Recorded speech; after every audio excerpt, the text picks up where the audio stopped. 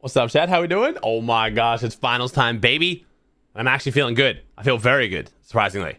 Hell yeah. And we have the Reddish Rumble today, too. So we have something to do between EU and NA. It's going to be a good day.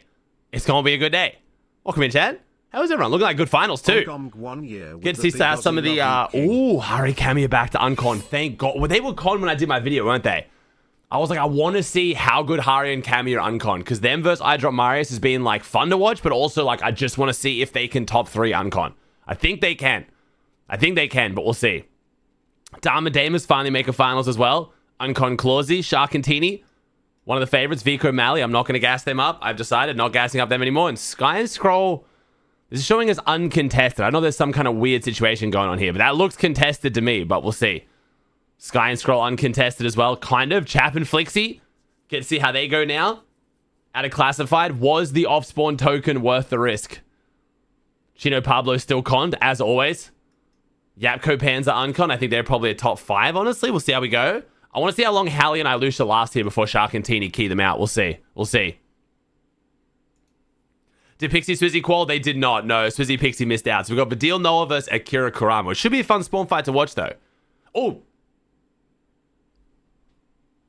Okay. I'll take it. Don't know where that team just went. I didn't actually see which team was conning them, but okay. I will take it. Pablo Chino uncon. Let's go. Okay, this looks like a really good finals then. Pink Chris are unconned. This is looking really good.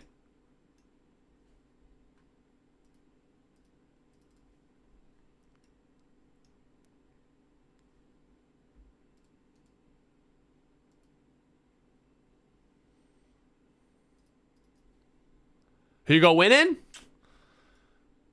I'll go with Sharkantini, only because Sky and Scroll my goats. I think they're going to do really well, but they've been looking a little bit off this week. Not bad by any means, just a little bit off. We'll see.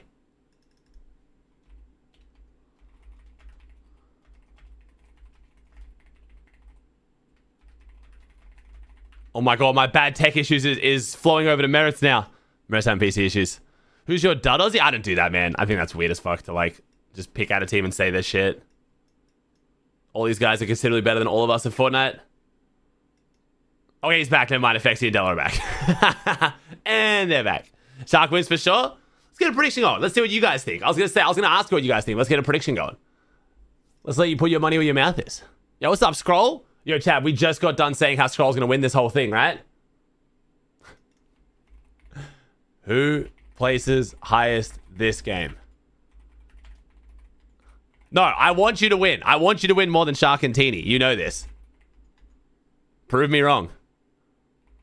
Bro, it's just, man, Teeny last week, like, I've been glazing the shit out of Teeny for the last week. That IGLing was, like, genuinely, like, as close to perfect as we've seen this entire season. It was disgusting. Like, there was no beating that. All right, so Chap and Flixie. Let's do Pablo Chino, see if they win off spawn there. Oh, Focus Thomas versus Dynasetti. I forgot about that. That's the other big spawn fight. That's going to be a fun one to watch, too. Who do you want the prediction, chat? We got Sharkantini, Sky Scroll, Hari Kami, Dam Damas, Vico Mali, Chat Flixie, Pablo Chino. Who else do you want? Yapko Panza. Who else? What do you want for the last two? Pradaj Gonzo? I can do that. Do Pradaj Gonzo. That's a good one. Pink Chris. All right, Pink Chris. I like that. All right, sweet. Dunskies. All right, you got 15 minutes, chat. Who do you think's placing highest this game out of those 10 teams? Go. Now, plan for today is going to be replays. Unfortunately, we're not going to be joined by Levin today. I know that's 2 weeks in a row. Levin has the Reddish Rumble. So Levin's going to be on the official broadcast for Reddish Rumble. It's a $50,000 NA Duo Cup they're running, which starts in a couple hours, I think. And it's going to run like midway through EU, like into the gap into NA. So unfortunately, Levin, obviously, prior commitment that he's already signed up for takes priority. So it'll be me, Carsten, EU by myself, but then we're also going to watch the Reddish Rumble in between. So I'm not sure how the vibe of that's going to go. We're going to maybe like watch replays and then maybe like watch Reddish Rumble and then come back. And then the Div Cup is obviously the priority, but the Reddish Rumble should be really fun to watch. It's a really good prize pool. Am I playing? No, but I don't play any tournaments. I'm in OCE, dude. Please don't glaze Vico Mali. I have said nothing good about Vico Mali today. I'm sticking to my word. I have not complimented them at all. They did win a game of the Eval Cup Finals. That looked pretty fucking crazy, but I'm not saying anything. Okay? Thank you, Maris. Cammy Harry going crazy today? We'll see. Oh, fuck. Well, they're losing. How we doing though, Chad? How's everyone feeling? What is going on here, Sky Scroll? You meant to be red? Did we just fuck up the colors, or am I not understanding how you're not conned, well conned? Am I just not getting it? Am I not understanding? Let me turn on DX12 too. But yeah, dude, if I was in NA, I would actually like to play in some of these tournaments for the funsies. Am I on DX12? Yeah, I wasn't. I thought I wasn't. I was on like weird like performance mode plus. It was weird. We are uncon. Oh, really? It's from the split below? They get that split of the POI. Oh, they're meant to be down here. They're meant to be on this team. They're both fighting for this team while you're uncon here. Ooh, that sounds like free surge to me. Sounds good to me. Karama qualified. Wow. Was Karama outside of qual originally? I'm trying to remember. Was Karama in like 51st or something? Did someone get banned? Is that what you mean? Or I might just be fully tripping here. I'm kind of forgetting. Having the break in between makes me just forget everything. I'm old as fuck. No, they were in there, weren't they? Or are you just surprised? I mean, Akira Karama are good, if that's what you mean. Like, they're solid. I'm not shocked that they're in finals. I was just surprised. Really? Akira Karama are good, man. Shouldn't be surprised by them doing well. At least making finals. Aussie exposed he hates Vico for not giving him any good React videos anymore. No. The actual thing that happened with my Vico curse was Vico said, yo, Aussie, I'd love to do one of these solo videos with you when I was doing, like, the solo VOD, like, watch-along VOD reviews. And I was like, yeah, all right, bet. I was like, do well in the next solo victory cup, and then do well in the next solo cash cup, and then we'll VOD review together. Vico went from getting like consistent top 10s and top 5s to like not even making finals for a fucking month straight or something. Like, it was just insane. And then now I've been gassing up Vico and Mally super hard this whole season, and it's not been going well. Yeah, he got second twice, and I was like, yo, do well in the next one, and we'll definitely hit the VOD review. And then just nothing from then on. Jacob's joining me for NA. Yes, Jacob, I think, is on the Reddish Rumble as well, but he should be finished by the time NA starts. So it'll be me and Jacob for NA, yeah. Bro, the solo series and the original solo cash cups were good. I mean, I like solo victory cups too. I think for me personally, content-wise, the regular solo cash cups, like the big prize pool, just 1 round, 3 hours, was sick. The solo series was awesome, especially for the finals and the heats and stuff. But the victory cup's obviously good for like you guys to get your first earnings and stuff. So I get that like they're important for the player base too. Shark Teeny vs Sky Scroll for the win again. It's looking like that, but we'll see. We'll get there. Who's live? There's not going to be many POVs, as always, but I'm just going to watch replays, man. Replays are going to be the wave. Hopefully Vidil streams. We can watch Vidil's off spawn against Akira Karama, and then we can just jump into replays, basically. And then we'll probably have Waz, Ficino, Pablo versus Afexi and Della too. Replays fixed. Yeah, replays are chilling, man. Replays are chilling. Replay is now 5 minutes late for everything, right? Correct. Yeah.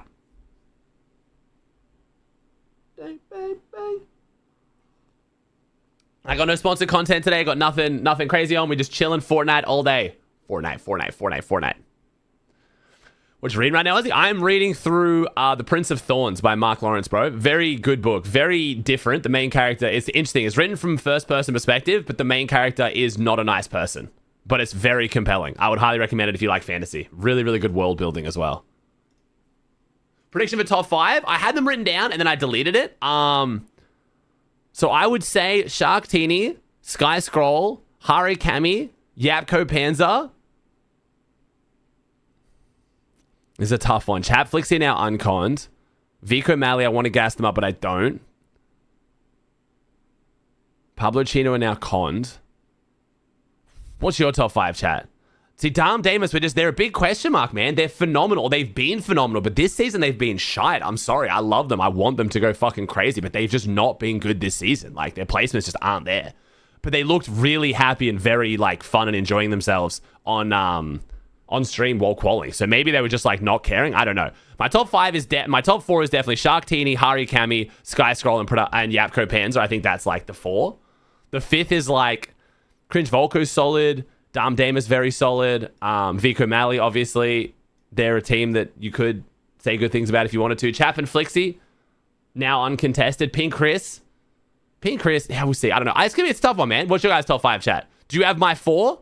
Okay, you have Cringe Volko. Okay, you have my top 5, except you also added Cringe and Volko. I like that. That's pretty solid.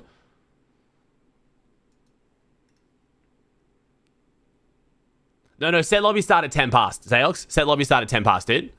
Thomas Focus, whoa, conned? That's a ballsy prediction, bro. Unconned, I could give it to you, but conned, we'll see how we go, man. They're going to have to shit on Dynas and SETI. Thomas 6-0 off spawn. Oh, shit.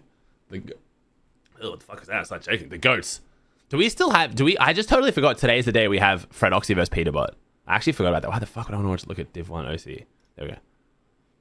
Oh, it is still there. That's going to be hilarious later, I'm going to be honest. Thomas HD and Fred Oxy versus Pete and Poyo. Fred makes one finals and just delivers the content. What a fucking goat. You think Teeny's got it? You think Teeny wins it? You think Tasted and Ghost will do good? They did really well in eval finals, bro. Tasted and Ghost did extremely well in the eval finals. That's the best Tasted's looked in a minute. Oh, are they not in finals, though? Do you just mean in general? Do they not make this finals? Did they play quals with someone else? No, do they play quals together?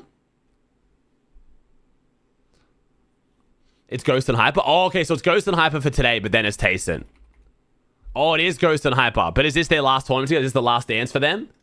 It's so weird how, like, there's tournaments that, like... Same with, like, the Elite Series. Like, Tayson's now locked with Skivvy for a month if he does well in the Elite Series, but then he's split with him. It's, like, it's so weird how the tournaments, like, go for so long.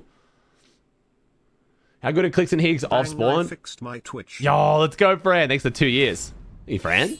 Bang, I fixed my Twitch. Let's go. How good are CLIX and Higgs off spawn? Would it be worth for Pete to land on them? No, the loot isn't that significantly better where it's worth it, no. So far this season, out of the times they fought, Pete had a round yesterday where he was like kind of farming CLIX and Higgs a little bit, but I'd say out of like just regular straight up, they initiate a fight 2v2, CLIX has beaten Pete more than he's lost this season anyway. They've been looking pretty decent, but off spawn's obviously a different scenario, but I don't think it's worth contesting CLIX and Higgs, no. Their drop is good, but it's gotten nerfed a little bit throughout the season where it's not just like super OP. It is the best drop in my opinion, but Inner Loop is still very solid. Especially for Pete's playstyle at the moment. You got to do a lot of storm tanking if you want to make Wonky Land work, which I'm sure Pete and Poyo could adapt to, especially with Raz's help, but it's like, whether it's actually good for them straight away, you know. There's only a few more cash cups this season. There's no FNCS. I don't really think it's worth switching at this point, man.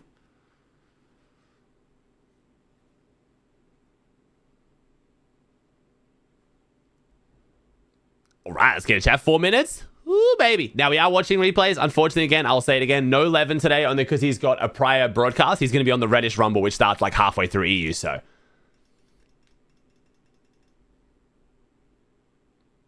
Peter's con today? Peter's con, yeah. I swear Lethal's better. I don't think Lethal's better, in my opinion. I don't think Lethal's better. Phoenix. Only because, like, the TPs are a little bit sketchy. It's just nowhere near as much loot. Like, I think if you just compare Pete and Poyo's loot to CLIX and Higgs, you can see how much better Wonky is. And just how well Shark and Teeny play it. I think being center map is almost a disadvantage these days. I think being edge map so you can just get 200-300 damage and then just sit in Storm for so long is so strong. That's why most of the teams doing the best are doing it from slightly edge map, like Sky Scroll, Shark, Teeny, you know what I mean? I think the people who are doing well are doing it from the edges of the map, not the dead center.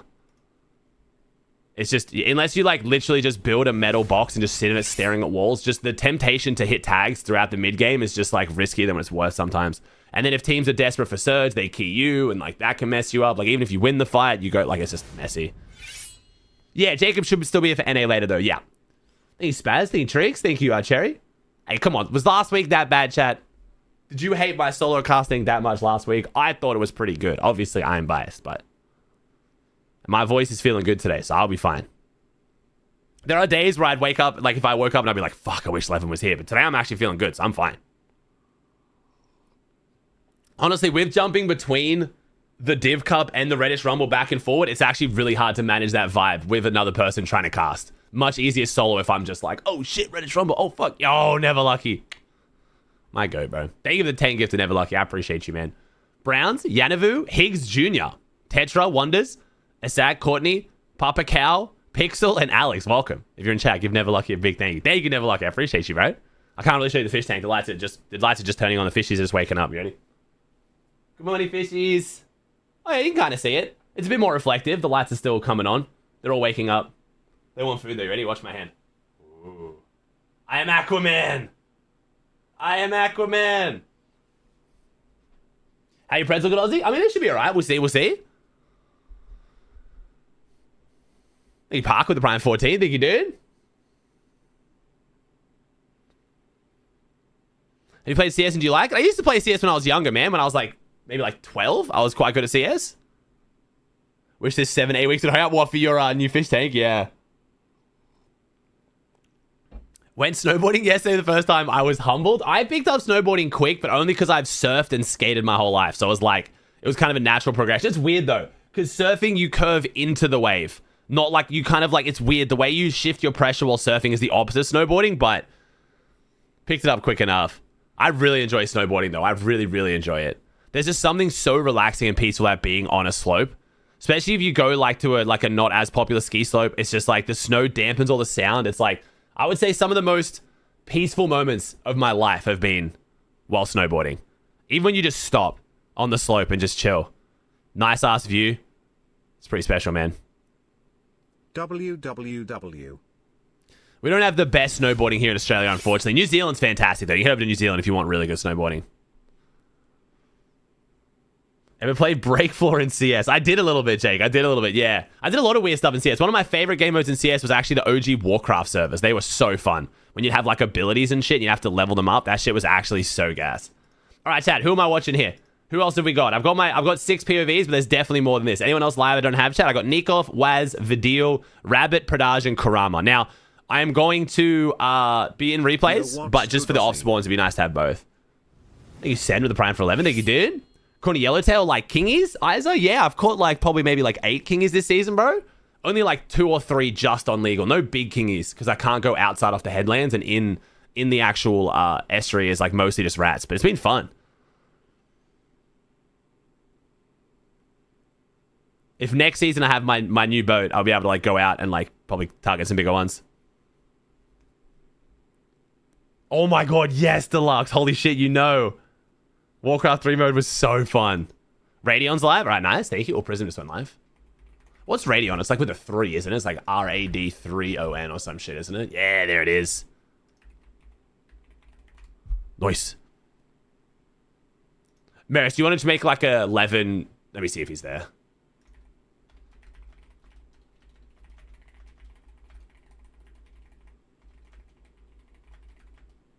Yeah, you gotcha. Thank you, dude. Just say he's got another broadcast. Oh, here we go. They're going live. How do you know everyone's Twitch off by heart? I mean, dude, there's not a lot of elements to my job. That's one of them, you know.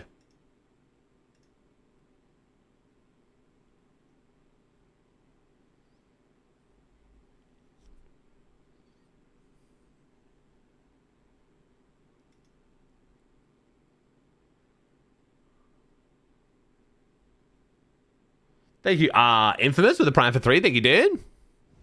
Oh, we're getting the POVs. Not that it matters that much. No updates for the rest of the season. Apparently, bro. Apparently. Not major ones. They might do some, like, little bug fixy updates, but, like, nothing that's going to be considerable, unfortunately.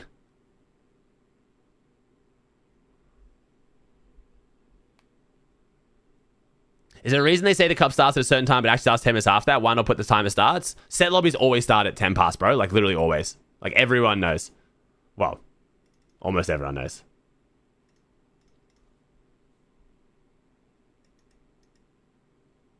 Does Raiden have no audio? Or is this me, bro? Oh, no, there we go. Bro, I thought I had a friggin' PC bug. He just has no game audio for some reason. That was tripping me out. Oh, no delay. Fight at 4. Actually, this is a 2-minute delay. What the hell? This is a delay. Fight at the 4 fields. Okay. Lands on the top, doesn't get the momentum to slide off though, and oh no, gets double beat. Radion. Fast. I'm dead. Damn. Call his pants down. Popping mad mist. The slide off the roof was kind of clean by the other teammate as well. One is hiding below you. Kind of got outstarred on the drop here. One is hiding below you with invisibility. Why can't it not start at 0-0? Why can't it not start at 10 past?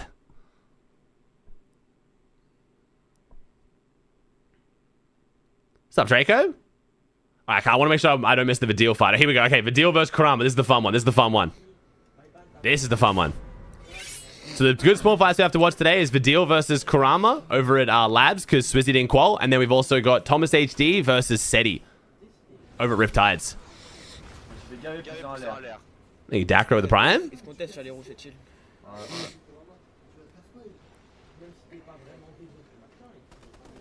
Yeah, so we got some good spawn fights to watch today. Oh, va pas sur le toit.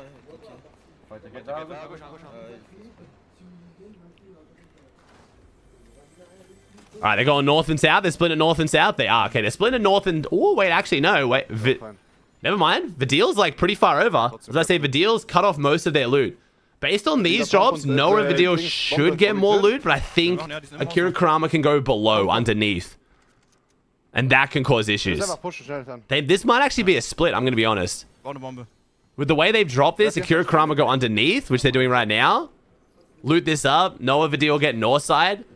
They might even just split this, but then Noah and Vidil have they have mending machine priority though. He just said let's key. No, I know. Whether they actually do or not is different. He's getting his last chest and then he said he's coming. He's got a gold AR. Doesn't get a shotgun. That's a bit unfortunate. If he had a round to not key, this might be it with no shotgun, but hey. Noah Vidil looking aggressive. Still no shotgun. Gold tack AR close range is pretty solid at least. How's Akira looking? Has Kurama at least got a shotgun? No, Kurama has no shotgun either. Can just TP out too. I think we're already jumping to replays, bro. I mean, with the delays, dude, like, most of these guys have delays as almost as long as replays these days. It's actually so good, I'm not going to lie. I'm so happy they changed the replays delays. If someone ruins this shit and they make it back to 9 minutes, I swear to God, I hate you. Don't think they will, though. I think llamas was the main thing they cared about, and even then. Nice, Infamous. Okay, you know what, Infamous? Just for you, bro, I will do my best to minimize the swearing today. I want to get in that habit anyway, honestly. I can't control the people I watch say, but I can control what I say. And I don't need to swear as much. Do you know if Fred's still landing on peaks? I saw a screenshot of him saying he isn't. He might. It's Fred. You can never really predict what Fred's going to do, man. Especially right now, because he doesn't really care about the game that much, so... I wouldn't be surprised if Fred does it, but I also wouldn't be surprised if Fred doesn't do it, you know? Is auch fine.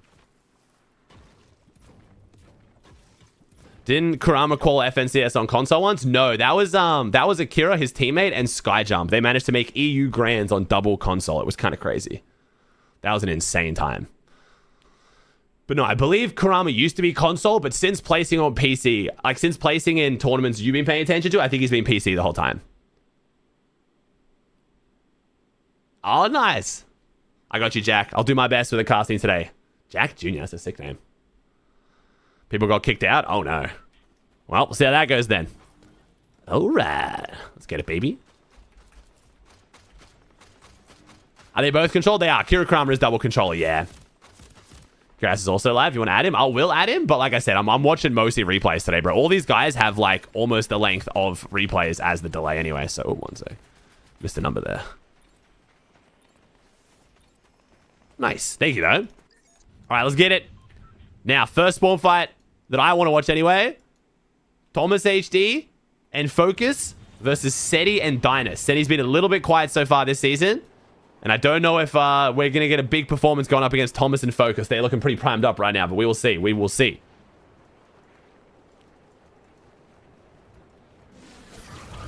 Now, Sky and Scroll should be chilling. Like I said, I think the team is dropping to the south of them according to what Sky and Scroll was saying. So I think they're vibing uncons. See if Shark and Teeny are uncons. Looks like they're good because Hallie and Ilusha should be flying over them. Hallie and Ilusha might even die this game. This could kick off with a double kill from Shark and Teeny if they get good weapons. We'll see. All right. See what Thomas and Focus can do here. Game number 1 over Riptides. The mythic pump would be lovely too. That's the weirdest thing about this spawn fight is it matters even more if you win it or lose it for whether it has the mythic spawn. Focus and Thomas out dropping them right now, I believe. Focus going to cut him off for the assault. Stand corrected. Focus has not outdropped him. Very, very good pickup and drop there from Seti. Like I said, bit of a slow season right now after a very, very good end of the year. Seti, I think, might actually be one of the most disrespected players after getting a top 4. Did he come 3rd or 4th? Top 4, 100%. 3rd or 4th at Globals. And my man, for some reason, we saw Blood X's opinions on that yesterday on the social media. Blood X. Not very supportive of Rax's decision to drop Seti, apparently. But hey. Seti might be proving that right here. See if him and Dynus can find some success. Thomas HD lurking around the corner. Thomas got a blue pump. You can't count him out. It was SETI third, Cammy fourth. Thank you. That's why I always forget, because it's like, for my entire watching EU career, they've been the same person. Like, they are the same thing. So having one of them come third and one come fourth at globals, I just cannot remember which was which. Ooh, Thomas is kind of dragging this one out, but their boss spawn is here as well, so there is going to be at least one. No, if Thomas had more than just the blue shotgun, I'd be confident, but he literally, like, there's no way he 1v2s with a blue shotgun only, right? Oh my god, Dynas down. Thomas HD, proving why he has some of the scariest aim in Fortnite. My man is potentially 1v2ing with a singular gun. He has 4 shots left, and why do I think he could actually do it? Oh, wait a second, though. The third party comes in. This could be playing spoiler. We have Zidane and Cactus here. Zidane's priming up and getting ready for the headbutt. Thomas HD. Can he get the finish? He does get the finish. Gets the reset, too. And SETI right now, somehow looking the worse off from this 1v2 against Thomas with a singular gun. Thomas did have no bills, though. He gets out, and maybe Thomas has stalled this. I mean, that'll put him positive on Surge, at least. Never mind. Oh... maybe? Probably still not. I mean, he got the knock and the finish at least. Focus had no shields, who took 100 damage. Thomas did take it. Yeah. He's going to be a little bit negative right now. But it's going to be decently even, actually. Not a bad start here for Thomas, though, all things considered. I'm not really sure why Cactus and Zidane didn't push that after seeing a knock, but it is what it is. Bit passive from them. Yanis and Cheaton over near Radiant's Donald. Flixie and chat finally getting their uncon classified. Pablo and Chino did end up getting conned by Della, but they're not currently fighting. Prash and Gonzo rotating out. Oh, wait, we're still fighting this. Thomas and SETI still going at it. This fight's dragging out. We've got 2 of the goats right here, though. Oh, Thomas goes into a really awkward angle. Forces himself up into a left hand. And not just a left hand where he couldn't even see properly because of the head clearance. It's a very odd angle for Thomas to choose to take there. Let's see if he can pull this off, though. Goes invisible. Unfortunately, as is the experience with most of us using the invis splashes, it does absolutely nothing. SETI cleans it up, and SETI Dynas win that one. Bit of a messy one, though, all things considered. Thomas and Focus go down game 1. Whoever in my chat was calling the 6-0, unfortunately, already off the cards. Vico Mally on the mound, though, chilling. Unconned, as usual, looking neutral. Neutral positioning right now. Where is Dom and Damus? Have they left already, or is my replay is bugging? Let me skip. I feel like Dom and Damus are invisible. There's no way they're already out of all of Closey, or am I just blind? Where did Dom and Damus go? Where's my T1 boys? They're dead. How did they die? Who did Dom and Damus die to? They're supposed to be unconned.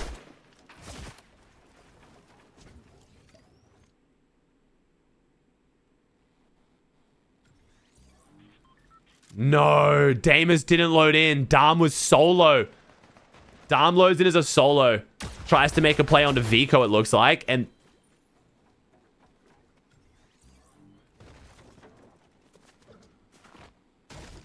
we have been smited. Okay, not sure why Dom and Damus have both crashed. That's quite concerning. That sounds more like some kind of a tech issue than anything. What? Sharks also crashed. So 3 of the youngest up-and-coming players who've all of a sudden started performing really suspiciously out of nowhere just happened to get kicked. After we had an update to the anti-dunk. I'm kidding. I don't think Shark, Dom, and Damus are cheating. But that is extremely unfortunate. I don't know what's going on here. They're not even from the same country. It's not even like it's an internet service provider. Like I don't know what could affect Dom and Damus that also affects Shark. That is very unfortunate. Yeah, I feel like a lot of people just crashed. We're down to 68 players. A lot of people just crashed. Well, unfortunate, to say the least. Well, IOM MMU got added into Fortnite yesterday. Yeah, no, but all these guys played the play-ins yesterday. All of these guys would have had the IOM MMU on. Otherwise, they wouldn't have been able to play yesterday. So, I don't think it's that. It could be something to do with that, though. I mean, chat, are we really going to say it's out of the realms of possibility? I know this is crazy, chat. Hear me out. Maybe This would never happen. Just long shot. Maybe there's a bug. I know. Fortnite would never, ever have bugs. This game is so well designed. It's so well maintained. Like, the devs are all over it. Like, I know it's an insane statement to make that Fortnite maybe just had a bug, but it might be not worth us looking into it too deeply when the whole fucking game doesn't work right now. Like, the more simple explanation is the game just bugged. It's very common right now, sadly.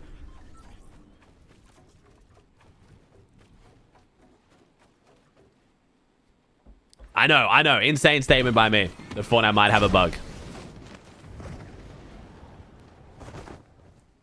Only crash state and made him not win. Then someone stream time Z-Dog and looked at the stream state land on them for that one game Oatly crash. Damn. Unlucky. Always Oatly, man. All right.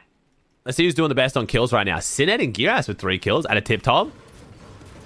Okay, looking pretty solid. Seti and Dyna's got their 2 off spawn. Got the mythic SMG. No mythic pump, though. No mythic pump, unfortunately. But Seti's not carrying the mythic SMG. Interesting. Cringe and Volko. Getting some fishing in. Okay. Cringe has taught Volko the ways of the fishing. This is going to mean Surge is going to be a little bit more chill here. So I'm guessing less engagement. It's going to be a little more of chill of a mid-game here. Chap and Flixie loadout looking pretty good. Flixie getting the better pump than Chap is interesting. I wonder if this team just doesn't switch loot. They just decide on whoever picks up what gets to keep it. But Flixie having blue pump over Chap is very interesting. Purple MK, purple Takear is nice. If you guys didn't see it last week, MK did appear to be the weapon of choice for most of the NA pros anyway, for set lobbies. The first shot accuracy with the extra damage for the Surge just seems to be worth it. But then they don't seem to like the Deadeye because of the pull-out bug right now. Or just how bad it is as a follow-up weapon. So it seems like most of the pros are opting for the MK if they can find it, especially in high rarities. Oh, you're right. It's the other Cringe that's known for fishing. You're right. Cringe showing this Cringe how to fish so he can show Volko. You're right. Sorry. It is the other Cringe that is. It's Cringe with a 1. This is much more known for his fishing abilities. Yapko and Pan's looking pretty good. Yapko got a gold pistol. Pan's got the purple enforcer. The increased spawn rate of bandages this week coming into effect. W update. You're an enforcer, enjoy it, Craze? Yeah, it's fair. Enforcer's solid. Very solid. I can't seem to hit properly with it, but I watch pros using it and it looks crazy as shit, so it's definitely a skill issue.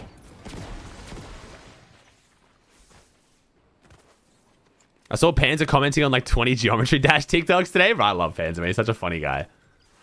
Extremely good at Fortnite. Funny dude.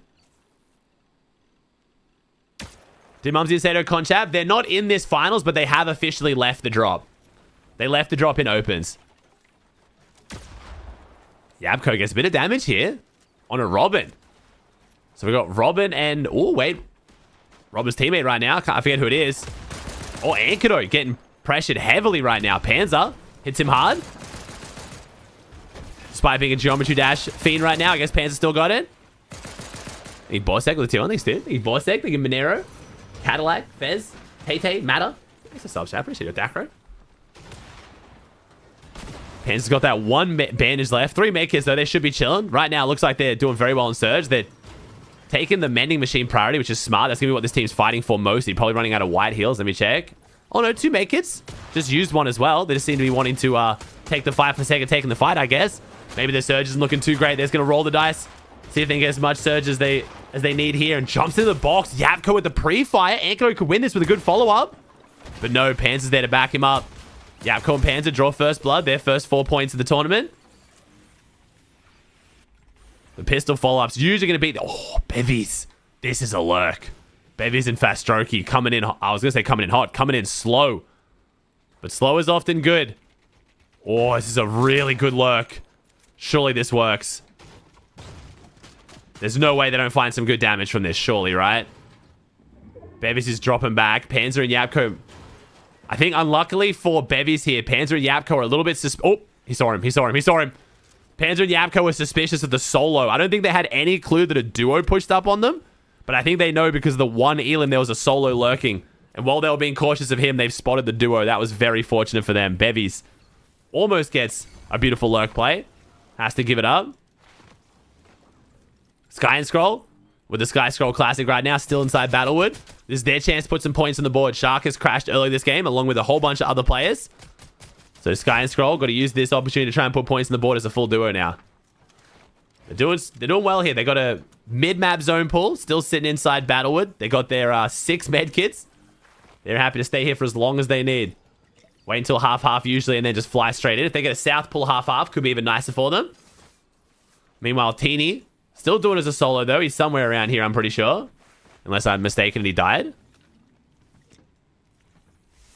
Oh my god, Higgs. Oh my god, Chen. Shut up, Higgs. Vico Malley coming in late as well. Bit of a trend here with our edge map teams. Doing the, we're going to call it the Reese Hub ramp.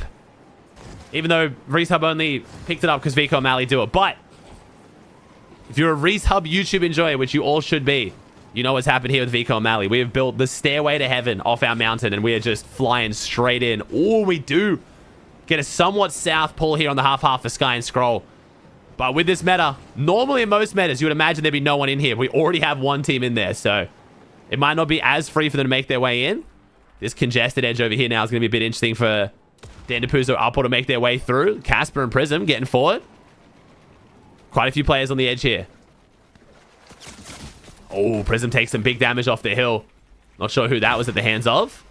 Dandapuzo and Upper, maybe? I'm not actually sure who just hit that. We have Pikachu. Oh my god, that's an amazing name from Peaks. Pikachu. He's solo though. Unfortunately, his teammate also crashing. Really not sure what caused the crash. If you guys have any actual intel, let me know. Not theories, not suspicions. If anyone actually knows what happened with the amount of pros crashing here would be excellent. Thank you. Casper goes down. Prism now solo. I want to do some surge checks. Let's see what Sky and Scroll is looking at. Sky and Scroll should be very above here. 330, not actually as insanely above as what I thought, but still good. Kira Kurama did end up splitting labs. Like I said, they probably would. They're only 100 above. Could be a bit of an issue there. Chap and Flixie. 100 above as well. And they've got to still make their way in with an opposite zone pull. So Chap and Flixie got to play this one well. They could find themselves going below very easily here. It was happening on OC as well. It's a case of them updating the game and it breaking the game. Nice. I mean, we've already ruled out bugs. It obviously can't be a bug. This game would never have any issues. Flixie gets easy damage on a Xenox who tries the jetpack right next to their box. Not really sure what that play was. Flixie's going to get that siphon. Luckily, Chap gets a medkit off in time. This is staggering their rotate a lot, though. It's put him in a very awkward position. Teeny goes down to Upples. That means Shark and Teeny are out game one. Going to give a chance to those other teams to try to jump up. They're probably going to need it, but if you do remember last week, Shark and Teeny had a rough first game, if I remember. I think they had a not-so-great first game and then brought it back after that, absolutely dominating. So, we'll see. 96 build for Chap, 120 for Flixie. At least their material's looking good. See if we can get eyes on everyone else. Chap, Flixie on this edge. Pradaj, Gonzo, Nebs, Mappy, Kamihari. Now, first time seeing them uncontested at a Humble Hills. No, Bumpy Bay, Bumpy Bay. 5 heal grenades, 3 med kits, 3 bigs. Looking very, very good. Loadout's looking excellent. Kurama having to force his way into Dabul here. I see no Akira, so things are looking very rough right now for the Frenchman. Briss and Pink, already on the edge. Good positioning from them. Yanis trying to make his way in late. Dynas and Seti after winning their spawn fight against Thomas Focus. Vico Malley in a good spot too. Giras Sined right on the edge. Got a few easy early elims. They should be good on Surge. Sky and Scroll. Sky and Scroll opted to pull not into the half-half. They kind of went outside it. Now they're sitting on the edge. I saw Vidil and Noah making their rotate over the top. See if they take a bunch of damage on the way in. Not too much, actually. Vidil and Noah get to a reasonably good spot. I should say a really good spot with reasonably little damage taken. Pradaj Gonzo coming over the top. Chino Pablo haven't checked in on their Surge. 146. This probably be a restart? Nah, it won't be, man. I'm going to tell you right now. I'm very confident this won't be a restart. There's another third-party tournament going on right now. Epic is running on very clearly a skeleton crew of staff. It didn't reach the threshold where they even warrant a restart. It won't restart, man. I'd be very surprised. They might, but I'm thinking 95% chance it doesn't, dude. Epic have literally given up on this season, dude. It's EU, so there's a higher chance they will, but I still don't think they will. Harikami in a great spot right now.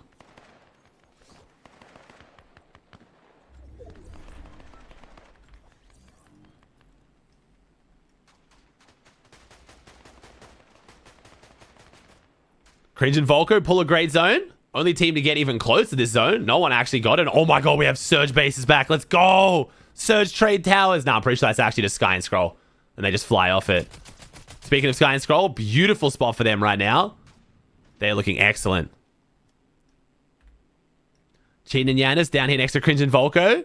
Who got a bad zone? Vico, Mally getting a pretty rough zone here.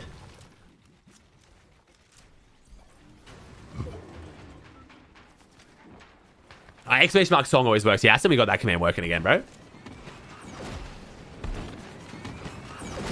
166 above for Vico Mally, and we could easily take 160 damage on this rotate. Down to 38 now. Unfortunately, a very, very short flight there for Malabuka. Has to go straight down. Vico going to join him. Sined picks up Clays, but might be a little bit of revenge here for Vico. Might be getting his get back and hits heavy shots, but need an extra bullet to take him down. That puts him 300 above, though, so good damage from Vico there, while Malabuka was having to stop and pop meds. Vico still staying active. Still keeping their tempo. Just trying to make their way down this hill now. There's a lot of people already set up, going to try and hold them. That heal grenade is going to give a signal to the lobby. There's people still out here as well, which is a bit unfortunate. Hari and Cammy. Going to see if they can take any advantage out of this one. Malabuka leading the charge down the side, using the hard mats, and they do, I think, make it in. Malabuka stuck under the ramp. This is such an awkward spot to be in. Still in Storm. Drops down the heal grenade. Going to use that for the low grab. Gets pumped by Hari. I feel like Hari and Cammy are probably going to try and push this and get the finish. They are. Vico has to back off. Back into Storm. Back into a 10 tick. And Vico, 72 shield, 10 HP. Showing how brutal this meta is right now. One rough rotate off the wingsuit and everything comes undone. They also pulled zone. Very, very sad there for Vico and Mally. Hari and Cammy in a great spot, though. They're happy about it. Sky and Scroll, meanwhile, pull the high ground position. Sky and Scroll, 381 above. Really good spot on the high grounds. Good damage here from Sky right now, too. Their surge is not going to be an issue whatsoever. Only 3 players have to go down. 600 above. Their meds are looking good. Sky and Scroll capitalizing on being one of the main teams that didn't get affected by the crashes at all. Meanwhile, Chap and Flixie need a bit of a refresh. 80 builds on Flixie, though, still. So Chaps get down to 20, but Flixie's still got plenty of material. I was going to say, I want to watch an aggressive team here that needs a refresh, but they're looking good on the front side. Giras and Sined making their way down the middle, trying to mirror Sky and Scroll's high ground here to not get focused. Sined goes down, though, to Cade. Nebs and Mappy on that low ground. Kamihari in the mid ground. 100 builds between them, looking pretty solid. Kaiser gets hit in the back, getting pushed a little bit by Yanis, who I believe is a solo. I think Yanis probably needs a refresh. No, 70 builds. Yanis been solid for a while, but he's doing well. Sky and Scroll still sitting pretty up above, applying that pressure. Scroll's going for the Pixie gun wrap. I like it. One of the best drop-down fraggers in the game. We'll see if Scroll drops down, does his best Pixie impersonation. Cade's got 100 builds right now, 3 eliminations. Cade and Velo, brand new duo, by the way. We don't have to guess why Velo and Cringe split up. We got to see that firsthand in last week's finals. The vibes definitely could have been better. But hey, Cade and Velo looking very good. Straight after forming. First set lobby tournament together, I believe. I don't think they played the Eval Cup finals together. I could be wrong, though. Pablo Chino making their way down the low ground layer. Not the greatest builds on them, though. Gonna have to try and go for a refresh here. Karama takes down Vidil. Karama's still going? I swear we saw Akira down before even half. Noah going solo now. Vico's still going.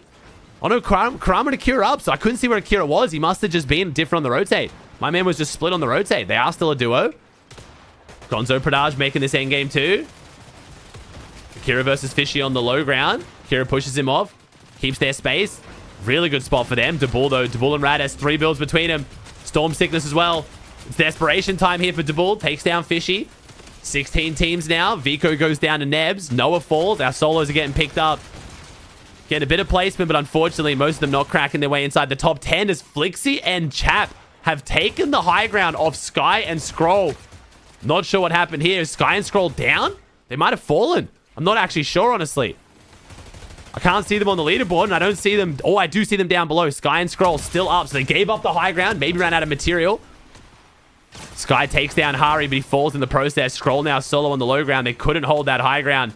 Chap and Flixie might be winning their first game with Uncon classified. Gonzo gets knocked into Storm. Scroll gets the knock, gets the double kill. Scroll takes down Pradaj and Gonzo. 1 HP clutch here for Scroll. This is why he is our solo series champion. One of the best solo players Not just in Europe, but in the world, honestly. 14 builds right now. Pablo trying to do his best job here as well, but he has 0 builds. Velo below him. I think that's Pablo's best chance at a refresh, but Cammy's the one who takes it. Cammy's down there too. Pablo versus Cammy. 2 fantastic players, but Pablo 0 builds. Not much to work with. Wait, never mind. Krabs Matt's on the way through. Sorry, I thought he was 0 builds. Cammy's now locked in to a fight with Akira as well. Cammy in such a rough spot. Pablo on one wall. Akira Karama above. Scroll in the box now too. Scroll wants a piece of it, and Storm Sickness is going to take him down, but still a great solo clutch from Scroll. It's now 2v1. It's Chap and Flixie. 7 eliminations versus Pablo. Pablo's a demon. The Danes known for pulling off some insane solo clutches, but I think, unfortunately, this is not going to be one of them. This is a insane 1v2 to have to win. Can Pablo get a big pump to open it up, though? Flixie's playing on the wall. Chap sitting above him, keeping those angles. Chap right now is securing the win, making sure that even if Pablo somehow takes down Flixie here, but he can't. 4 eliminations second, and an 8 elim win for Chap and Flixie. Beautiful first game for them. Bit of an unfortunate one for the teams that crashed, but should give us a spicy tournament. I'm not going to lie. I mean this as one of the biggest Sharkantini fans right now. I'm not mad that they crashed game 1 because I still think they can win. I still think they can win. And it's going to make the tournament probably more exciting because they crashed. I'm going to be honest. 20 players crashed? That's brutal. 20 crashing is brutal. I'm not going to lie. I still don't think they're going to restart it, though. But if they do, I would understand. So we got Akira Karama in first with an 8 elim third. Wait, no? That can't be right. How is the leaderboard not even updated yet? On a 5-minute delay? Really, Fortnite Choker? All right. 8 elim win for Chap and Flixie. There we go. Akira Karama with an 8 elim third. Sinet and Giras, 8 elim 6th. A lot of 8 elims, damn. Chino Pablo, the 4 elim 2nd, and Sky and Scroll with a 5 elim 4th. Great solo clutch from Scroll there.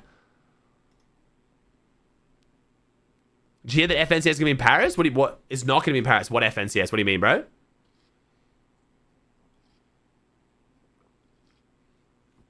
Do you mean globals, or do you mean mid-year LAN, or like what are we talking about, man?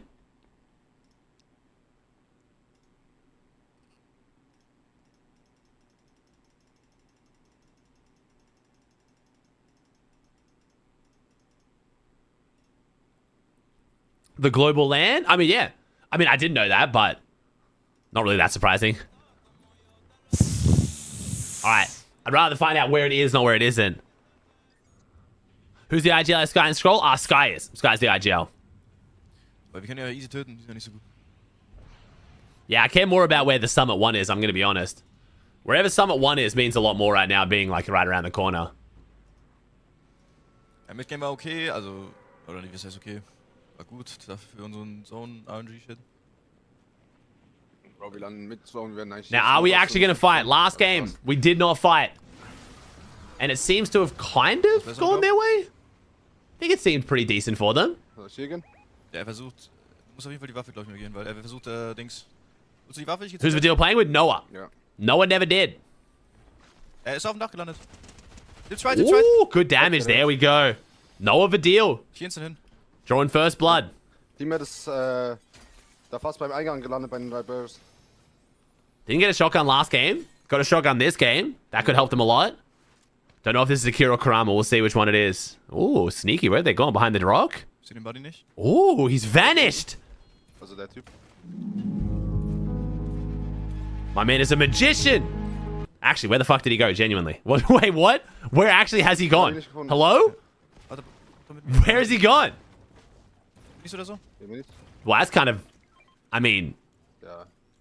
Ist er nicht einfach noch auf dem Dachstack? Huh. The deal is flabbergasted right now. My man cannot find him. Did he go into the porta Kann potty? nicht Toilette nehmen, wenn der Nox ist, oder? They're saying toilet. I just heard Noah say the word toilet. Aber wollen wir einfach den Typen unten mal pushen? That could have been a huge clutch. I'm going to watch that in replays. I want to see where the fuck my man just went. I need to watch that in replays. I mean, where the flip. I'm definitely going to check where what happened there in replays because I am curious. I can already get into replays now? Not sure if I can. Thank you, Josh. Thank you, Ziak, Poloski, Marble, Tom. Oh, no, we can't. Pinchbo, Shocky, Coranzo, Divine, Borsek. Thanks for the subs. Thank you, Cadillac, Monero. Thanks, chat. Appreciate y'all. Sorry if I don't catch the subs straight away. Trying to stay locked in on the casting. Is Levin here? Yes. I am also here. No, Levin is not here, bro. He is on the Reddish Rumble today, which we will be watching a little bit in between the Div finals.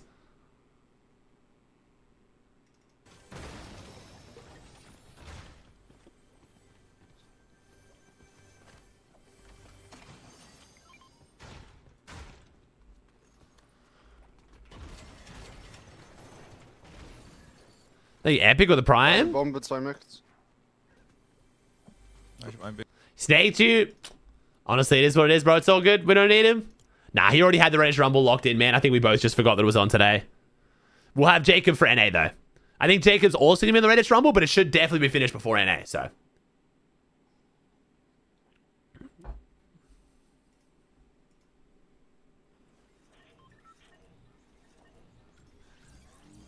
Yeah, it's 50k for the Reddish Rumble today. It's 50k EU, 50k NA. So it should be a pretty good tournament. There's some builds, some no builds. Being a third-party tournament, probably go a little bit slower. So I'm going to, like, focus on the Div Cup until it finishes. I'm not sure why they put a $50,000 tournament on during EU finals, though. Like, literally any other day of the week would have been just 10 times better.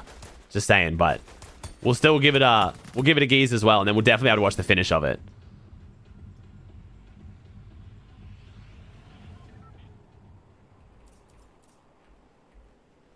Reddish Rumble sponsored by Epic? I would guess so. I don't think Reddish is putting up 100k for tournaments.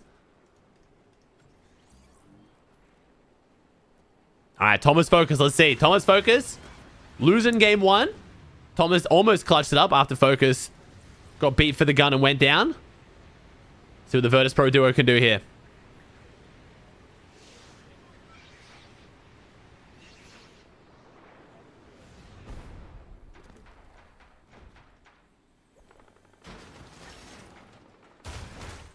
Thomas and Focus both getting down first. Looking like they're chilling. This will be a lot more drawn out now. It's east to west. Let us see what happens to Mr. Akira here. Let's see. I need to know.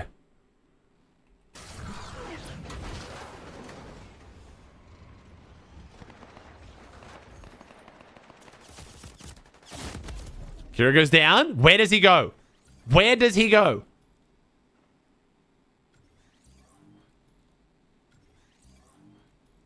Yo, the movement! He didn't go in the porta potty.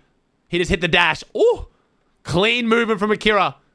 Does he get rezzed after all this? Oh my god. Shh.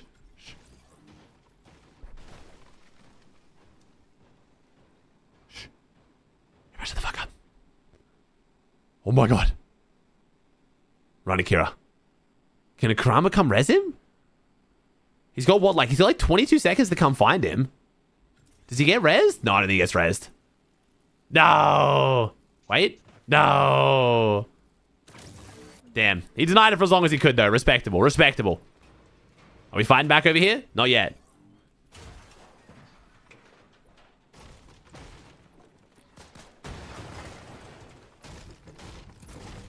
All right, Focus, Thomas. Looking like they do want to fight this, though. Dynus gets hit hard. The fight has begun. Thomas doesn't have a shotgun, but Focus does. He has the blue pump. Funny enough, on this duo, usually when they get the mythic pump spawn, they actually give it to Focus. And, oh, you can see why the 100 pump edits the code into the second pump. Right now, Focus, proven why, despite playing with one of the most decorated fraggers of all time, still often puts up the elims and damage numbers to match. Focus looking very, very good. Dynus now has to run. Tail between his legs. The 1v2, he does not like the looks of this. Seeing as they almost got 1v2'd last game, I can't blame them. But the third party already coming into play. Spoiler. Dynus is running straight into it. He sees it in. Yo, this team's third party, we got to work on this. How did we not just see him? We pushed in last game. Someone got knocked and we chose not to fight 2 solos. And now we've sprinted and we just didn't see Dynus standing dead in front of us. Cactus, we got to lock in, bro. This is bad looks. Meanwhile, Focus, though. Sorry. It wasn't a third party. It was a fourth party. Focus and Thomas get jumped on. On the other side of things, Ping and Kiro come in and they trade it out. And now Focus is back to being a solo. Sorry, my replays was selling. They didn't have the arrows there for a second. Or I am just blind. Most likely blind. Focus in above now. 8 teams down. 21 players. So despite no crashes, we have had a pretty aggressive early game. Shark and Teeny are chilling though. Mali, Vico, Damus and Dam. Chino Pablo. Chap and Flixie. Okay, the old spawn situation hasn't changed too much though. Just a few fights. I think this is just teams that are on the edges of this PY knowing that there's going to be a big fight between these two so they can come in and clean it. Bet Thomas ain't happy. I mean, it's not the first. Thomas is, unfortunately, Thomas is used to being contested, so this isn't exactly new from him. Focus. Bit of a misplay there. Maybe misjudges Ping's positioning. Focus tries to spray his way into the box for an aggressive play, but Ping has the angle. Focus tries to edit the cone, but can't get himself under it. Ping's going to close that one out, and Focus and Thomas are going to go down off spawn 2 games in a row. A rough start to this tournament for what is one of the favorite teams on EU right now. Tap and Flixie, first place, looking solid. Uncon Classified doing very well for them now. Karamas unable to get Akira back up just yet. Probably going to go try and buy his reboot card if he had to. Pablo Chino splitting Sandy east to west again. Worked for them last game. No reason to not try it again here.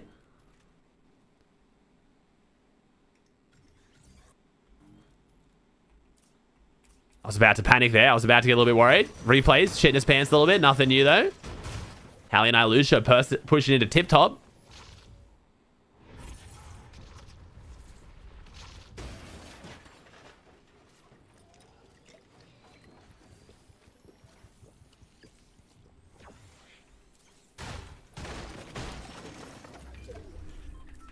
Noise. Okay, tip tops. So far, Shark and Teeny are not pushing around Hallie and Ilusha like they have every other team. Hallie and Ilusha, the first team that's landed up here now. Game 1, I kind of just, Shark crashed or whatever. But Game 2, Shark and Teeny haven't pushed them here. I'm interested as to why that is. Maybe respect the team more. Maybe it's just not their game plan this tournament. We'll see. Pansy Yapko, though, taking a fight. Oh, Yapko draws first blood, takes down Clays. Passive. Has to run now. I believe Spanish pro, right? This might be a Spanish team, I think. I mean, I know Passive's Spanish, and oh, he gets the edit. Has the angle. Doesn't hit the shot, but he's got a green Sovereign. It would have hit for 30 damage anyway, so doesn't really make much of a difference. Passive goes down. Panzer and Yapko winning another fight. Only 14 points on the board, though. So despite winning that earlier fight last game, didn't translate into too many points. I think he whacked him with the Prime. Think he did. It's like faded. Khan's going to take a fight here, maybe. Hey, what's up, Keith? You grab my breakfast in a second here. I'm hungry.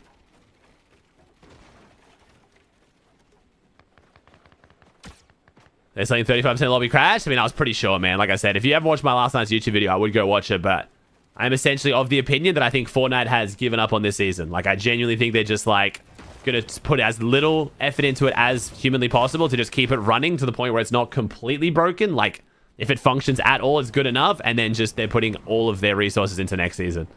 That's at least what it looks like. That's what every piece of evidence we have points towards. Chap and Flixie fighting Vanky and Radeon here outside 4 fields. If I'm going to get anyone to hit a hole-in-one here, it's going to be Flixie. Big pump with that green hammer. Oh, wait a second. Sorry, iron. Green iron. Oh my god, it's so fitting for the golf joke, so I have to remember that one. Store that for later. We have the iron pump on the golf course. It's just too perfect.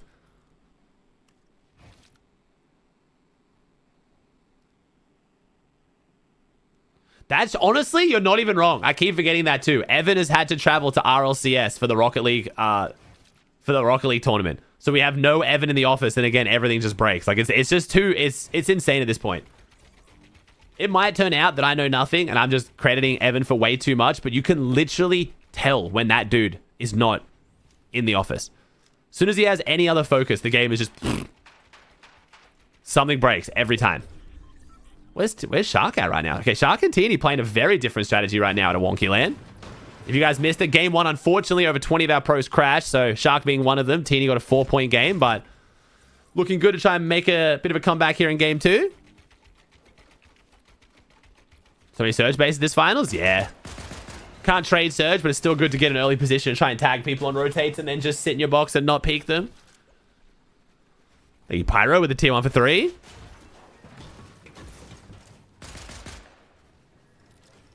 Strapped and Hellfire in a box fight against Nebs and Mappy. I feel like it looks like Hellfire and Strapped are the ones engaging this fight. They're the ones who probably need the Surge.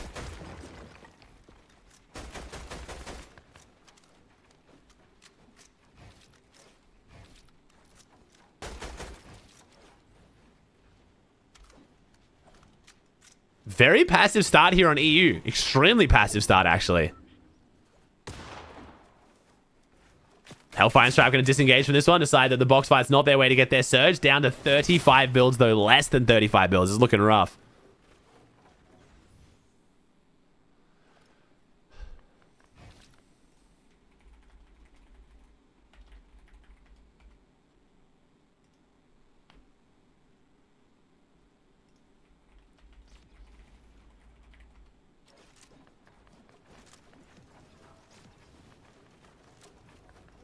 Sky and Stroll coming out late.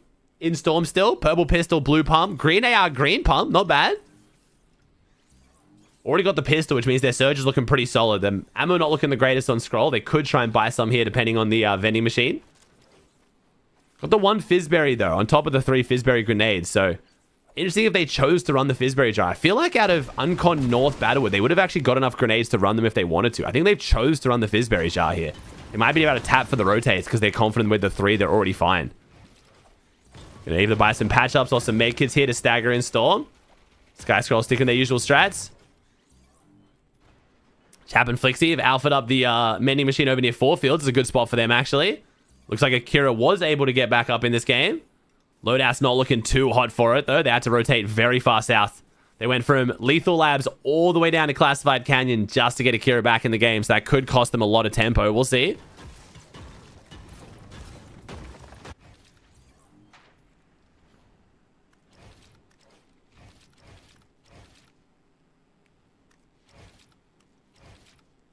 What's your best shotgun of all time? Best shotgun of all time? The strongest is definitely the Gatekeeper. As far as the best, like best for the game, the one I enjoyed the most, I actually don't know. I really don't, honestly. This current pump is really solid, to be fair. I don't like the super high structure damage, and I don't mind the pullout time of the Sentinel, but the structure damage for me is a bit mickey. Hammer pump? Yeah, hammer's pretty solid. I do like the hammer pump. I think hammer's good. Sentinel's a bit too OP for me. Oh, Cammy swings off the left hand and loses the trade. The Jawa, bro, the Jawa was way too strong. Hitting one pellet in the toes for 100 damage was just ridiculous.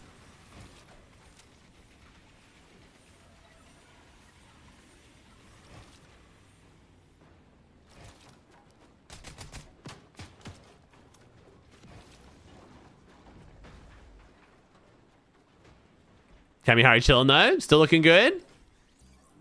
When do I eat my breakfast? I'll do it after this game. Dragon's Breath, my goated shotgun. Pre-nerf Primal. I just don't really like... Oh, you mean like the strongest gun? Yeah, pre-nerf Primal was up there with Gatekeeper, to be fair. But I mean, like... I'm talking about guns at the end of the seasons, not after they get balanced. But the Gatekeeper was just the go-to shotgun for literally every single player for an entire season. No, not even one season, like 2 or 3 seasons, right? It did high structure damage, fast fire rate, insane minimum damage, ridiculous. Like, it just was such a poo gun, bro. Such an unskillful shotgun meta. Shark and T sitting on someone else's surge base. Wish they didn't even build this surge base. Vico and Mally still back in Storm. Looks like we have a very current surge mid-game here. And by that, I mean literally absolutely nothing happening. Not a single person's fought. When's the last death? Let me see. Let's see here. What time are we at here? Okay, so... We had one person die in 5... We had not a single death in 5 minutes of the mid-game. Phenomenal. I love it.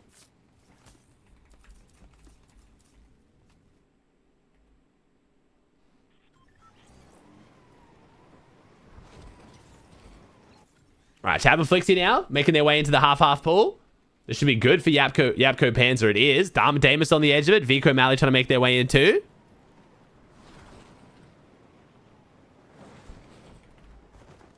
Pranaj Gonzo on a nice little tower. They pull zone on it as well. They're going to be very happy. Good pull to their drop spot. Dharma Damus on the edge. Fastroki and Bevies. This edge is getting pretty hot right now with big names. We'll see. Trillex and Chicho making their way straight in. Pablo Chino at a sandy strip. Should be looking pretty good here. They're going to fly back to one of their old surge bases. Not in, but gets a little bit closer on the rotate. They can leapfrog a bit. Pink Chris down below. Nebs is still here as well. Vidil, Art Skill, Fishy back here with Domla. So most of our big teams are already positioning and making their way in quickly here. Kamihari. Going to rotate towards the north. Trying to be more of a dead side rotate. Looks like Hellfire and Strapped had the same idea. This is the team that was trying to fight them for Surge earlier. So Hari and Cammy 69 above. And I think a lot of the issues they've had this game have actually been due to Strapped and Hellfire. Hari and Cammy going to try and hold Kolb. Get some free damage. And oh, they get more than the damage. They get 4 points as well. Kolb getting deleted. But wait a second. Hellfire off the lurk. The Danish lurk. And Cammy goes down. Oh my. Even when Hari and Cammy aren't contested by Marius, the Danes Still causing him issues. Hellfire taking down Cammy, and Hari has the solo clutch now, flying straight into Damus. Looks like he makes it the rotate relatively unscathed. Now takes his first tag, but he could be getting lobby focused here. There's 3 duos here. They recognize he's a solo. They could just keep spraying. Depends on their ammo. Where is Shark and Teeny? Where have Shark and Teeny gone? I've not seen where their position is. I imagine they were going to be somewhere over here, but no. Not sure where they've made their way into the zone. Oh, there they are. Shark and Teeny. Over here towards the center, more towards Painted Palms. They're going to make an early rotate, potentially claiming this factory position down beneath the high ground. Uppel and Dandapuzo are going to be our first high ground team, as Hari is still getting focused, still in Storm. Production Gonzo still in their tower as well. Rotating out off this edge is going to be very, very tough right now for a lot of our teams over here. Sky and Scroll being one of them, unfortunately for them. 550 above, though. Surge not going to cause any issues for them. Chap and Flixie, meanwhile, a bit ahead of the rotate. This is fantastic for Chap and Flixie. Just being ahead this extra, like 50 meters. Going to keep them a lot more clear on this rotate. Pansy Yapko's staircase being chopped out. I think Pansy Yapko wanted to try and rotate off that. They are going to invest their hard mass to hold it. Force Chap and Flixie to stop spraying it. That could be a pick there for Flixie if he hits the shots. Chooses to hold. Try to get damage on the team holding them rather than take them out of the sky themselves. Chap and Flixie now going to try and hit the rotate behind Cheatin and Yanis, hoping they'll take any pressure as they fly in. No one's set up just yet, though. Flixie's going to choose to try and drop his rotate down a little bit, close to the ground in case they get focused. Good rotate from Flixie. Stops early to build. Not quite in zone just yet, but wants to invest some hard mass to make sure they don't get lobbied. Very smart rotate from first place right now. Meanwhile, Akira and Kurama. Akira going down off spawn of a deal. Seems to have spelled disaster for our second place team here. Kurama on 84 points. Looking like that's probably going to be all they get out of this game. It's going to be a very, very solid solo clutch from Kurama. He's one of the best solo players on EU, but in duos, in a set lobby, 200 below with no white heals and 27 health is not really the position you want to be in. Sorry, chat. My bad. I was too locked in. I was covering the surge. Apologies. Yeah, Kurama, I think this is the death march right now for Kurama. He's going to go down. Good for Sky and Scroll, though. They can jump above now. 80 builds for Scroll. 64 for Sky. They'll probably get a split here from Scroll to Sky. Top them up on the material. Sky usually has the majority. They're going to pop down this heal grenade. Try to break it. I don't think you can break the heal grenades anymore, though. I think they changed that this update. 582 above. Chap and Flixie still 264 above. Chino Pablo only 86 above. 13 players have to go down here, so Surge will go active on this zone most likely. I saw a relatively weak Shark and Teeny there in the distance. Hey, Steven. Have a good walk, buddy. Pablo Chino, 100 below. 9 players have to go down. This is going to be an aggressive Pablo Chino. They might be able to get enough tags out of the sky, but I don't think they've gotten down just early enough to pull this off. 35 below. This is going to start getting desperate. They have a decent amount of meds, though. 2 bigs. 1 chug. 30 Fizzberry jar, though. The problem right now is they've only got 1 team healing. The heal grenades and the Fizzberry jars. Extra value right now. One team can drop it down. The other player can still shoot. Or with the grenades, you can both shoot. Very valuable, but Pablo, Chino don't have that luxury right now. Still need to find their surge, and they're looking for it on a Shark and Teeny, who I have to imagine are below. Oh my god, 534 below. If I'm watching this right now and I'm Howley, I'm very nervous. Shark and Teeny have been playing nowhere near as aggressive around their early game, and it seems to be not going as well for them. I have a feeling we're going to see Howley's team keyed next game, or maybe Tip Top Terrace, because Shark and Teeny, game 1, unlucky, Shark crashes. Can't really say much to that, but game 2 here, unfortunately not going their way. Maybe it's a bit of tilt after that game 1 crash. I'm not sure, but unfortunately for them, Chap and Flixie, the team in first place on the high ground, looking good to potentially go back-to-back wins here, maybe. Almost 900 above. Only 1 player has to go down. Neb's lucky to dodge that last bullet. No, never mind. Goes down. It's another 4 points here for Chap and Flixie. Darm and Damus already on that front side. Vico goes down. Malabuka might have a chance to res him, but no, Vico gets finished, and Malabuka goes down to 4 damage. Vico and Malabuka. No solo clutch this game from Vico, unfortunately. Sky and Scroll on that low ground. Zone's pulling up this mountain edge. It's not a full mountain. It's more of a hill than anything, but it's still going to be annoying to try to get up. Yapko and Panzer have already cleared it. Dexy on the high ground. Mr. YouTube himself, Dexy. If you've watched any of his content, you know how much this guy loves his high ground. And even as a solo with CZB down, Dexy is still going to go for it.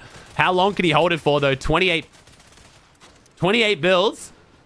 And Chap and Flixie, they want it back. They want their high ground. Whether they recognize Dexy was a solo or not, I think they would have made that play regardless. But Chap and Flixie, great call to go off for high ground. And they take it. Sky and Scroll, though, might be fighting for it themselves. They both got max material. Basically 5-5-5 here for Sky and Scroll. They don't have to go for a refresh at all. Do they have the white heals, though? They do. 2 medkits left, even after Scroll was popping one. So we could see a very healthy Sky and Scroll take on Chap and Flixie. Damas down to that mid ground, getting sprayed.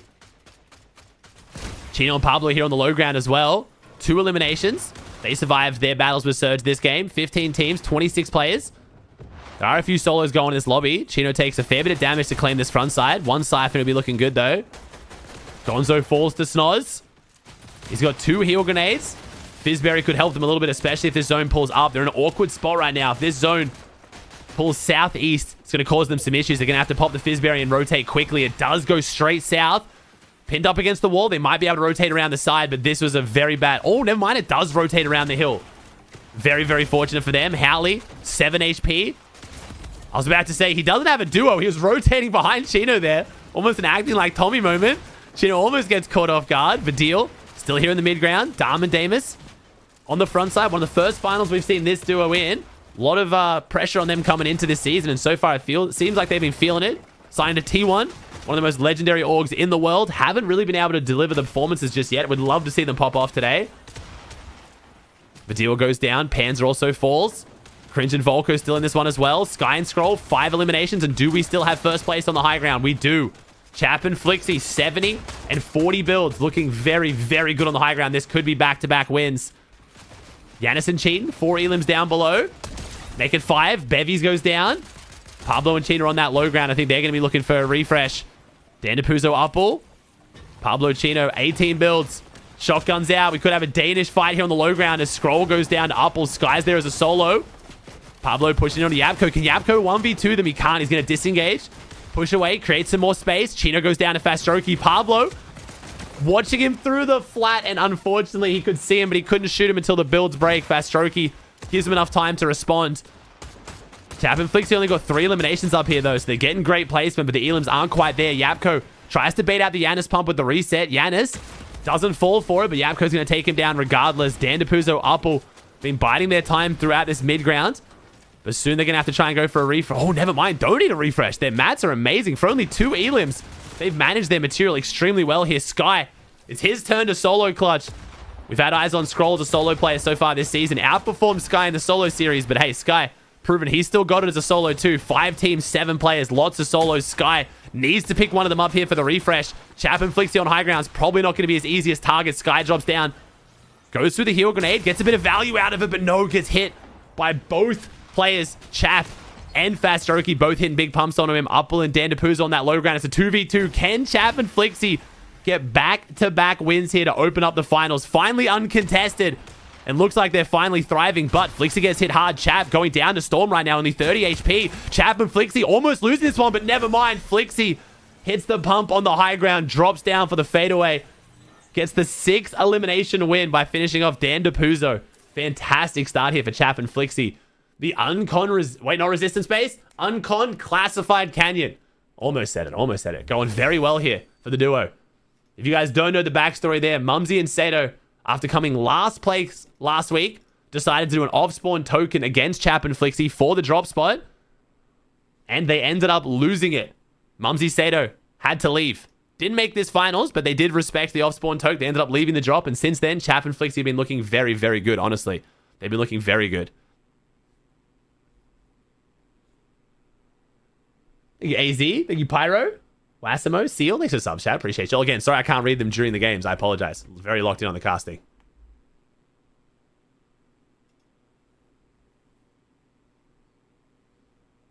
Kind of W they respected the toke. Honestly, yeah, I'm very surprised they respected the toke. We've seen a lot of those off-spawn tokes not be respected after someone wins it. I'm going to leave Kurama's stream up real quick. He's about to fight the deal. I need to grab my breakfast. I'm starving. There's no gas.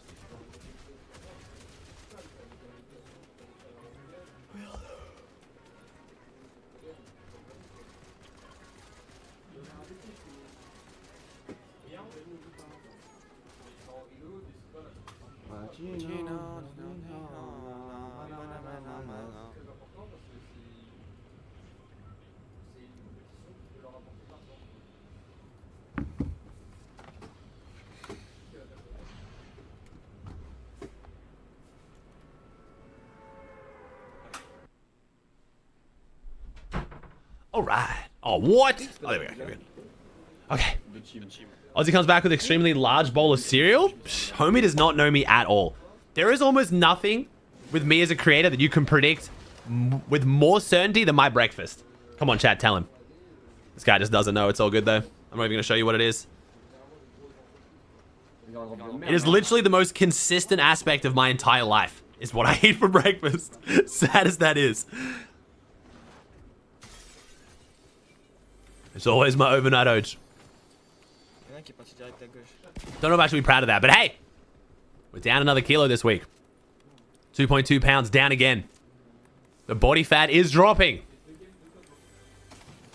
And we're still gaining strength, which is nice too. Dude, getting old is not so bad, I'm going to be honest. Fighting for my life to gain any muscle mass when I was younger, like 4,000 calories, still not really been able to gain muscle. Getting older ain't so bad, dude. The metabolism slows down and yeah, you got to diet a bit harder, but I'm going to be honest, I think I prefer it. Sort of watching your calories a bit more is so much easier than trying to eat 4,000 clean calories, bro. Just eating all the time. I'm enjoying this experience much more, I'll be honest. What's Bears? So good, Reap. Ich bin abgekämpft. Einer dead. Always struggled to get my protein in my breakfast, Reap, when I was streaming, because I couldn't like cook eggs or anything, so Bears come. making overnight oats with like a scoop of vanilla protein has been like an absolute game changer. Ja, Kira hat, glaube ich, Antics. Oh, true, my bad, I'm sorry. Barrels. Sorry for my... Actually, I'm gonna turn the whole camera off. Sorry for my Muslim homies. Ramadan Mubarak. Good luck, my friends. You should be, most of you guys should be ending your fast soonish, I guess? Der hat die zugemacht. Ich glaube, der ist ein Main-Building. Du hast ihn gerade zappen sehen. I'm sure I have some American Muslims watching me though who are like, damn it! Oh, here we go. Wait, this isn't Vidil. Who are we fighting here? Karama fighting someone in the tunnels. It's not Vidil though, I don't think, right? It should be someone else. We've been jumped in the tunnels. We're dropping down. I didn't get to see who we finished then. I can't see. I can't see the kill feed. Who is this?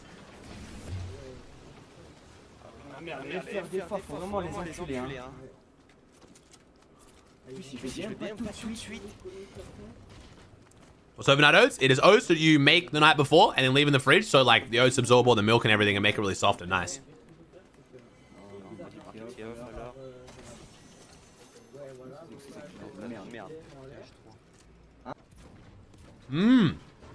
So Vidil and Noah. Someone else doing the dirty work for them. I still don't know who this is though.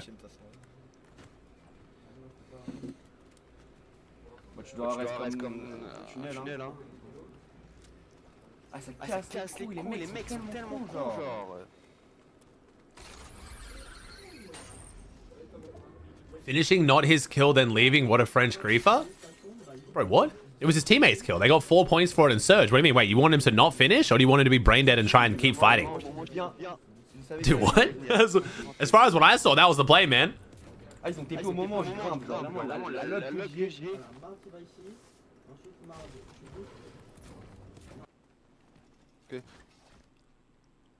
One open to the hill. Yeah. Why is Giras in stream? I have the lowest one. I'm gonna take this. Alright, come on, Giras. Come on, son. I'm worried for these teams dropping on this area of the map, bro. Shark and Continue about to start getting active soon. Yeah, he's gonna try to push me. But I have like few builds. He's above the top house. Okay, I have shotgun. Yeah, he's above me. Okay. I'm good though. I'm Did good. you? I'm good. Yeah, I'm good for you. Yeah. Okay, I have a big pot. I'm popping a big. Yeah. Try to take maybe this chest on the left. Yeah. Careful. Yeah. Shit, I'm died. I'm dead. No! I'm dropping everything. No. I choked. I was... Bro, he's dancing now? Oh my Well, god. yo, Jaden, thanks for 42, homie. That is unfortunate for Giras and Sined here. I like that duo. I actually like Giras and Sined. All right, let's see it. Predictions for this game. Shark and Teeny are about to put on a show. They're either going to die in a mid-game fight or they're going to pop off. That's my prediction. We'll see how it goes, but Shark and Teeny going into game 3 on this many points. They are basically going to be full crash outs to try to win now. And I am extremely concerned for how that's going to affect the teams on that northwest part of the map. I was saying earlier today, I'm surprised that Hallie and Ilusha are even going to try and drop there, since so far in the last 2 Div Cup finals, teams have marked their dropping up here and then have literally left because Shark and T just key them too hard. All right, Thomas said he don't fight straight away here. I'm noticing Hallie's already... Oh, and Hallie crashed. That is disastrous. Ilusha is now solo. He is definitely getting keyed, I feel like. Maybe. We'll see. I could be wrong, but I think Shark and T are going to start playing a lot more aggressive around their POI like they normally do. Cade and Velo fighting here against Fishy and Domla. 58 points here for Cade and Velo. Looking pretty solid. Cade's been impressing a lot of people. Cade was, chat, what was the Punisher guy's name? His name was the guy from the Punisher for the start of the season. So you've probably been noticing him pop off more than what you've realized and not realizing it was Cade. Frank Castle, that's it. Cade has been Frank Castle for the last couple months. Been doing quite well in a lot of tournaments. On NA as well. He's actually made quite a few NA finals and different tournaments. So he's been doing well, man. Honestly, I'm excited to see how Cade and Velo do. Hellfire goes down in the feed. Cade's on. Oh, I just gassed them up, so of course they're gonna lose. It's how it has to go. I gotta look like a fool every time. It's a very unfortunate curse. It makes me look like I know nothing about what I'm talking about at Fortnite, but they were doing quite well.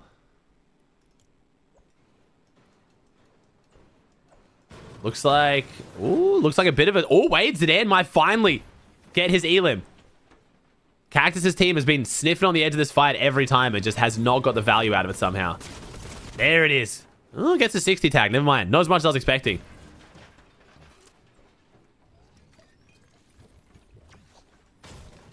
Ooh, bit of a fight here with Cringe and Volko versus Werix and Nosif. Here we go. The Frenchies and... Oh, Werix getting PC. Nice little quick doubles there onto Cringe. Gets a 6-7 tag onto Volko. Nosif's got to back him up, though. Oh, or he doesn't. Werix, just hold it down, son. Never mind. No Kips watching as much as we are right now. My man is just sitting back enjoying the show. Werix putting in some pain. It's a 2v1. Yeah, Werix hits the tag again. Let's see if No Kip gets any damage in this fight. Come on, man. Help him out. Back him up. Yep, here we go. Your moment. Ooh, there it is. Nice. All right, gets active. That's their first 8 points of the tournament, though, so don't know if this fight's really been going their way throughout this. They're pretty happy about it. They will dance on them, despite that being their first points of the tournament.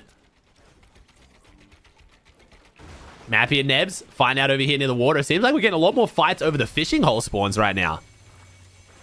Hey, nice. Flurrigan, thanks for copping a mouse pad, bro. Appreciate it, homie. Oh, hey, there it is. Hey, okay.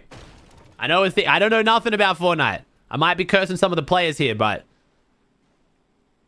to absolutely no surprise, Shark and Teeny are going back to their usual strategies here of playing far more aggressive on these teams to the northwest. Unfortunately for Ilusha, he has also lost his teammate this game, so he's in a 1v2. I don't know how different this would have gone otherwise. Man, Teeny. The Misha Teeny days, bro.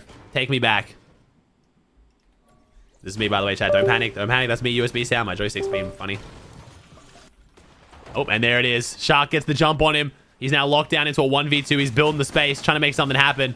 Don't think there's any amount of space you can build to hold off a rampaging Shark and Teeny. And they're going to get their 4 points on the board. Get a positive on Surge, and they're looking good. They're looking good. That will probably be the tail of the rest of this tournament for Hallie and Ilusha, but at least they'll be a duo next time to maybe fight them off. But there's a reason why this has been included in Shark and Teeny's loot for the last 2 weeks. They literally loot all of this because no one wants to drop here. They close out their fights quick, though. So it's a skill you have to have in this current Surge meta.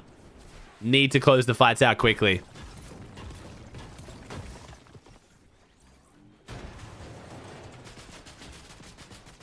Oh, Fury's still fighting Mappy here.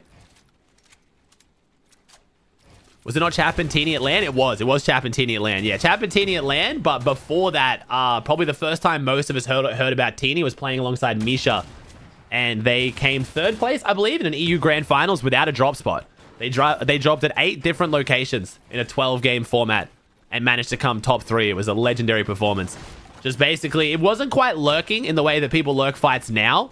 It was lurking like you just saw, getting in on people's loot paths and like sneaking in and waiting and baiting chests and sitting in rooftops and stuff. It was pretty fantastic, actually, honestly. It was without exaggeration, one of the most impressive Grand Finals performances we've seen.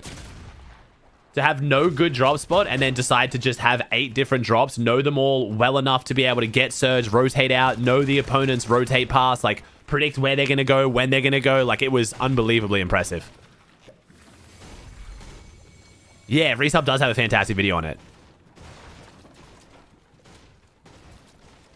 And then, yes, Teeny went on to have a lot of success with Chap the next chapter. They came second in Grands and then 6th at Globals.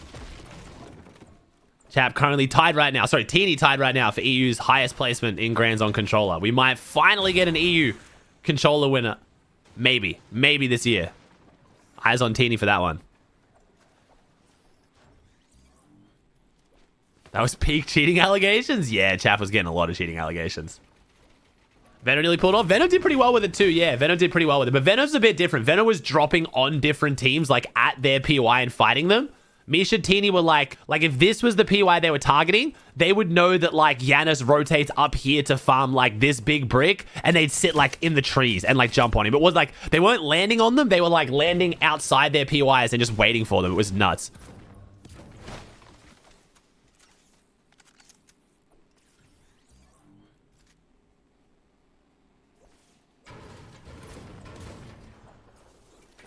Really, Cactus? Wait, really? Are you getting like your loot taken or something?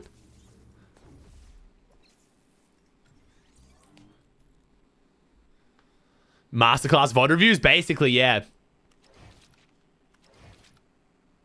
Peterbot's play on the Acorn under the island in that Grands kind of reminded me of that. Just hitting a VOD review and just seeing patterns and consistencies in other teams' rotates and just fully...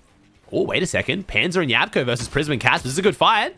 Panzer's only got the dualies too, but wait, Yapko opens things up, takes down Prism as Casper as a solo. I don't like his chances to win this. We'll see.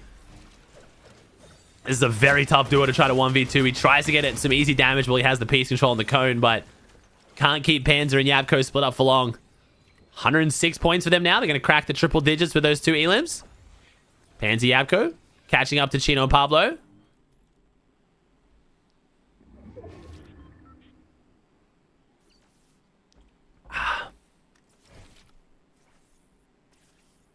Haven't seen Yapko and Panzer all this year? Really? Haven't been watching then, man. I think they've gotten a top 5. Did they get top 5 last week in Div Finals? I swear they did, because I thought I predicted them and they lived up to it. Maybe it was the week before, but Yapko Panzer have been doing solid, man. They've been uncon painted palms pretty much every week. They're getting a lot of respect right now. Alright, Kurama and Akira, 2 rough games in a row now. Labs is not going their way right now. Seems like South Labs means they have to try to not get taken out by Vadil and Noah on top, and then if they go underneath, they got to avoid another team underneath too. Actually, who took down Akira? Let me see. We didn't get to see. It was Radiance Donald, the GOAT. Oh, speaking of, here's Radiance Donald over here. Unfortunately, it hasn't gone too well for his game either, so it looks like maybe Akira and Kurama will be safe next game from the extra aggression. Didn't really play out for them, or maybe they'll be even more aggressive. We'll see. Oh, haven't seen much of Seti. Yeah, Seti was looking good alongside Rax, and then Seti and Rax split, and he's been a little bit quieter. Made finals today, but he's contesting Thomas and Focus, and honestly, doing quite well from it. I will say Seti and Dynus, they've got more points than Focus and Thomas right now, so while they're not doing fantastic, the fact that they've got, quadruple the points of Thomas and Focus is pretty decent, since this duo has been doing quite well this season. Thomas using around the gold Deadeye over the green MK. Not a huge surprise, but it looks like the MK is the weapon of choice up till a certain rarity. Focus popping the bananas. This is a bit of a griefy spawn fight right now. We're dragging this one out for as long as we possibly can if we're popping Cocos and bananas.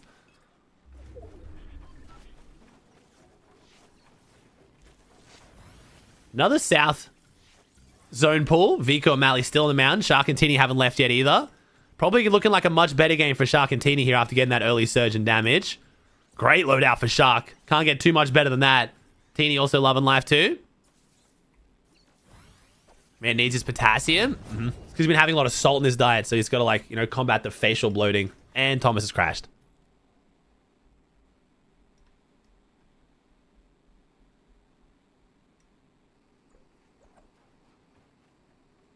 Who did Thomas piss off? My man's got some very bad juju. Well, Focus is now solo. I mean, this is going to probably lead to a full crash out from Focus and Thomas every game for the rest of the tournament. I'm going to be honest. Once you go into, like, if you're going into game 3 on less than, like, 20 points, like, it's just, like, run at people. Like, what's the worst that can happen? You really got nothing to lose at that point. Why is my joystick not working? I'm confused. What's happening here? There we go. Did he crash or die? No, he crashed.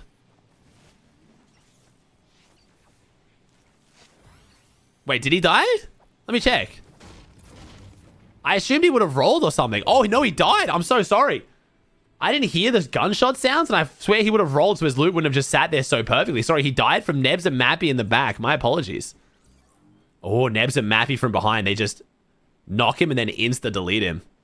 I didn't hear the shots. That happened very quickly.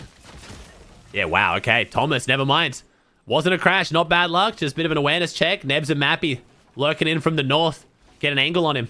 Thank you, Chad. My apologies. How's Chap and Flixie looking? Did we not hear that? I swear there was like, maybe this replay bug. Oh, Flixie goes down. When did Flixie fall?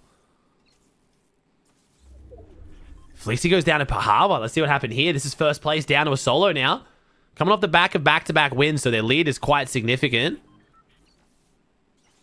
Oh, quite an aggressive fight. Chap and Flixie took a really aggressive fight at Classified Canyons onto Pahawa. And it looks like Pahawa holds their own. Kaisers as well. Chap and Flixie down to a solo in first place. Depending on how much surge they have, this might not be the end of the world, but there's still 74 alive. This game is unbelievably stacked. I don't know why is Hyper and Ghost... Wait, Hyper and Ghost dropping? If this is drop map, man. If you just check drop map. Control F and search their name if it helps. I'm not actually sure. Alright, Flixie and Chat. Worst place, worst position we've seen them in so far today.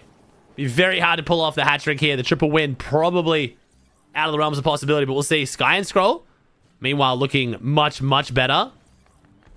We might see Sky and Scroll.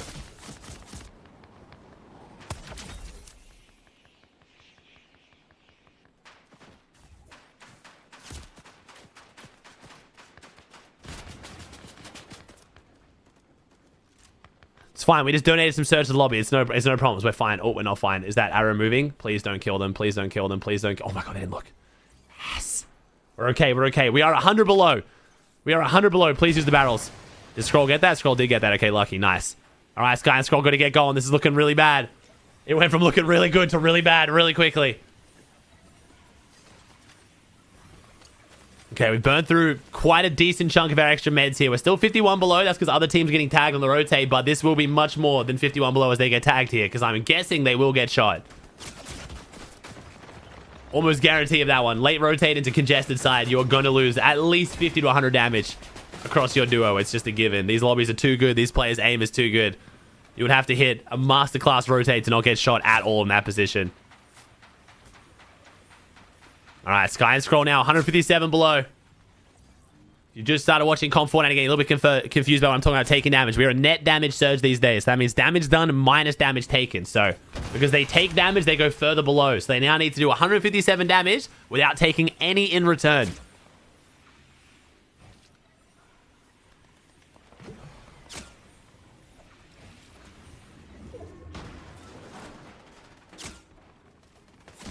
And unfortunately, Sky has the SMG. They didn't even run long-range weapons because they were that confident in their surge. Scroll goes down. Sky now solo. An absolutely disastrous game 3 here for one of the favorites. Just one bad rotate is all it takes. And that is a 4-point game there for Sky and Scroll. We thought Chap and Flixie were looking the worst, but all of a sudden, they're not looking too bad. Next closest team to them is Pablo and Chino. Over 60 points down the leaderboard. So Chap and Flixie, if they can have another good game here, we might have a bit of a runaway. We'll see. It's only game 3, but after back-to-back wins, they're looking very solid. Chino and Pablo could give us a tournament, though. 300 above. 1 elim, 3 med kits, Fizzberry jar. Pablo's got the 3 heal grenades. Also on the mending machines. That's going to be another 3 med kits. Nice. Yapko Panzer, 800 above. Fantastic surge for them right now. Bro, why is... I'm sorry that I've not used many drone shots, chat. My joystick just keeps not working. It's not unplugging. It's just fully bugging. Oh, Vico takes down Yanis. Good points there for Vico and Mally. Second elim of the game for them.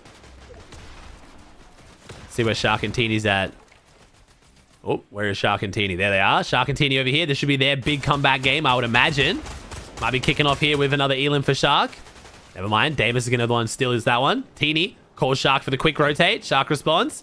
And they're going to be one of our first teams to make it a front side. Couple tags taken, but to get to this point this early, you'll very happily take 2 AR tags. The difference between old surge and new surge. So old surge was just damage done. It did not matter how much damage you took. It was just damage. If you did 10,000 damage but took 10,000 damage, you were 10,000 above on surge. You were looking good. Now it's net damage. The damage you take matters. It's the damage you've done minus the damage you've taken. It was an effort to combat surge trading, which it has successfully done. But has unfortunately in the process caused some other issues that people are not super stoked about. One below here. Like that. Chap and Flixie jumping from 180 above to 1 below in the blink of an eye. But luckily for them, maybe they prepared for it. They get some easy damage on a Truly. That's going to put them 165 above now. Oh, Chap getting absolutely lit up though. We're back to below. We have been farmed. 10 players have to go down. We got 2 heal grenades, so we can out-heal. We got 4 heal grenades, so we can out-heal this surge for quite a while. The problem is we're not really going to gain any health here with the white health, and if zone pulls off us, we're going to have to rotate, which means we can take even more damage. I think at this point, we might be committing to out-healing surge. We'll see. They could look for a box fight here, though. It's Chap and Flixie. Always happy to scrap, even on this amount of health. They find their way into the box. Maybe hoping that someone else takes some damage and puts them above here, because they haven't really got the greatest angles right now to find damage. 61 below. Zone pulls off them to the north. No one pulls this zone. Chap and Flixie are going to create a little bit of space. They're ready to pop this heal grenade as soon as surge kicks in. Probably wait until they go down to 50 now and then pop the heal grenade, sit on this, try and get some damage, or just wait it out.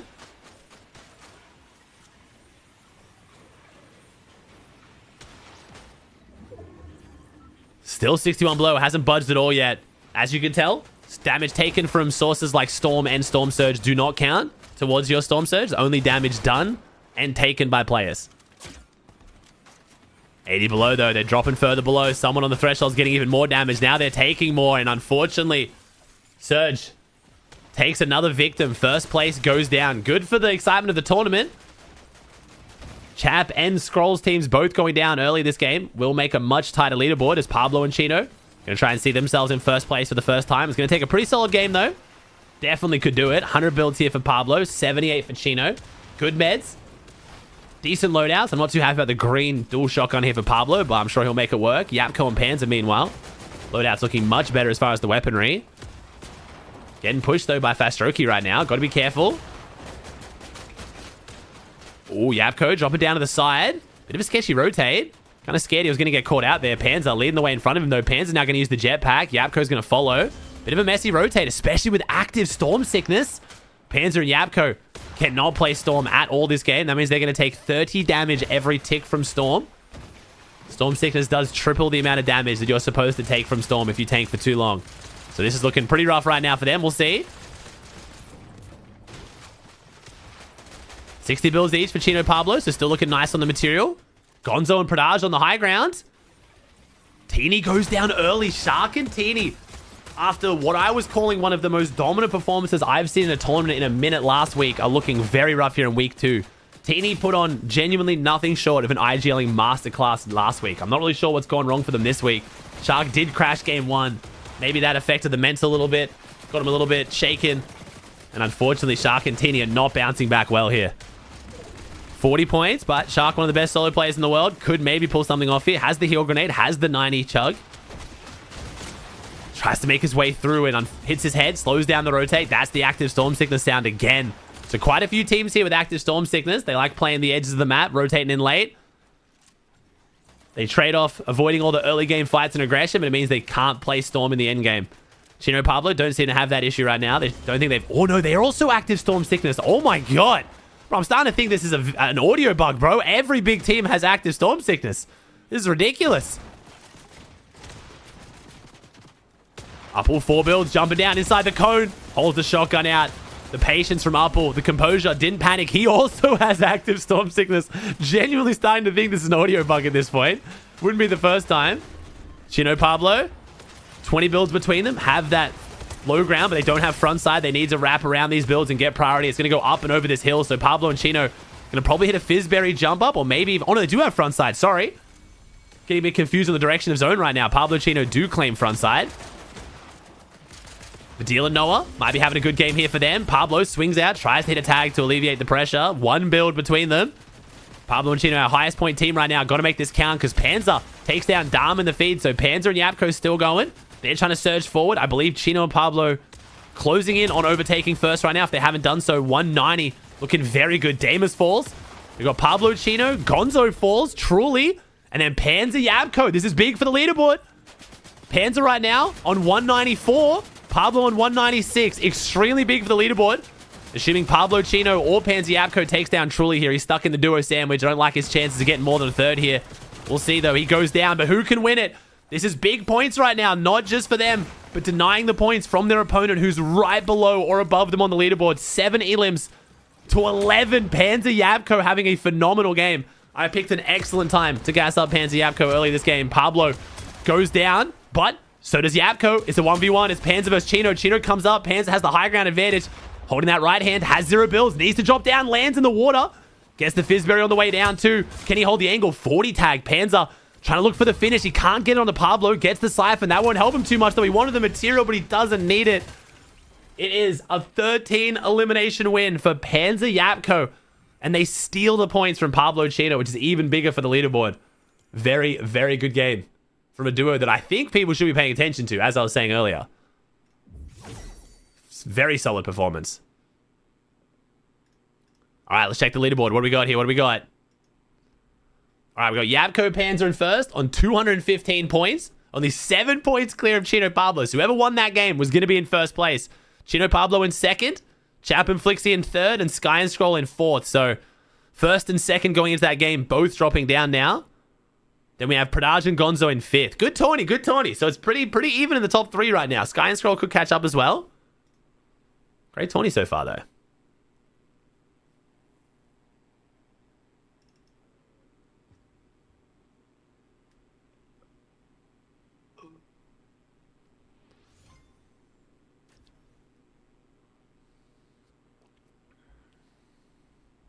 Hey, you're such a good yapper. I need to learn for school how to yap something about one subject. I mean, I feel like you just got to find something you're passionate about, bro. You just got to be passionate about it and understand it.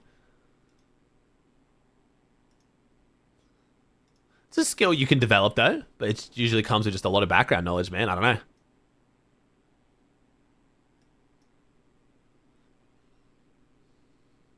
Oh, thank you for the gifted subs. I saw there's an end game. Sorry, Aztec. I was so locked in. Thank you for the tier 1 and the 5 gifted. No way 5 gifted without me to sub yourself. I appreciate that, homie. Welcome, man. Thank you, dude. Thank you, John, with the tier 1 for 2. That is true. That is true. They utilize the no build of the zip lines very well for that Misha Teeny strat. Thank you again, Jaden, as well. Jorix with the 3 months of tier 1. Thank you, bro. Appreciate the love, guys. Thank you so much. All right, let's see if the Frenchies can bounce back a little bit here. Had a good game 1, bad game 2, 3.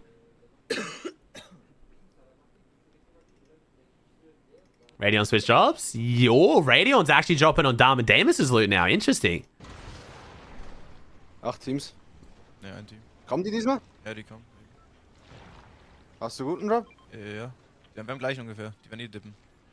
Die kommen gar nicht. Oh, really, Aztec? I haven't really been watching. Sorry, bro. Ich hab instant alles. Ja, Bot. Ich kann ihn töten. Okay. How many points? So no one video got 120 here. Not bad from splitting labs. Chase ihn bei mir? Or trying to fight it a little bit. Oh, here we go. This could be a fight, though. We get full shield, AR, and shotgun straight off rip. This is great for Vidil. Ist oben, ich hab keine Mets. Thank you, Valix, for the 31. Thank you, dude. Ist draußen? Kaum Sachen. Ja, 38. Da ist eine Virgin, Digga. Yeah, Pablo Chino are con chat, but they're splitting Sandy. So they're con, but they're not fighting. They're splitting it east and west. Alles. Mini? Oh, die 3 Bears. Did Vidil still play? Yeah, man, he went a little bit quiet towards the end of last chapter, but he's bringing it back with Noah too for the nostalgia. Hey, you know, I'm doing great, man. Feeling fantastic today, dude. Got a good EU finals on our hands. We're in game number 4. We got Reddish Rumble to watch in between EU and NA, so I'm a happy man, bro. I'm a happy man. NA should be a banger today. Fred might be putting on a show for us, contesting Peterbot, which will be hilarious for the content. Whether it actually happens or not, we'll see. But if I believe that any EU team would actually con Peterbot and Poyo in NA finals, it is Fred and Thomas HD. I'm going to be honest.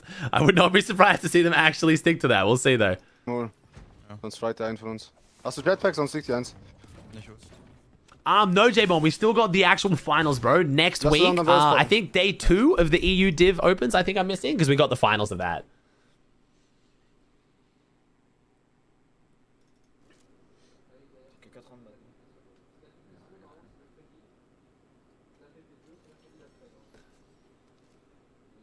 I know Fred is, but is Thomas a good spawn fighter? Fred will have Thomas dropping perfectly, and Thomas has extremely good aim. So, yes.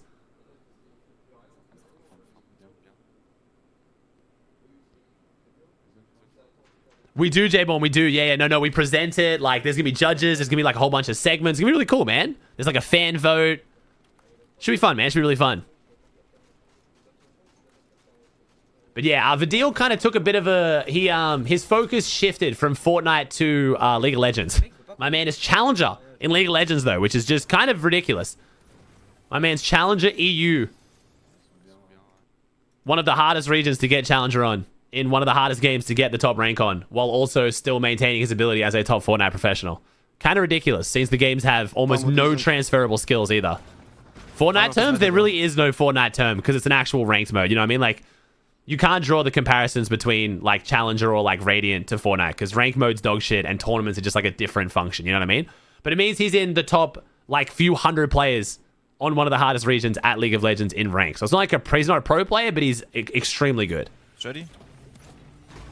Yeah. And he's been rated in Val, yeah. So Vidil's been rated in Val, Challenger in League, and then also still makes finals in Fortnite tournaments. He's a bit of a freak. Remember about me. Yeah. You got chest on the right. I don't have one. Good comparisons making Div 1? I disagree, no. I got the, Not at all, in my opinion.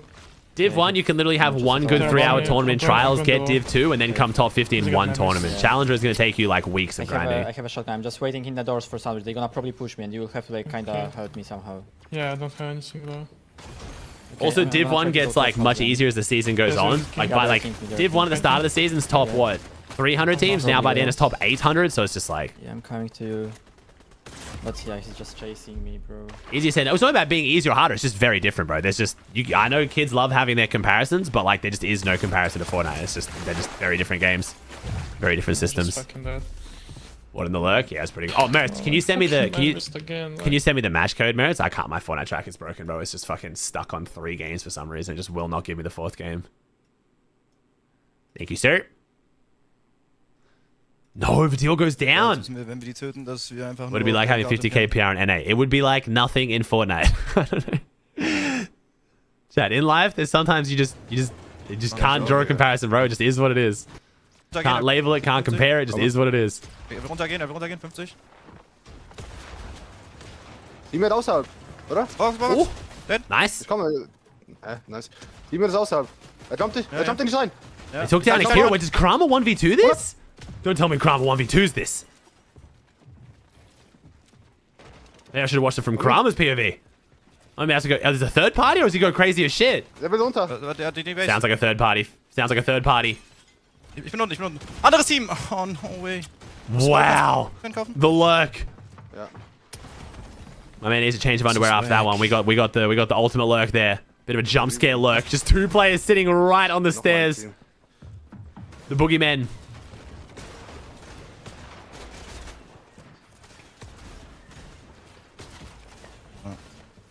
Why is lurking so meta? It's a very easy... So, Fred popularized it, for one. Fred kind of made it a lot more relevant, even in old Surge. But the main reason why is it's even more beneficial in this Surge. So, like, when you think about Surge, you got to think about tempo.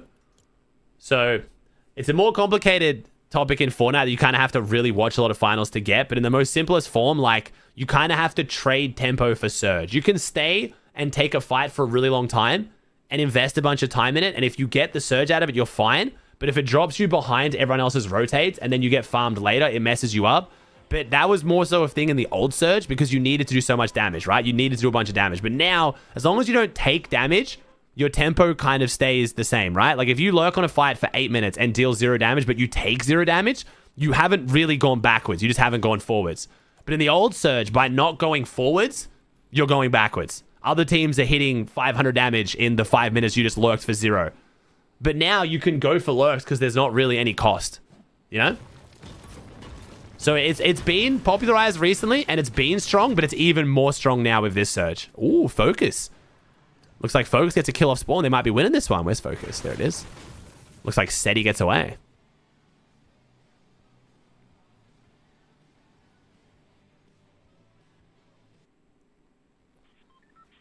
All right, let's see it. Focus. Looks like we do take another fight with Dynus and SETI. We got the purple dualies. I think Thomas was split a little bit here. So Dynus and SETI try to take the chance to 1v2 him, but Focus jumps up because SETI goes down to the third party Cactus. We've been watching him. I've been talking about how I've been waiting for this team to get active. They've been pulling off a lot of lurk plays, but haven't been executing too well. But they play spoiler here and take down SETI, and we get to see Focus and Thomas, their first game with the loot. Let's see.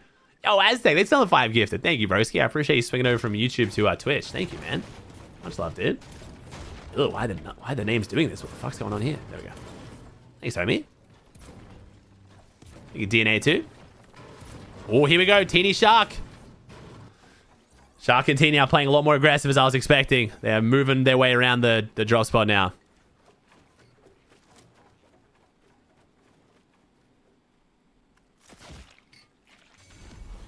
Hallie and Ilusha, I said they had to start getting a little bit worried. They've moved into Tip-Top Terrace, and Shark and Teeny are still trying to find them. But wait a second. Maybe Shark and Teeny. Shark doesn't have as much bite today, potentially. Velo's in this one as well, though. Velo and Kate are on that low ground, so Shark and Teeny got to be careful. But unfortunately for these teams, they've got a very, very dangerous team fighting them with really nothing to lose right now. As far as Shark and Teeny are concerned, they're in last place right now, and they've got nothing to lose. This is definitely a first or nothing team.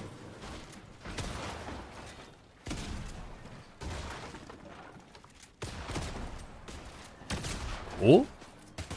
Hallie hitting some good shots. Teeny's only got the blue Sovereign out of Wonky Land. They must have looted really quick and pushed over. Shows how aggressive they're playing. If you take a lot of damage and haven't done a lot, couldn't you just die and get rebooted to reset your surge? Yes.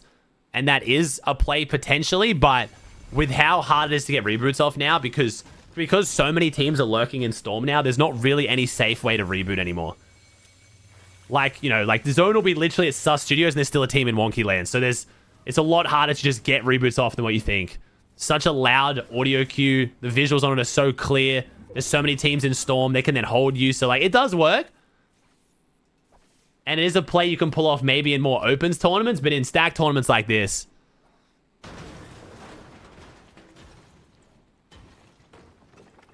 Thank you, Ass, for the tier 1. What's up, Macklin? What's up, Heftalon? Ping and Kiro. This is the team that was lurking around the fights over at Labs. So many people were in this fight at Labs. It's unfortunate for Vidil and Noah. They were doing pretty solid. They tried to pull off the lurk play on a Karama. It appears to not work. Let's see how Yapcon and Pans are doing, though. Yeah, looking pretty good outside Painted Palms. Nice. But yeah, if one of your teammates has gotten just unbelievably farmed, it could be worth just having them Sui and reboot, yeah. Danapuzzo goes down here. Upple's now solo. Over at Latte Landing. Looks like they're going to get a res, though. Maybe just misjudged Storm here, it looks like. Oh, this might be to save white health. They have no white health. We've gone down to Storm to delay the amount of time we can stay here because we know that Dexy's in Latte Landing. Danapuzzo on Upple. 126 points. Not a bad spot on leaderboard. And they're getting a bit desperate right now. They need that mending machine. They need the white heals. Danapuzzo having to die to Storm just to add extra time to tank here.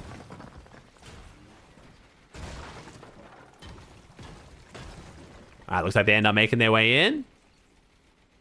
Damn, did Shark and Teeny both die? No way, Shark and Teeny both die. Radion and Ivanki. Shark and Teeny having a stinker of a tournament, man. Very shocking after such a dominant start to the season. Potentially showing how difficult this meta is. Radion has the edit, gets a 133 on a Teeny. That Sovereign Shotgun just disastrous for Teeny right now. Just can't answer, can't deal enough damage. Shark goes down. Now Teeny's a solo. And a Vanky. And Radion pick up the 2 elims onto what have been the most, if not second most dominant team on EU right now. Shark and Teeny are having an extremely rough tournament. Similar to what happened last week with Sky and Scroll, though. I think if they were trying to play for like a 10th, they would just stick to their normal strategy and probably get it. But you can just see that they're clearly going for that first top 3. Like I said, they're going to just crash out and roll the dice and see if they can get a top 3. If not, they'll just get a bottom 20, you know. They're definitely not playing for a good performance. They're playing for a great performance. The bandage update got him fading. True, we had the huge shift in the meta this week with the bandage spawn rate increase, clearly causing issues. You gassed them up too much? Probably. If Sky and Scroll also start shit in the bed, it's definitely just me fully cursed. 6 makers for Pablo here. They plan on taking a fair bit of storms. As I was saying about the reboots, this is a perfect example right now, right? Like, let's say you wanted to reboot your teammate. Like, there is literally a team at every single POI in Storm. There's just no safe reboots anymore. Oh, Dexy on the lurk. Oh, Dexy. Oh, almost. They're flying. Dexy couldn't cone him in time. Could get him out of the sky? Not quite. Never mind. Upple's turning to get some damage back on them now.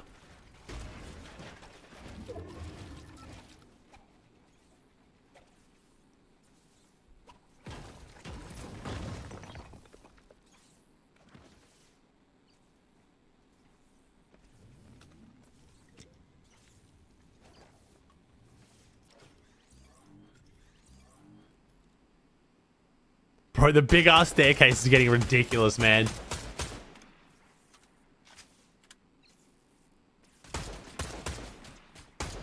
Interesting staircase? Yeah, it's just the that's the Vico Mally staircase, bro, off the mountain so they can fly, but oh, they got chopped before they could actually pull it off. That's gonna piss them off. That's gonna waste a lot of their tempo. A lot of their tempo. That is very frustrating for them. How's Flixie and Chap doing?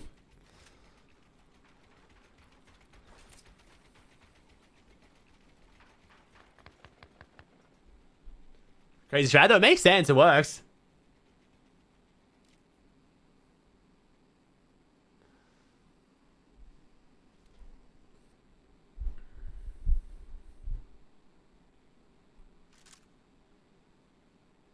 You giving it to Gonzo Repairs? You think he's the first one to start doing it?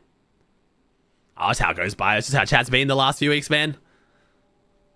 I think it's the... you get these vibes a lot in Fortnite. I think it's when a season's not going the greatest.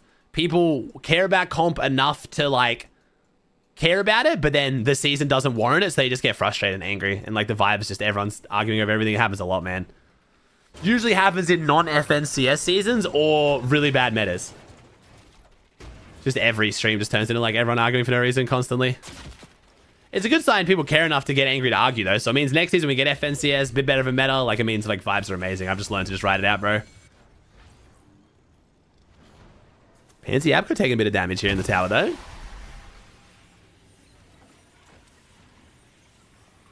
Did Vico and Flixie even try to rerun duos after trios? Well, you gotta remember, they ran duos before trios, but no, I don't think so. So they ran as a duo, they won FNC, they won the last duo FNCS, didn't they?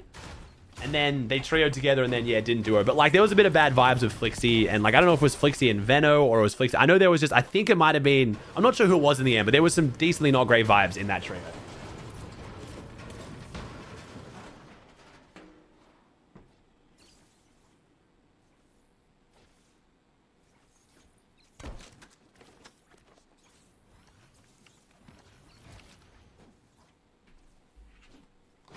I think it was Vico and Veno primarily. Yeah, I never really knew. I thought it was Flixie Vico. I've heard everything. Like...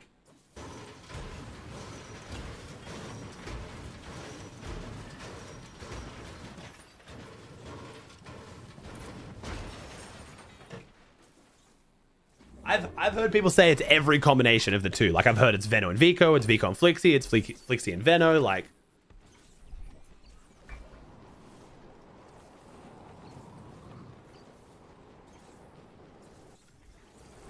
Pablo and Chino doing? Chilling. Okay. So both of our teams rotating from this northeast section, which would be kind of interesting to see how some of these zones go. And look how many people are in Storm, bro. Oh my god. Kami Hari's went down. Kami Hari have been doing rough, man. I'm going to check on them in a second. But yeah, Kami and Hari. With uncon POI finally, I thought they were going to pop off.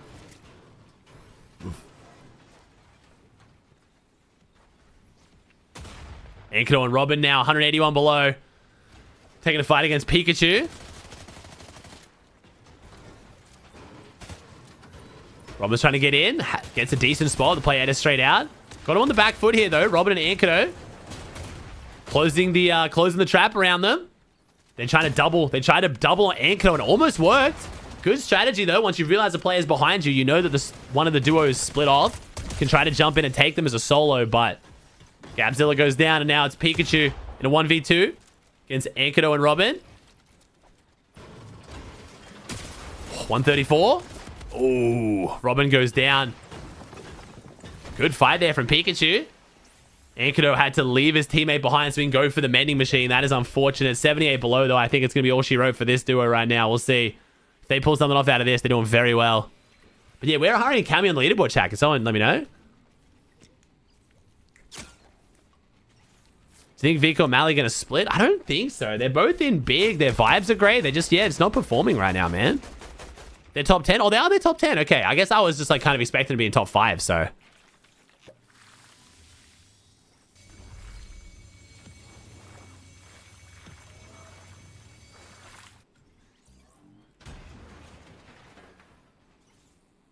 Storm tanking the meta because of the mechanics of the season or just the new tech they figured out? It's Surge.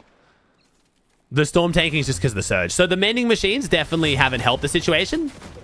Wait, Yapko and Panzer? Oh, Yapko goes down to Kurama. The Frenchman lurking in the tunnels.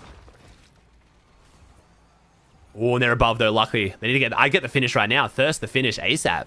Or is it... Oh, no, because... Is it Yapko's finish? No, it's Panzer's, right? Maybe he's trying to lose a bit of health to get the extra siphon. More so than the extra damage for Surge.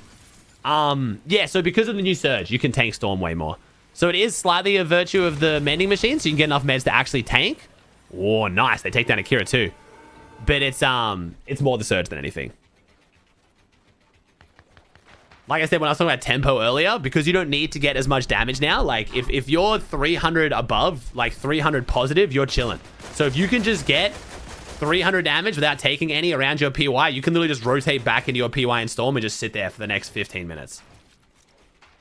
You don't have to be constantly getting damage, staying on the edge of zone, because it doesn't matter. Like, you want, in previous Fortnite, in lobbies like this, being around no one was death, right? Because you're going to get no Surge. You need to be around players. You can't just be in the middle of nowhere unless you've gotten a ridiculous amount of early Surge, which with trading became impossible. But now you get 200-300 damage and you want to be around no one. You want to be literally as far away from any other players you possibly can be. It's why the mid games have much less action and much less fighting right now, because players are trying to actively avoid each other because you're mostly punished for fighting. Yo, Panda, thanks for 43, dude. So you know Pablo 267 above. Chap and Flixie.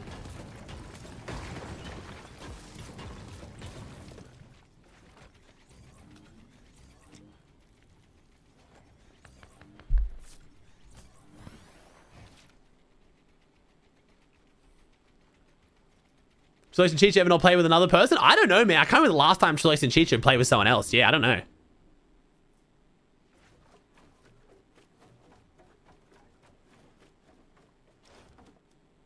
Oh, Dexy and CZB are lurking inside here. This could be disastrous for Flixie and chat. Be careful, boys. Be careful. Oh, no.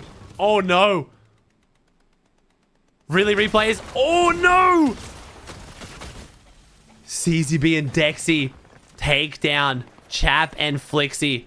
They went from winning the first 2 games in a row to getting almost no points in the next 2. Chap and Flixie dropping down the leaderboard. They are going to be very upset about that one. All right, Pansy Yapko. This is their chance to try to extend their lead, potentially. Pablo and Chino still at their heels, though, and Sky and Scroll, but Sky, 169 below. So our top 2 teams going into these last few games, both looking like they're going to have potentially a disastrous finish. We'll see. We can't call it just yet, but both Chab and Sky's team stumbling here potentially.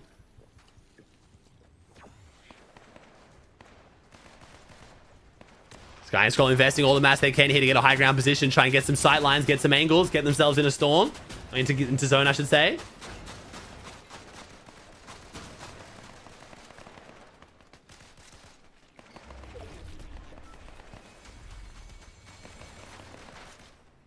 Ten above. Sky and Scroll just skirting the edge of this. Unfortunately, zone pool's pretty max. As worse of a zone pool as they could have possibly gotten. At least a lot of other people don't get the zone either, so they should be able to rotate with everyone else, but they're going to have to time this rotate perfectly to get their damage, not take damage, and get in. They're 22 below again.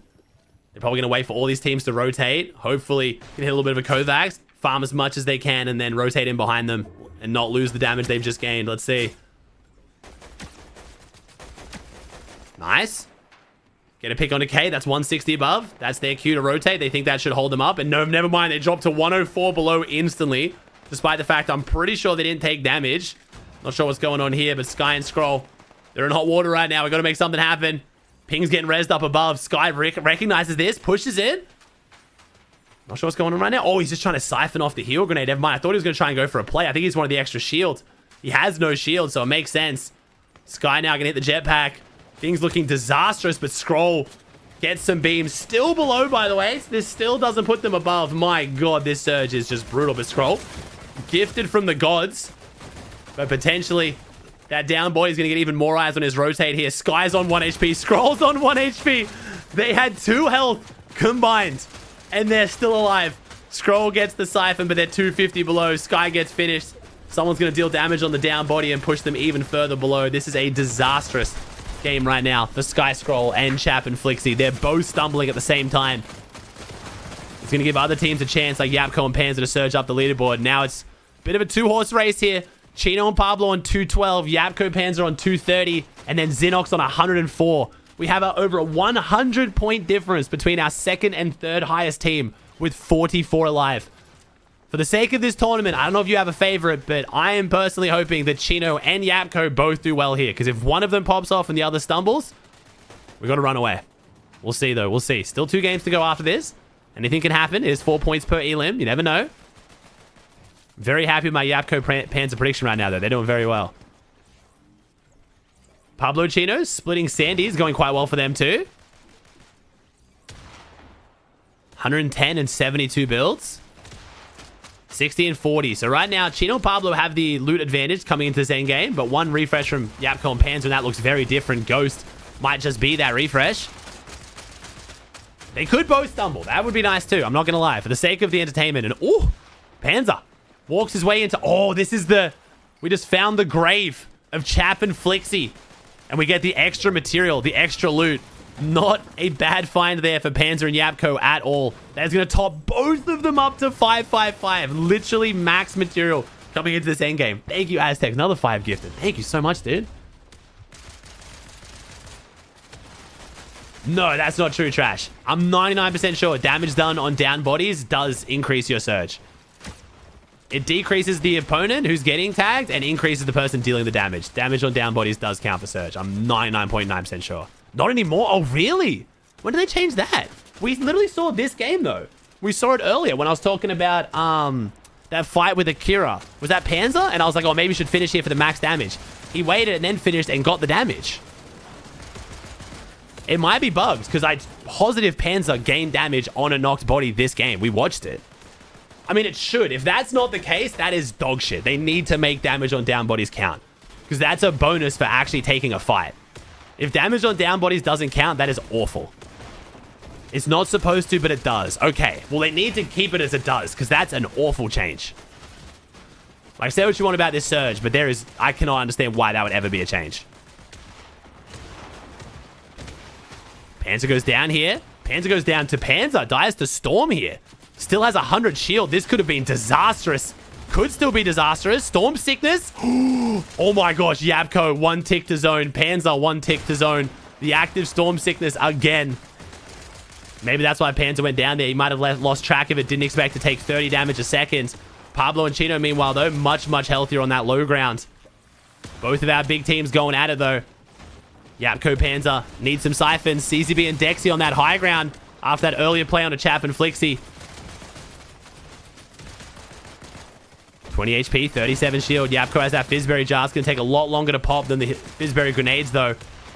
Going to give them the mobility, the low grab to get to front side. Stay away from that storm that for them right now is just absolute death. A single tick for either of them. They're getting a fight for high ground. Panzer going up on a Dexy. We're going to try and win the game right here. Panzer with the left strafe. Dexy thought he had the right-hand peek, but Panzer swings to the left, makes him miss, and then hits the follow-up shot. Meanwhile, Yanis cheating coming up. Yapko Panzer do not have the loadouts to fight this. They have no builds. 3 builds for Panzer. No health, no shield. But right now, they're bluffing. They're just bluffing. They're just trying to pretend on high ground. We're healthy. I wouldn't fight us. Trying to milk as much as they can out of this game. 5 elimination, top 5. Great game. Pablo down to a solo. Chino goes down. Yapko and Panzer are most likely going to be our first place team at the end of this game unless Pablo can pull off some brilliance. He can't. Still a great game. And it's actually Panzer who gets that elim 2 to rub salt in the wound. 7 eliminations. Yapko and Panzer playing exceptionally today. Yanis, 1 HP down below. So it's going to be a low ground 2v2. I feel like Yapko and Panzer are probably going to win this one. We'll see. Any damage Yanis can do to Truly right now is going to be amazing for Yapko Panzer. They're going to have to try to clean wipe this if they want to try and take on a healthy Yapko Panzer, but it doesn't look like they are cheating. Potentially cheating death here. Dragging things out. Xenox, 1 pump. Truly, a little bit healthier. Don't think there's a world where Cheatin can win this 1v2, but he can make it messy. Gets another shot onto Xenox. Can't find the tag. He's basically given the win to Panzer and Yapko. Can Xenox and Truly pull off a miracle here? 3 builds between them. 2 builds.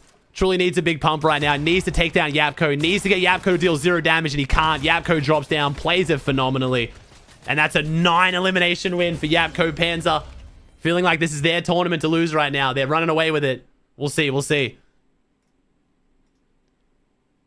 Did I actually gas up a team once midway through a tournament and they started popping off?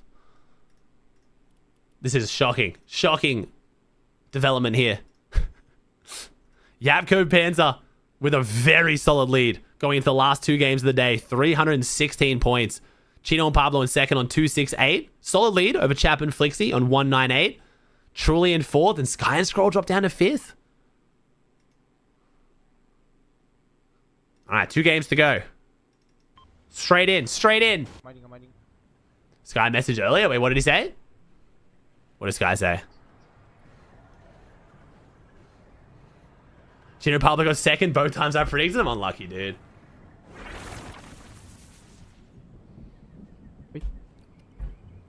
That's how she goes.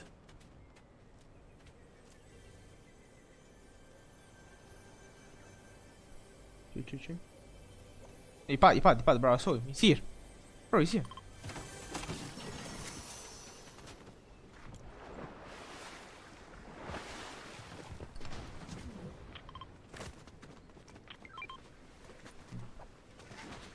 I mean, it's nothing to play with Aztec. Sorry, bro. You can listen to the mods, man. It's how it works.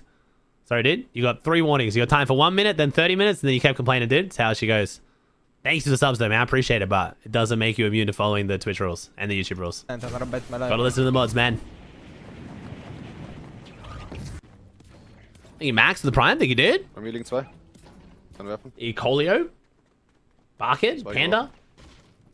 Ich habe eine Bombe und 6 Minis. Ich habe nicht mal eine AR gerade. Ich fahr mal aber direkt Bull-Dings. Metal. I'm doing well, Scully. How you doing, dude? What happened to Tayson? He's playing with Ghost now, bro. So he's been a little bit quiet this season.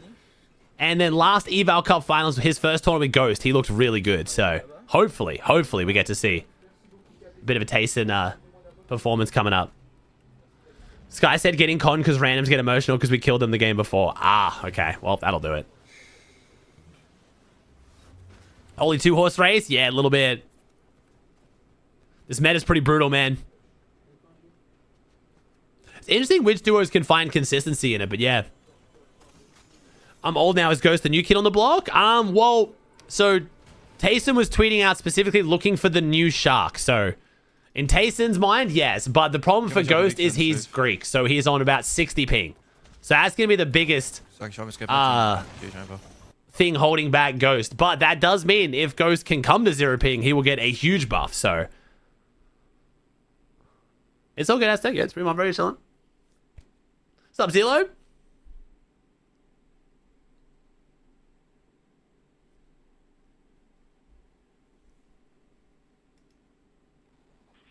It's good vibes today, chat. Oh, look at that. Perfect timing.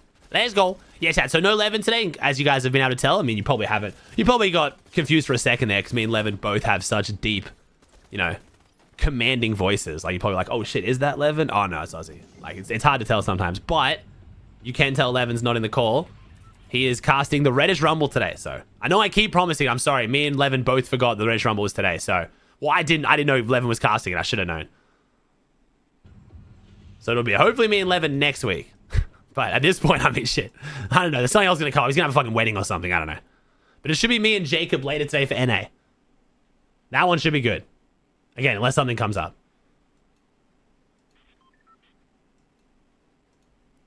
All right, how's our Thomas versus SETI going?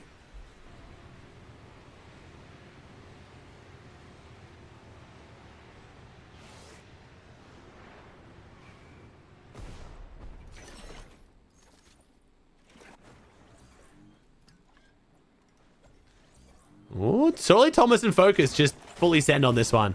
Nothing to lose at this point. Oh, it's all good. I don't mind casting solo. It's more my voice gives out by the end of the day, man. It's also nice if I cast EU by myself. My voice is a bit strained. I can just go into color casting mode with Jacob. Just let Jacob run. Ooh, wait. Sky and Scroll getting conned. Oh, Scroll. Misses his opportunity there. Scroll could have absolutely maxed him off that right hand.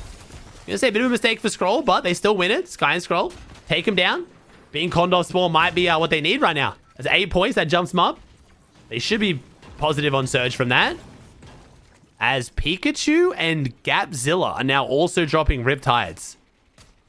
Okay, so apparently already double conned Riptides is the best way to get your earnings. We're gonna try and drop into a triple con Riptides now. We'll see if that works out for them. He flicks with tier 1. Meanwhile, Hari and Cammy only on 100 points out of uncon Bumpy Bay. I was expecting much better. As Dam and Damus now being conned? Why is there 2 teams on Clawsy and neither of them are Dam and Damus? Dam and Damus already up here on the mountain, but like, what is going on here? Is this a play to try to lurk on Vico and Mally? Oh, this feels targeted. I'm going to be honest. Oh, no. Oh. But how did Vico know? How did he know? The awareness from Vico. Must have seen them go into the building or something because Vico was extremely aware of that lurk. Definitely didn't catch him off guard, but he's got to win the fight now. 100 tag from Damus through the door. 100 tag on Mally through the door as well. What is happening here? And what the fuck? Okay, Replays is fully selling right now. This is a good fight, though. Vico, Mally versus Dam and Damus right now. It looks like Dam and Damus are winning it, but some unbelievably good awareness there from Vico.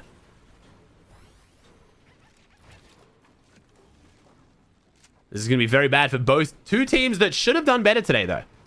Thanks, Ken Aztec. Appreciate the 5, man. Thanks, dude. Jiven Fan got one. Jiven Fan, Smiles, Cozy, Goat, P-Bat. Thanks for 79 subs today, chat. I appreciate you guys. Still over 8K in a no FNCS season is honestly crazy. Thank you so much.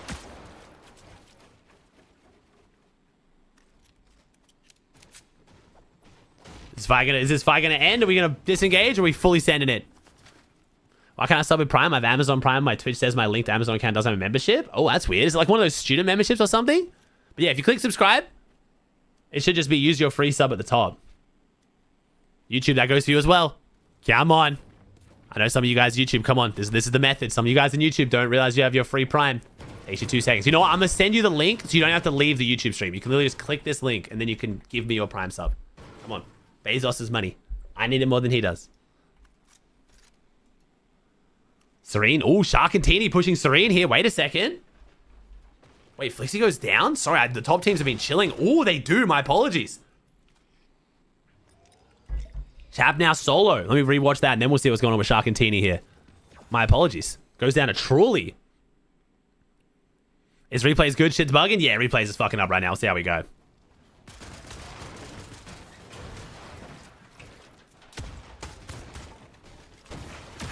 Oh.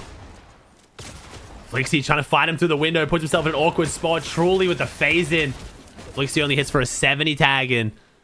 Man, Chap and Flixie, from the start they've had to the point they're at now, this tournament has been flipped on its head for them, unfortunately.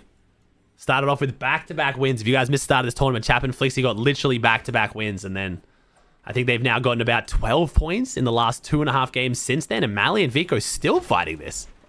Yeah, Vinar, thanks Prime, dude. I'll take it. Even one.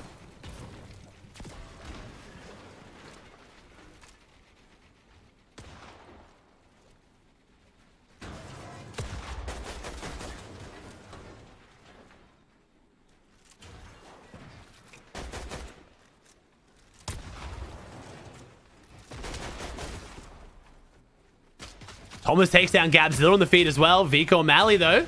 This is not the original fight they were taking. This is not Dharm and Damus anymore. They fought someone else. Dharm and Damus disengaged, and for some reason, someone else wanted a piece of Vico and Mally. I'm not sure why, but hey. Oh, Replays is really struggling today. Jeez. All right, how did Sharkantini go over here? They end up fighting? Sharkantini? Oh, there we are. They did end up fighting. 2 kills on the board. And you rushed it with the 2 months. Thanks, man. You shared with the Prime. Oh my god, the Primes. Thank you. And Beckham with the Prime. Appreciate y'all. Genuinely, thank you for using your Primes. Thank you. Sorry I plug in a decent amount, but it costs you nothing. It is just free money that sits there. I won't say no to it. Vidil solo? Yeah, Noah's gone down. Looks like Sharkantini might be getting Elim number 3 this game. Wait a second. Hold on. Vardyal right now showing some of that Val aim. I think Xandro with the Prime.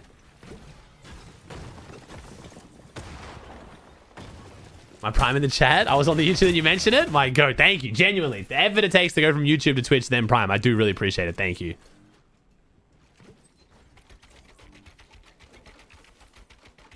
What game is this? I missed a lot. You missed a decent amount, bro. It's a good tourney. This is game number 5. We currently have a bit of a 2-horse race, though. Yapko and Panzer on 316. Pablo and Chino on 268. And then a huge drop down for Chap and Flixie. And Chap is solo, so... How do Primes work? Do you get the same money as a normal sub? Yeah. So Prime is basically just, if you have an Amazon Prime account, you link it to your Twitch account, and then you can sub to any streamer you want once a month for free. And I get the same amount from a Prime sub as a tier 1. So a lot of streamers like tier 1s more because it's a recurring payment. So unless you cancel it, you keep paying for it. Prime, you have to remind people to use it every month. But that's why I remind people, because there'd be hundreds of people in chat right now who have a Prime sub and just haven't used it and don't realize. It's forgotten. And then you get all the same benefits as a sub. You get to talk in sub chat, no ads, emotes. Like, you get all the same benefits as a tier 1 and it costs you nothing. Chap going for the lurk play. Ooh, nice. Good play by Chap.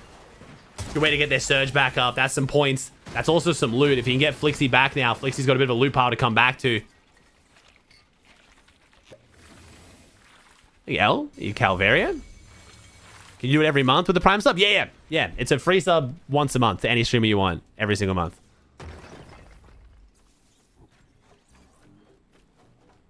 Don't know, Wavery. I genuinely couldn't tell you, man. Like, Vico and Mally, obviously, I've been gassing them up. I want him to do well. I could not tell you. They're just underperforming. It's just rough. Yo, Game Zone Enhanced. My ghost. Thank you for the Primes. One second. I'm turning my aircon up.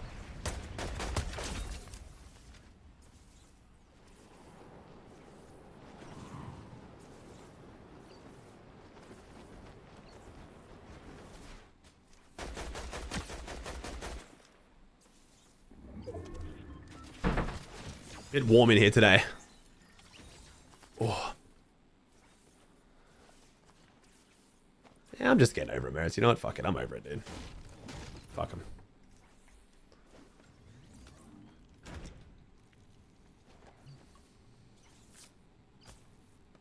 Hey, Warren. Appreciate it, dude. A lot of pros uninformed. Do you think it's the season or they're not playing the good as they used to? I think it's a very large shift in the meta with the new surge and the mobility the way that it is, and combine that with the fact that there's no FNCS. I think teams that are already slightly demotivated become extra demotivated because they don't enjoy the game right now, and it feels like there's no point trying because there's not much to play for. So I think it's a combination of those two factors. So teams that are motivated and putting in the effort of being rewarded and doing well. And then I think next season, once FNCS starts, that's when you'll see a lot of teams that, you know, maybe aren't enjoying the game actually apply themselves, learn, and then start to thrive again, you know? But yeah, I think it's the combination of those two factors. A huge shift in the meta, and then also less motivation to grind. Hey, Lee Jams, the unknown era? Gambling? I don't think it's as much gambling as what you think, bro. There's only like, what, maybe like 4 pros that actually have gambling deals? And like none of them are European, and it's a bunch of European pros that are struggling the most. So it's definitely not just a factor of the gambling, bro. I would say the gambling's having less of an impact than like meme coins and stuff, dude. That was more widespread for like drop in motivation.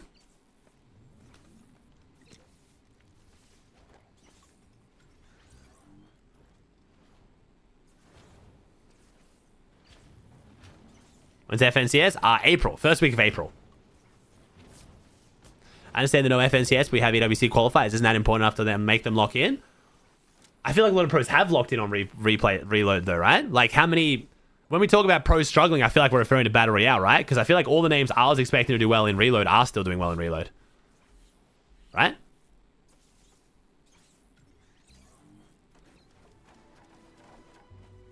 At least from what I've seen. I think that a lot more of the pros are struggling in Battle Royale than Reload.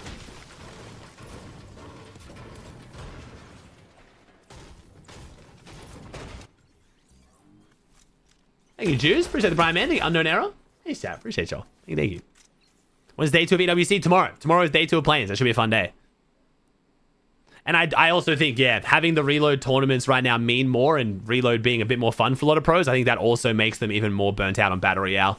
They go from playing Reload, which they're enjoying and they like, and they play Battle Royale, and then they die to something that, like, you know, could be their fault, but also is, like, a bit frustrating, and it just makes them tilt even harder, you know? It's just a combination of everything. Hey, girlie with the Prime. Hey, thank you. Kalina, oh my god. YouTube gang showing up in force. I appreciate y'all. Thank you so much.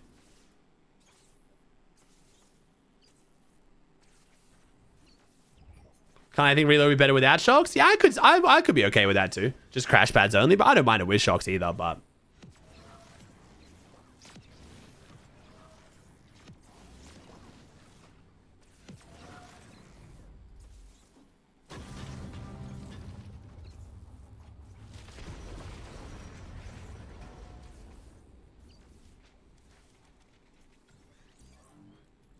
How long's Reload been out for? Like, tournament? I mean, Reload as a game mode's been out for, like... Pro-Am announcement was kind of like a way to hype it up, wasn't it? So it's got to be, like, a year and a half now, I feel like. It's definitely over a year. I think? Wait. Maybe it wasn't. Maybe it hasn't been more than a year. Catch 5 Season 3. Okay, yes, it has been over a year. Cool. June 2024. Yeah, cool. So I was right the first time. Year and a half, basically. Nitro season. That's right. 'Cause the game is something to play other than Nitro. That's right. I should remember that. It was the saving grace of that season, bro. My god. Dude, the amount of time they took to take those stupid fucking cars out of ranked was genuinely impressive. Like, that was an impressively terrible decision by Epic Games.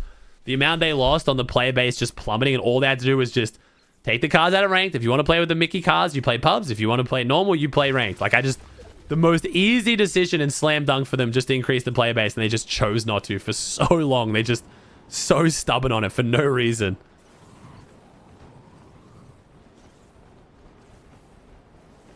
No, Collapse, no. So you're thinking of Booga late game mode, which was kind of like just you spawn straight into late game. Reload is a much faster paced game with rebooting. Did you ever play Rebirth in Call of Duty? It's basically that. So it's a regular game, but it's smaller, less players, and it's faster. But you also have a reload mechanic, where as long as your teammate is alive up until a certain point, you will keep respawning automatically in the sky. So it's just like a lot faster pace.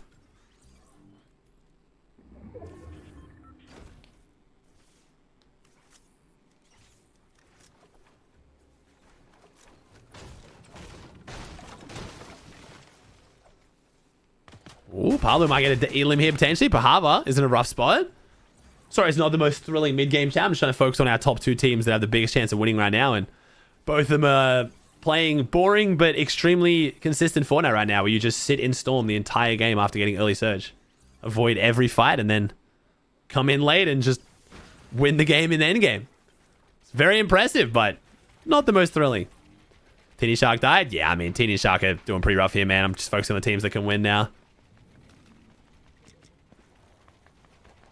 Still 75 alive too, bro. These games are so stacked. Just no one dies in the mid game anymore.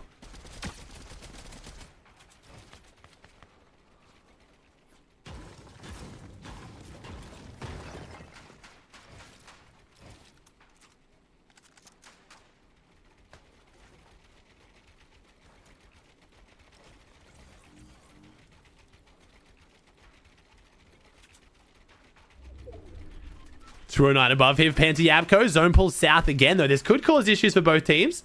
Pablo and Chino inside the tunnels. Where does this take them? Or it takes them just straight above them. Okay, so it doesn't really move them too far. Active storm sickness. Wait, we fucked up. Oh my god, we fucked up so bad.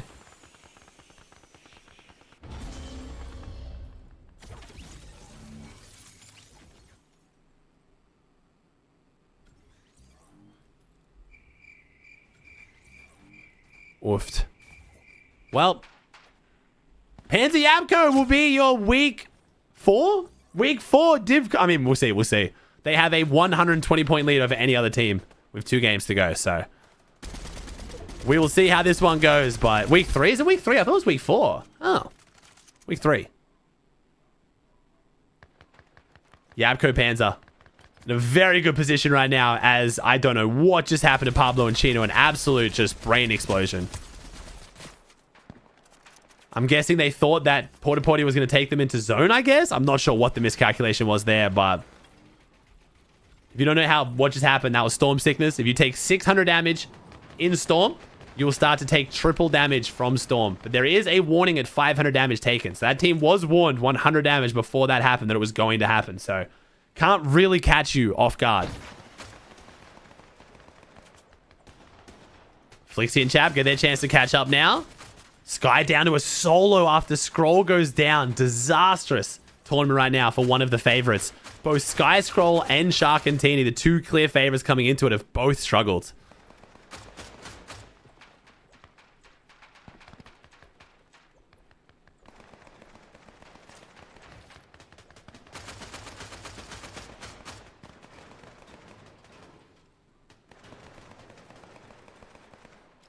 Yeah, I'm going first. My King, he's looking good today, man. He's playing well. All eyes on them. It's their tournament to lose now. Thanks, Buzz. Thanks, Chase. Appreciate the subs, guys.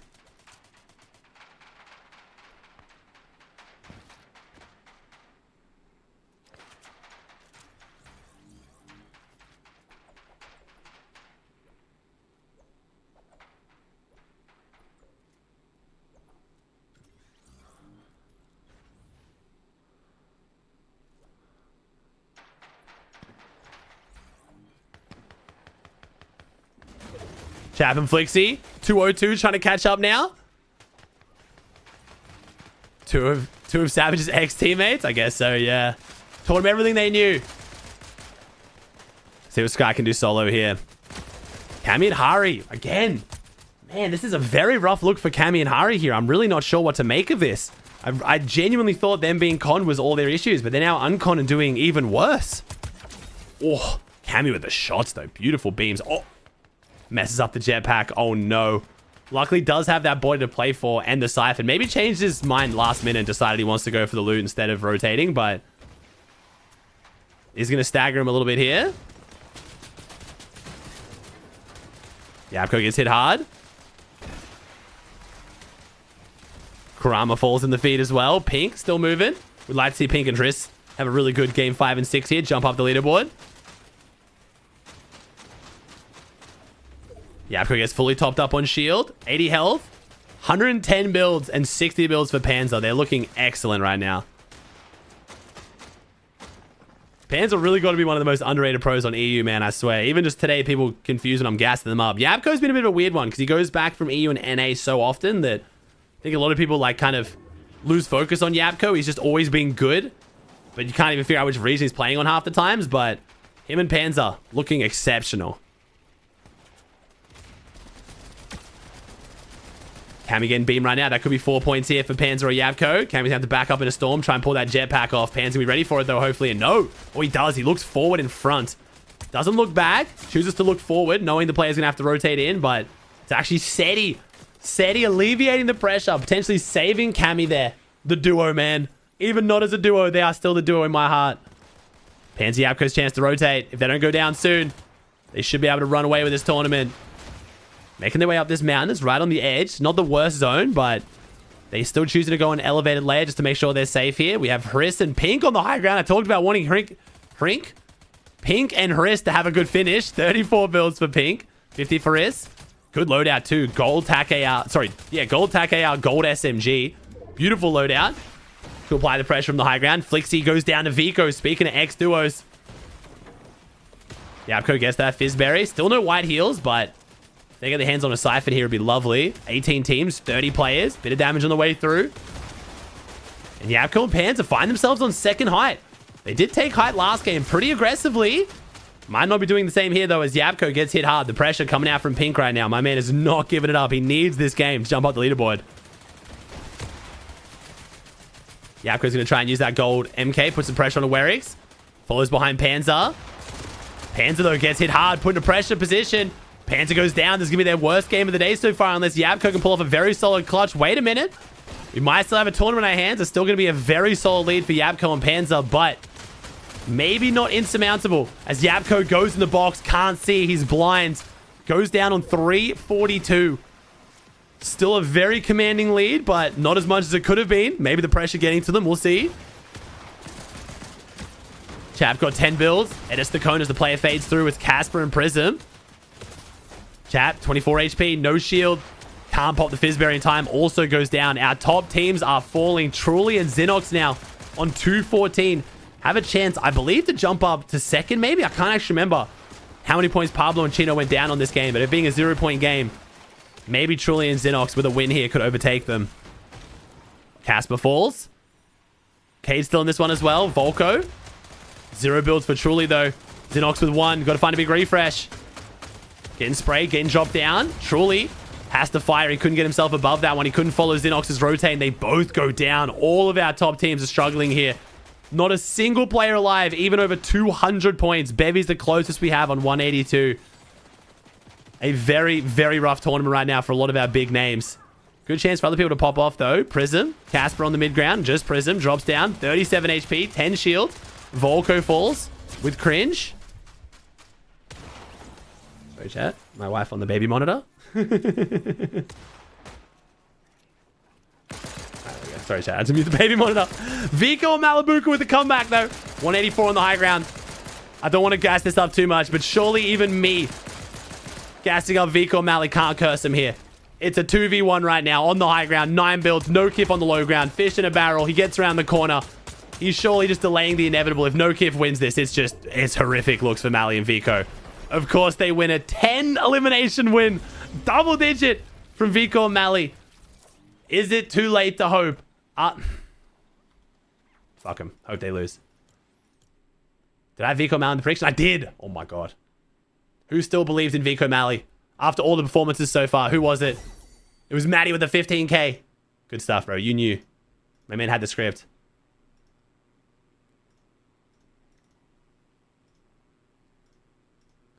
All right, last game of the tourney. We got Yapko and Panzer in first on 342. 70 points clear of Chino and Pablo. So it's looking like a nice buffer, but could still lose it. 4 points per elim, 65 for the win. Yapko and Panzer have a 0-point game, and this tournament looks very different.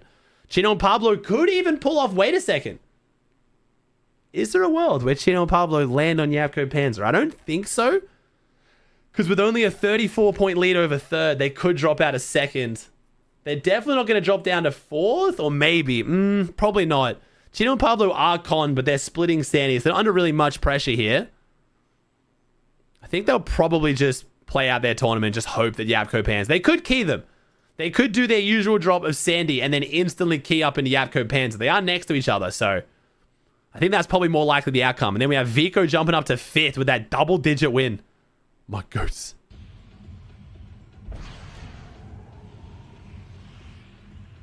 All right, let's see it. One more game. One game to go, and then we're going to watch the Reddish Rumble. Reddish Rumble.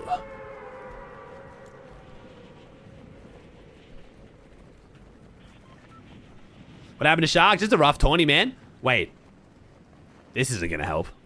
Oh, never mind. Shark actually crashed game 1, along with like 20 other players. And then they just, I don't know, maybe like the crash messed them up and their momentum was bad. They just, yeah. I think they crashed game 1, and then I think they tried to play game 2 normally. They didn't play too aggressive. They just played safe. They had a bad game, and then I think they were just like, fuck it. We're like on 0 points basically in 2 games. We have to just full send it, and it just hasn't gone their way. I think they were just trying to get big games to win.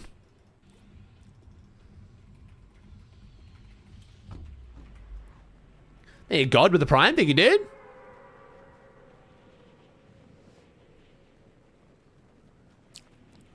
Ooh, Sky Scroll winning the prediction from you guys. Okay.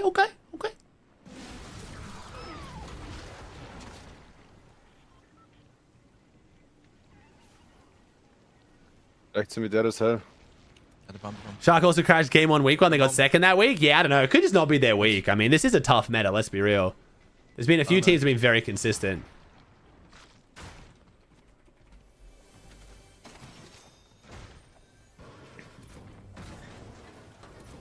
Healer Pump und alles, ich kann die pushen eigentlich. Aber eigentlich auch. How come not many NA teams compete in EU tourneys? Is it just times? Yeah, mostly, man. EU is harder to qual on than NA for like the opposite pros. Like EU is just the harder region, but it is mostly time zones too, yeah. If Central Pros are going to play another region, they'll just play West. It's a freer prize pool at a way better time zone for them. Deciding that you still have energy and you want to play the region after your region is pretty normal, right? You're up, you're like, might as well give it a go. You know, what's the worst that can happen? But having to decide the night before you're going to wake up early to play another region is a lot worse. And also, EU starts like 6 hours before NA, so like if you wake up early and then you dud and then you're fucking tired for NA, it's just like not worth it.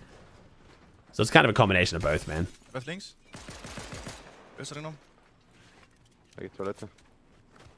But West overlaps? Yeah, but as you saw last week, even with the overlap, you can still win West from Central like Yomzo and Josh did. West is an unbelievably free prize pool, man. Naja. You've got a much higher chance of winning on West from Central, even with less games than you do on EU from Central. Ich habe gute Healings diesmal. Oh, Pablo. Oh, wait, Pablo Chino arcing. Wait a second. Wait a second. Pablo Chino taking the tournament by force. We are pushing Panzer Yapko and Painted Palms. We're going for first here, baby. We ain't playing for second. This could be the tournament right now. Panzer Yapko maybe caught off guard from this. There's no way they didn't see this coming. Oh, the full piece. Chino full piece is one of them. Wait a second. Hold up. Panzer's down. Yapko's a solo. Chino and Pablo might be stealing this one. There's no way Panzer and Yapko just didn't see this coming. This has completely caught them off guard. We talked about it, man. Yapko 1v2s? Maybe. Alright, we got a tourney, chat. We got a tourney. Yapko. Wait, they're chasing him to Atlanta. Is he out here? Wait, is he swimming? Oh, this is kind of smart by Yapko. Yapko is trying to make it so that at least he sells their game. The casters. The casters are loving it, bro. The Havoc boys are loving it. I can't blame them. They're pretty gassed right now. Yapko's gonna maybe make them pay for it though. If Yapko does enough damage and hurt... Wait, Yapko's wasting their time. This is smart by Yapko. He's doing a good job of this. Because if Pablo and Chino win this fight, they still have to go on and have a good game. And Yapko's doing his best he can to make sure he ruins that. Very smart from Yapko right now. Very smart. My man is in Atlantis. What are we watching? This doesn't even look like Fortnite. This looks like a creative map right now, bro. It looks like it's like some creative map on who can fly the furthest. Really testing the wingsuit mechs right now. They've locked him down. Yapko can't get away now, though. He has to fight. This is Yapko's chance to beat Chino before Pablo gets here, though. I think Yapko has a mad disadvantage, though. And oh, Yapko with the pump on a Chino. What a goat, bro. What a goat. He's flying again! Oh my god, he's flying again. Does he get away though? I don't think he does.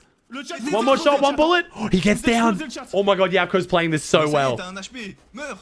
Yapko's doing such a good job of this. This has to be it. Surely Yapko falls here, right? This has to be it. If he pulls this off, Yapko's him. Okay, Yapko Panzer go down. If you just got here and you don't know what we just watched, Yapko and Panzer are in first place with a 70-point lead over Chino and Pablo. So Chino and Pablo decided to key them and make them go down with 0 points. So that means Chino and Pablo, if they win this game or if they get enough kills in a top 3, can now win the tournament. They've taken it into their own hands. I respect it. Unfortunate for Yapko Panzer, but a very, very smart play by Pablo Chino. I kind of want to watch their stream now, chat. I mean, do we just watch streams? It's basically all eyes on them, man. They've got such a big lead over third. I don't think they can drop out. I'd kind of rather just sit here and watch them, honestly. The mid game is kind of boring anyway. We might as well just watch them. Nothing else really matters. This is game number 6, chat. Last game. Where are they going now? I think they're flying away from that team that was trying to hold them. Il y a des chances que ça compromette la game parce que regarde, on n'a pas de maths, on n'a pas de vie, on n'a rien, mais on a testé et ça me fait plaisir. Ah merde. Yeah, they're getting held out by someone else. This was smart. They're getting held out now. Wait, this team might be playing spoiler. Wait, they have no white meds. This might be disastrous. This is over, I think. I think Yapko's strategy to drag them out into the water ended up working. I think they've lost. I think this is it. Their surge is going to be in shambles. They have no white health. Oh, wait, no, Pablo. Wait, no, Chino had white health. Never mind. But this team's pushing. Wait a second. Pablo's going to go down. The celebration. The Frenchies. The broadcast not too happy about this, bro. The energy levels have shifted. The emotion is very different here. Chino now has to clutch. Well played by Yapko, man. Oh, Chino, though, never count him out. 1v2 takes down Malabuka. It's Vico. It's Vico and Malabuka. They come to the aid of Yapko Panzer. Well, the tournament, I believe, is over. That should do it. As far as the first place, I mean, I don't think leaderboard's going to... I mean, Chap and Flixie might be able to take second. And then it's a bit of a battle around the top 5, so we'll see. Yapko definitely paid Vico. I mean, if anyone, it's Panzer and Malabuka. They're extremely good friends, but I still don't know. I mean, I think Vico and Mali just wanted free kills, dude. Like, I don't think it's that sus. I wouldn't say it's that unbelievably suspicious, Chad. It's game 6. Vico and Mali dropped 10 kills last game. They're literally keying everything. They're playing aggressive. They're on the mountain. They see a team flying around in the water. Like, they had the sightline to see that entire engagement from the mountain. I don't think it's sus. You can decide if it's sus. I don't really care, but...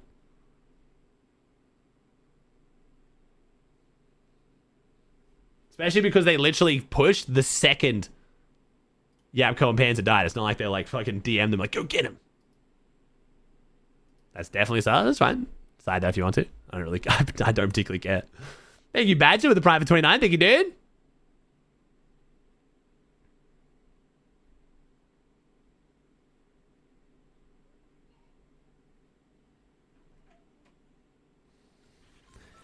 Now, do we watch replays? Let's see. Let me see. Oh, 1 second, chat. Oh, Res Rumble hasn't started. Isn't in a game yet. Hi, sweetie. Hello. Can't Chap still win? I don't think so. What's the point difference? What do they need? Sorry, 1 second, Charlie. Let me check the leaderboard real quick. 104 point game. I mean, yeah. Yeah, why not? It's a 10 kill win. We've seen it today. You know what? Maybe, yeah. Honestly, maybe. Say hi. Maybe. Maybe. Oh, I'm sure Pablo's suspicious. Yeah, I don't... Pablo's always going to be suspicious.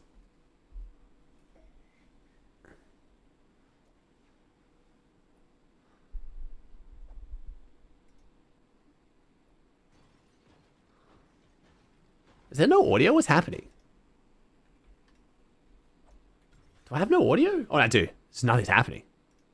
There we go.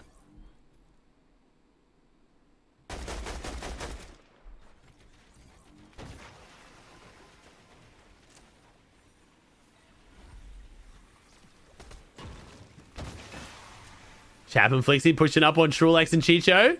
Chap and Flixie are going for their 10 kill win, maybe, bro. This might be fun to watch. Chap and Flixie just going max aggro. Close to a runaway tournament. It's a bit of a weird one, man. First and second had a significant lead, but they've both died trying to grief each other, basically. So, hey, Yuki with the tier 1.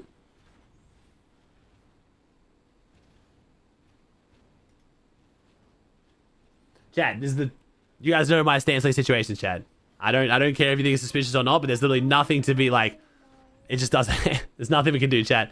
If every single time a pro who is close to another pro kills another pro and we just instantly say they should get banned, there's not a single pro left to play Fortnite, man.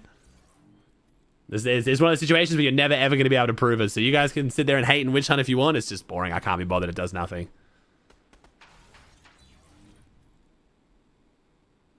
But I obviously have no... can't hold anything against Pablo for being upset or suspicious. My man's potentially lost out on thousands of dollars, so I would be pissed too.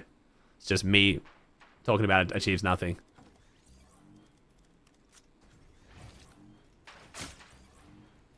Too old for the drama, man. That's only going good, man. Good. An exciting one. Very exciting one. I'm good. Thanks, babe. I already had breakfast. Thank you, though. Oh, you know what? I won't say no. Why not? skip a meal later.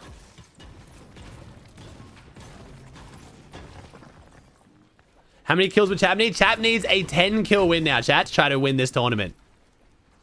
Do NA Preds yet? I did them in a YouTube video, but I'll do them again later before NA, man. So on this, so after this game ends, we're going to jump in and watch the Reddish Rumble. $50,000 NA Duo tourney going on right now, which should be really fun. And then that should take us pretty much up until NA. But yeah, I'll do my Preds for NA before NA. And we will be casting with Jacob today. I hope you guys have enjoyed the solo cast. I'm sorry this game is going to be a little bit more on the chill side because we're going to be sitting here watching a single team. But yeah, it's been a fun tourney either way. No, toast is fine, babe. Just normal, yeah. Yeah, I'm gonna say no toast, avocado, and eggs. Thank you. Dieting at the moment? I am. Yeah, I've been dieting for like pretty seriously for about 3 months now. I've been on like I've been basically dieting for about a year, but actually like properly calorie counting, macros, gym 4 days a week for like 4 months now. How do you like your eggs? So I'll take eggs in any way, literally. Eggs are just amazing, bro. I'll take scrambled, hard scrambled, soft scrambled, poached, sunny side up, bro. If someone else is making me eggs, like, I don't care. You know what I mean? Like, they're just on some toast with avocado, salt and pepper, bro. Yeah. Raw? I used to do raw eggs back in the day. Before I realized they weren't that great for you, and most of the good protein you get is actually from cooking them. And protein supplements aren't that expensive, so it's much more enjoyable to just have a protein shake than trying to eat raw eggs. So I haven't done that for a while. Yeah, boiled eggs pretty solid. Yeah, raw eggs, it's not even the flavor, it's the consistency. It's just, it's very gag worthy.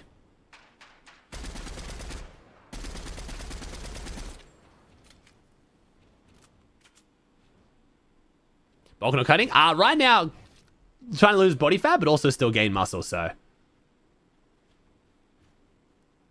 Trying to get rid of some stomach fat, put on some muscle, man. It's going pretty well so far, I'd say. Like I said earlier today, much easier now that I'm getting older, man. Metabolism's slowing down a bit, which means I can put on a lot more muscle mass and gain a lot more strength, even while on a calorie deficit. It's quite nice.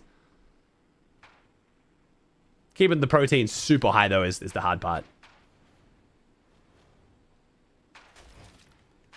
Thanks, Tahoe. Appreciate it, man. Thanks, dude. Yeah, I'm actually going to try and go to the gym this afternoon if I can. Watch your weekly workouts, but I'm just on a push-pull legs, man. I know, like, with me training 3-4 days a week, I think technically just upper-lower would be slightly more scientific.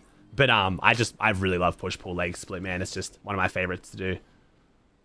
I just enjoy it the most, so I stick to it the most, so it's just the best for me. Thank you, I'm Zane with a tier 1. Thanks, dude. First time someone talks positively about slow metabolism. Anyone who has spent their life lifting, like I did when I was younger, and has had to eat 7 meals a day, like 4,000 calories, trust me, when your metabolism slows down and you can put on muscle on 2,500 calories, it feels pretty good. Again, it's different per person, but for me personally, bro, I would much prefer to diet than bulk. And I'm talking clean bulk. I wasn't having like Macca's and KFC. I'm talking like proper like beef mince, rice, broccoli every day, 7 times a day, like protein shakes, eating when you're 100% full. Like your stomach has no room in it and you're eating an entire another meal. Carrying around like 4 meals to university in like a freezer bag, like esky kind of situation, like a cooler. Having to use stores microwaves. It was not a fun time, man. A lot of effort, a lot of money too. A lot of time, effort, and money. You want to get down? Okay. You want to get down? Say bye. Bye. Hey, sweetie. Go give mom a kiss.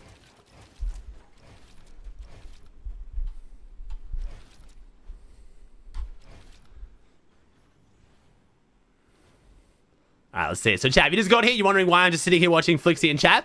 For the sake of this tournament, to win it, Chap and Flixie need a 10-kill win. They need 100 points to jump up leaderboard. They can overtake second. Bit of an interesting game, this game. Oh, sorry, Adi. She wants me to carry her downstairs. 1 second, chat. I'm coming.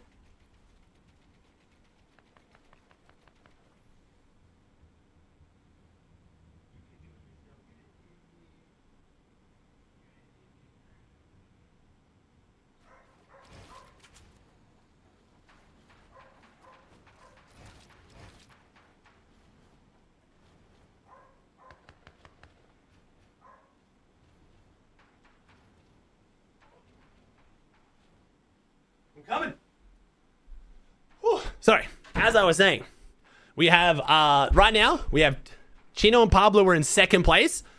70 points behind Yapko and Panzer. So they keyed them off spawn, chased them into the ocean, killed them.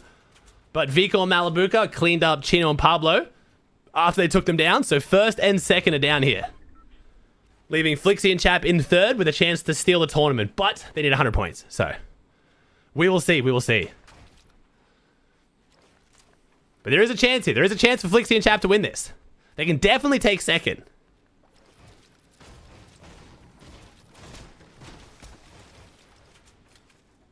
What's up, Helbos? How Vico and Mally doing? They were doing poorly until last game. They got a 10 kill win, which jumped them up.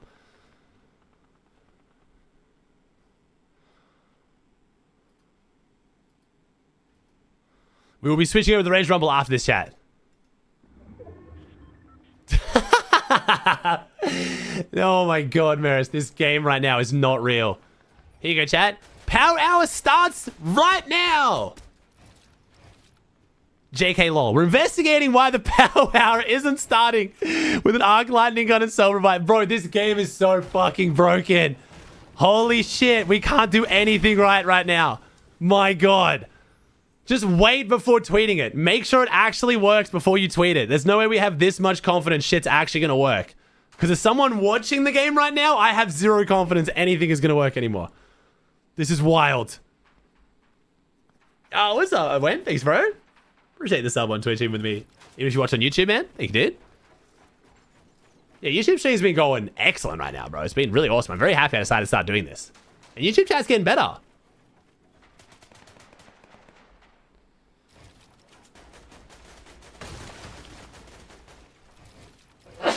Oh, excuse me. Oh. Am I exaggerating to say this could be the end of Fortnite with all these bugs? Yes, you are heavily exaggerating. Whoa.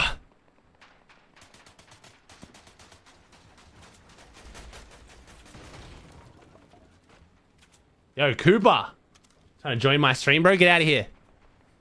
Dude, the misclicking that is so annoying. All right, Flixie and Chap. 0 kills on the board. We need 10. This is the team to do it, though. Realistically, this is the team to do it. We're 48 above, which scares me a little bit. But if any team can just go absolutely nuclear in an endgame, it's going to be Chap and Flixie.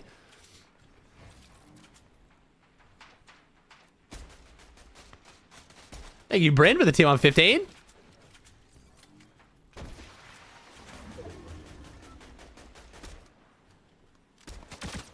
All right, you know what? Let's get a chat. Let's do it. 1 second. Dun dun. Ah.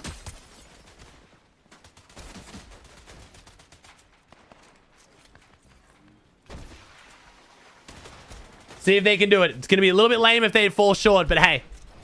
They gave us something to watch. Flixie and Chap have given us a purpose.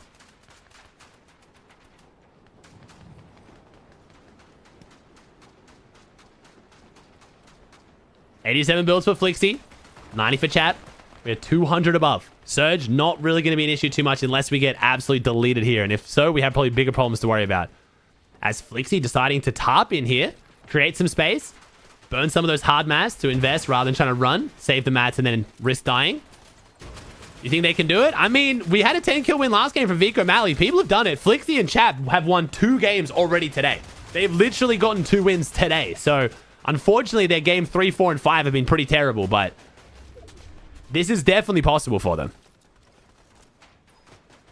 Their loadouts don't look the craziest right now, but they often don't. And then they get a huge refresh, and that's when they run for it. I just wonder if they're going for it. I'm not sure if they're going to... surely they're going for first here, not second. That's 1 kill from Chad. 9 to go. Did we do the math based on the fact that Pablo and Chino got 2 extra kills, chat? No, because Panzer and Yapko didn't, so it doesn't matter. So, yeah, that's fine. So, is it 10 kill win 100%? I'm too dumb and slow to do the math right now. I'll just do the math. I want to know. Okay. Okay. Whoa, wait a second. It doesn't matter. Never mind. Oh, shit. All right, well. Okay. Malabuka and Vico are going to get a 30 bomb. Lock in, chat.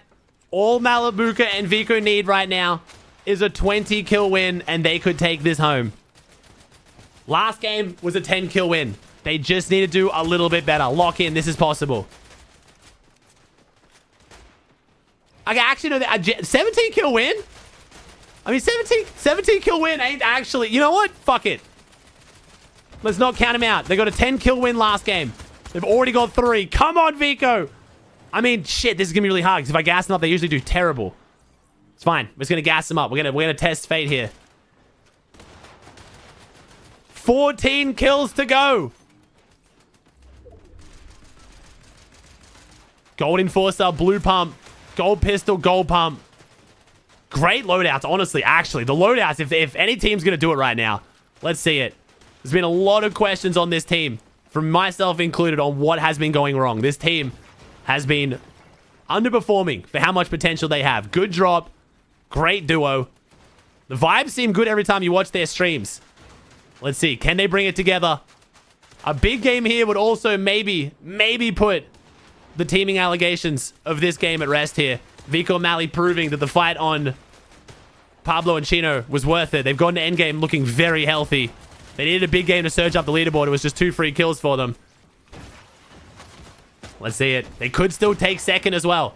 This is still a battle for second here for Vico Mali, and they take the high ground. Wait a second. Malabuka gets him and Vico up onto the high ground. The problem is getting 14 eliminations from up here is going to be very difficult. I have a lot of confidence in this being a great game right now, but they need an exceptional game. Flixie's still going, to be fair. Flixie is still going, but I have to imagine for not much longer. 18 health, 27 shields. It's definitely not going to be a 10 kill win, that's for sure. And he goes down in 21st. Unfortunate finish here in this tournament. We could still have Trulli and Xenox have a big game as well. They are actually higher on leaderboard than Vico and Mali, but another rough rotate for them.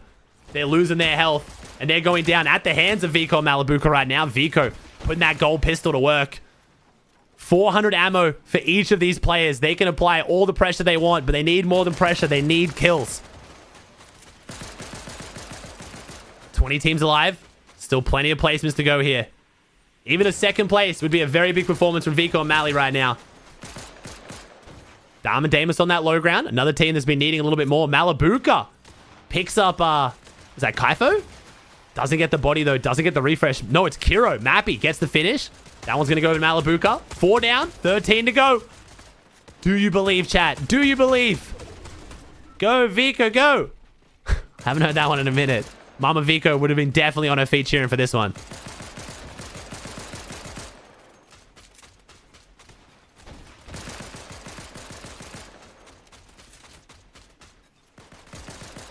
Dam and Damus on that second hide.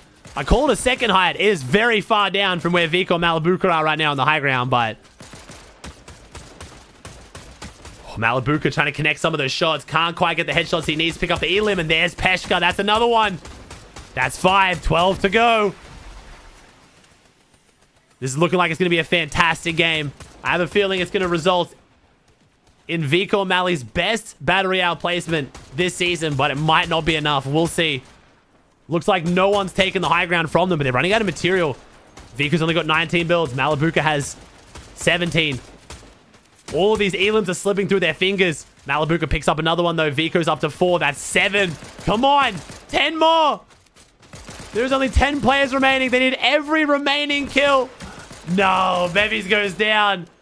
Kaiser's looking like he's quick to follow. It's going to be a win, I feel like, but... it's going to be a hollow victory. We'll see. I'm sure Vico and Mali aren't going to be too sad about clutching up a second place here, but it might be the story of a little bit too little too late. Effects is still in this one as well. Fast Strokey. Faded Pigeon on the low ground. 9 elims for them. Dam and Damus could still play spoiler here and steal the win from the low ground. But right now, it's all eyes on Mali and Vico. 9 eliminations. They're doing it. This is, if they win this, it's back-to-back double-digit elim wins. 2 insane games, but they needed even more insane. 6 builds for Mali. Could still lose this. Dam and Damus. Another team that's been underperforming. Trying to have a big game here. Dam's jousting with Malabuka off the Fizzberry. And it's an 11 elimination win for Malabuka and Vico. An insane finish to the tournament, but it won't be enough. Still a good tourney though. Hey, they made it exciting. They gave us even enough hope for me to farm content out of it. I'll take it. That's my goats right there. Yabco and Pans will win it. Not too sad about that. Honestly, I was gassing them up a lot coming into this. Should be on your top 5. And they get the win on 3-4-2 despite a very tough last game. Chino Pablo, they tried to aim for first, and unfortunately it drops them down to third. But honestly, I feel like a very respectable play. What's the prize pool difference from first to second? 5K to 2 and... Whoa, it is actually, it's a bit of money. I'm going to be honest. It's a bit of money. And then it's 2.5 down to 1.5. So yeah, honestly, to have that jump up to risk losing it, I don't know if Chino Pablo have got Fredoxy level wealth, but I don't think they're going to be too sad about it. They're going to be annoyed for sure. I think they'll be more annoyed about not winning than the prize money. But hey, Chino and Pablo with a very respectable third. Fastroki Bevies jumping up to 4th. Chap and Flixie dropping down to 5th. Truly, Sky and Scroll, one of our favorites, in 7th. Bit of an underperformance, but still better than others. We have Dam and Damas, first finals for them, in 8th. Nice. Cheatin, Cringe, Peshka, Khan, Pradaj, Prism, Akira, Hari. So Hari and Kami, first time uncon, and I think actually doing worse than when they were contested, if I remember. Dan DePuzo, Shark and Teeny in 18th. Bit of a rough one for them, though. Shark crashed game 1, which meant Teeny had to solo clutch. Then I think from then on out, they were just trying to drop nukes, and it just didn't go their way. So underperformance, but I feel like they could have definitely got a top 10 if they were aiming for top 10. I think they were just still aiming for the win the whole time. Werix, Cade, Vidil, Pahava, Pink, Nebs, Radis, Howley, Pixovsky, Ping, Clays, Strapped, Theof, Vexy, Dynus, Domla, Effexy, Zidane, Sined, Trulex, Focus, Dexy, Polish Cat, Polo, Ankido, Ivanki, Ghost, Artskill, Peaks, Nazix, and Fury. Ooh. Good tourney, though, man. Good tourney. Great tourney. All right, let's watch the Reddish Rumble. Let me load my NA POVs and see how we go here. See what we got for the Reddish Rumble. So, chat, this is a $50,000 NA duo tournament. I believe they're on game 2 or 3, I think. I think it's some zero builds, some builds. I'll catch up on what's going on and relay it to you in a second here, but I'm coming into this obviously a little bit late because we've focused on the Div Cup, so...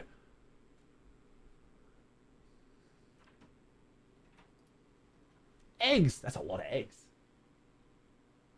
Thank you. Tasty. I'm not going to need lunch now. I will not turn down. Oh, what have I just done? I've done something. I don't know what I've just done, but I've done something.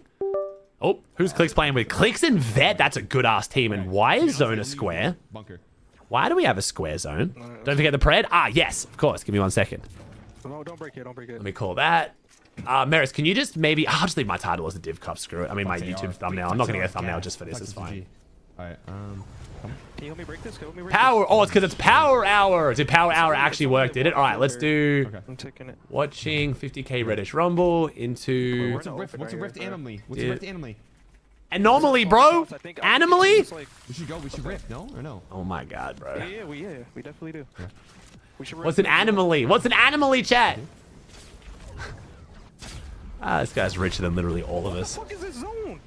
Yeah, it's no way his teammate's Vet though, bro. Vet's too funny. Bunker up there, maybe? All right. Okay, cool. Yeah. Is it even in? Yeah, it is. Oh, broadcast is broken by one of the POVs is good. Other one is 480p resolution. Oh god. Okay. Well, I do kind of want to eat really quickly, so we'll see how we go here. Are we getting a bush? Wait, is there a bush? Who's Muzz with? I'll catch up in a second, chat. You're asking me when I've just started watching this tournament. I know as much as you guys do right now. Like low key, should I break this building? So not every game is zero builds, by the way. It's alternating between builds and zero builds. All on NA though. So this is the zero build game. Porta bunkers, 4 shockwaves. What do you have? 3 shield bubbles. What the fuck is this zone? I think I'm gonna get on top so like nobody can we play should clear this. inside. We should camp inside. Come on, clear. Okay. This zone is absurd. Hello? Come. Clear. But we should make sure like nobody could like rotate above us. Because we're gonna be so scuffed if someone gets above us. How many bunks do you have? Not 3. Yeah, tournament was invite only, We chat. have to be aware. Like shoot anyone. The tournament was invite only. You have any whites? No, right? I think. Nah. Okay, There's so resend many this one people as up in the well. game, and I think we're good on Surge. I think we got. I think Ages with Facts, right? So I think we got Facts and Ages POV through that. I think. Honored and like I had the ego. So. Where's Ages? Is Ages here? Or is Ages not? Oh, there's Ages right there. Yo, the bush camp. Has Fax got a bush on? Is there even bushes in this? How does Fax have a bush on? A bush is back? Yo, let's go. Somebody TP and run. All we need is a brother to fucking TP. Come on. Acorn's live too? Alright, add him a second. Is there proximity chat? Bushes drop in chest. Okay. Is that Booga? Is Booga coaching? Could go back to lethal and buy more med kits, by the way, but people are probably doing that. The thing is, some people camping the TP and lethal. Like us. If we TP there. I cannot hear facts at all on Age's stream. Let me see if this does this work. Isn't there a Nice. gas station here with the vending or no? Can't get there. Or no, actually. Whatever.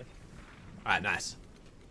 This one. Look, guys, mate, yeah, I'll add everyone up in a second, chat. I'm just trying to. Sorry, went straight from. I don't want to eat cold eggs, so I'm just gonna try and eat my food here real quick, and then. See it when we're gliding. There's no more rifts. If that's what you're asking. It They disappeared. took him out? No, it like Wow. it goes in and out. I think we fit shockwave. Wait, run that for me. The anomaly is over, Vet. Come on. Wait, kids nearby, kids nearby. We should fit shockwave. I'm fizzing shockwave. Or is that a bug? No. We have to wait for this to go, bro. We have to wait. This is what third party should be. This has got everyone, man. It's great. This is awesome. Come over here, please. I mean, to be fair, it's 50 grand. Not every third party tournament can have this prize pool. Like, unless Epic gives you this prize pool, you cannot run tournaments this stacked. Like, I'm pausing. 50k is wild. Can you get on me, Vet? Yep, Nice, bro. I'm on you. Okay. We should do the same thing. Oh, can you Bro, stop this that? zone shape is so weird, Okay. especially for no bills. Over there. Come. Ready? 3, 2, 1. Yep. I'm talking about her. Come. No, CLIX plays all these tournaments, bro. No, CLIX 100% would have said yes to this, bro. Throwing a bubble. Yeah, it's okay. Throwing a bubble. It's okay. We should just try to get up in the side of it. Yeah, I'm waiting for the We fizz. have to go all the way around though, in the door. Nice. This is so ass. No, it's not bad. It's not bad. It's fine. We're barely in. Yeah, we're chilling though. I'm gonna have This my is own good. bubble This is now. really good, actually. It's probably big or something. Wait, I don't have a big. Yeah, I think it is old surge in this. Like it's just like damage, not fucking How many bunkers do you have? 2. Is that true? I don't think so, chat. 3 Isn't shots, the 2 new bunkers. surge in every No game mode? lights. Yeah, that's fine, it's fine. Yeah. We pulled. I think we're in here, bro. Yeah, we are. That's what I'm saying. Here, come in underneath. There might be a team above. Like a team could go on this hill. Yo, what the fuck am I playing, bro? I'm in a fucking square right now. I have no idea. This tournament's great, bro. I'm actually so excited to watch this. I love when third party tournaments are goofy, bro. This is awesome. 100, 10, 43 white. Joe, don't peek here. Don't peek your one. I'm trying not to. 100. That's dead. No. Oh, yo, what am I playing, bro? It salutes my handsome goat. Wow. Zeros is fun. Hooray. What a great fucking. Let the guy play. Bro, bro. zero builds Telling is you. miserable. I'm gonna be honest. Oh, Zero maybe. builds is so brutal. Especially when it's even. Like, zero builds in normal is already crazy, but with goofy ass rules. What tick is this zone? It's 2, and then it's gonna be 5. They're shocking. That's they might crazy. let up. Be careful. W boo. Went down the middle. Just get ready to shoot people back. Someone might land on us. People want up bunkers. Here, I'm gonna open this door, okay? Come here. Just be careful.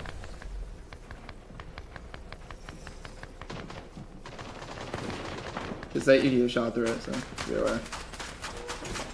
That's fine. I've noticed most the 82 above. I've noticed We're gonna be most fine, the though, NA right? pros aren't as good at Yeah, zero we build should as be. what the That's why I'm European showing pros this are. door to see.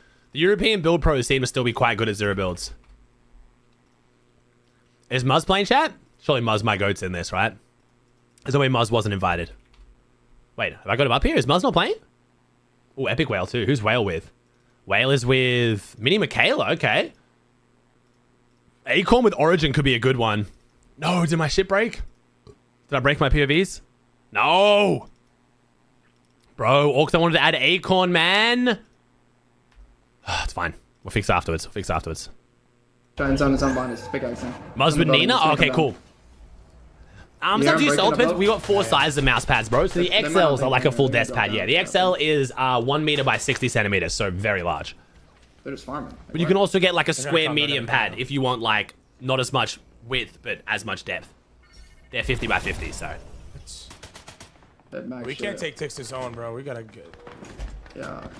Yeah, I need a. Bro, I'm not why? gonna There's need a still third there's spot, square please. I need rotating 2 zones. I shots. thought the zones went from squares back to circles at a certain point. Why is there Mark, where still you wanna land? squares? Like our goal. And you just need a bubble us. Yeah, the thing is, We need a shot. I think NA have better ping overall, which is less important than zero builds. I don't think it's that, bro. So NA pros do have a ping advantage just because so much of NA is on higher ping, but it's not that.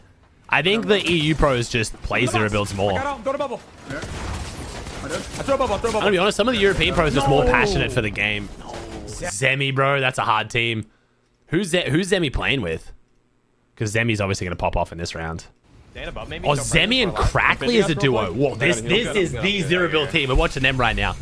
This is the fucking zero build duo. I don't know how they're going in the builds version of this tournament, but my god, this is the zero build team right here. You got it? Or what? It's not a fair team. Well, you got to remember, half this tournament's builds. So I think for that purpose, I think this duo is fair. I'm going back in. How's he have a spaz? I guess something through a power hour? I don't know. I'm shocking. Go. I don't think this is an unfair team at all. I'm shocking again. I hate you too. I'm with you. Bunk. I'm with you. Right here. 25 dead. Nice. They need to really make this game count. They got to make the no-build games really count if they want to do well overall. I gotta reload. He's leaving. He left. The DeLorean gives you a spaz? What the fuck sentence about it? The DeLorean gives you a spaz? What do you mean? Like you get in the driver's seat and it just gives you a shotgun? Wipe one. To the right in the back of the future car. I see them, yeah. Watch out. Oh, watch out. Don't get hit by that thing. What the fuck was that? I thought my PC was just breaking. I'm not gonna lie. My stream PC crashed yesterday. I just shit my pants. I thought my PC was just breaking. Holy fuck, someone's driving a DeLorean. What is happening? Wait, you get the DeLorean above 88 miles an hour and you get a spaz. I'm not gonna lie, that is amazing. That is actually a fantastic feature. Holy shit, I'm so excited to watch this tournament. This is like the perfect levels of goofy. Playing it would be horrific, but I'm so happy we're watching. You ready to go? Hey, Luke with the 17. I'm gonna fit this. Break it. Shock us. It didn't hit me. Oh no. Go, Zemi, fly! Dude, what are these? Why is it square rotating zones? My brain. Bubbling on me. Can you get to me, maybe? I really thought that didn't the different shape zones turn into circles once they got to rotating? Or is it just the square that stays a square? Oh my, I'm good. Like the heart and all the other weird shapes just turned into circles in endgame and it was just back to normal. This is so weird. Under us. Coming in. Okay.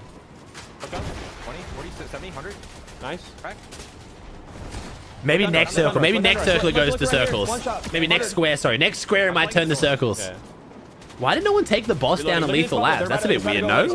Or do they just not take the boss loot? 100, 125. I'm spraying their wall. They have a sniper. Careful. Oh, you get the spaz because it's back to the future. You should tap us with fist. You're smart, chat. Wait, 10 seconds. Okay, now it's circles. Okay, we're to circles. We're circles now. We're back to circle zones. At the wings. 46. Spray the rock. There's a kid on that rock far deep.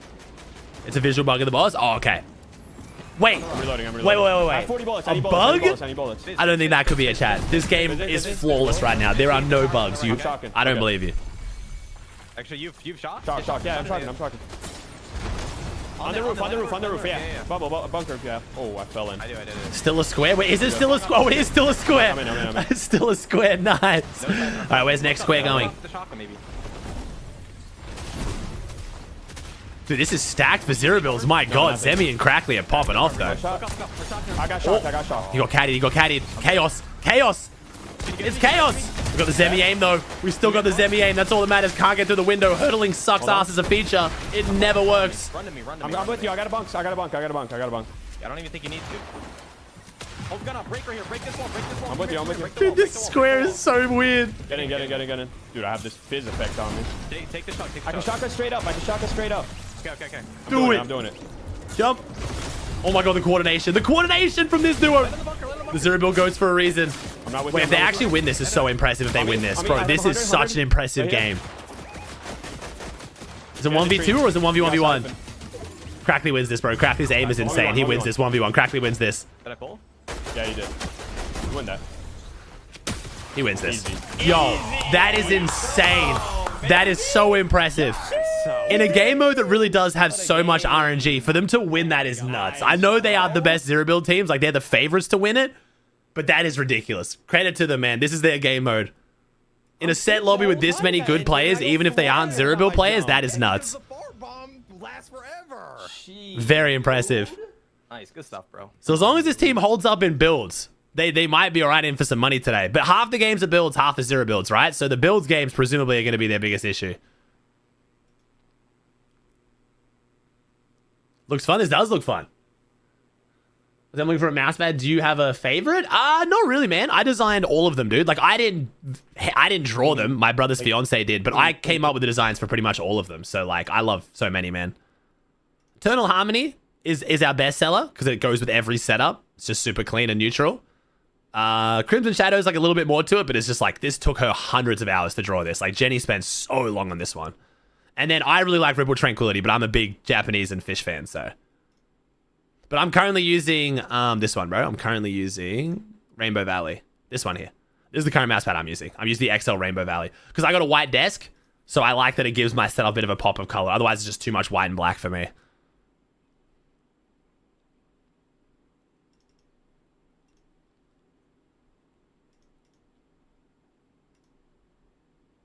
All right, let me take some of these POVs off here.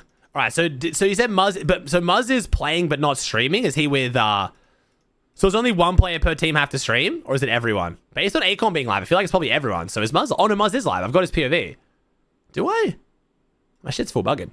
Venom streaming too. All right, let me chuck him up there. Give me one sec.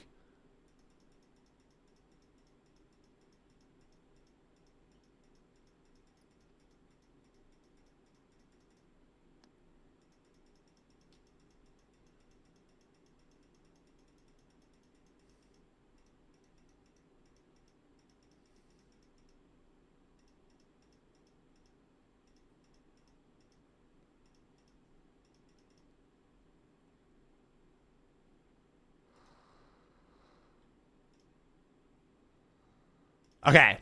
And then Veno. So I do have Muzz. I must be blind. Oh, there he is. His POV is down lower. Okay, sweet. And then I got Reed still hidden. Nice. Okay, cool.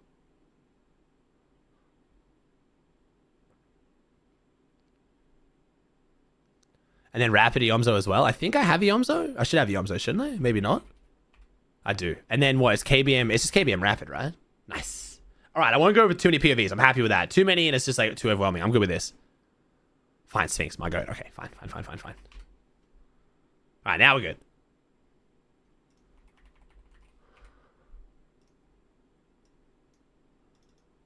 How's that leaderboard looking? Oh, Salutes and Reciprocal in first. This is my goat right here. I got to put Salutes up there. I got to gas him up.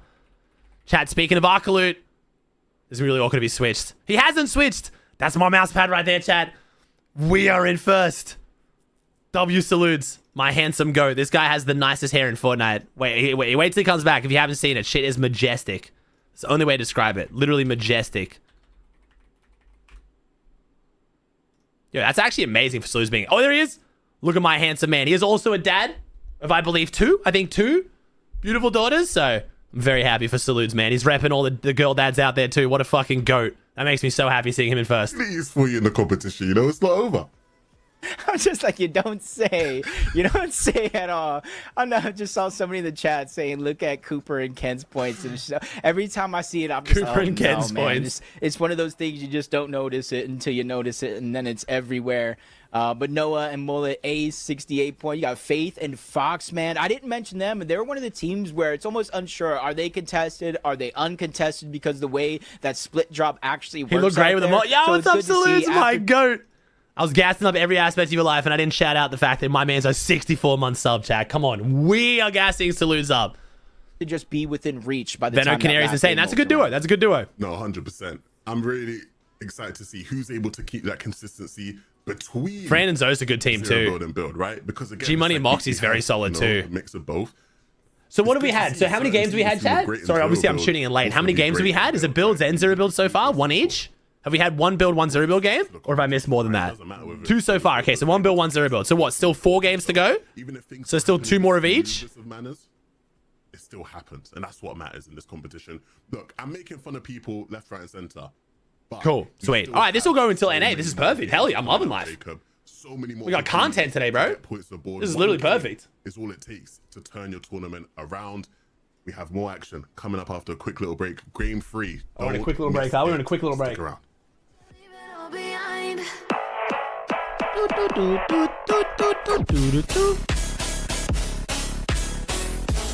Zemi has 0 unofficially? I swear that can't be true. Zemi's...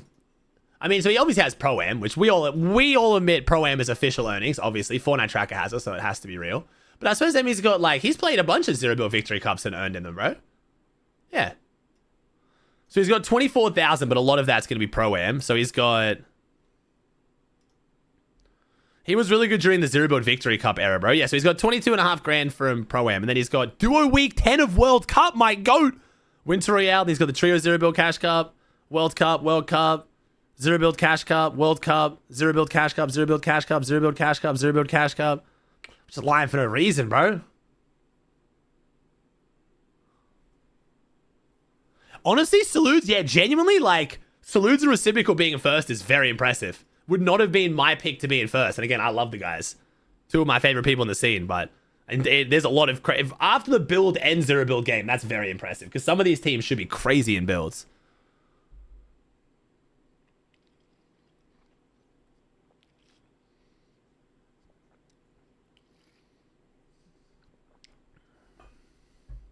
How do you think World Cup's coming up on 7 years? I know. Yeah, sorry, that leaderboard's way too small. Sorry, chat. It's all good though. We chilling. We chilling. Yes, Merritt's my favorite emote. No, you're a good Billy. I don't know whose track you're looking at, bro, but yeah, it's not semis. That was a great game. So Power Hour, what's happening in Power Hour, chat? They're struggling to like give out the self-res and the arc lightning gun like they're meant to or something apparently, but like everything else is working, I believe. Everyone who played in the World Cup era is at least in their 20s now. They are, yeah. If you played in the World Cup, you have to be at least 20 now. It's crazy. We need to win this game. Holy fuck. Oh my fucking god. Ow. What is this microphone? Exactly what we're doing. Ready? We're playing for height this whole Yeah, I game. want a Big Mac, 2 sets of small fries, a large Sprite, Thank you so much for the 10 gifted, chocolate bro. sundae. Holy shit. W Val in the chat, man. Everybody say W Val with the motherfucking 10 gifted in this batch. Yo, Vat, we're playing for height this whole game. You understand? We're W keying height. I'm not trying. This microphone is too good. Why? What? Those two whitefish playing? Maybe. The two mollies, they could be mating. The two on the right are eating the moss out of my tree right now. So those two ones over on the right over there eating the moss on the tree. My bonsai gets a bunch of like moss and stuff growing on it, so they're like eating it off.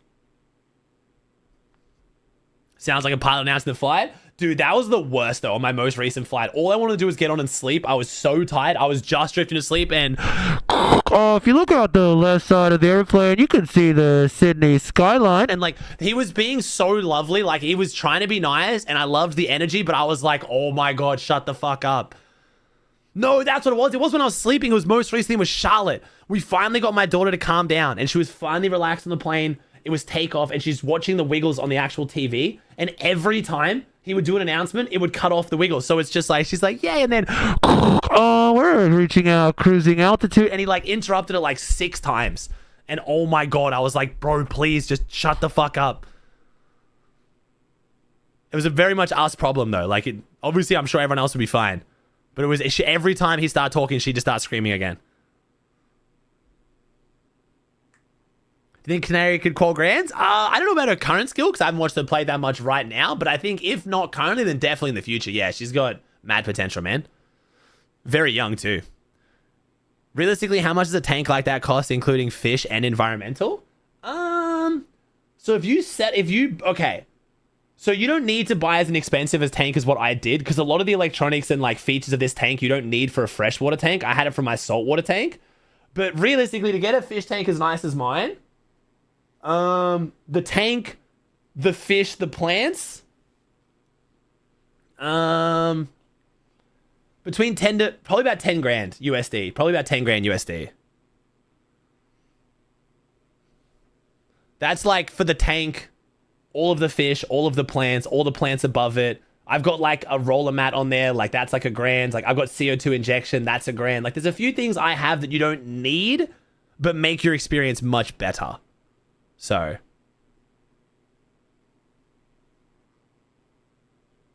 You think less Never Lucky? I mean, you've done it for less, but I guess it depends on the quality though. You can get a less fancy fish tank and save a lot of money. Like my tank is like top of the line tank as far as like the manufacturing of it. But yeah, Never Lucky's gotten a pretty good tank for less. So yeah, maybe less. maybe closer to like, if you were really good with fish, you could do it for more, maybe like around 5. If you wanted to like maybe, especially if you found a fish tank secondhand. One of the best ways to get into the fish tank hobby is just secondhand, bro. There's so many people who get a tank, think they love the hobby, and then fall out of love with it, and then just sell it on Facebook Marketplace for like half the cost. And it's just a box of glass. It's basically brand new. Like if someone's used it, it doesn't matter. Just wash it out, let it dry, and there's just no problem with using it. So like you can really save a lot of money. How big's my tank? Mine is a 600 liter or just shy of 200 gallons. What do you use to refill the tank? Just tap water, man. You just use tap water and you just have the dechlorinator. I have a chemical called Prime, which just dechlorinates it, and that's it. Plants are so healthy. Thank you. That's the CO2 injection. So when I talk about CO2 injection, I'll show you. It's these things. So see how I have this like bubble thing? So all those bubbles that that's sending off is CO2. So that then goes through the water and then my plants absorb it. And it makes them like grow much, much healthier. I'm not fully done with the tank yet. I've got a couple more plants arriving soon. But I'm basically done with the tank now. Like it's just at maintenance now. I got a couple more plants that I'm sticking in there, but it won't make a huge difference. And then I'm adding a bunch of fish because I lost a bunch of fish recently, but finally got it all under control. So I'm happy. Oh, I mean, I just came off the div cup. No, to be fair. Why isn't the CO2 mess with the fish? It does if you dial it too high. If you get the CO2 too high, it will mess with the fish. They start to basically like drown, which is quite ironic, I know, but yeah. The CO2 displaces oxygen in the water, so you need to make sure that you get the right amount, which is what I finally dialed in. I was running not enough CO2 before. That's why my plants weren't looking as good. Now they're looking good. But you have what's called a CO2 drop checker. It's like a little thing you stick on the glass, and it has liquid in like a little like reservoir, and then what happens is the water hits it, gets turned into the air, and then it detects how much CO2 is in that air to tell you whether you're running too much. So if I drink the water, will it be fizzy like soda? No, it's not that carbonated. But similar concept, yes.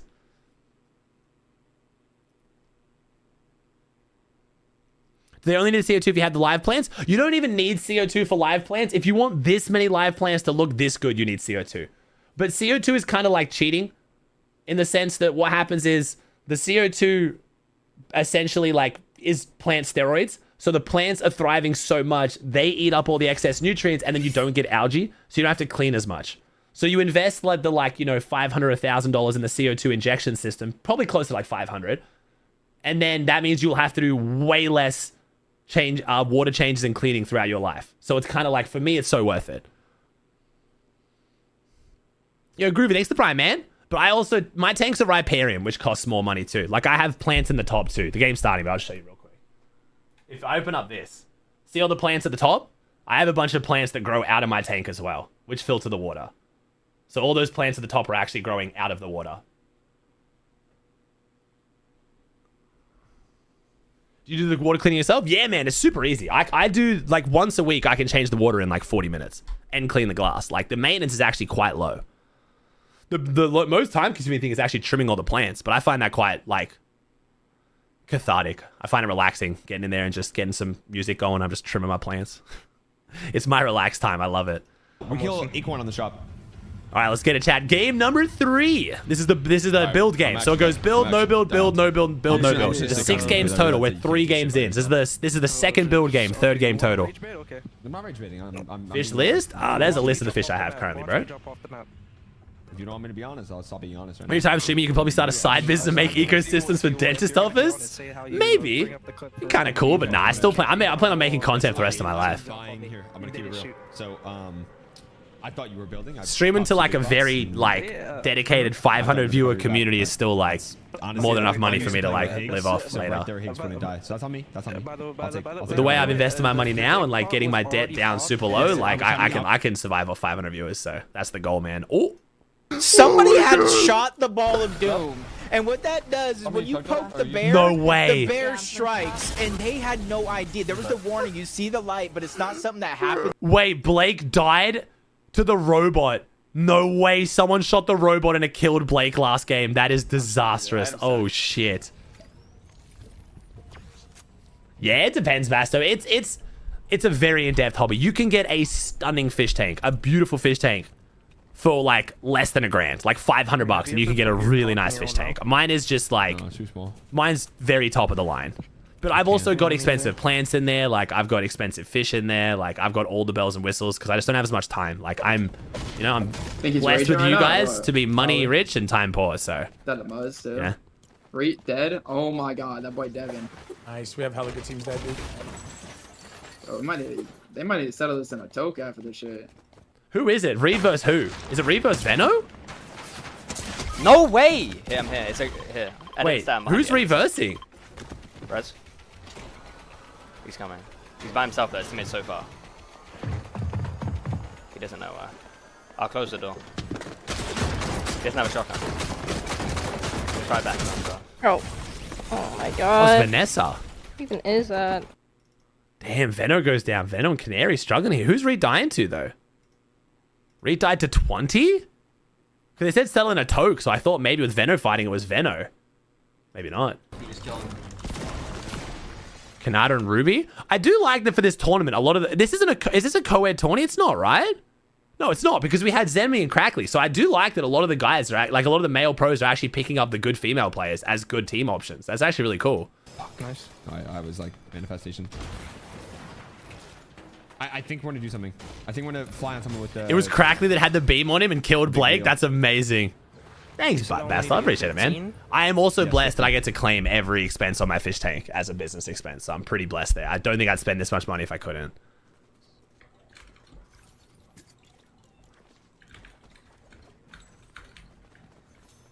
Pretty much the only things in my life I spend good money on right now is things that I can claim that I'm then going to have for like the rest of my life. Like good fishing rods and good like my fish tank and stuff. It's just economically smart if I'm going to buy it eventually to buy it now, you know. Right now, they're just showing How me much all of cheaper my cool favorite fish, but EU no, you players. can get beautiful fish for like 10 bucks, bro. Getting into a bit of a scrap Literally, right you can now. get some stunning freshwater fish for like 10 bucks. They don't have to be expensive.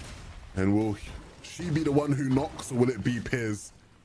It looks like right now it's Piers. He's applying the pressure. He's hunting, and Zangi will be the one to get the job done. CLIX and Vets seems fair. CLIX and Vets a very good team. Yeah, CLIX and Vets a great team. Arca Aegon, bro. You enjoying the Night of the Seven Kingdoms as well? I'm very excited to watch it. I've heard great things. I love the books. I'm excited to watch the show. Yeah, CLIX with Vets a very good team. Makes this a interesting fight is when we were looking at that drop map. Piz and Zangi playing despite it being an NA tourney. Interesting. I'm farming metal right now. 4-0-2. Alright, we won this game. Okay, there's 4 more games. We're still in this like to win it all. Yeah, wait, win this game. You lose this building? What does labeling something as business expense do? So, fuck, dude. We talk about tax in the stream every day. It comes out of your taxable income. Let's do a very basic explanation, bro. Let's say you're supposed to pay 10 grand. Let's say your taxable income for this year was $10,000. And you spent $1,000 on something that was taxed, like that you could claim on tax, then it would reduce your taxable income from 10K to 9K. So it doesn't make it free. You're essentially just saving the tax that you would pay per dollar on it. So if you're paying 20 cents in a dollar in tax, then that means anything you buy that's tax-free is 20% off, essentially. Don't get it. Turn this off. They're building on us. Oh, just come. You can just come back. Do you want me to come to you now? Yeah, it just lessens the amount of tax you pay that year. A lot of kids think it's free, but it's not free. You're just not paying tax on that money now. What is that? Flex SMG? Gasoline, fuel, business expense. Yeah, if you have to travel for work, yeah. Come up and grab it. I'm gonna start going to the You want my purple thing? Because I'm a landscaper? Oh, yeah. Yeah, definitely, bro. Yeah, all of the fuel that you use to get to job sites for sure, man. All your tools. Scrapping right now. A percentage of your vehicle, however much percentage of your vehicle you use for work. For Blake at Somerset, this is one of those games to where you can't go down early, especially after what happened to you in that last one, going down, basically getting 200 to 0, almost 500 to 0, because they both instantly got taken down. It actually took down Kanata as well, so that little moment causing a lot of destruction in that last game, kind of ending a lot of them early. And a couple of those players, Blake and Somerset being one of them, they were stacked in that last game. Yomzo and France, a good ass team too. God, he breaking that air ammo.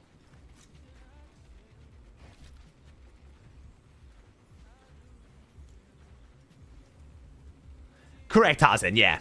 Yeah, so I can claim the fish tank because it's in my background, but I also regularly talk about it. Like, you know, you could argue that the money I've made in the last half an hour of my stream is due to me talking about a fish tank. It's not 100% one-to-one, but you could claim that, and that's all that matters. you know, our version of the IRS, the ATO, could try and order me one day and like challenge that fact, and then I just have to prove it. So That's good. You can get search for us. We're fucked. There's 100 extra metal there. Yo, I'm so live. I think everyone has to stream this 20, man.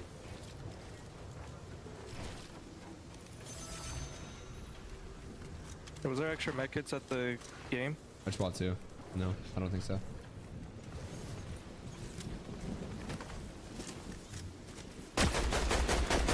Is that why CLIX and them make content about the cars they buy? I think they do just like flexing it, but yes.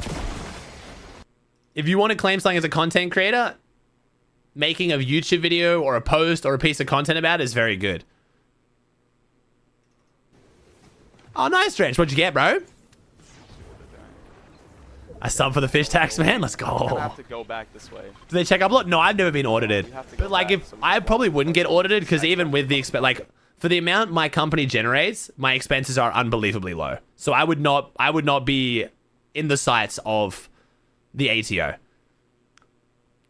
I think they do random audits sometimes, but in Australia at least, you really have to like, they basically have a like, if they're like, yo, tradies who make between $200,000 and $300,000 usually spend $50,000 on expenses. So if you're like around that, you'll be fine. But if all of a sudden you spent triple, like you spent 150 grand you've claimed, that's when they're going to be like, that's a little bit sus. Like that's 3 times the average. Let's look into this. That's when you get audited. Fly first class post on YouTube, easy tax write-off. Yes, but you still had to buy the first class flight, like I said. It's not free. Like my tax is usually around 20 to 30%. So if I claim something, I'm saving about 20, 30% of what I bought. So if I bought a first class flight and I saved 20, 30%, I'm still spending a fuck ton. Like it's still not worth it. Yeah, understand. Got a bunch of neons? Nice, bro. Hell yeah, dude. Let's fucking go, bro. What shotgun do you have? Green palm. I use bare dynamic solmization because I like open back headphones, so I don't yell as much. But my favorite headphones, bro, if you're looking for all-in-one, like headphone, microphone, everything, is just the Razer Black Sharks, bro. They're amazing. I got nothing. I think it's in a spawn for us. We're fine. Alright, I'm 4, 3, 3. Okay. Equin's jetpacking all the way up. No. Cool. What's your mats? 4, 3, 5. Okay. The max break. Don't let them shoot you. All the way up. They shot you a little bit, right? I know, yeah, it's annoying, Ferris. You don't want to get audited because even if you do end up winning it, it takes so much time and it's so stressful. 20. Look all the way up. They're going to lag a little bit. Nah, you fucking figured it out. Look up, look up, look up. That's fair. Honestly, like, Drenched, like, it's impossible. The more tropical the fish, usually the harder it is to take care of, bro. So, Tetris is a good one, man. You get some cool mollies, bro. Yeah, I got it. You even get some cool guppies. Guppies, you got to be careful because they can be a bit inbred, so they're a little bit weaker. But if you've already got Tetras, man, and you want to get another cool looking fish, bro, get some fancy guppies. You can get some stunning guppies for like $5. Good spot. Crazy Aussie, that we ask at my work during one of our training sessions. What is your purpose in life? Me? What is my purpose in life? I guess just to be happy, bro. I got like 150 right in front of us building. I think just to be happy.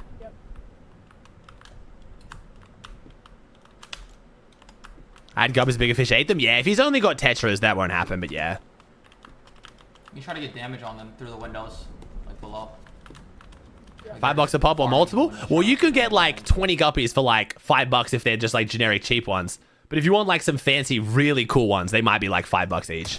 But if you've got a small tank, that's kind of cool. I'll show you. He'll connect M-Pen falls, and so a tough task here for Rody in the 2v1.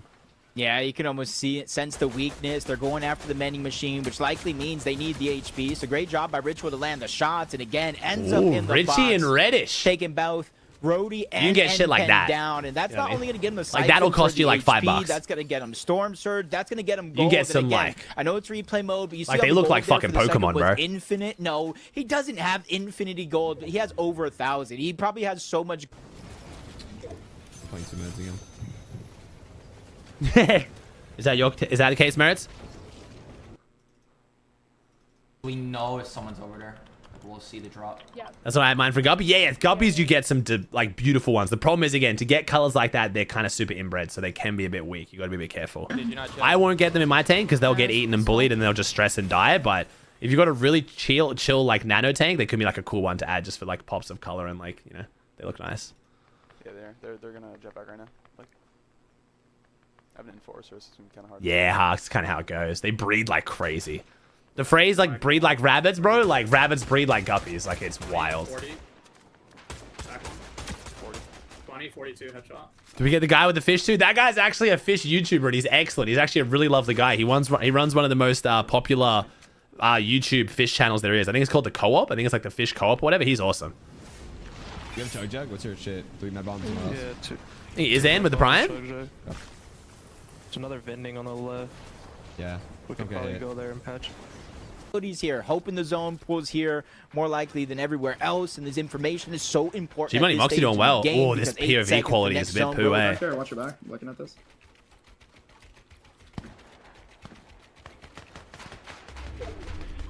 Fucking max every time, bro. We're gonna hold right now, Mo. Kind of, Billy. Kind of, yeah. They will, yeah. Just go in the mountain, guys.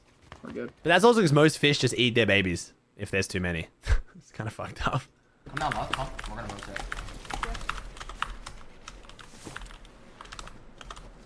Why this season looks like a lot more players take a lot more damage from Storm, like staying more time. I explained earlier during EU finals, man, but I'll show you an example of it in NA, but basically it's just tempo, man. In this surge, if you get 200 to 300 damage off rip and you take 0 damage back, you can literally spend the entire rest of the game in Storm until Storm sickness and then rotate in. Good. Unlike old Surge, where you needed to be dealing constant damage, as long as you're not taking damage, you're staying ahead. So, as you can see with Salutes and Reciprocal right now, they're 154 above. So as long as they don't take damage, they're fine. And if they're in Storm, they're not going to take damage because no one's nearby. And you can just buy medkits for 100 gold now, so you have like infinite heals, basically. Exit duo, one of feels like many exit duos in this lobby. Feels like half of the lobby is exit almost at some point in time. You got MA right there. That's Marius taking down both Cam Nuts and Vexy. Big eliminations there. Probably getting a huge. Dude, it's so laggy. Look. Oh my god. 19. Nice. 18. We have to run that. Come. Oh my god. Oh, we're below here. This is not looking good for CLIX and Ved here. I was going to say Higgs. They're cool Starkers. They are cool. They're quite difficult though. We have to run in to the left. Come. Wait. Oh my god. We are fucking dead, bro. Yeah. Dude, I suck. Oh. No. I missed every shot. I mean, I don't know what you want me to say, bro. I missed every single shot, so we're fucking dead. I missed. No, I didn't hit a single shot in the air, bro. Okay, I'm not gonna lie. I think the problem here is you're playing like we're playing. Yeah, Forsaken, I'm not going to lie, bro. A lot of people tell you that, man. Plecos is... I would not recommend anyone get Plecos personally, unless you really know what you're doing. Because they're like... Yeah, they're great. They control the algae for a bit, and then they just start eating other fish. If you want to control algae, bro, the best fish, without a doubt, is an auto-sinkless cat. You can get a mono shrimp, but then your tank has to be suited for shrimp. But the best algae eater by far is auto-sinkless cats, because no matter how big they get, they always eat algae their entire life. Most algae-eating fish eat algae as a baby, get big enough, and then start eating protein. So I also have dwarf algae eaters. They're really good for hair algae, but yeah, auto-sinkless cats have been my best experience with algae eating. They're so perfect. We just shoot people flying. Just try not to overpeak too much. Yeah, Pleco's a bit sketchy though, man. Yeah. I think I'm towards us. And Plecos get fucking huge.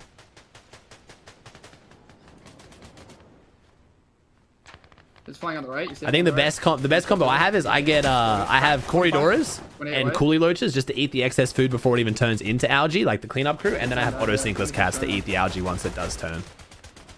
Keeps my tank like super clean. I'm ready. Good. He's white. Watch the right. Did you name your fish? No, I used to, man. I used to when I first got them, and then I had a really bad run with my first ever tank where I had a cycling issue and my fish died, and I was really sad, so now I don't name them. I think kids over here. Fax is locked? Yeah, bro. It's like, this is like token fax where it just doesn't say anything. Yeah. You want to mark where you want to aim for? I mean, it pulls over the hill. Like, we're going to try to land, like, probably as deep as possible because we have time. I'm just going to go far. That's on our move. Yeah, same thing. We just fucking look from here, and then we're going to jet back from this box. Okay. Just try to shoot the same guy I'm shooting. Yeah. We cracked the other guy, but no luck. I didn't add snails inevitable, but I've had some snails taken the tank, yeah. I'm not getting rid of them, but I'm also not like encouraging more because you can get out of control really quickly with the snail population. Why is the Rage always doing these huge tourneys? I just think she has good connections with Epic, bro. I think Epic just give her huge prize pools. She's a lovely person. She runs them really well, so.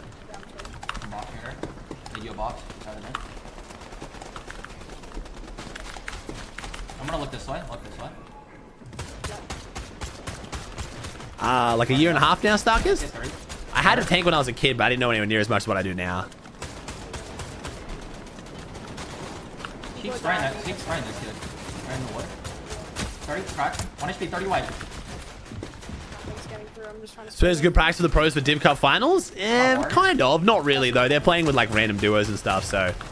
Anything they're going to learn from this, they already know. Like the top. It's fucking literally. Can I take this? The laggy shit of all time. Smack it on the wall. Yeah. There's Josh. They're bringing us. Get out. Back. We might need Surge. We're gonna jetpack. Shotguns in their inventory. They are going to pack punches here, and I like where they're positioned as well. Muzz looking pretty good. 1,100 above. Muzz and Nina, the X-Head duo. Looking good. Yeah, I'm looking at. Yeah, here.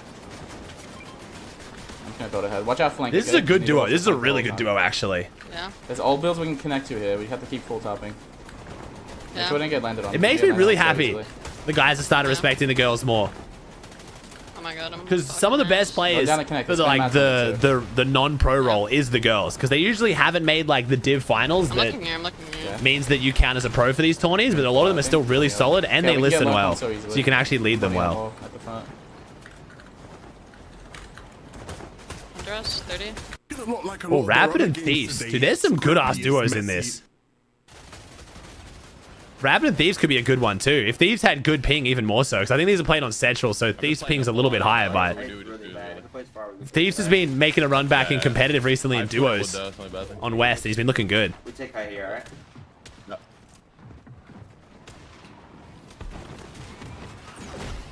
Already, great. Same time as always, Tees. Some Fortnite track if you want to check it, man. Thanks for the Prime, dude.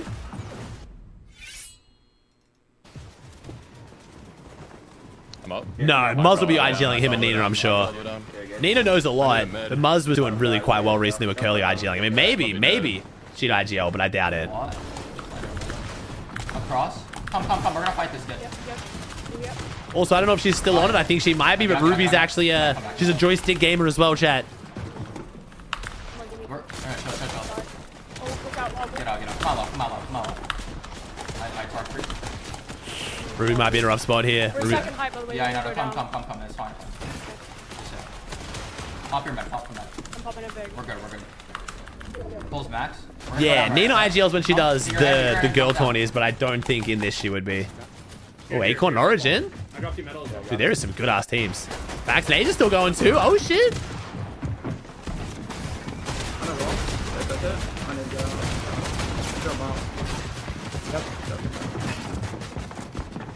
Don't panic, face. Chill. Money. Never run out here. I'm 6 builds.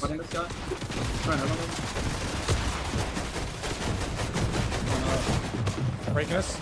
Gotta go low. I'm low. It's me. Oh no. I have 15 HP. I'm on you. I'm right below you. Just fizzing. No more fizz. No builds either. Can't take a tick. I'm gonna pick a center. Come on, 3, 2, 1. Well, back to the Siphon. Ooh, there's the Siphon. Crackly and Zemi. That was a high placed team. Oh no. Oh, facts. Never mind. Money. Nice. Good disengage, facts. No, 100. Good palms. That Kanata? That's Kanata, isn't it? That's definitely Kanata. I didn't get Is that anything, Kanata? I saw the skin. Yeah, it was Kanata. Pump as well on the body. Zoe and Fran, though. Zoe and Fran might be winning this. Full duo still. 111. One, two. Dead. Nice. Acorn down. No. I'm here. I'm smacking on the sidewall. Locking her back. I'm gonna just full tarp. Grabbing the wood. Okay, I have 250 wood.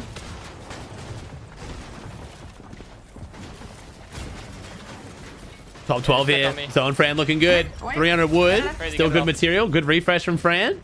That's Kingling. Was it Kingling? Oh, no, it was Origin. That was Acorn's teammate. Jump around. Oh, is that Rapid? That might be Rapid. I'm seeing the skin. Can you hold? Yeah, I'm holding. I like 300 mats. I think, how much? 300?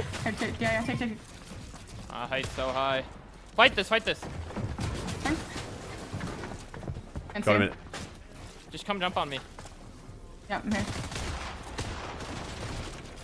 18 builds. Right here, I'm gonna double smack low ground. Ready? 3, 2, 1, go. Heal me, I need Well heals. played by that. Here. Wait, whoever that was. Can you try to tarp? Good awareness. There are floors. It doesn't matter, just tarp, I'm just gamble. running It's through, tarp and I'm gamble, tarp and gamble. I have 0 builds. I think it's all solos. Come low ground and fight, I have it. Nice, so good Have zero claim. builds, come low Great ground. claim. That on one? That was Leo that played zero against builds, Yomzo there. You get the Damn, build? on the French ping too. Fight low W ground, Leo. fight low ground. Chase him. Dead, get it, it's all you. I have no mats. 2v2v1 maybe? I have no mats. Can you tarp? I think it's 2v2v1. I think that's Rapid maybe as a solo in the mix though. The skin's definitely Rapid, but we'll see. It's all you. Just play you. Play your siphons, play your kills, play everything. I'm dropping down. I have 2 builds. Yeah, it doesn't matter. Just pump out. We don't spray up. He's sitting above us. Ready? Oh, this is so tough. Dude, how is Nice. that fucking dead? It's Muzz. Muzz, my goat. Is Muzz gonna win this game? It's top 3 still. The solo. Wait, is that Rapid playing solo? This might be Rapid winning as a solo here. If he's got the heals. Was that Rapid? It was Rapid, bro. He's so fucking good right now, man. Rapid is so good right now. Does he win? If Rapid wins this. Oh! Holy fuck, he's going. No, it didn't matter, bro. All the free builds, no. Dude, it's 10 is that 10 HP? Dude, Rapid's fucking disgusting, but Nina wins it. Oh, yeah, Nina was health. Well, that was 10 HP. That was 10 HP. She got the siphon. Nina was 1 tick away. Rapid almost clutches it. So Nina and Muzz win it, though. My goat Muzz, IGL. That was good. That was good, though. Man, Rapid looks so good right now. Excellently. There were teams that looked up, but there was never an avenue to take it out of their hands. So expertly. You almost had 2 builds? Yeah, but I think on the health they had, he had to putting just shoot anyway, honestly. touches. And Nina, cool, calm, and collected as always. Yeah. We've seen her heal off so many times. She never messes up those situations. Hey, look, Rapid made it tough at the end, right? Hey, He hit a Simsy? couple shots, maybe he hits a couple more. It's a whole different story. But at the end of the day, she gets the job done. And a big win from a duo who we were waiting to see light up in this tournament. Yeah, and that was it's looking even scary for them at a moment because we saw multiple downs, a lot of damage coming out of both of them on the high ground. And I was wondering why did they stop shooting? Why did they stop putting pressure? They were almost running out of ammo. They couldn't continue to put down pressure, and they had to drop down little by little. That put Muzz in that dangerous position, inevitably getting him knocked down. But luckily, they played it perfectly. Almost Jacob down should to still the be joining us for very NA last today, chat, by the way. I know you guys keep asking. Nina Levin was on this holding to broadcast, that so couldn't do medkit, EU, but winning Jacob the should be with game, us for NA. and This should be over by 100% then. boosting them up the leaderboard. We already saw our first place team. With 3 games in, 3 games to go. Down early in that last game, so we already knew it was going to be a new team on top. The X-Set ladies are just They are dominating. They are dominating this tourney right now, when it yeah. comes to the build portion of this tournament. We obviously had Moxie doing her thing earlier, and now we have Nina following up as well. I mean, one of the big things, right, about this competition is obviously being able to transition back and forth.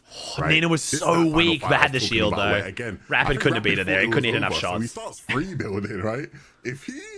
Yeah, you know, if he realized that, you know, there was a bit more of a chance in there, yeah, like, you know, maybe if he doesn't, you know, do a couple extra free builds He there, didn't take any random white edits, damage maybe from the there's a bullets, chance though, that right? he So wins getting that shot fight, but didn't cost him, either right? way, I don't man, think. Great game from Rapid, great I don't game. think. I don't know. I'm not sure. One of our many exit duos, and that should do really, really good for them. We're obviously going to be working on updating the leaderboard. We might actually have it already. We have leaderboard? Oh, we have leaderboard. Oh, this production is so amazing. Yes. Ooh, updating it's leaderboard. close. Look who it is. X-Set versus Up in X-Set. first Oh, place is shit. the Omzo and Yomzo played that game Fran. well there. Fran, of course, the winner So did of Fran. the EU edition of the Reddish Rumble. And now, after 3 games, Wait, Fran leads won the way EU here on version? NA, Oh, wow. closely followed That'd be up Fran. by Nina and Muzz, are winners of our last game. Yeah, these toys look so fun, man. Fran leading after three. I was none of this stuff on when I was in NA. Right, and so for Muzz and Nita to get that win, it is huge because Fran now on the Pradage. I saw them win one of the games, but I didn't watch that tournament much because it was on during the Div Cups. Maybe a couple of placement points. So you got to look at if it does come Fran down to Pradage game won. 6 Wow, with the same W. point totals. It's almost like a head-to-head. I got to go Elim for Elim, placement for placement. Zemi and Crackley having a decent performance again in that last game, remaining into the top 3. Kanata and Ruby again. They were able to get the Mythic Pump, 104, tied with a Minish and Kiana Fit at 104. Back to Zero Build? Yeah, Zero Build should be interesting. Thieves, man. In that last game, I don't think we saw them in the top 10, but one performance, one game that puts them in 7th place on the leaderboard. So it just goes to show the tournament is not over until the 6th game finishes. No, you really have a chance to push your way back into 3 games with 2 hours left. I talked about wanting to see more from Canada and Ruby play. It should finish before NA starts, but it's a third-party tournament. You never know. A slower game from Reciprocal and Salutes. Their first, what you consider bad game of the tournament. Demi and Crackley going to go crazy in Zero Builds. They won the last one, bro. They won the first one, which was very impressive. With the caliber of this lobby, Crackley and Zemi are the best Zero Build team, but still winning it is very impressive. Zero Build, there's a lot of shit that can go wrong. The Reddish Rumble, this is what it's all about. We want to see the drama. We want to see the teams rising and falling, and we want to see a close finish. And with the way these games are going, it looks like we're going to get that, Jacob, which I am very, very excited about. And I mean, at the end of the day, right? We talked about wanting to see love and legends. We saw a lot of love in the first edition of the Reddish Rumble. We've been seeing a lot of legendary plays so far today, a lot of legendary solo clutches, big moments, big plays from players. And hopefully we get more of that as we move on through these games. Yeah, I definitely want to see more of it, especially, you know, now that we're going back to another Zero Build game to where it's like you really had a little bit of a taste of how chaotic and how on point you have to be with some of your rotations, even in the end game. And now you have to worry about that doom ball in the sky, somebody shooting it, targeting you. And I don't even know how it works because I was under the assumption that if you shoot it, it shoots you back. Well, now apparently Crackley can go ahead and land a shot at it. And Kanata, Blake, Somerset, good portion of the lobby just kind of go poof like a magic trick and they just disappear right out back into the lobby. So honestly, you got to watch out for that this time around and just really play those bubble shields, those bunkers, those shockwaves perfectly. And I was doubting a little bit those wingsuits in the Zero Build mode, but even in this competition already in that second game, we've seen it save lives on some of these rotations. So I'm just kind of wondering, like, are we gonna have a regular zone, a rectangle zone, a triangle? That's what I'm wondering now. Yeah, I think regardless of what it is, it's gonna be fun. It's gonna be crazy. And I know I was really building up the hype of you know, Power Hour and what that can be. And so hopefully we get back into one of those games and we get to really see how crazy that is. But all in all, yeah, the extra mile stuff was good yesterday. That was fun. That video was very fun. I enjoyed watching that. Let us know in the chat. Thank you guys all for hanging out. That was a great sponsor. Let us know in the chat. Are you guys changing your predictions at the start of the day? I asked people who they thought was gonna win. After 3 games, are you changing anything up? Are you here we go. Jacob's put his hand up. Who's Jacob switching? I'm feeling great. I said the Yomzo and Fran, they're sitting in first place. I'm on top of the world right now. Jacob, I think I'm triple changing. Yeah, I'm triple changing. I know I say Idris Faxi. You know, I was just going with the vibes at the moment. I mentioned Veno Canary. It's still possible. But then I remember, you know, I'm on Elite, bro. What is this? Yamzo, me, Fran. You know, we were here all the time. I was just joking. Everybody at home. Gotcha. You did. No one's buying it, Jacob. Let's be serious. No. I told you I don't think with my head. I don't predict with my head. I just go with my heart, who I feel in the moment. Sometimes I'm wrong. I got the prediction championship for NA East behind me. It worked then. Oh, really, Chris? Why? True. I honestly forgot about that. Zemi and Cracker's vibes are bad? Why? Prediction championship. It's just a picture of Zeke somewhere in my house here. So, you know, I'm sure everyone would want one of them. Maybe I gotta auction it off one day and just like anyone, you know, maybe we throw that as an extra prize for the winner of the Reddish Rumble today. Oh, I'm sorry, Zab, that sucks, bro. I've been sick in a while, man. I'm kind of, touch wood, I've been sick for a while. My daughter's been doing well. That's almost worth more. Disagreement over last game? What's up, Snolzy? In a good way, that is like, okay, I did not expect them to be where they're at on the leaderboard now. It doesn't even have to be somebody in the top 10. I think Crackley, man. Like, okay, one thing, right? This is a personal anecdote right now, right? I have always just slept on Zero Build, right? Being the, you know, build snob that I am. But recently, I've been doing great, Snob. How you doing, dude? TikToks of like Zero Build clips, and a lot of them actually have been from Crackley. And I was like watching a bunch of these clips, going, Oh my goodness, these guys are nasty, man, in zero build. Crackley's build I is... think I've definitely Crackley's aim, on sorry, that, and it was is good to see them disgusting. win that game, because it's just, again, it's like, of course they win the zero build game, but they're also able, you know, they're keeping up, right? They're able to get through these mid games. Surge has not been easy. We've seen some good players go down to Surge so far in these games. Oh, really, Snolzy? Who you watching, dude? These guys able to keep up. Who you locked in on? End games and Better than actually make Zemi? a difference. Crackley's aim? Honestly, it might be up there, which is saying a lot. I know Zemi's aim's crazy, but Crackley they is have the most so eliminations in the tournament so far. They have 17 eliminations, and they are only worth 1 point. So you got to think. Watching Ken and Cooper? Wait, Snolzy, you're a Ken and Cooper fan? 4 points. Oh, is it because Ken's been doing with the Arc possibility Raiders? of being in first place? But my biggest surprise right now, I'm gonna go Didn't know you were a big Reciprocal Ken and fan, Salute. bro. They're playing super consistent, and it's not even necessarily their nice. eliminations. They're just playing. I wouldn't say flawless because I think it's impossible for any team today to play flawless, but they're playing as close to it as possible. Even Salute stepping up, because remember, it was him that got the double on CLIX and Vet in some of those earlier games. So when you kind of look at your content creator, we all know the pros. They have all the pressure to perform, and sometimes the content creators don't have that pressure.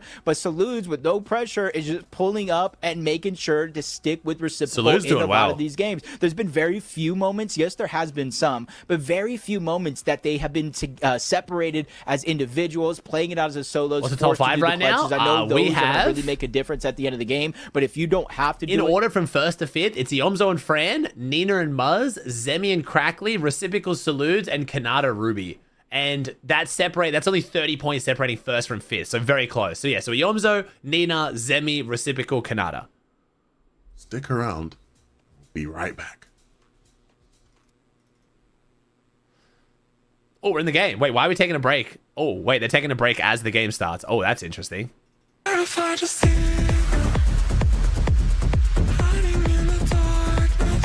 Damn, yo, what the fuck? Why are we kind of vibing? Oh shit, what the fuck?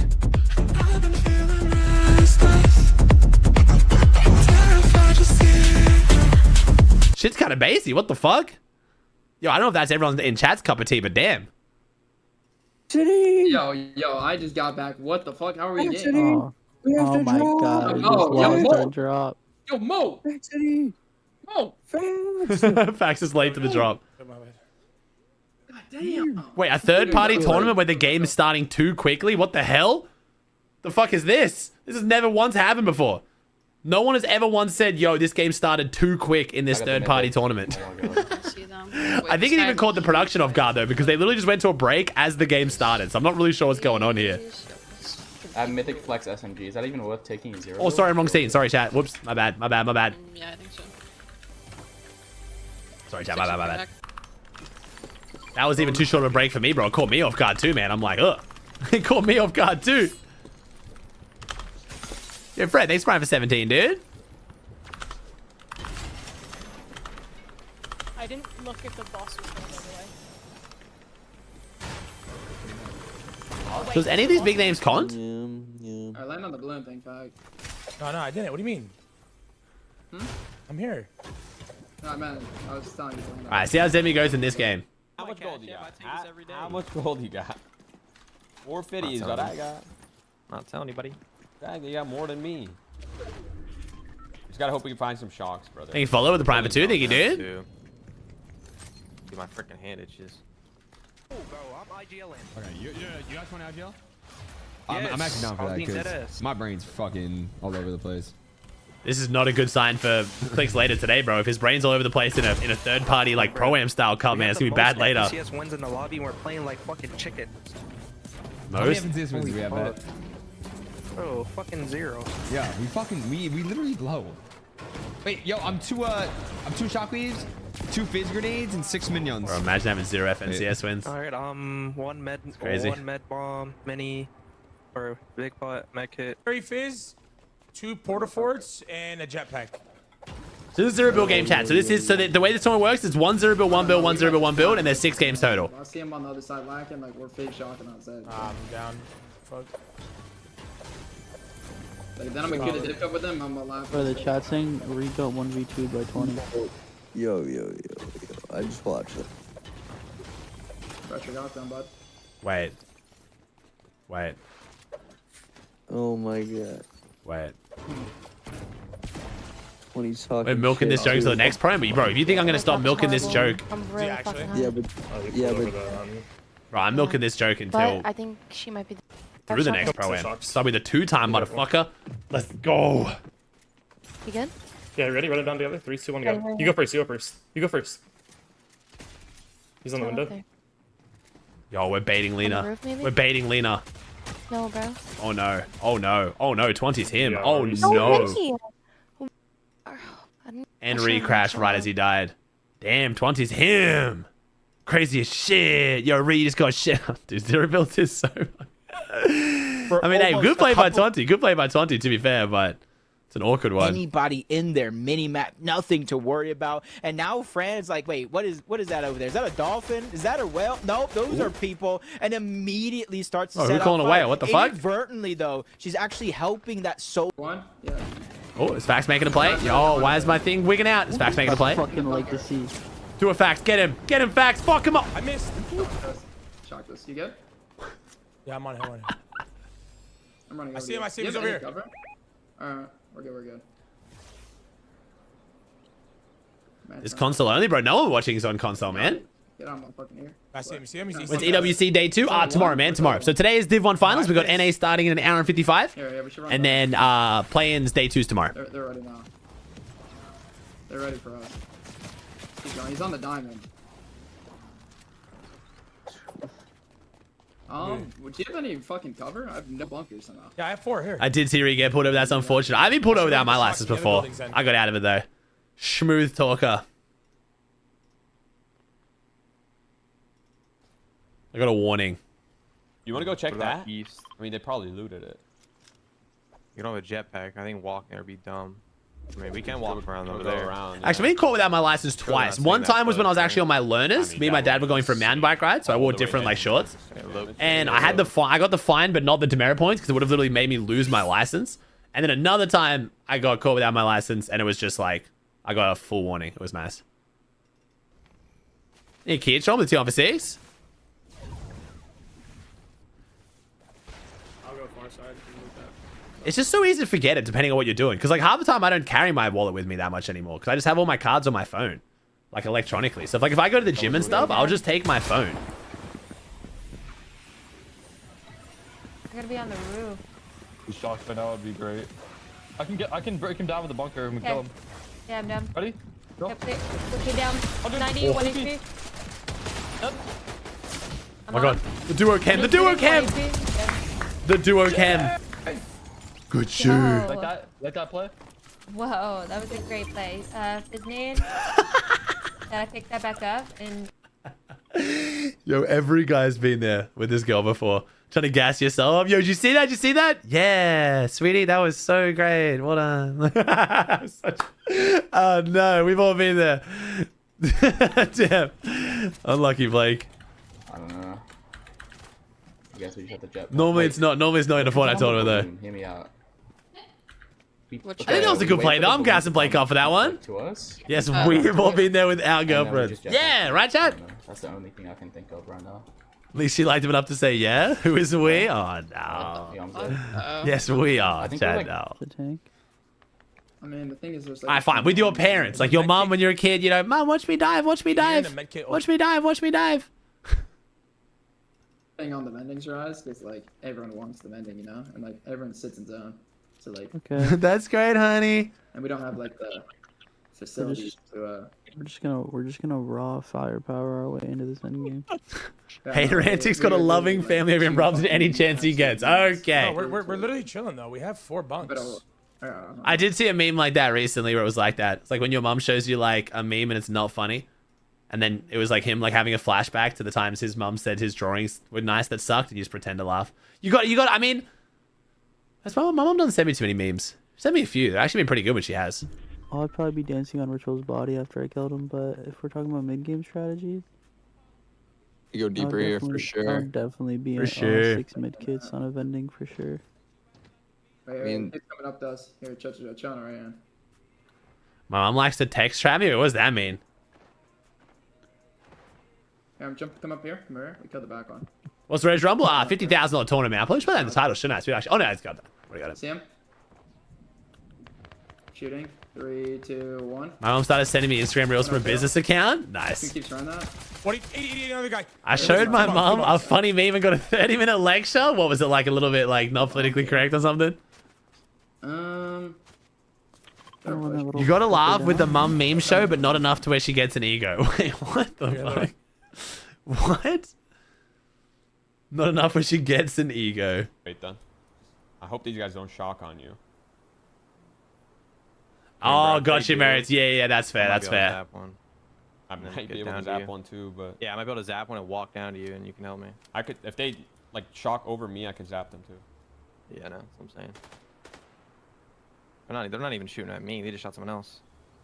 I think we stormed for a second. I'm getting a lot more in common with my parents as I get older, though. You talk about parenting, and then also, since my mom's really into plants, just talk to them about plants a bunch now. I've never had problems talking to my mom, though. My mom's really easy to talk to. They're definitely poor. They took so Really long lucky to on that build one. when we were shooting Yeah, them. they're moving. My dad's like too. My dad loves talking too much. I have to just walk away from my dad sometimes because it's just like I'll be busy and he just will not get the hints that I'm like trying to I gotta do something, so I literally just walk away. He never gets offended. Like I'm always respectful enough to listen up until the point where it's like, alright, Dad, I gotta go, and then he'll be like, oh yeah, by the way, and then I'll just literally walk away. It's like I can't. Like I'm gonna be trapped here for fucking an hour. Like I'm on my way somewhere. But it's also because my dad is at my house so much. Because he does my dad works 3 days a week. He works a 5-day fortnight. So 3 days some weeks and 2 days the other weeks. And then, oh shit, didn't mean to click off. 70? 1 sec. He just wanted to say, is that Kingling? This is Kingling. This is definitely Kingling. So he does a lot of gardening and landscape in my house just for cash. Because he's kind of he's found his second love during his career of building things. So rather than me paying a proper contractor, I just pay him and he just does it slower, but does a really good job in the end. So also means he's always here for when Charlotte wants to see him as well, which is nice. No, I got the bug, bro. Don't know why does it keep happening, man. It's so annoying. Today's been better though. I've had less bugs today, to be fair, but that's still so annoying. It's definitely a caching issue. Isn't paying your dad a bit awkward? Nah, I don't think so. It shouldn't be, man. The higher with a team of 25, I don't think so. I've always been exceptionally lucky that my family has never made money weird. Even with my brother, I run a business with my brother 50-50 now. And it's in a situation where I'm paying his salary right now. And then the business is building. So nah, I've been really lucky, man. And as someone who's found their way into money quite quickly, my family's never been weird about it or tried to take advantage of anything. Oh my God. Oh my God. Must actually missed a few shots there.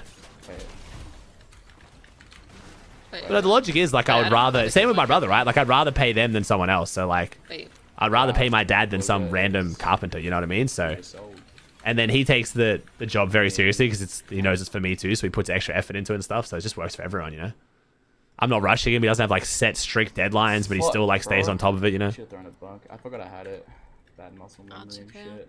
Is that Nautica's full-time job? It is, yeah. My brother's full-time job is Arcaloo, man. I mean, he works, dude. My brother works, genuinely, 70-hour weeks on it. He puts in a lot of effort. He's very, very passionate about it. Oh, goody, dude. I look, you might have to play this out solo, bro. I think you do. What time does NA start? An hour and 50, man. That's so bad. Has anyone seen the TikTok of the reality versus dream, and the dream was to eat dinner with Aussie? What? Bruh. There's no way that's a thing. Dude, the fucking middle-aged man yapping about Fortnite meme, that was kind of funny, I'm not going to lie. I'm surprised how many likes that got and how viral that went, but that was actually pretty wholesome, I'm going to be honest. That was nice. You saw it? What? Nice. Wait. Can someone find this for me then? I can give you my med kit or take my fizz. You need it. Yeah, that's a tough one, Merits. Friends is friends I stay away from, but family I'll do it with. I mean, I don't know what to take, bro. I can use it. But even random stuff around my house, if I need something done that's laboring intensive, just moving a bunch of shit and I don't have time, I'll pay my cousin, for example, because he's 18, 19 and he just comes around and does it when he gets the time. It's just keeping the money in the family is nice. Yeah. You gotta have the right family for it though. Okay. Nice, good play. I have 174 AR. You? 186. We're the same. Oh my God. We just popped this mid. What? I gotta see this, bro. What is this? Now they keep doing this on the rotate. What the fuck? Wait.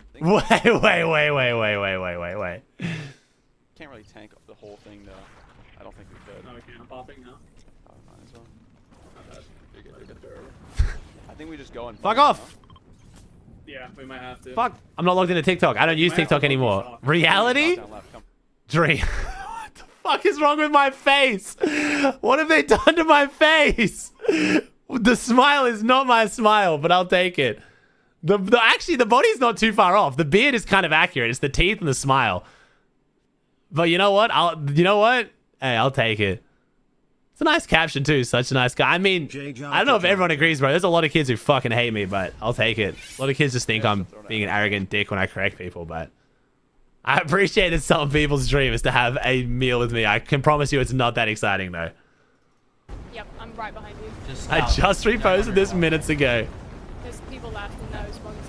Yeah, it's a tough one, Canadian, when people die and everyone goes apeshit over the money. It's sad, but... We're coming out at such a good time. Same? I promise you it's not that exciting. But again, if you see me, please come and say, hey, I got to meet a fan of mine at Bunnings the other day. I was buying some plants for my fish tank, funny enough, and Sam came up and said, hey, this dude he was at the exit. And he was really lovely, actually. It was really nice. He like waited until I like actually checked out, didn't like kind of like rush me like when I was like checking out and stuff, and then just like it was good. I'm below surge. I mean, I'm not faultless, Hellburst. There's plenty of times I end a stream and I'm like, fuck, man, I should have been more patient with that person. But like, I can definitely understand where if you tune into my streams at certain times, you might be like, yo, this guy's a bit of a dick. And I could handle disagreeing with people better.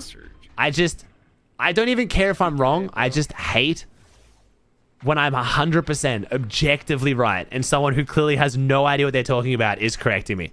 And they can be a condescending asshole. But as soon as I'm slightly condescending, when I'm literally right, kids are like, yo, this is such a fucking dick. Just pressure them back. Like, no, fuck you. Why can't we tell kids they're being stupid anymore? It's fine. It's how you learn to not be stupid. Come back. Crawl. I don't hate you. I don't think you're a piece of shit. But you're just wrong and you need to know it if you're going to correct someone. Like, it's just, I don't know, man. Oh. What is that? Not my boy Muzz. Okay, can Zemi win this, though? Can Zemi... Oh, Zemi can't. Zemi's down, Crackly solo. This is bad. This is bad. This is bad. This is bad. This is bad. They land in front of you. Just He tracks the Prime? We're good. We'll be good. Don't worry about it. Yeah. Landing right in front of me. Yep, shoot him. 28. Get in the middle of the bunker, actually. Get in No, I know exactly, Ferris. Yeah, that's just the thing. That is how it is with streaming. A lot of streamers talk about that. I can literally be having a respectful, kind conversation on for 30 minutes and they're just being a complete fucking idiot. And then if I snap at them at the end and someone joins that time, they're like, whoa, what the fuck? Like, oh, damn. Interesting. Yep. Just watch if you get shocked out. Okay? No one's gonna do that to us. Close to us. Watch out. Hide. Oh. Get in this like this. I don't want to waste this madness yet, though. I have one left. Was Booga the first FNCS when it came out in Chapter 2? It came out in Chapter 1, actually, so no. Young Calc, Zexro, and Macwood were actually the first NA FNCS winners ever.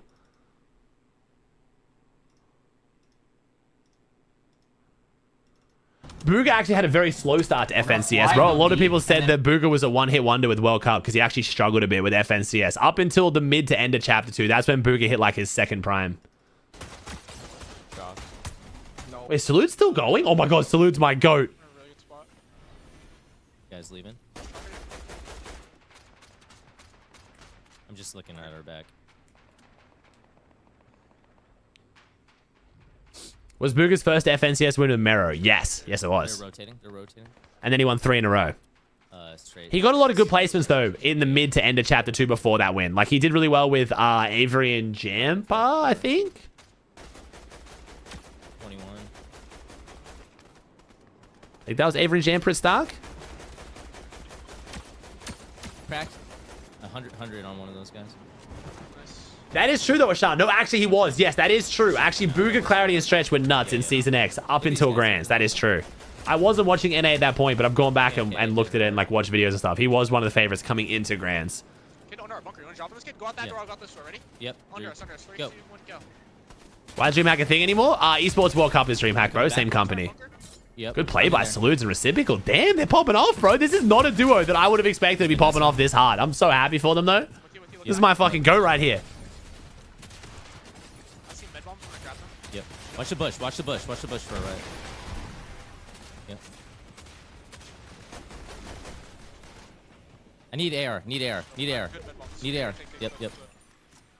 Uh-oh. This is good. So Salutes going into this game was top 5, by the way, chat, and Reciprocal Salutes were by far not the favorites to win this tournament.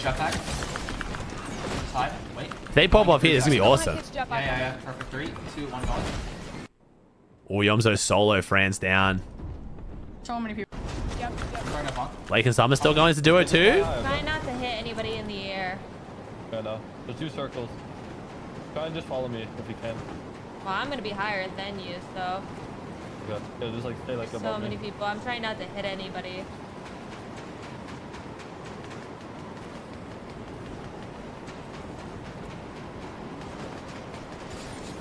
People are starting to get shot at, by the way, so just be careful. I'm getting shot. I'm getting shot. I'm just full shot. I have to dive. Come. Come. I need you. Come here. Come, bug. Perfect. Nice. Get up. I'm popping big. Popping big. Yeah, this heal. Hard to do with controller. Yeah, really hard to do the movement with controller. Nice. Blake and Summer might be winning this. Kids up here. Watch that. I gotta pop another big. Oh, Canada Ruby still a duo though. Yep. Hit in the madness, I think. Is Salute still going? Oh my god, Salute's still going. And Reciprocal, they're still a duo. Oh my god. Yep. Go Salutes. Jet back. I jet back in the sky, Yep, okay? I am. There's 2 circles, okay? Yep. Doing circles. And then we're gonna land in front side. I'm a bunker, okay? This is actually a really nice glide. He's done this really well. Coming down now. I'm bunking inside front side. Yep. Nice, Salutes. Watch the Good tree, watch the movement, tree. bro. Let's go, Salutes. Honest. No, I don't. Okay, chill. Come in top. Hit that guy hard. Nice. We shoot here. Shotgun out. Just waiting. Can't see anything. They're doing really well, man. Watch our back. One Nice. HP. 1 HP. It's only 1 point per kill. Don't overcommit. I might be dead Oh. here. Dead. That zone pull is terrible, though. If Reciprocal survives, they're popping off. Mark zone. Nice. Top 5. Go Reciprocal. This could be a Canada Ruby win, though. This could be a Canada Ruby win. Ooh. Nice, Canada! Let's go! I mean, come on! Was that Demi top? Wait, they got seconds. Salute's got seconds. Let's go, Sal! Let's go, Salute. Good on him, bro. That's so awesome. Let's go. Going Pete. Let's go, dude. I love Salutes, man. That's so awesome. Good on him. I hope he holds on to it, bro. I hope he keeps popping off.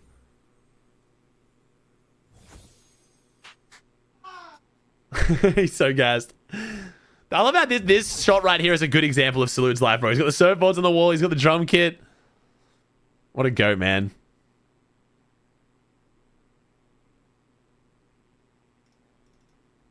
Reciprocal? Yeah, Reciprocal's doing great, man. Reciprocal and Salute's doing fantastic. The drums in the background's cool. Yeah, he's an excellent drummer, bro. Going into that game, they were in 5th place. They were tied at 104 points with Aminish and Kiana. Now they go in and they get their eliminations for the entire tournament and some in that single game alone. That is how you separate yourself from the rest of the pack if you're Kanata and Ruby plays. That was disgusting, man. I mean, yeah, let me get some of them now, the highlights, man. This is where it started. This is where we started watching him. He had 3, and it just... Oh, Kanata was popping off. Jeez. Down, one after the other. Oh, my gosh. Respect to Reddish. W respect moment here, but then the domination continues. Then it Kanata was frying people. Jeez, this is a lot of kills. Who's next on the list? Oh my you guys god. wanna get up on this cliff? Nah, we're good. Salutes, goodbye. Blake, goodbye. It doesn't matter who you are, you're going down. And yo, Kanata was actually frying. When a player of Kanada's level is just in the flow state. 10 elims, my god. To watch. I 100% have to go back to his stream and just watch from his POV. That was man. crazy. I mean, he was going ballistic. And it was just that 1 split-second decision when they were getting all those eliminations down at the bottom. The loot pinata explodes player after player, and you have all that loot. What do you choose? You see him pick up that Flowberry Fizz at first. I'm thinking, okay, maybe that's a smart play. He has a shockwave. He can easily cover the distance, but then he picks it back up, the wingsuit, goes deep in his zone, instantly pops it and gets on top of the mountain. Game over. Div comes off this, yeah, Div finals an hour and a half, man. This is why Kanata is one of the 2 players. more games to go in this tourney. The only player to qualify for every single major FNCS in the history. What a legend.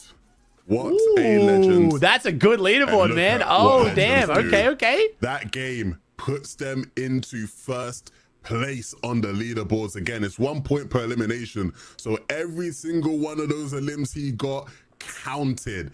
181 for Canada and Ruby plays in first. Sabs? 180 for Yomzo and Fran in second. It was a big game for Reciprocal and Salute. Reciprocal got another second place on the board for the team, and so they moved back into contention in third. But the story of that game will forever be Canada's domination. Jonas, the Prime of 34. And a well-deserved position in first place now.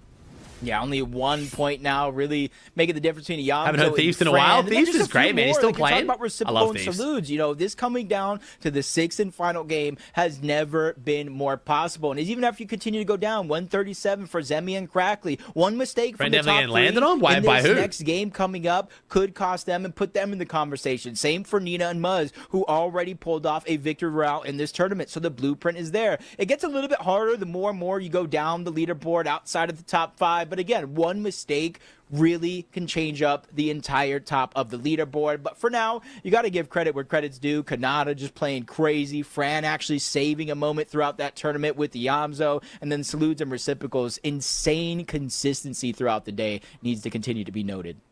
Yeah, no, I'm excited, man. I am so excited. I'm even more excited, Jacob. This game is Power Hour, by the way. Apparently it's working now.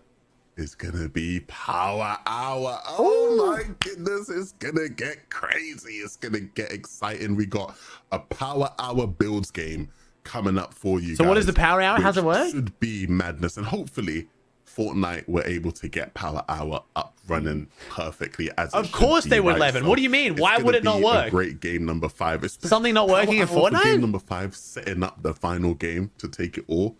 You start with self-revive and an arc rifle gun. Yeah, I want that rectangle zone back in BR. I want that whatever that nice little hot dog bun looking zone was, you know, that's what I want back in this game, because in build that's gonna be way more chaotic than in the zero builds where you can use shockwaves, you have your porta bunkers, and nobody can really kind of take high ground and pressure down from above. This time around, if you get stuck in that little square somewhere else on the edge of the map, and then on top of that you get max pull, good luck surviving to you. It's gonna be hard, but honestly, I do want to see the arc lightning gun back in the game. Fortnite, please give us what we want, and that way we could see some of these off-spawn battles really be exciting.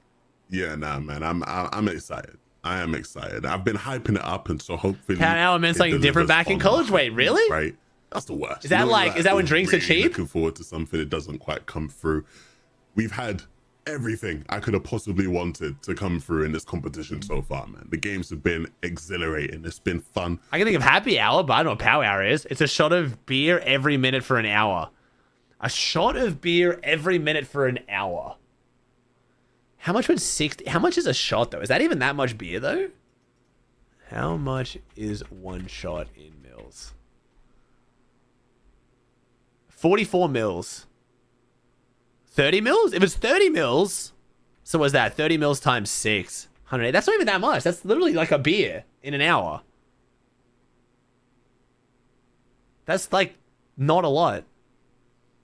Or 1.8 liters. Oh, I did it around the wrong way. I'm stupid. Okay, that's a bit more, but that's still not that much. That's kind of fun though. I think that's definitely like a get you kind of like start to get you pretty shit faced, but not like super crazy. 7 beers is a lot. Okay, if it's 7 or 8 beers, that's a lot then. 7 beers. 7 beers in an hour. So that's a beer every 10 minutes. Yeah, like, yeah, that would absolutely ruin me now. But in like college days, I'm gonna be honest, like we definitely did stupider drinking games than that. That's a good one though. That's like a one that's like actually like not gonna completely kill you. A baby Guinness a minute does sound pretty nice. Yeah, I never really had any super rough experiences on beers because beers and wine just takes you like too much to actually drink it to have like to really get you. It's as soon as you start going hard liquors though, once you got the shots going, that's when things got messy real quick. No, you can't do a shot of like actual spirits every minute for an hour. That's literally death. Like that's 100% blood alcohol poisoning. Shot of beer sounds odd. It does. I feel like it wouldn't even be that nice either. So the most destroyed I ever got was having like we had a pretty big night where my friend ran like he ran this fashion festival right next to a bar, and they gave him a bunch of like free drinks he was supposed to give out throughout the festival. He just pocketed them all and gave them to us, basically, as his friends.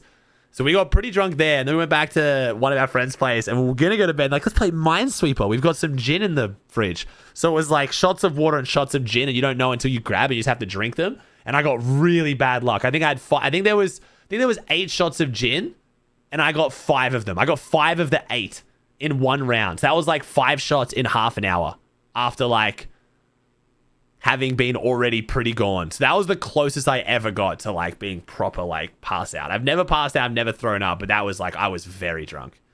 And then I was very hungover the next day. My mom had to come pick me up because the train kicked us off at a certain station. And then my mom, to punish me, forced me to go to a Christmas shop. She's like, I'm only coming to pick you up if we can go to the Christmas shop. And I was like, okay. And she made me sit there and just listen to the Christmas music over and over again. Do I just kill Rich with it? Land on purple and fucking... Go. Yeah, do I do it? So I'm gonna do that. The arc, oh my god, they have the arc lightning gun. Can you land on with me? This is the power hour chat. Arc lightning gun and self-revive. Hype it up, Mo. Hype it up. Oh. Where's he at? Where's he at? Where's he at? 30 white, 30 white. Where? 50 white, I'm jumping on him. Come here. Kill him. Wait. No. Back, jump off. You don't die to fall. He's running. This is so stupid. What's up? This power hour is so stupid. Wait, He's got shit on because they got an actual gun. Why do they not think they would get actual guns? I'm so confused what the plan was here. He's got self-revive at least. But now they've got the arc lightning. Go, Mo. Oh my god, fucking Mo. What's up, Rich? And I'm getting this fucking little zapping shit. Come on. What's up with it? Go get him, Mo. Where they at? And I think he got him. She's in the car. In the car? Wait, you kill him? Back one. Let's go. Come on. Oh my god, Let's Mo. stop fucking around, God, boy. Come on. There's a band right there, boy. There's a band right there. Yes, sir. That had to be the win. That had to be it. Come on. In her own tournament is crazy. Gonna take it and have some fun. Try to get a good flip. Get a free bando. Does alcohol actually taste good? Once you, I mean, this ain't an acquired taste. Is there any other, there's nothing in your life you hated at the start that you now like? Like, I used to not like coffee, now I love it. Yeah, so am I. I'm landing on the mountain. What do you want me to do? Just land on the mountain, kill him. He's one. Great. 11 Maya.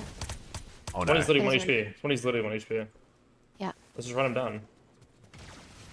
Be careful. I'm getting shot. I'm one. Dude, this power hour is so stupid. What am I watching? Yeah.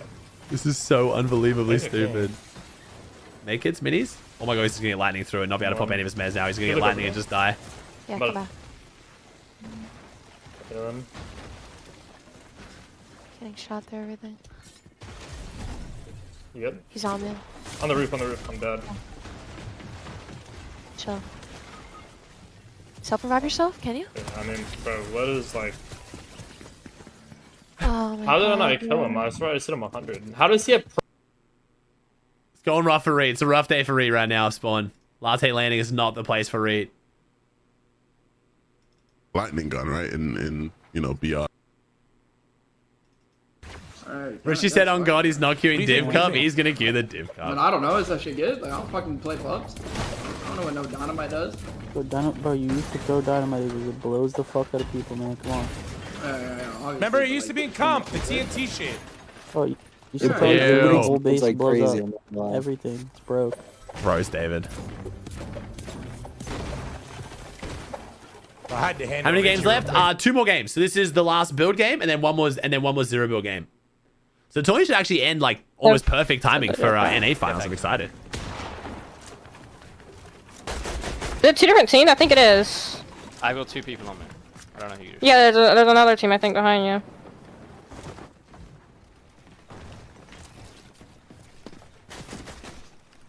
I think I can.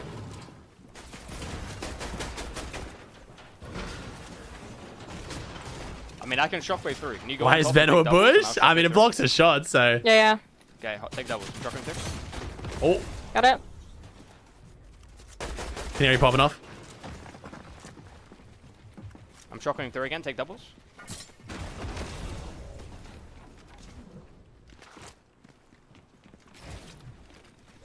Pickaxing. They took the bush. They took the bush. 100. I think that must be the content creator. I'm going back from that angle. Take action. He's gonna rush one of us, watch it. Yeah, you rushed that on me. Good awareness from Veno. Good comms. Shit's on him. I need help. Killed one. Mini Michaela. Nice. Down.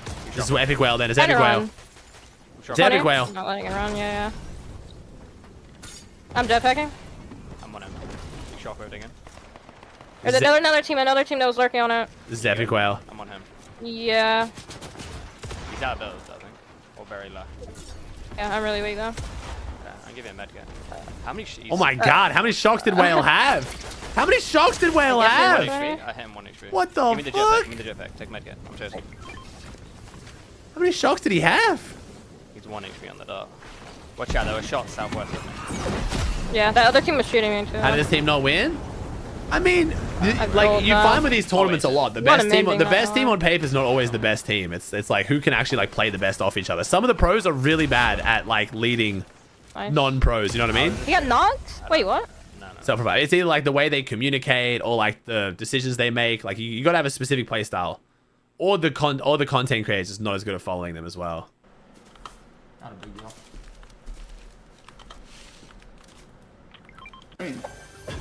Fuck, I need What the fuck is whites. that? Here, come You here. only have one self-revive, Nate, and then you use it. Guys, when Aegis tells you to do something, Yeah, you like, listen. you gotta get the zone, bro. You're like, fucking. You No, gotta no, take come, it. sorry. How many games left? This is the second last game, Bucky. This is the last build game, and there's 1-0 build game after this. That's why Muzz is good. Yeah, certain players is really good at like communicating with their like they play to the skill of their teammate really well. Muzz is great, Cooper's great. Benji Fisher used to be phenomenal at it too. This was long. It started mad slow, Bucky. It seems like it started mad slow, but now it's gone really fast. I only started watching at game 3, and since then the queues have only been like 5 minutes, but I think it took a really long time to get started. They're stuck in here. Kanada's the worst at that. Honestly, yeah, I don't think Kanada's particularly good at that, but he's in first right now, so I think Ruby Play is just doing a really good job of following Kanada. And last game, Kanada just popped off hard enough where it didn't matter. But no, yeah. As someone who's tried to play with Kanada before, I wouldn't say he's particularly good at it, no. Kanada is really hard to play off sometimes. I don't have a jetpack anymore. Wait, I started him. I just had a shockwave. Yeah. You sure he is? I don't see him. No Cypher, this is in pubs, so no. They're doing it in pubs because of Power Hour. Over here. There's shockwaves if you need.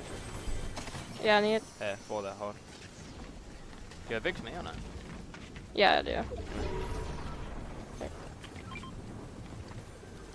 Yeah, just loot. Like, but that's also like for the pro am. Me and Pete knew that there was just no way Pete was ever going to slow it down for me in endgame. So the plan was just always to make sure he's 5-5-5 and healthy. And if I die, I die. Like, it's They're fine. at the bottom, but I think they're... It was only in game 6, honestly, where Pete like actually tried to like play a bit more to like keep me alive. Y'all are here. And then you compare that to like Cooper and Zemi, right? Where it was just like they were a duo the whole time. Bro, this gold thing is crazy. Yeah, Fax got so nervous. Yo, we have so much gold. What the fuck? gold. We have You have the so gold rush, much. bro. You have gold rush. Look at the top right. Yo, what the fuck? Yo, we Bro, gotta farm find as much as you we gotta go to can, bro. vending. Yeah, Get come a on, vending, farm, bro. Yeah. Booga, I GL'd him. What are they doing? It's too late. Just keep farming, bro. You're nice gold. Fuck. You pickaxe is so quick, too. Yeah. Oh, this is so satisfying. Reminds me of fucking that one PL. Why is Rise always like half asleep? I don't understand. When does Rise actually get up? Oh my god, bush camp dad. They said we heard the sigh. Oh. I was so sad after the off spawn. So what? What's zone right now? What's edge? Let's come. Run to me. Run down here. Run down to that. Run to the pink marker or down to this. When does Rise rise? Like people just behind in zone.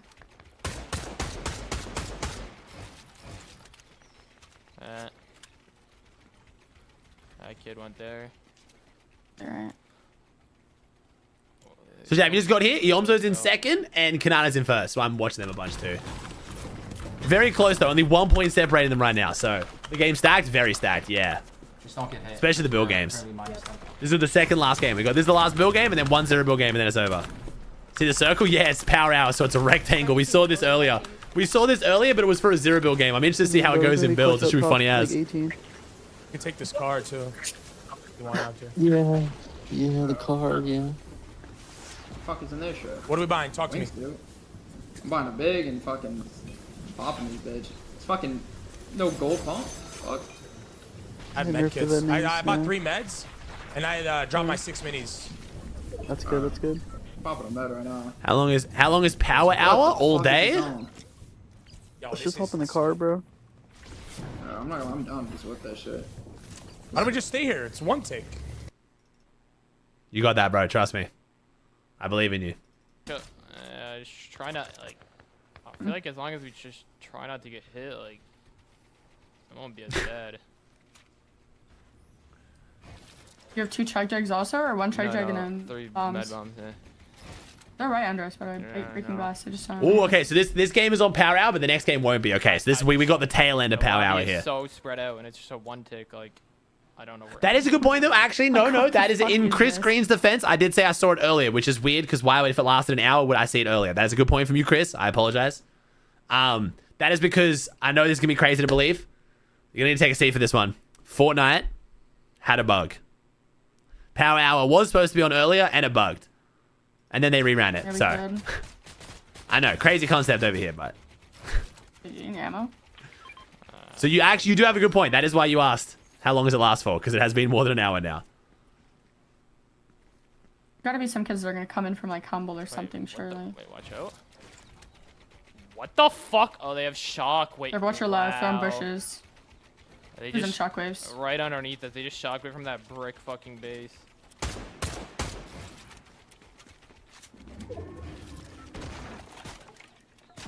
Old man. Why'd you have to slip in the old man, bro? Nice. Yeah, jeez, now we're dead. GG's, now we're dead. GG's, now we're dead. They literally have an entire chug jug, 3 shield grenades. GG's, we're dead. We're dead. Let's solo shock up. Solo shock up northeast. 23 below here for Kanata Ruby. Wait a second. Wait a second. Walk her back. Walk her First place we going down here. Oh my fuck. This is bad. This is bad. Honestly, Ruby should drop the self-res to Kanata 100%. Ruby should definitely drop self-res to Kanata. Just don't get it. Oh, my bad. It's fine. Chill. What? Okay, wait. This surge isn't the old surge. It's like the new. It's like we're only 23 below. Yeah, I think this is what Age was saying earlier. I think it's old surge. Fuck, this is. Oh, Kanata has one? Oh, that's right. It shows over here now. Sorry, chat. I'm looking for it over here, thinking it would show under where hers is. Sorry. Okay, he has one. Never mind. We're chilling. Yeah, my bad. My bad. We're just gonna shock and hype, bro. Wait, on the beach? So wait, it's old surge. That's so weird. So Aegis said that earlier, Whale, and I was like, why would it be old surge? But it definitely is. He's taken so much damage and it's not changing. I mean, they're still gonna die. This is their first place and they're still dying even with old surge. This is really bad right now. Oh no. This is just GG's. I don't find anything right now.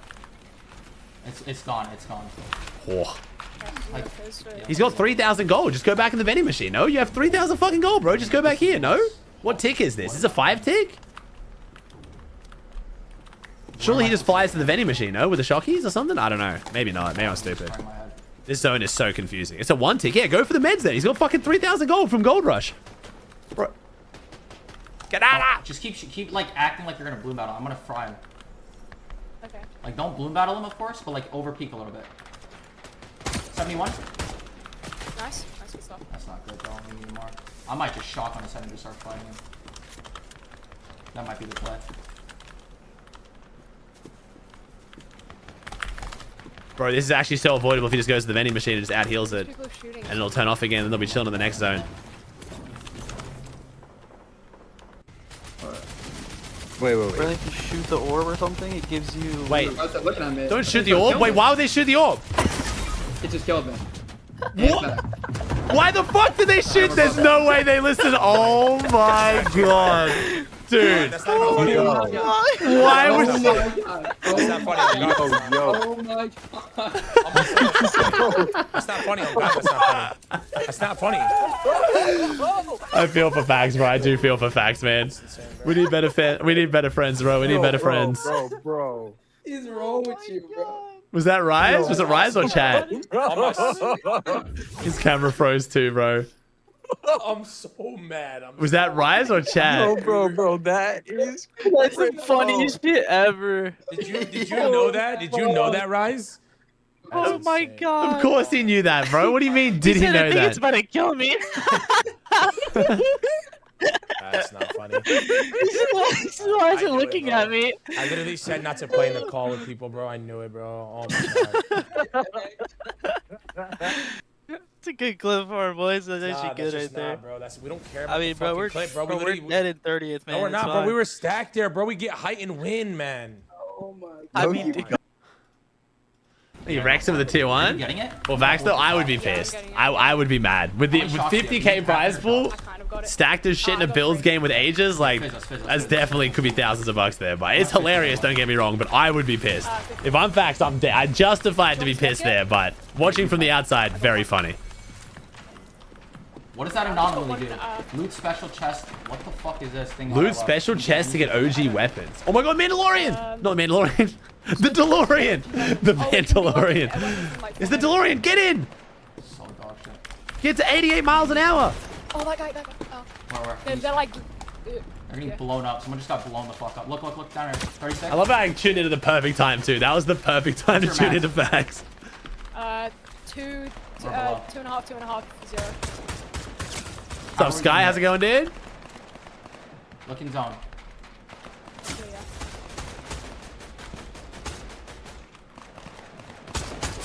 Like, I just can't believe Oh, it. they're so laggy. Spray. You need to get some type of damage. Cracked it, get 38. Alright. You don't know why, chat, we're watching Kanata so much? He's in first place right now by a single point. He's below Surge. This is the new Surge, though, so they're okay. If Ruby's taking damage, it doesn't matter. This is, sorry, it's old Surge. Sorry, it's not... I didn't even see it. It is not... Do you have any whites or no? Net damage. It's regular. It's old Surge. Surge trading Surge. What's your max? Holy lag? Yeah. I did, Sky. I did. 30, sorry. Does the laggiest Tony ever? Oh, it's definitely not the laggiest Tony ever. We've seen much worse, but Do you need wood? I think we're forgetting how bad Tony's used to be, bro. First and second, only just above Surge. Oh, shit. There's kids running, like, out of this box. Why is it old Surge? Because it's pubs. In Storm. We need to try to just shoot red. That's our damage before we go in. Did they not already go? 42. I didn't hit them at all. We need to go. Come here. Nothing will ever beat 2024 globals, bro. That shit was... It was PowerPoint, bro. 3 FPS. It's so laggy. It's actually unbelievable. We can shoot these jetpackers in the middle. Yeah. They're gone, so they're gone, bro. Did you see them? Even shoot. It's actually, it's literally, okay, this is like, this might be as bad as globals, maybe. Bang! Bang! Bang! Bang! Just slide down on You do not want to be below Surge right now because you cannot deal damage to get above. Okay, Kanata got above. Nice. W Kanata. Oh, it's 2023. You're right. 2023 was the chapter 4 one. You're right. Yeah, sorry. 2023. Oh, she's killing underneath. They might need damage. Yeah. Do you remember when the bugs? Remember when we got to watch clips of people where like Muzz would die and we'd be like, "Yo, why is Muzz not building?" And then he'd send you a clip from his POV and on his screen he's literally in a full box. Like the service was so bad. The game was just completely out of sync with what was actually happening. That shit was hilarious, but also so stupid.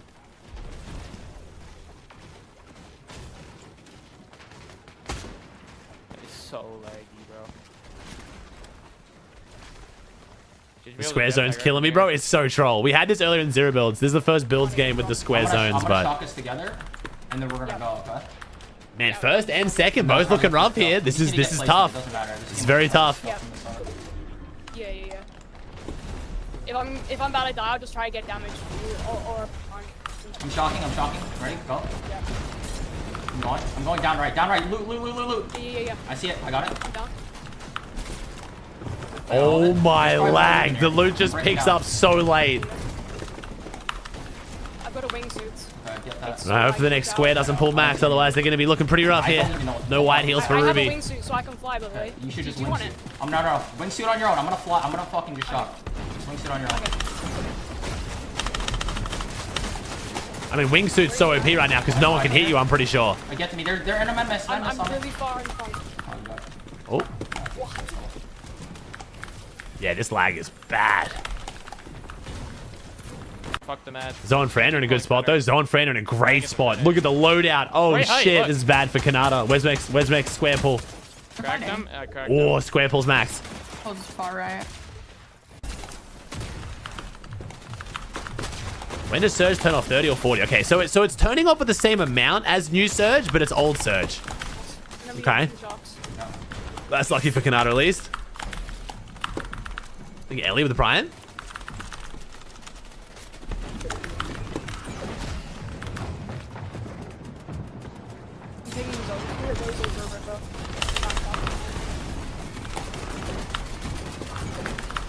Could just stagger here and then fly, honestly, might be the play. Right side with the bomb, come. I can't even fucking see myself. I just teleported to low ground if you can somehow get to me. I made a I'm bug. fucking here above you. What is happening? Come to me, come to me. Try to get past this all. Okay, I have no hard build. Wait, no, the Surge is still going 30. Never mind, we're back to 30 Surge. Never mind. Oh, it turned off. Never mind. Yeah, we're back to 30 Surge. Come. It's old Surge chat, not net damage Surge. Because it's pubs.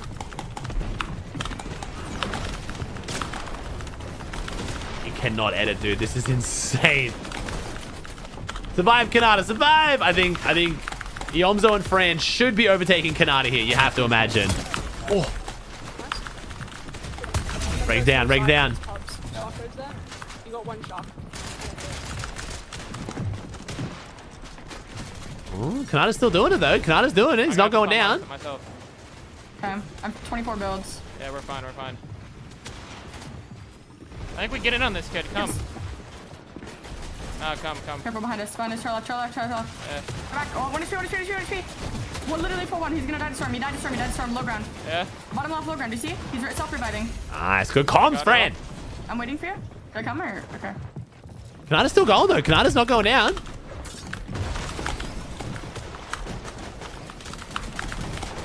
Kanata refusing to be stopped here.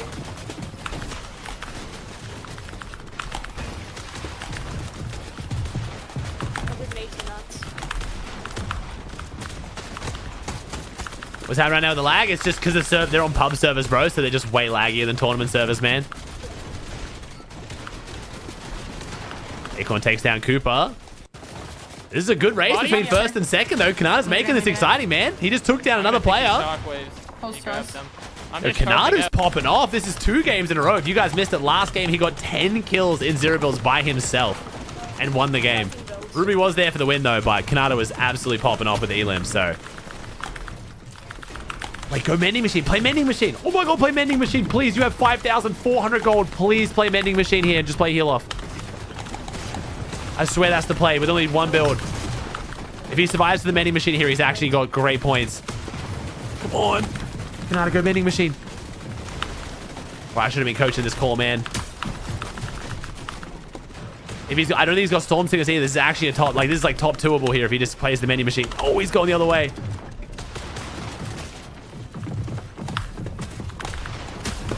Never mind. Fuck it. Just be the go. Never mind. Never mind. No. I know, but I can't fucking use it, man. It's Zoe too. He went down to Zoe. He almost 1v2 the team in second. 1 point behind him. That would have been crazy. Top six. Fuck, that would have been insane. Zoe, play the Mending Machine. Oh, hello. Marius. How has Marius survived that long? He must be on 7,000 ping. EU plus this server lag, bro. What? You have a lot of mats. Top 4, 1 duo. Or 2 duos. 3.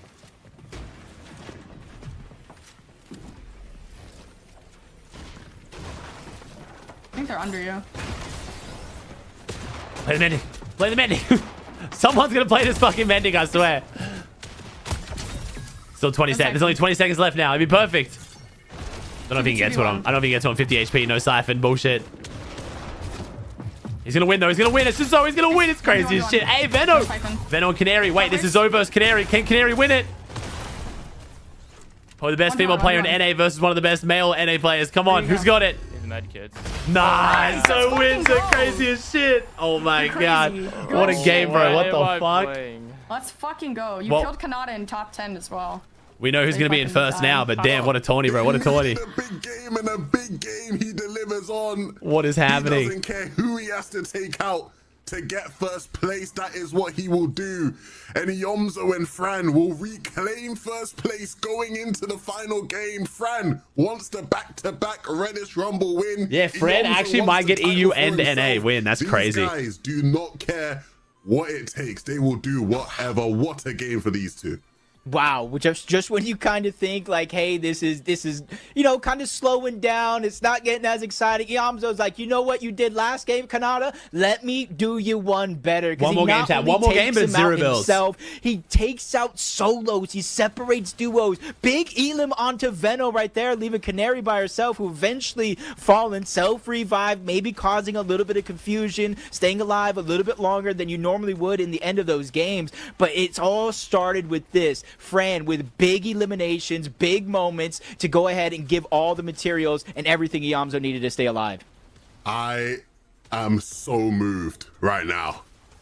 I mean, we talk about wanting to see drama, wanting to see cinema. This is no, because it's pubs, man. The player who was stopping him from being in first place. Fran, who has been so impressive all throughout today, all throughout all the Reddish Rumble. She goes down. And Yomzo says, hold on, let me do my part. Let me show why we deserve to be the winners together. He takes down some big hitters. Veno, don't even bother trying to go for the self-revive, buddy. My name's Yomzo. I got this. Canary doesn't have enough to outlast the Yomzo. And I mean, my oh my, things are really heating up. I can't. Yo, no way someone told Fax to shoot the fucking ball in the sky. That was great. Think Age landing on Zoe? I hope not, bro. I'm surely not, right? Surely not.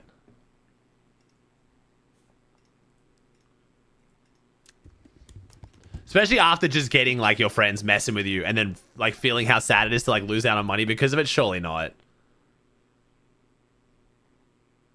25 gifted in my chat, 25 gifted in Adrian's chat. We'll handle business. 1 point leading Kanata and Ruby in last game. Kanata Oh my god, that clip is too funny. I gotta read They're in first. Oh my god. Nah, I mean, Zoe did it to me all the time. Have to go down before Oh my god. Didn't know that part. That makes it a bit more justifiable. That makes it more justifiable. I don't think you guys do it, but whatever. Let me see what you're DMing me. I'm waiting. What place is Fact? Very low. Like this is purely to grief Zoe and Fran. There's no other way to put it. But if Zoe's fucked with Facts in similar situations in the past.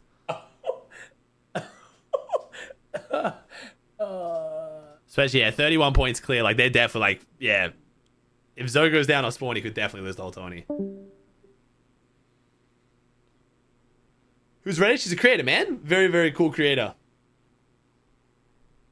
I want Fran to go back-to-back. Yeah, it'd be nice to see Fran win. I want to see them. I mean, Fran could still lose it normally. Remember what Yamzo did to us? We were first and got landed on, and it's whatever. I know. I trust me. I'm already known. Ethan with a 2-on-2. I will never. Listen, bro, I'll never forget how many times Zoe has griefed me out of all my 0 build or third-party tournaments, bro. Okay. Just remember, bro.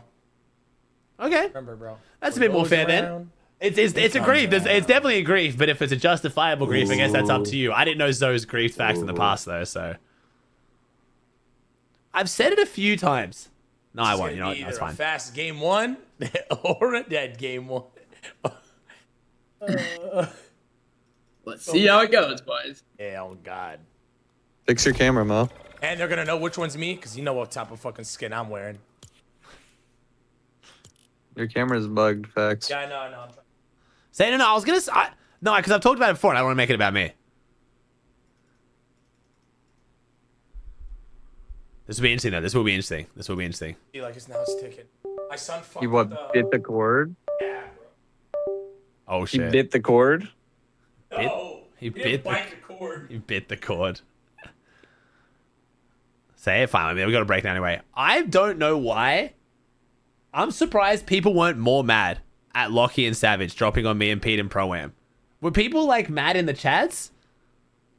Like, I feel like people, like, just didn't care as much about that as what I thought they would. They lost, so it's fine, but they were literally, like, bottom 5 and landed on first going into last game.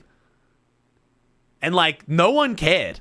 Like, they lost, so we ended up winning because of it, so it ended up being good. But if they killed Pete, we could have literally got griefed out of winning the Pro-Am by a team that had no chance of winning, and no one cared. It was very, like... I think it was because Pete shit on them so hard, the topic was like, oh, like, it literally shifted to being like, yo, they're feeding them. Like, they're deliberately giving them kills, but they tried to fucking win. Like, they tried to kill us, like... What are you doing, Fat? There's never a risk of them wiping both of you. They could have. Like, Savage and Lockie on paper should be a decent team. Noises? It's just Pete's crazy as shit, obviously, but... That is too funny. That really just happened to me. People thought they were feeding you? They definitely weren't. They definitely weren't. Oh! Oh my god! This cable, bro. He's about to crash out on this cable.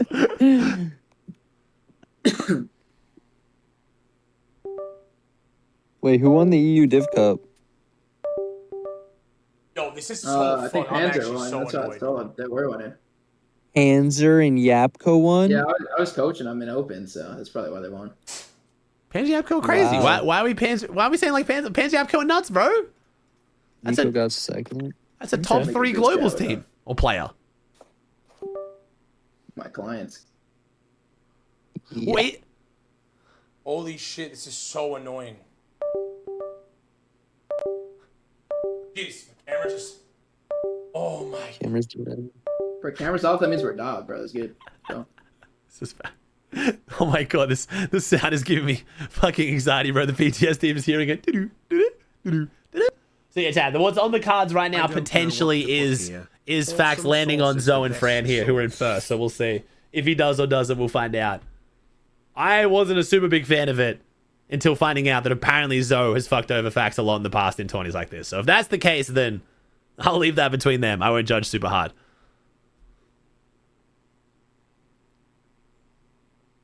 You alluded with the 3 years. Thank you, homie. We got NA starting in an hour, by the way, chats. This is pretty perfect timing. By the time this last game ends, we'll have like half an hour. We'll do our predictions, look at the drop map, vibe out, and then we'll jump into NA. We'll be watching and casting with Jacob today. Did you see the facts of him shooting the orb? Oh, I watched the live, bro. I just had a feeling. There was like just some random feeling. I was like, I should open Fax's stream. Open Fax's stream, and then they're just shooting the fucking orb.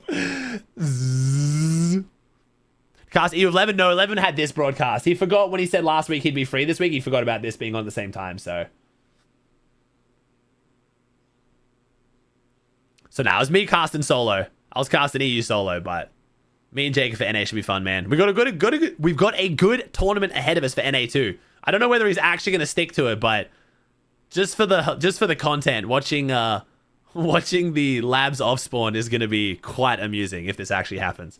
There is a world where I see Fred leaving, but Fred and Thomas contesting Pete and Poyo could be quite hilarious. I don't know if they're actually going to stick to it, but we'll see. We'll see. If any EU team is going to contest Pete in finals, it would be Fred and Tom.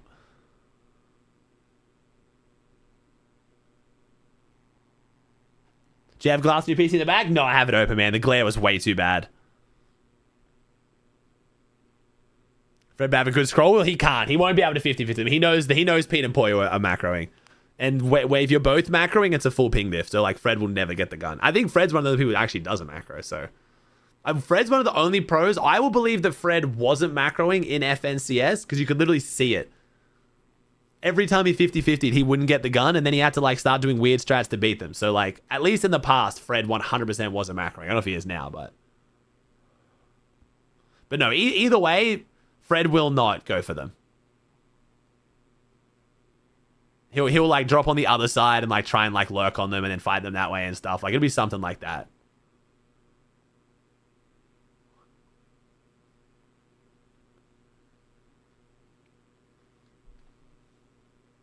Unless you have Flixie's macro, there's no macro that, trust me, Pete and Poyo are on Flixie's macro, and then it's just a ping diff, so. You're gonna leave before last game? No? I mean, you do you, bro, but come on. Surely there's nothing you got better to do than watch the last game to see who wins on this close of a leaderboard. Yeah, I'm not. I think this is probably the highest we've seen them today, sitting in 6th, right? This last game is a big last game for them. The difference in money for them being 6th to just being 5th, right, is an extra 1K, 500 each for the both of them, right? So it's like a very, very big game. A lot of pressure on these teams. It's not different, Roy. Literally, they have this. Trust me, it's the exact same. They've had the same coach and the same tweaker. Trust me, it's the same. Do you remember the clip where Flixie had macro ping 100 ping? Yes. You mean that thing that happened 6 months ago? Trust me, again, they're on the same macro. Trust me. I think he's solos of the Prime. That's bro. Yeah, that's for you're Wait, right. Max, say thank you and I'll stop. Say thank Dude, you and I'll guys are stop. so fucking annoying. I'm reading your fucking subs, man. Bro, Holy shut the shit. fuck up. Shut Say up. Are you thank gonna you go and I'll back and say stop. thank you to all those subs? Yo, bro, thank you for the prime, Say- bro. Man, I'm sorry, bro. Say thank you and I'll stop. No, my real ones know when I'm busy or stressed out or tweaking, I can't do much, bro. No. They understand, bro. It's okay, bro. Say thank you. I Because you lost all saw. your loyals and CLIX stick or your streaming career. Not my Yo, fault. Momo, Definitely. thank you for the prime, No, bro. say That's thank much. you. Appreciate myself. Yo, Bro, everyone's sub.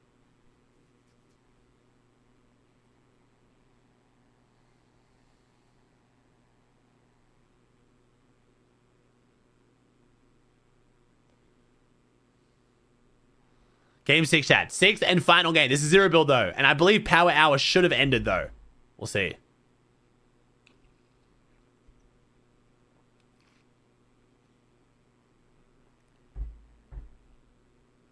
One game to go. I'm excited for the Elite Series tomorrow. We got some big teams missing out, man.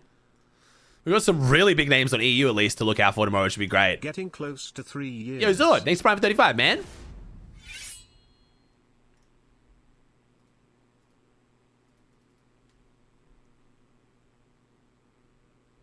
Anyone not in Div Finals tonight? There's definitely some teams not in Div Finals, yeah. I think Boogaree was probably one of the main names to miss out, but it's NA, so most of the big names are through, man.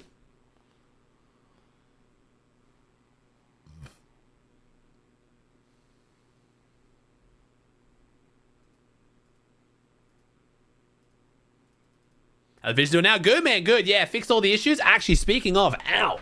I might do that now real quick. I've actually got a call real quick. There's something that I bought yesterday that I need picked up today. I need to get, like, Ubered to my house. Let me try this. 1 second, chat. Sorry, no. Actually, we are crashing out right now. It's 6 p.m. and you're in bed. You're a fucking dork. Oh, God. You're a fucking dork. No, say sorry. Say You're a sorry. dork. You're a fucking dork. Okay, Oh, just God. say No, go sorry fuck and I'll yourself. stop. Say sorry and I'll stop. Damn.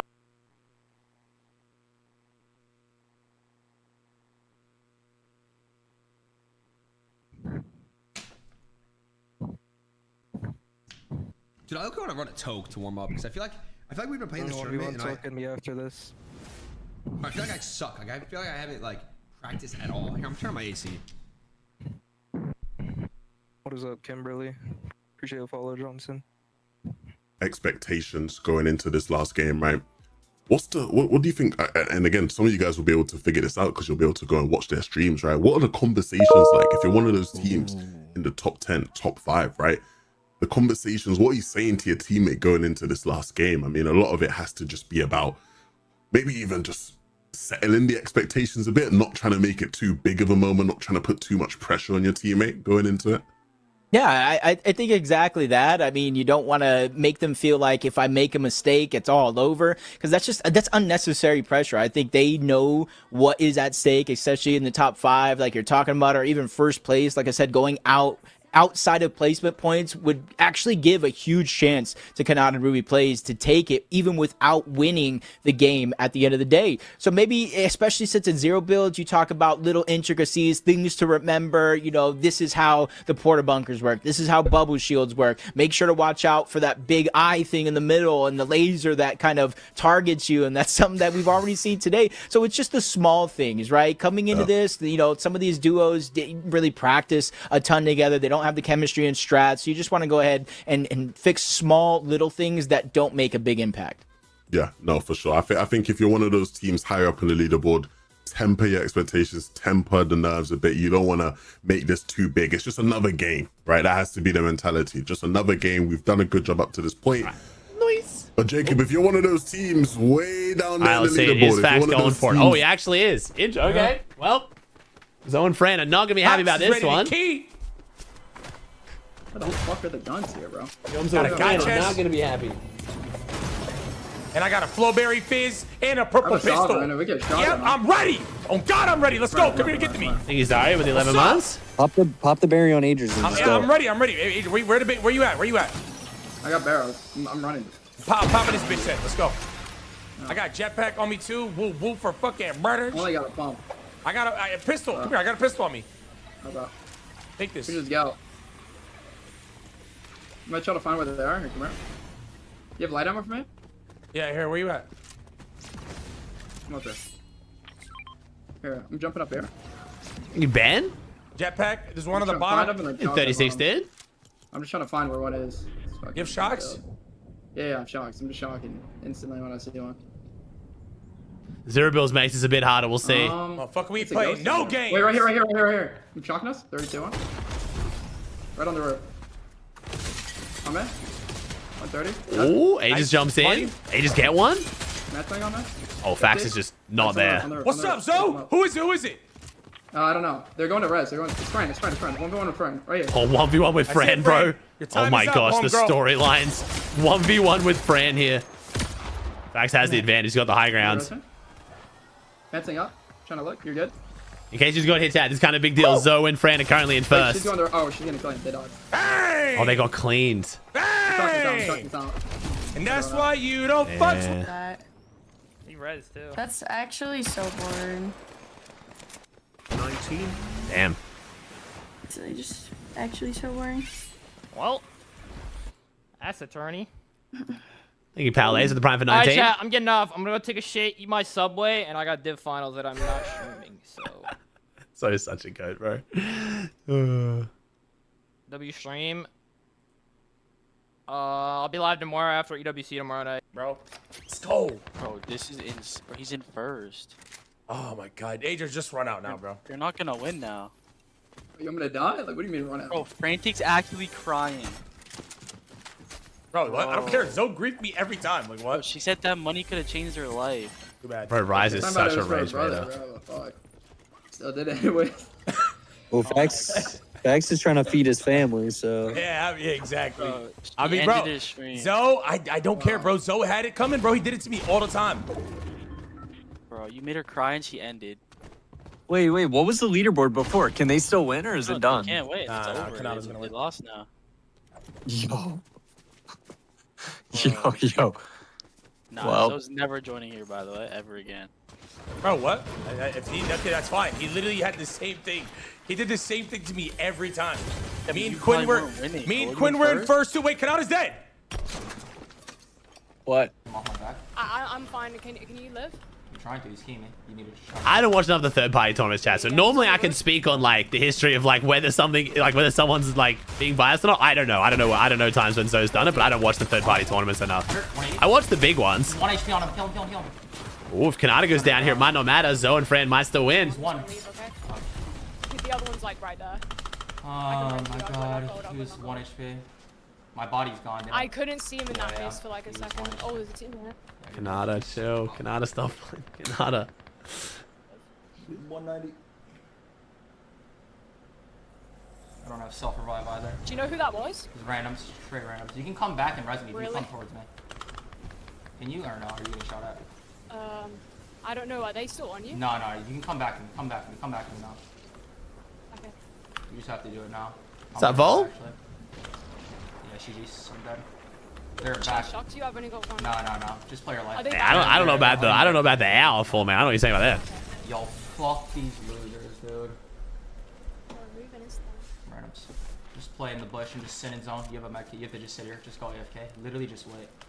So who was third? Yeah, who was third? Since they could now win it potentially. Just literally tank zone. You have to wrap. It was Muznina. Yeah. Muznina might be able to steal this then. The tortoise in the hair, man. I'm leaving that tree. Muzz biding his time, waiting. Moment to strike. Bro, I don't know. They need 60 points though. Ooh, That's okay, all we well have, that's. though. I'm not trying to. Oof, that's tough. That's a tough one. That's a tough one. 220 damage. Yeah. Just sit here and just literally play the med late. They're gonna tank zone. You're gonna have to reboot Riptide so late, by the way. Like, actually, like, so late. Yeah.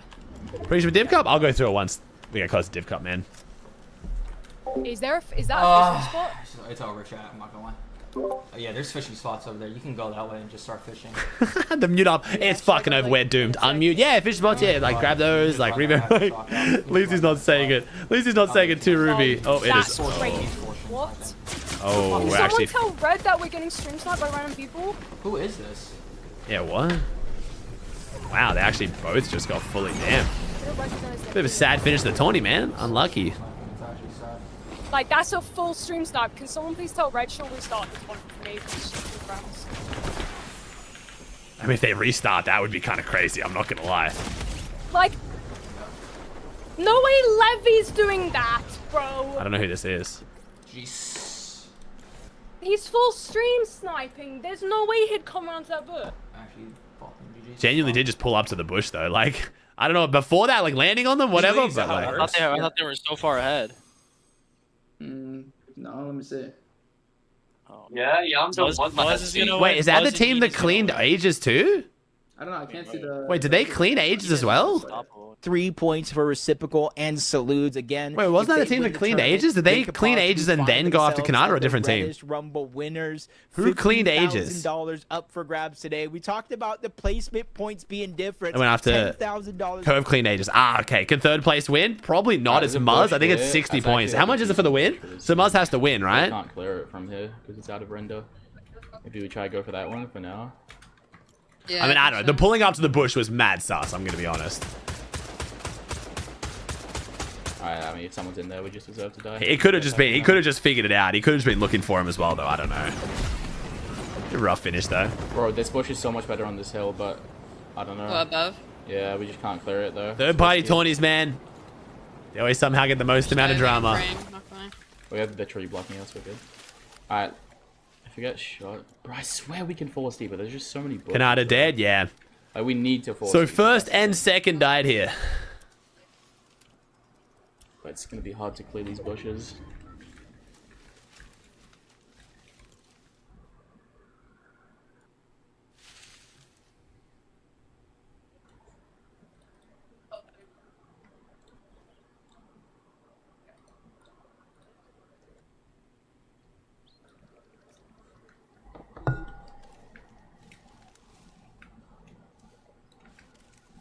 Thank you, Polo, with the prime for 11. Thank you, dude.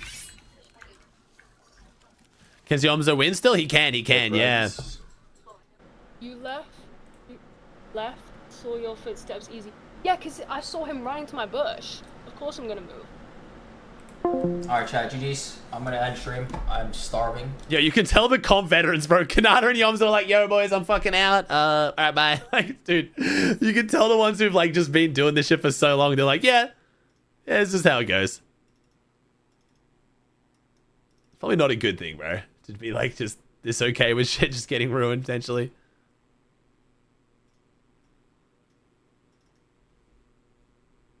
And 18, 45 minutes? Technically 55 because of the 10 pass, but yeah. Yeah, no, it definitely means a lot for Ruby.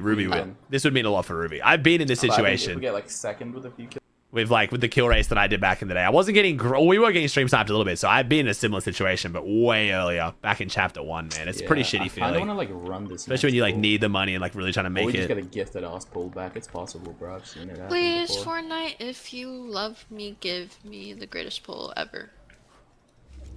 Okay, kill Bro. yourself. What? Done. Whoa. What the? Bro. I need to fix this issue, bro. There's definitely, I might have to still, I think I might do a full Windows reinstall on both my PCs, honestly. I'm scouting right now, we have to beat them. I'm gonna jetpack from here on this rock. Come. I'm gonna land like on the edge of this hill and solve it. I just team cheated twice, did 4 and he won, but I got him banned. Nice. We have this one. W. Wait, they're fighting. Yeah. Like, come back. 40? 80? 40? 40 white. 80 white, 80 white. Like, 80 all white, white. another one, other one, The other old one, the old one. There's 2 souls, there's 2 souls. 40? 80? 40 white? Oh. Go to this, come. He's gonna res. It's a random. He's whites. Not really. 17. Trying to run. Get back in. Kill him. 40, 80. What away? Nice, good fluff. Nice. Oh my god, the damage. One kill though. Spare bunks here. 3. We can literally. Bro. So wait, so is it 60 points for a win? So Muzz could still win this? 3 spare bunks, I'm gonna come back down. I'm giving myself shockwaves too. So Muzz could still win? He just has to win? It's 65 points, so Muzz can win. I'll just shock. Okay, let's see if Muzz wins 3 this. bunks up here. Be good for the vibes after all the drama. Only one per kill though. Is Nina well known? Never heard of her? She recently won the Milk Cup, man. So well known in the female scene.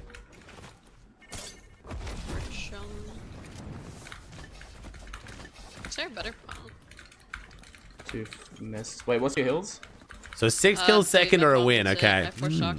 Wait, no. Wait. No way, bro. What is that? No way he came back down for the loot and their spot gets stolen. They have a spare bunker Brutal. up there too, by the way. Damn, that's brutal. Maybe got a bit too greedy. So? Yeah.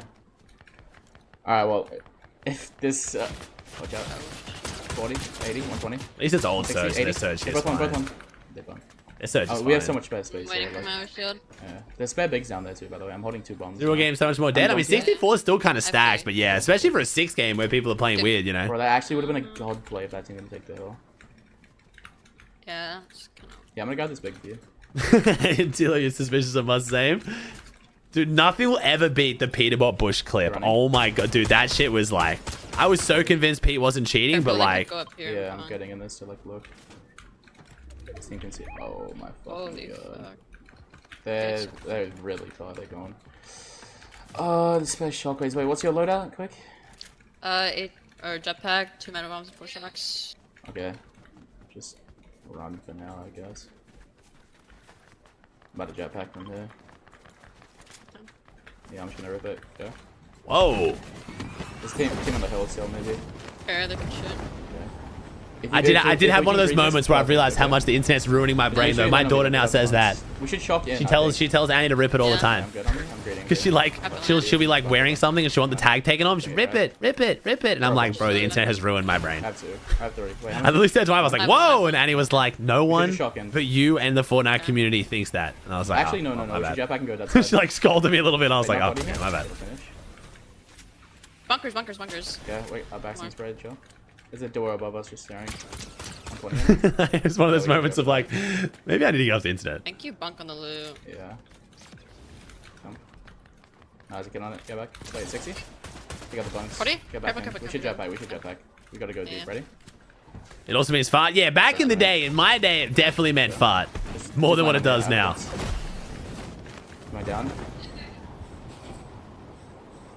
It was definitely Bucky, right? Bucky 100% popularized that, right? Like, I'm gonna rip it. Like, that's the thing. That 100% grew from Bucky, right? In the Fortnite scene. I don't think I heard the phrase until Bucky. All the way. 100%, yeah. What a legacy, bro. What a legacy.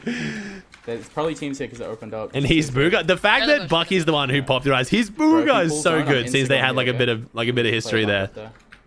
That's a great com though. That's still one of my greatest moments, bro. Calling out a kid as he's Booga as I'm getting shit on. It turns out to actually be Booga. That was great. Yeah. We should jetpack from here. You have it? Yeah. All right, go. Get on this hill. I'm bunking. Okay. Good. On you. Back's kind of open, but we're fine. They're fighting under us. No, we're okay. It's EU team down there. Yo, Cedric, thanks for Prime, bro. Jump out. Careful, shock in front of us. Yeah. They solo shock. Thanks, man. Together over peak. Sorry, I'm trying to freaking book something in really quickly. This is a really bad zone. A lot of kids will die. We just can't let anyone run up under us. This tree's literally saving our life. Wait, he's over peaking. Look on this ramp. Get ready. He's trying to He's looking at us. Yeah. We should break his ramp out. Careful of this too. Okay. Just chill. Don't make any enemies. Kill points aren't even worth anything. I'm 2 bunks, 2 bombs. Okay, I have 2 bombs. And okay, done. Nice. They're getting grieved. Done. Spray them. Making sure someone's landing under us. Your duo is so inspirational. Was Muzz my duo? Good. Or Bucky, you mean? Who's my duo here? Yeah. They bunked on top of that.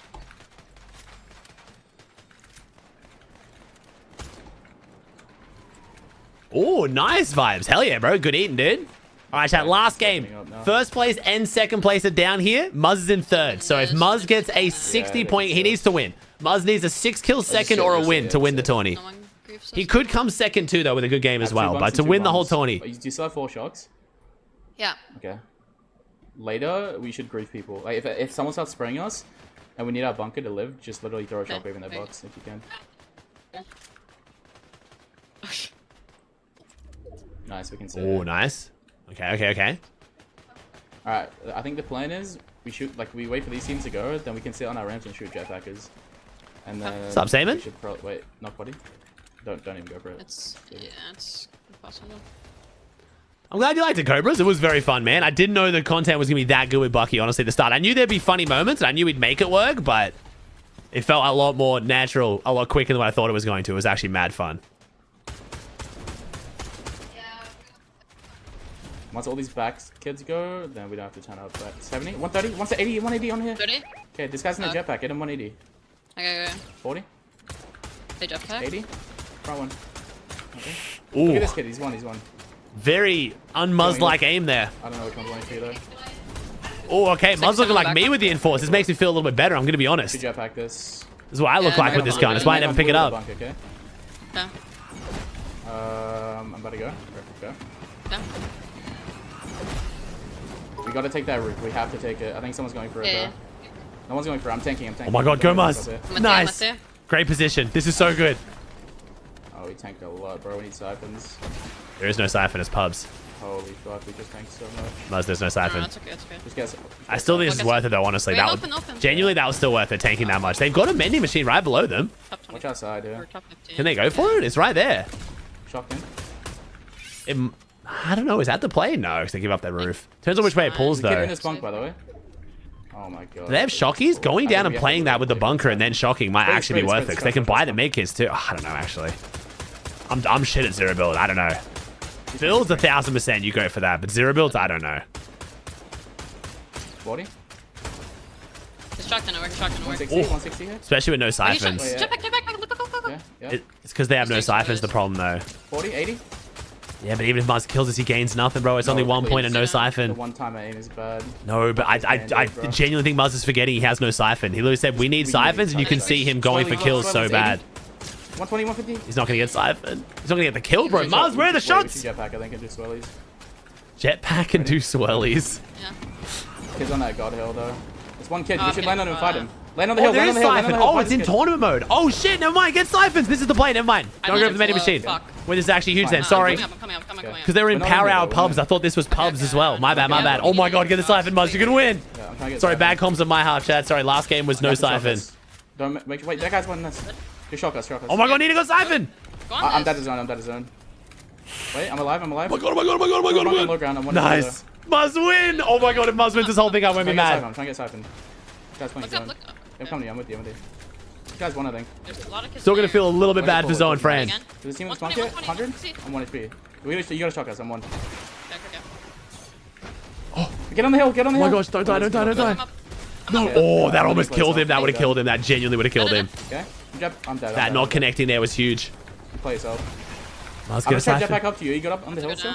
Yeah. I went down. I'm with you. Playing the med bomb. Nice. Solo here? Oh my god, Muzz, get a siphon, please. He's so close to winning. I'll do it. Yeah, I need to get a siphon. Oh, he's gotten so much damage for no kill. You have to go down. The team on high. Yeah, I'm with you. Shocked out. Just take the bunk. Kid on low ground. 100. Get the kill. I'm dead. No, he's fucking won. No. Wait, so the leaderboard didn't change. It's literally going to be Zoe, Kanata, and then Muzz. Wait, maybe Muzz comes second, though. I don't know if I should have stayed up. Bro, Muzz did so much damage and just no one died. Mace will take game 6 with 8 eliminations, a huge game for their competition standings. But the story there will be Muzz and Nina not able to get over the finish line. Damn. Yeah, overshield is brutal. right now. That was a big game though for Noah, because I went and look. I always try to keep the game before's leaderboards up so I could try to see the comparison. Noah plays coming into that one was on 12th place outside of that top 10 money. Again, $500, $1,000 once you start to get into that leaderboard, and he finished on over 180 points. Depending on where everybody else ends up, that might have put him into the top 5. Big game by Noah Plays and his duo there, Mullet Mace, to kind of pull off the big win. Mathematically, I was breaking it down in my head the entire time. 62 points down from Muzz and Nina. They didn't win the game, so I'm just unsure if they had enough points to win it all. We got a special guest, but I say guest, it is your stream, so you're not really a guest. We're the guests. Yeah, we are the guests. Cyber in my chat pointed out we had 6 different winners in 6 different games. That means I think the team did a good job at picking the teams and making sure teams are balanced. Yeah. Is the online leaderboard update, Chad? Because I know there's an online leaderboard, but I don't know what it is. Does someone have it? And yeah, very balanced, I'd say so myself. I think, again, I know I was getting called out for this earlier, but I do like the pool of players we had today more than the part 1. Even though I'm an EU, wow, guy, 11 NA bias continues. EU more than NA. I really felt like the pool of players today was a cook. It was really good. I'm gonna make sure every single player from the EU won. No, you said that. Seven's not gonna make it out of this one alive. Oh boy. We know who's not casting the next EU ready Rumble. Whoa. He's an NA caster now. He's tossed to the sides. I'm gonna call Mini Miner right now. Meow. Ring him up. I'm sure Mini would love to. Is the public leaderboard updated, Chad, or no?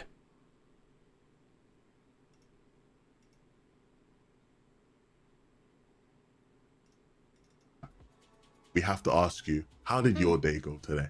How was part 2 in comparison? It's not their money, Harry. What do you mean, dude? It was a roller coaster of emotions. We definitely did 3 years. better. Folded hands in You both fired with the Prime for 36. 3 years, dude. In 0 build. I didn't expect it. I went into this with 0 expectations because I know he told me the last. you could have won that. I know. The last time I played 0 build was with you in Rivals, and that was like a year plus ago, I think. Wow. And he did amazing in 0 build. Kind of sucked at builds, but no, I'm joking. We had a good builds game. We had a good builds And it's game. half an hour, yeah. But it was good. Ritual is a W teammate, and by the looks of it, everyone had fun. I saw Happy Gal as well in that end game. It was fun to cast, definitely fun to watch. There's certain moments in there just looked fun to be a part of as a player. Even What the fuck? Why did my audio just break? Dude, why is my audio... Is this them or is this me? It's probably me, honestly. It's almost always me.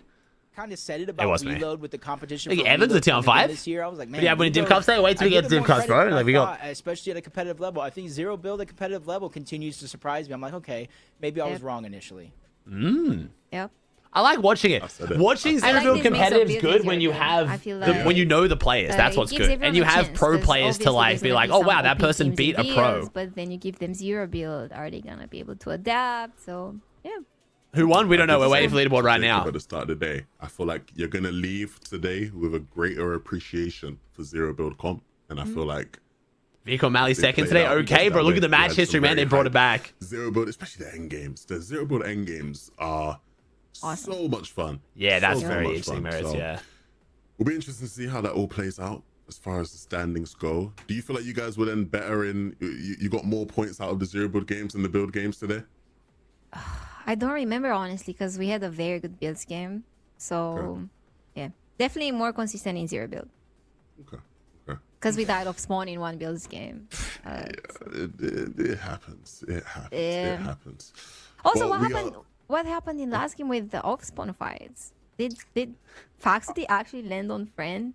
What was that? Yeah, you know what I mean? It's just one of those things where, you know, Faxity says Iamzo does it to him, so he's doing it back.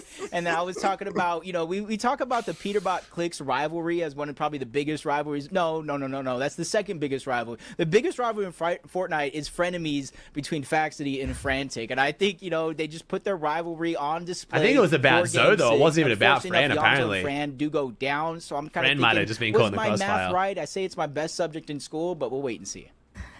I'm curious. He's playing the Reddish Rumble. It is a tournament ran by Reddish. It's gonna be a fun Funded one. by Fortnite. I am hearing word from our amazing production team that the leaderboard is ready. So just as we did in part 1, Reddish, take it away. No way. Ooh, Zoe and France. Oh, but Kanata drops down. Salute's got third. She did it again. My goat. First Wait, place no, I want to. goes to Fran. Is Salute's live? Tig and her teammate. So Fran went back to back. Fran won both. Both the red. No, Salutes isn't live. Why is Salutes not live? In the top 10, I wanted to go congratulate oh Salutes. Sorry, Sorry, Chad. Seeing some crazy teams. He's not live. We have Fran and Yomzo. My goat Salutes in third. And Maz, the exit duo. And then Reciprocal. Sad for Ruby? and Yeah, something. yeah. So I'm so happy to see that. Kanata and Ruby, I don't know what happened there. Some crazy off-spawn stuff as well. But yeah, I'm sure your chat will update you on that one. They used to wrap it in But, 6. You know, look, at the end of the day, a big congratulations to Yomzo and huge Fran. congrats. Fran, the first ever back-to-back winner of She a won Reddish before. Rumble. This is not even the first Reddish Rumble she won. She won like a previous one as well. A So I three-time think winner. we have to put her like she has to be moved as a pro now. No. Yeah, no, honestly, at this point, yeah, maybe we have to consider Fran as a pro next time when we're putting these teams together, because she has just been showing up and showing out. Honestly, it's funny because with this edition, Sal had to run as soon as it ended. What a goat. They'll DM him though. What a legend. All right, Chad, let's switch gears a little bit. Let's get the Div Cup going. Jacob's probably going to eat and stuff and come in. We'll look at the drop map real quick, and then maybe I'll like grab a snack real quick. I think CLIX is doing some kind of a toke, but CLIX did not seem that warmed up though, bro. I'm a little bit worried for CLIX today based on the Reddish Rumble. He seemed a little bit out of it, man. He seemed a little bit out of it. We'll see though. We got a good ass tourney ahead of us though. I'll bring up the drop map while I just change the title real quick. All right, watching. Let's do that one.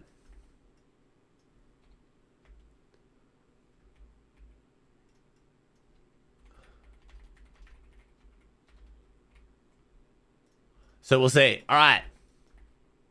So pretty exciting drop map. I don't know whether it's going to actually happen, but Thomas and Fredoxy versus Pete and Pollo.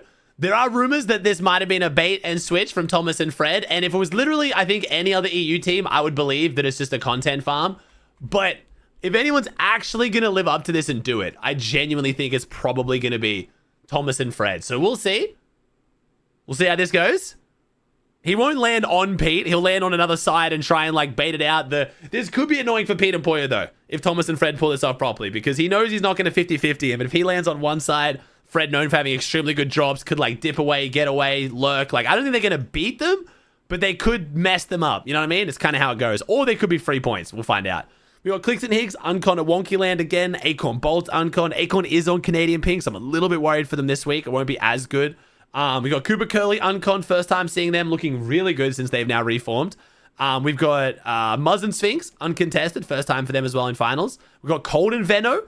Get to see if they bring it back. They had a chance to win it last week. Unfortunately, that last game cost them a bit, but they were doing really, really well. Rapid Kanata kind of conned by an EU team that's also conning another team. So I feel like Rapid Kanata should be pretty comfortable there, I think. Asian Richie conned as well, so that'll be kind of fun to watch. We've got a triple con in the middle of the map. Taki versus Liam. We've got Whale and Pump over on the edge, which interesting to see whether CLIX and Higgs aggressively push that. Josh and Zoe, our week 2 winners of Central and West. So Josh and Zoe should theoretically be the favorites coming into this, coming off the back of Yomzo winning Reddish Rumble this morning too. So Yomzo, I think that'll help Zoe, right? A lot of players, I'd be worried they're going to be burnt out, but I don't think Zoe will be burnt out. I think if anything, it'll be warmed up. My man's, he ended so he could go eat and then come back. So I think it should be good. Curve and Craze, unconned at Riptides. Which big spawns fights do we have? So we have Age Richie conned, and then, yeah, Pete. Oh, we got Threats and Veer versus Shadow and G-Money. And then King Rise unconned too. King Rise getting painted palms is very solid for them. There is Brazil Div 1 for the wait? Yeah, maybe. Yo, CLIX is shitting us on. Is there even a toke or is this vet? Are we just farming? We're just farming. Is this our tune-up game? Is that tune-up game? If you lose, that's $400. Wait, what? Up it. How much? 1,000 this round. Wait, USD? wait, what? Yeah, this round. So that means if you lose, you're down 1,200. Understand? Yeah. All right, look. And if I real, you have to pay right away. Yeah, that's fine. What? Next round. Let me do something. Wait, is this? Wait, is this like, does he have a kill lead? Wait, this is for $1,000? You'll pay? Hold on. You're gonna pay, yeah?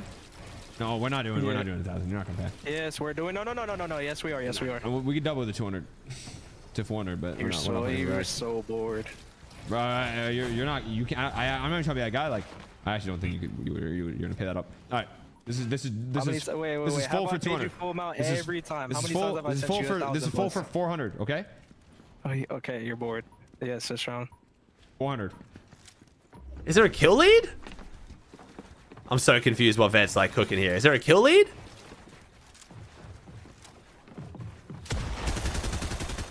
Like, I know Vet's not terrible. But a 1v1 against CLIX? 400 bucks? Are we that good?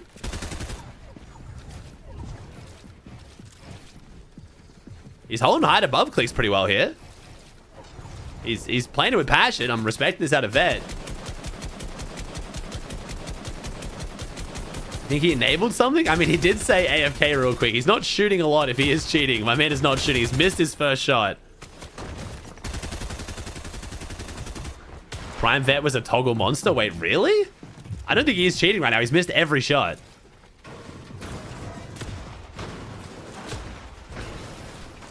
He's not cheating, bro. He literally has not hit a bullet.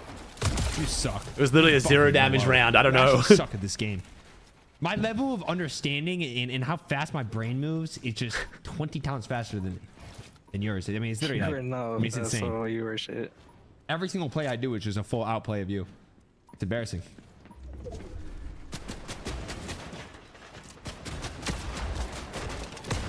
Self-glaze? Hey, you gotta gas yourself up, bro. You gotta be your own biggest fan. 2 kill lead for the toke? Okay, so it's 2 kill lead. Okay. That makes more sense then. That last was a 5-0 though. He's coming off the back of a 5-0 with a 2 kill. I don't know. Yo, Sleazy, thanks for Prime 10, dude.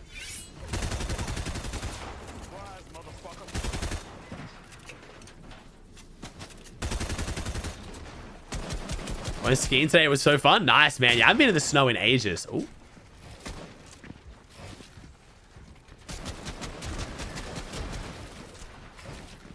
You again, Xavier?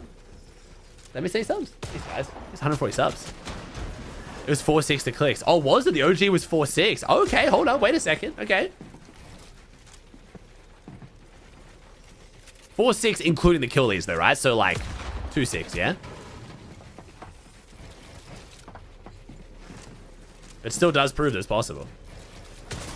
Oh. Oh. Okay, wait a second. All right, so maybe this is doable for Vet. Okay.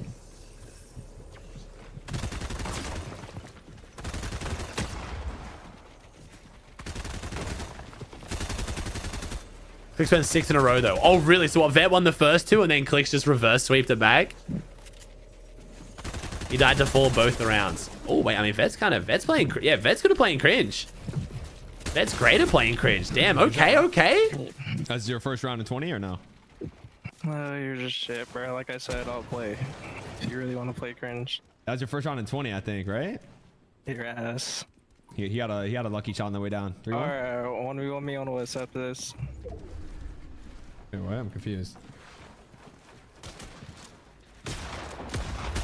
No way CLIX loses this? I mean, I'd be surprised. I should probably eat now, even though I'm not that hungry. Maybe have a snack. Just hold me through until NA. Is Vet well known? Haven't heard of him ever. He's known in like CLIX's common, like the token community, bro.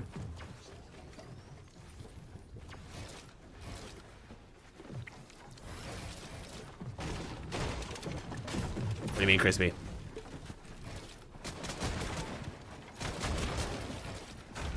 Oh, my title's to do with the Div Cup finals, bro, not the token. Otherwise, I would have the title be token. Unless you clicked on this and thought potentially this was the Div Cup finals, and I don't really know what to tell you at that point. So did you lag? I'm sorry, bro. I thought it was pretty clear my title's about the Div Cup.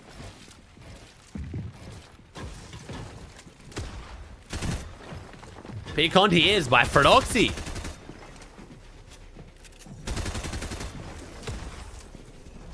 Just Ved? Okay, he's putting up a way better fight than I thought he was going to. To be fair, I need to put a bit more respect on Ved's name, apparently. Maybe he's a better ones player because he like plays more cringe. Maybe 2s and 3s isn't his thing. You suck. How are you up that many mats and you lose like that? I had 0 builds. I wasn't up any builds. I had no builds too. What are you saying? You suck. You too. You too. You're up. Pete streaming? Nah, I highly doubt it, man. I highly doubt it. The only chance we really have for Pete to stream things is reload tourneys. And he didn't stream that yesterday, so he hasn't really been any of the calls either, right? Like I haven't really seen. I think the other day when I took the day off stream, someone said that Pete was doing some togs, but even not for that long, so I feel like he's kind of like.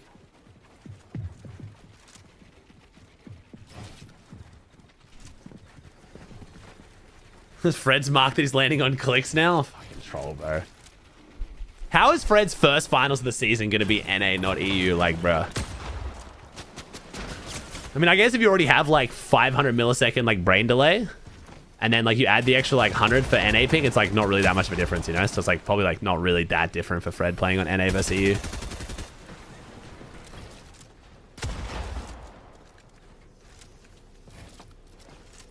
Did Muzz win? Nah, he ended up coming third, bro. No, second. Sorry, ended up coming second. Kanata dropped down to fourth. So it was Zoe ended up winning it, Muzz second, Salud's third, and then Kanata fourth. Fred won't con CLIX, but he might con Pete. But at this point, if he's marked both, he's not conning either. Then I think he's just going to go somewhere else.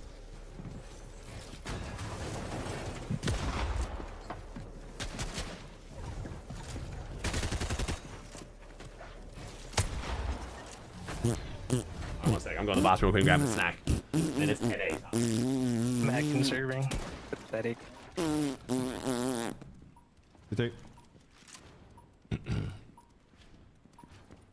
Yo, appreciate the harmony and go popular PW.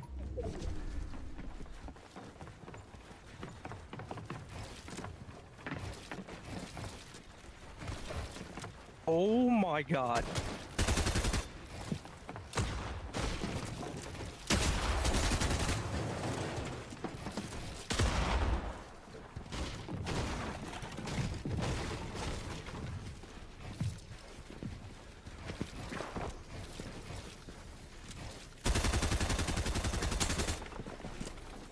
Almost.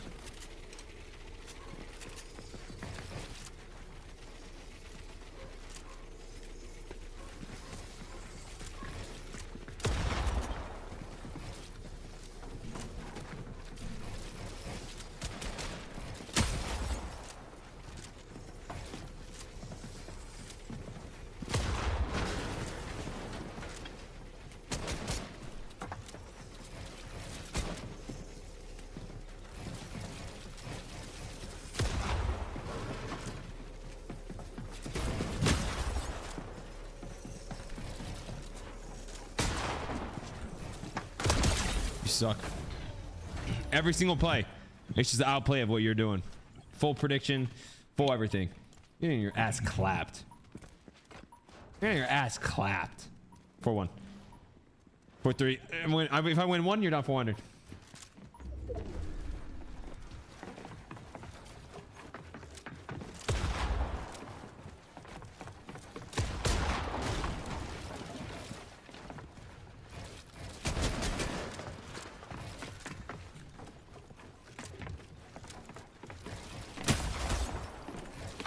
My shit is not editing.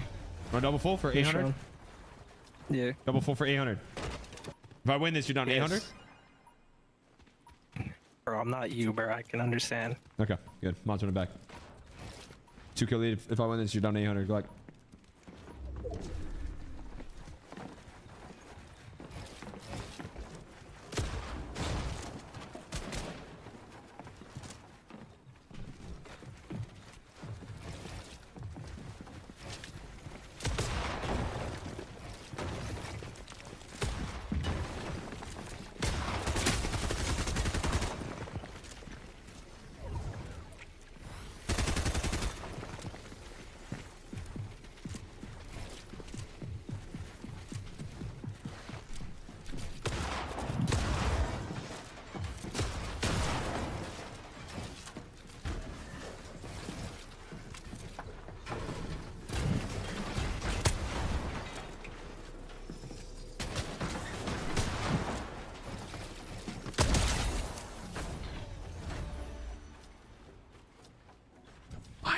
games, motherfucker. I'm down to play it after this, Isaiah. Wait, they're going again? There's no way they're going again. Vet's doubling again? He's gonna scam him, right? He has to. Vet, wait, is this for $800? I mean, he tried to make the last one for 1,000, so I don't even know at this point, bro. Holy through it. God was on your side that round, bro. That is insane. It's for $800? Yo, Vet, what are we doing? Insane. God, Please tell me when I left, Vet won 2 rounds and then CLIX 1. Please don't tell me he didn't win another round after that, because, like, bruh.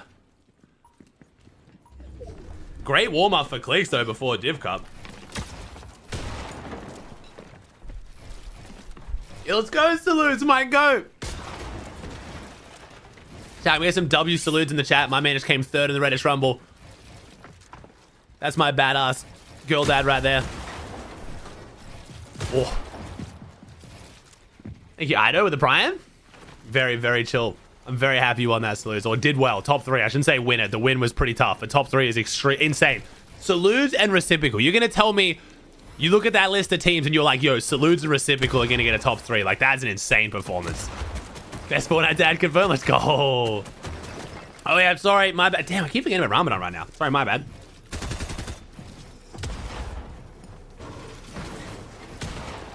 Muslim, I'm getting it? No. Is it on West or is it staying on Central? It's staying on Central. Bruh. No way it's still... Bro, man, I respect the Vet confidence. But Vet doesn't normally scam CLIX, right? Like, I swear Vet has paid CLIX a fair bit of money in the past. I don't think he's going to scam. I think he's just confident. Oh my god, wow, the wall edit it.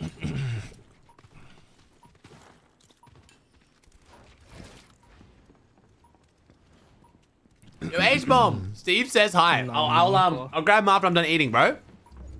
When I'm done eating, I'll go grab him. Say hi.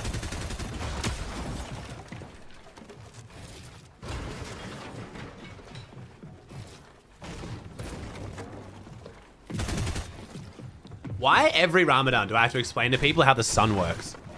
Every time, bro.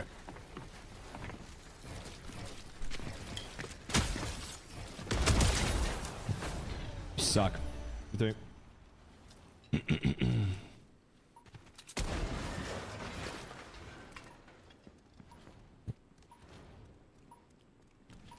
Some people are EFR right now, so you can turn the face cam. No, bro, it's chat, the sun. Think about how the sun works and think about what you've just said.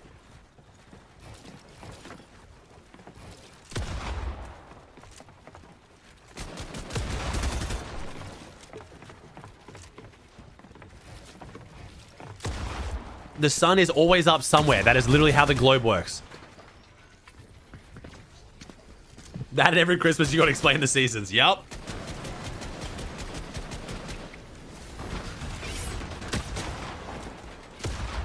Oh no, I get that, Ray. I get that, bro. Fully.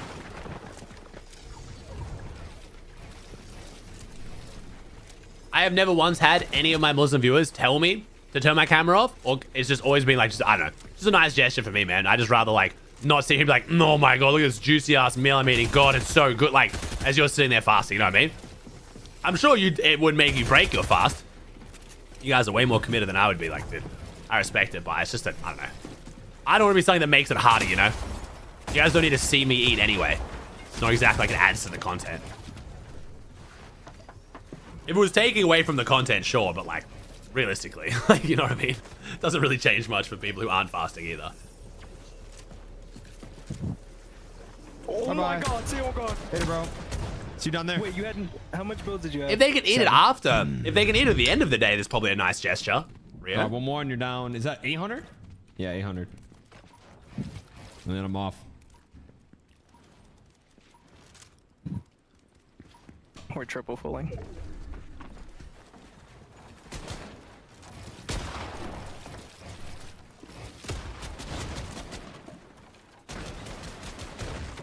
This is bad, bro.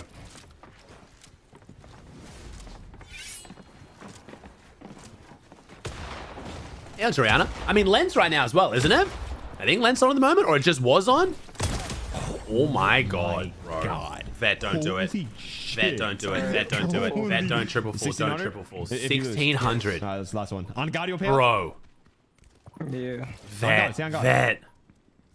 I don't put stuff on God anyway. I'm not playing. Here, I'll just send you. I'll send you right now. I'll send you right now, and then we can play. Yeah, send me 800. What? Alright. Next round after I send. Apple Pay? Yep. Bro. Yo, Vet, what are we doing?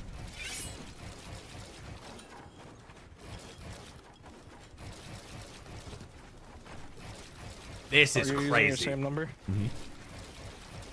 Just texted you. Vet, dude, this is crazy. Did you get it? Well, I actually did get it. All right, this round counts. Good luck. All right, I'm gonna go put my hands in hot water. Be back. Said what? Back. Yeah, she sent me 800. I did not think this motherfucker is gonna pay. Why is it gonna acting weird? Anytime I play ones, I'm just like the max shit talker. I'm just getting in their head. If you play ones and you're talking the whole entire time, it makes the one so much easier because you're fully in their head. If you're shitting on them and you're shit talking at the same time, it's just the easiest shit ever. Oh, there we go. Yes, so I want to say hi to you. Who's my thick man? I don't think you should run this. Oh, yeah. Beat me now. Yo, I'm back. Next round. Yeah. I can't hold it for too long. He's extra spicy right now because my my mom and daddy here to babysit. You're gonna lose 1600. I'm not even trying to be a dickhead. I swear to God. But like, I don't think you should run this. Where's a big boy? Next round. You can see the trees. It's like I'm trying warning you. We'll play half. 400. This is half. Yeah. You know the deal. You know. Hey, we have an arrangement. All right, 1 sec. Now I gotta take him downstairs. 1 sec.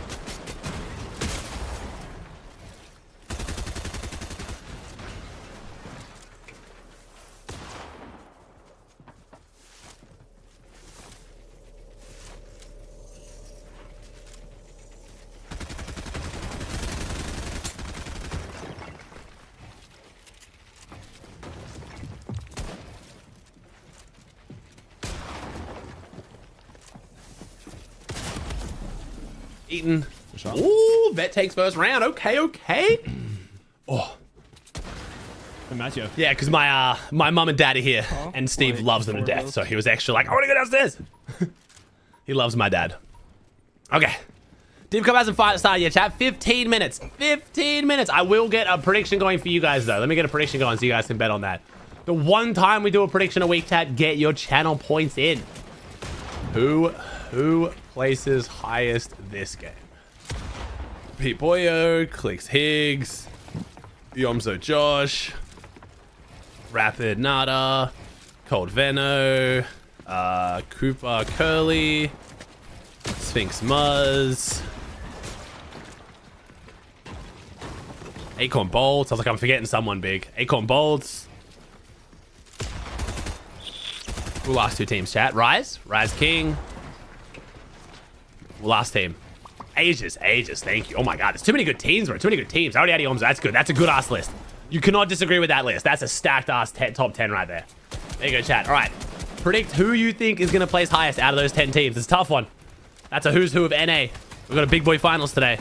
I will be casting it with Mr. Jacob MVPR. So we'll jump in replays and be casting today. Should be a good time.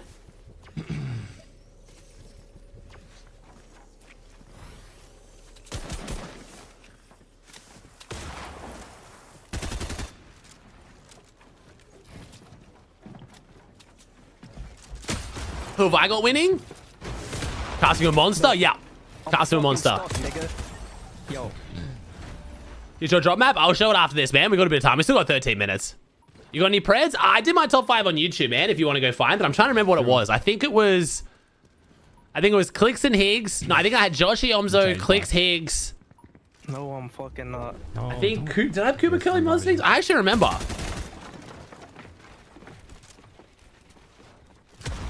I don't think Fred's going to land on CLIX or Peterbot though, chat. I'm going to be honest. I like the idea of it. I think it'll be funny if he does, especially on Peaks. I don't think Pete will actually care. But I don't think he's dropping on CLIX. He might drop on Pete, but even then, I don't think so.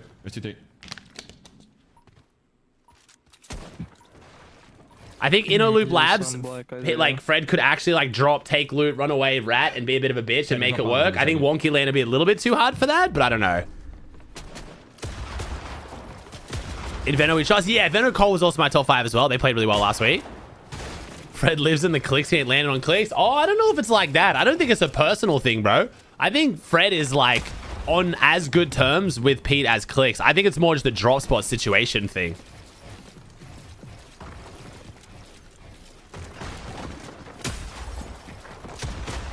Pete versus CLIX in the title.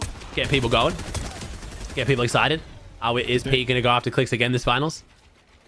I have a slight feeling he might. I'm not sure. I don't know if Higgs streams finals. This is looking good though, because CLIX, if you watch the Reddish Rumble, CLIX was looking rough during the Reddish Rumble. I'm kind of happy to see him like locked in a bit here. This is looking a lot better. Before it was a bit rough.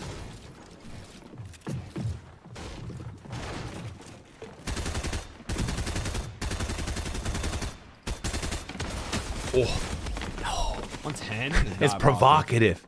Gets the people going. Did you know that was my floor? It's actually perfect. No. That's literally perfect. It's provocative.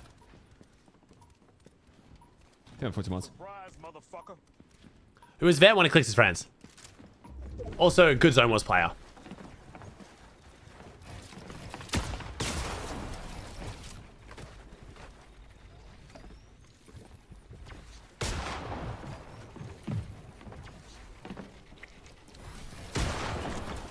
No Fred on the pred. I just feel like if I put Fred on the pred, it's like just too easy. Like he's just going to get all the channel points. It's going to like ruin the odds. You know what I mean? I got to kind of make it someone a little bit like less likely, you know?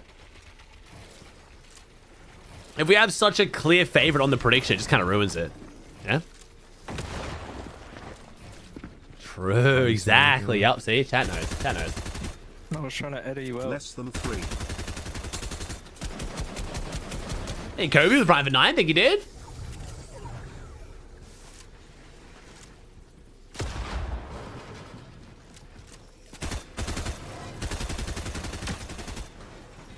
One time you should do a who places lowest pred. Could be a decently funny idea. We'll see. Because it's not really hating as much as it's just kind of like a funny concept. The thing is, I guarantee half of me doing a who places lowest pred is going to be a fucking listening test. And there's going to be a bunch of kids who are like half listening who are going to see the pred and predict without realizing it's who places lowest and then just bitch at me. I thought it was who placed highest. I'm gonna blame you because I can't listen or read. 4-4, 1x2. Yeah, how much bills did you have? 300. Chat bet. Final start in 10 minutes. Someone sent that to me today, Leo. Someone sent me that today, and it was quite funny. But it's insane.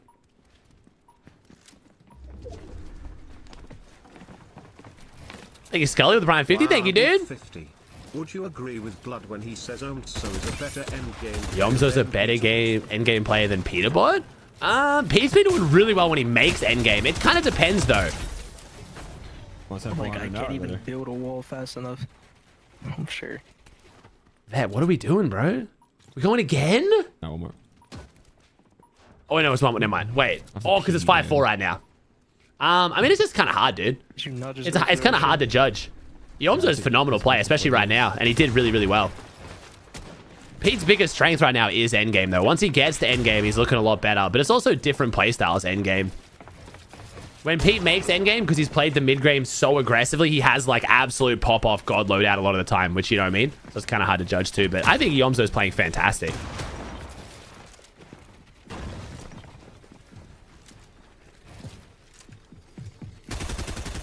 I mean, Zoe just won Central and West with only 4 games, bro. Like, Zoe's like, I don't think it's crazy to say Zoe's one of the best IGLs in the game right now, so.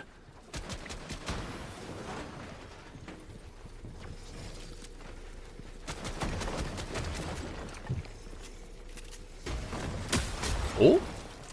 If CLIX wins this, he wins $1,600, chat. I can't even, like, I'm watching this as if it's not real because I just still, like, refuse to believe that Vet thought this is a good idea. I respect him putting his money where his mouth is, but, like... How'd you get that? How did you just get everything? I don't know, dude. Sorry, bro. I oh, this was 400? Okay. Oh, it was half. It was half. Okay, I thought they doubled again. I was like, bro. I literally said, as a friend, don't do it. Okay, we're playing I for the said, as a friend, don't do it, bro. We're playing for the 1200 when you're back. No, I'm not. I'm not doing that. As a friend, I'm not doing that. You're no.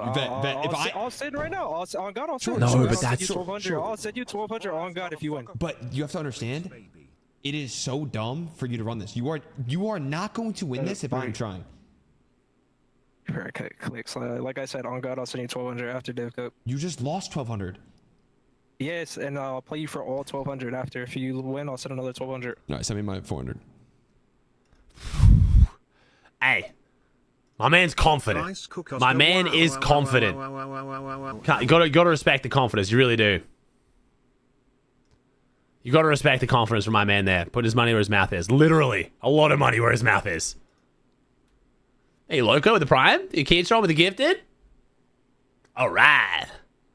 Okay, who is in his finals? I'm loading up all my NA POVs. Probably a bad idea. But the plan is replays today, chat, with Mr. Jacob MVPR. Hopefully he'll be joining us shortly. He does have to grab some food and a bit of break after the Reddish Rumble, but he will be here. This is going to be a good one, chat. This is the drop map right now. We've got a pretty spicy drop map. We've got Thomas HC and Fredoxy versus Pete and Poyo off spawn. Whether they actually drop there, we will see. I am honestly a bit 50-50. I could definitely see Thomas and Fred actually committing to this, but I could very much see them also trolling and Fred just laughing. CLIX and Higgs, Uncon Wonky, Acorn Bolts. We got Josh Zoe, winners of last week. Cold and Veno, uncontested too. Rapid Kanata, kind of conned. I think this is mostly uncon. Cooper Curly, uncon. Muzz and Sphinx, King Rise. We got Threats and Via versus Shadow G Money. It should be a good finals, man. We got really good finals here, I think. This should be fun. This should be fun.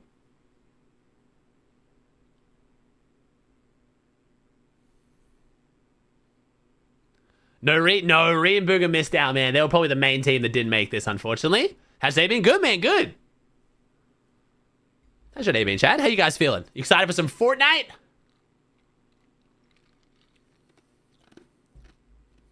We do have a prediction going, by the way, chat. We have a prediction going if you want to get some channel points in. We've got 10 teams. Pick which one you think is going to place highest. Nice and easy. I say easy, but it's 10 of the best teams in the region, so it's a tough pick, man. Acorn Bolt's looking good. I will say that, but Acorn does play, I don't want to say significantly worse. He plays about as bad as most people should when they go from 0 ping to 60. Acorn's back home in Canada, I believe, for this tournament, so I'm a little bit worried for their potential to win. I think a top 5 is still very doable, but I don't think we're going to see Acorn and Bolts play better than they did last week, unless they pull off something crazy. But yeah, Acorn back home, not only is it the ping, also whenever he goes back home, he's obviously like a little bit more chilled out. He spends much time with his family. Like, Acorn is very, very, very close with his family. It's actually super sweet. I've talked to him about it. So I think when he goes back home, it's not just the ping. He also just kind of like disconnects a bit. But I think that's also a big reason for why Acorn's been so successful over so many years. I think like him disconnecting, especially during like periods like this when there's no FNCS, is like really healthy.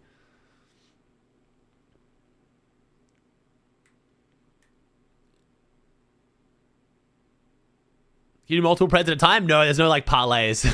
Dude, parlays would be kind of sick though, man. Some Twitch prediction parlays would go crazy. Oh. Oh my god. The man himself. Let's see.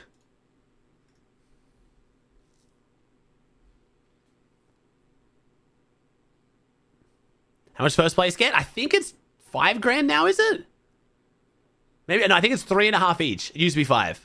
Oh, there he is. Are my settings broken? Hello, sir. Okay, there we go. They work. Okay. What's up, dude? They messed up earlier. What's up? How you doing? Good. Do you like have to mess up all your like camera and audio and stuff every time you do a broadcast as well? Sometimes. Okay. Yeah, mine hasn't been too bad for a while. I'm doing this like a bunch of broadcasts right now for a sponsor, and I'm doing like OBS virtual cams and like rerouting audio and dual streaming, and it's killing me. My PCs are like dying. Yo, Destruction Prime, dude. It gets a little annoying, especially like I use the Go XLR. Yep. And so it's not going to be updated anymore. So like, what do you do? Me too. That's like a later problem. Like I'm just gonna wait until it like genuinely just doesn't work, and then I'll figure something out. Surely someone by then comes into the market, like Razer or someone tries to like make a play. We'll see. How you feeling? I know Elgato has tried. It's just the one they came out with. Yeah. Yeah, it didn't work. Yeah. They said they can't hear Aussie. Is he quiet or you can't hear him at all? Quiet for the first time in my life. Oh my gosh. Thank you, Aztec with a 5 gifted. Thank you, broski. Test. 5, 4. Okay, 3. no, hold up. No, it's the Go XLR routing. I never fixed there it from is. The broadcast. Hey, Kravis with a 48. Thank you, dude. I'm doing great, man. I thought just do everything except for that. I don't. No, Kirst. I'm not talking about Pete versus CLIX for the There we win. I'm go. talking about whether Pete goes for CLIX. Hello. Test. Yeah. We good? Finally, somebody told me instead of 5 hours into it stream. You know. Nice. All right. Have you done your preds for this at all? Have you looked at the drop map? You've always been busy. We'll give you like you've been. I have not done preds. Let me see my note. Let me open up a notepad here. I mean, it's NA. Oh, like you my just pick video out all notes. the tier 1 teams. You know. Oh crap. So far, the spicy points, we have pretty much a standard finals except for where the Thomas HD and Frodoxy drop on Pete Poyo. That's the main spicy point. Everyone else is uncon. All the other big names we normally care about, except for Ages Richie. They're also contested, but... Okay. The preds are pretty standard. It's your usual CLIX, Higgs, Wonky, uncon, reigning champs, Josh Zoe, uncon, Muzz and Sphinx, though, new duo at Sphinx's drop. And then Cooper, looks like Curly got the drop spot in the divorce with Muzz, so Cooper and Curly going up here. Acorn Bolts, but Acorn's on Canadian ping. King Rise, their first time playing together. And then Cole Veno, that's kind of like... Oh, and Rapid Kanata. So it's like, I think it's pretty standard. It's pretty much just who do you think is the best, because they're all uncon, basically. Yeah, I'm just writing down the names right now, and then I'm going to order them. Okay. Let's see. 1 minute until it starts, but as long as we don't watch it, it doesn't technically start. I mean, well, to be fair, everyone's got delays as well, so I don't think the games are actually starting. I don't like, you know what I mean? Perfect, dude. Unanimous 5-minute delay. Yep, that's what I'm saying, dude. I want the Apex Legends, man. Everyone on enforced 5-minute delay. I swear that's the strat. And then everyone can stream. There's no reason not to. Just, it'd be so much better. Oh, well. At least, I think in any set lobby tournament. Open's a bit crazy, but I think set lobby tournaments, that should be the rule. It'd be awesome. Yo, what's up, Rafa? Doing well, man. How you doing, dude? I know it's hard to enforce, but like at least a GA, you know? I don't think it's too bad to enforce. I think it's all right. Once you get to a set lobby level, like these are like 50, you know, these are 50 teams where like we pretty much know who they all are. There might be like 1 or 2 teams where like wonder who that is, but they still have a social following of some description. It wouldn't be that hard. I think so. We'll see. I'm excited though. I think it's gonna be a good finals. EU this morning was. Did you watch EU? I'm guessing not because you're Reddish. No, but I was talking. Yeah, I was talking with Levin though. He was telling me that he was watching it. Canada, Jack or something like that. Yep. And 2, 2, and 2. So 3 teams won. And it was 3 all back teams won back-to-back wins. It was weird. Chapman Flixie came out, popped off, and then they just fell so far down. And then last game was like mad spicy. We had Yapko Panzer get keyed by Pablo Chino because Yapko Panzer drop on Painted Palms and then Pablo Chino drop on Sandy. So they keyed them. Yapko ran literally out into the ocean, delayed them so much so that Pablo Chino ended up killing Yapko Panzer in first, so then they could overtake them. But then Vico Mali came from the mountain and killed them, and then people were saying that Malibuca did it because of Panzer, and it was like it was a bunch of drama. And then so they both ended up going down, and then Yapko Panzer ended up still winning it. It was crazy. Good tourney though. It was a little bit like the finish to Reddish Rumble. A bit of spice with the off spawns at the end. Bro, these are like terrible predictions, but you know what? I'm gonna stick to my gut. Here we go. So what do you far. got? Let me hear it. This is my 5 right now. Rapid Kanata winning, Josh Yamso 2nd, Acorn Bolts 3rd, Peter Poyo 4th, and Cold Veno 5th. I'm gonna stick with it. Wait, who 5th? Cold Veno. We don't have CLIX Higgs top 5ing? No, I'm just gonna go with my feelings. Okay, well, on that bombshell, I'm gonna let you explain that real quick. I'm getting a phone call. You can talk through that because there's no explanation. There's just there's just feelings. That's what I'm just doing, just based off of absolutely nothing. That's it. There's no explanation. Like I could take a little longer, cause like if I'm gonna put Peter and Poyo 3rd, that's already going against the grain. So CLIX and Higgs not being in top 5. W list, bro. I'm telling you, there's no thought, there's no feeling. There's no analytical. There's no. I just threw names together. If you guys watched my stream 2 seconds ago, I threw names together. I copied and pasted some of the names here. I threw Acorn and Bolts in there just because I believe. You know what I mean? So I didn't hit any of this. I'm just coming back. So you hate CLIX is what I'm hearing, basically.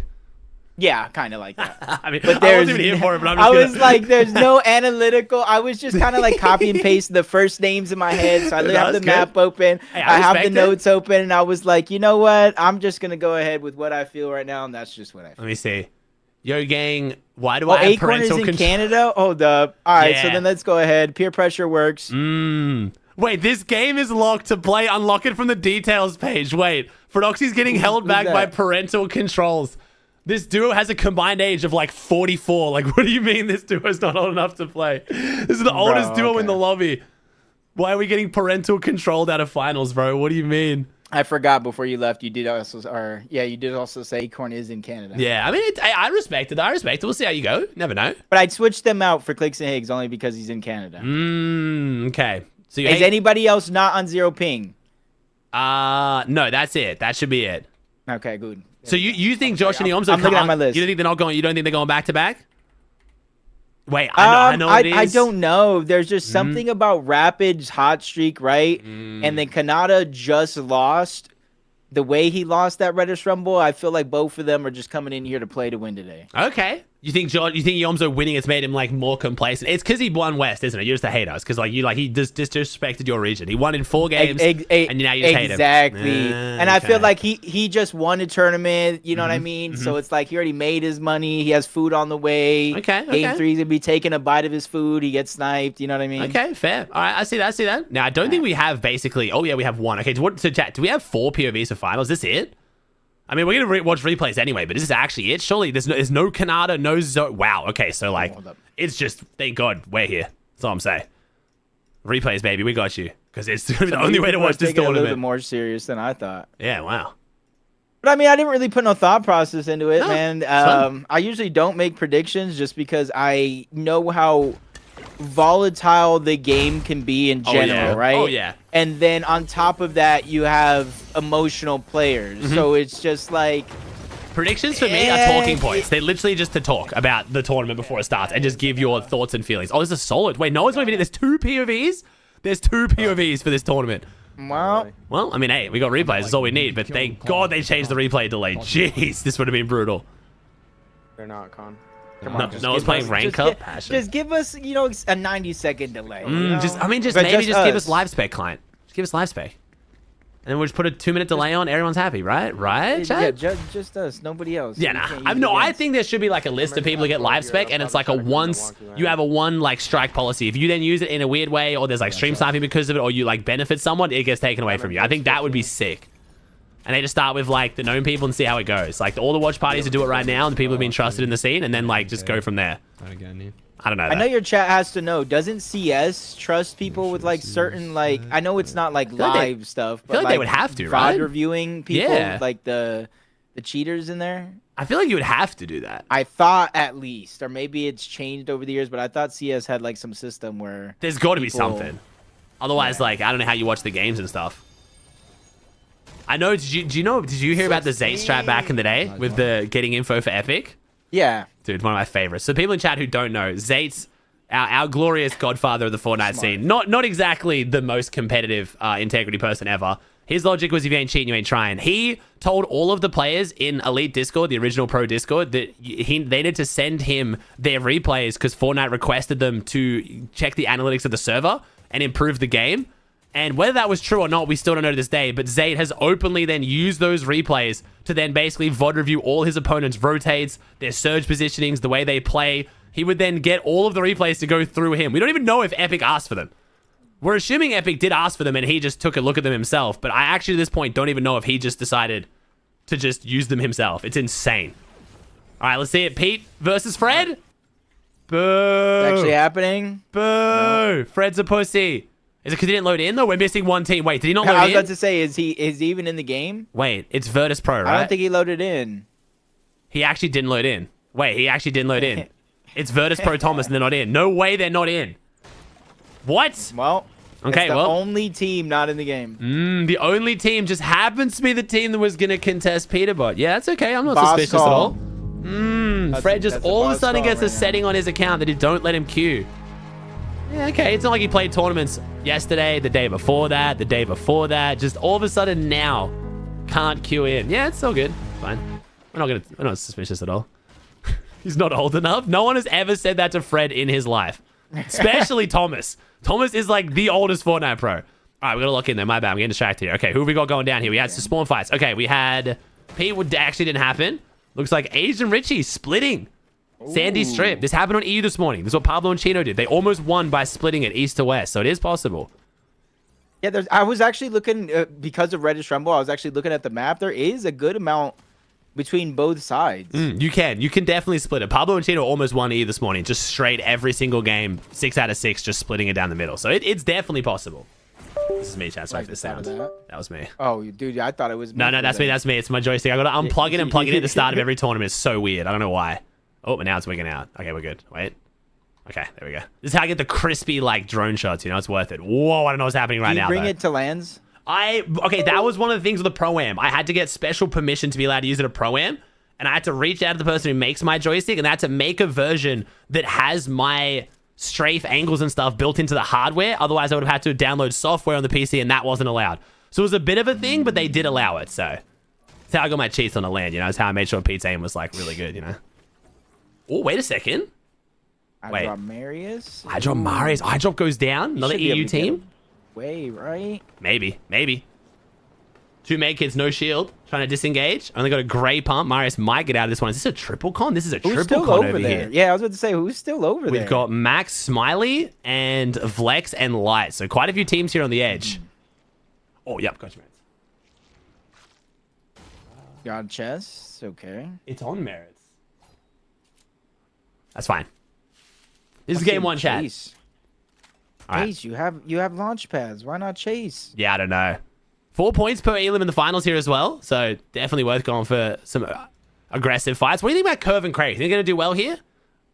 I'm not sure what I actually feel about Craze other than he usually figures out a way, whether he's playing with different people or not, to be in the conversation. Fair. And so it's like, I don't know much about him, so I don't know what to think. But like, I think him and almost anybody could do good. I think Curve's been impressive here. Curve, I don't like. Curve's been getting some great teammates. I know he's working with Thomas 5X now, who's getting like a bunch of gas as a coach. So like, definitely something going on there. And I don't know. I just have not been paying enough attention to Curve, apparently. I saw him playing with Kanata in Reload, and he's IGLing Kanata. That impressed me. I was like, Kanata has got a lot of experience, very good player. He's not easy to IGL, and he's not normally one to like sit back and be IGL'd unless he's playing with someone he truly respects. And apparently he was respecting Curve, so I was very impressed. But wait, P and Poyo getting lurked on maybe. It's not Fred and Thomas, but we got someone in the POI. Eulogy and I think Stiff. I think that's. No, this is Lum Dum. This is Lum Bum Dum Gum. Dude, I'm not saying. Please, I need you to cast. If they make an end game today, I need you to full on cast it at the speed you cast, calling him Lum Bum Dum Gum. It's gonna be like a Lum Bum Dum Gum, bro. I'm gonna mess that. No, it'll and be a tongue every other twister word after that up. It'll be good. It's fine. It's fine. There's not too many words you can mess this up where it doesn't sound like too bad. Some names I wouldn't risk it, but that one I think will be fine. It'll be funny. It's fine. We got this. So P and Poyo inside the POI still good loadout so far. Got gold pump for Pete, and we've been talking about this a lot. Pete has surprisingly been giving Poyo the gold shotgun or the better shotgun quite a lot in these games. Looks like so far not here. I might have to skip. Why is the audio bugged out again? Oh no. Oh, the audio is like fully bugging. What the hell? It's fine. Pete's holding on to the gold shotgun. I don't know about that. I don't know. Poyo's been moving. We'll see. Pete putting it on his back right now. My bad. I was just having a quick conversation. No, you're chilling. How dare you? No, I want to see like Peter like start to take it like super serious. But I know like until FNCS, the likelihood millionaires like it's only $10,000. Like I just wipe my ass with that. I'm not gonna try today. No, I get you. I think the reload. I think once Elite Series ends and FNCS starts, that's when you'll see a lot of the pros who are kind of like. Because it's not, I was talking about that earlier today, it's not just the fact there's no FNCS, it's the fact that reload meta is being widely enjoyed more, and the stakes are higher because of the land qual. So if you're already not enjoying Battle Royale because it's new Surge, it's wingsuits, and you're not enjoying it, and then you can have the other game mode that means more, you just got double reason to not care. Once we take away both those reasons, FNCS starts and no reload tournaments, I think until like April or May, I think you're gonna see a lot of pros lock in on Battle Royale, and that's when it'll start to get really good. Okay, yeah, no, I didn't think of that because I mean, as with reload changing as much it is, you gotta be on top of it. Caxify might go. Thank you, bro. Hard. I love you, dude. Thank you. It's a very tough meta. There's a lot of RNG in it, the shockwaves, but I think it does feel still like closer to what pros are used to. I think like pros who have been really good throughout their career, maybe not fully locked in on the game right now. I think it's easy to step into reload and make it work than it is Battle Royale right now. The Surge, the rotations is just you really need to be locked in right now in Battle Royale to pull off placements. I mean, Shark and Teeny this morning came, I think, 19th, and Sky and Scroll came like 7th. Sky and Scroll did start getting conned, but that was our two teams we pointed at of consistency, right? Like, they're figuring out this meta, and even they struggled a bit, so I don't know. It's possible. And plus, obviously, by the time FNCS rolls around, it'll probably be a little bit different of a game. Definitely. I mean, it will hopefully be... I mean, at this point, they've given up on this season. So I'm hoping Season 2 is crazy. We got really good Season 2 metas throughout the last few chapters, as far as I remember. So we'll see. I'm happy. As Cole takes a bit of damage here. Wait, Cole and Venom might be fighting for the Surge spot. They are. Cole and Venom in a fight. Magma, 1 HP, though. Cole's going to take it with the SMG. He has no assault rifle right now. So it looks like Venom's going to be carrying the majority of the Surge. The balloon is ruining them right now. The balloon is melting their build. No. This balloon is just breaking everything. Venom is holding the turbo build. I'm not going to lie. I don't know why Venom didn't realize more quickly just to drop back into this box. I feel like he just burnt 1,000 mats basically to figure that out. Literally in seconds. But hey, oh, I thought I heard it still. At least they're able to kind of get the win from it right now. They're not going to be able to get the material, but hey, that building where the blimp is at right now, or the balloon, I mean, it is made of metal. You can go ahead and refarm a little bit of it. You have full control of it. So I didn't actually know that. Not the worst thing in the world. Okay. I mean, we'll see. They've still got a bit of time here as well. They've got their early Surge. I think it's the main part. Curve and Cray still sitting inside Riptides. We've got CLIX and Higgs inside Wonky Land. No dramas there. It looks like Bolts and Acorn hit the earliest rotate out of most of our edge map teams. We got 3 big names right next to each other. So we got Muzz Sphinx here. We got Muzz Sphinx looking at Bolts, who's looking at Peterbot. The 3 Surge towers all in a row down here. I think Muzz is in the best position, I think. Probably right now. He's on the edge of it, which is good. Oh, he's going to get on the balloon. Okay. Oh, Muzz messes up his jetpack, maybe? I'm not sure. Oh, no, he's flying over it. He wanted to use it. He's waiting. He's waiting for the balloon to give him a bit of cover. That's smart. Cuts the sightlines a bit. I like that. It's from Sphinx. Did you like Muzz as an IGL? I was enjoying it, but I'm obviously Muzz's biggest fan, so. I mean, I do like it. I think just Muzz is just in a weird spot where there's not very many people left that even he wants to play with. So he's kind of willing to kind of give it up in order to put himself in the best position team-wise. Fair. I mean, Curly was good, but I think once Curly wanted to go back with Cooper, if he didn't play with Sphinx, I don't really know who his option as a frag would be if he wanted to keep IGLing. I did put him in a weird spot. CLIX and Higgs, though, looking solid. 6 med kits on Higgs here. 6 med kits on Higgs. He's got the extra meds in the tower. CLIX is still inside Wonky Land. They're playing very slow, very calm, collected Fortnite right now. Pete Poyo also playing it nice and slow in their position. Looks like Poyo's taking a bit of damage. Fizzberry Jar, 3 bigs, 3 med kits, and 2 grenades. Not bad.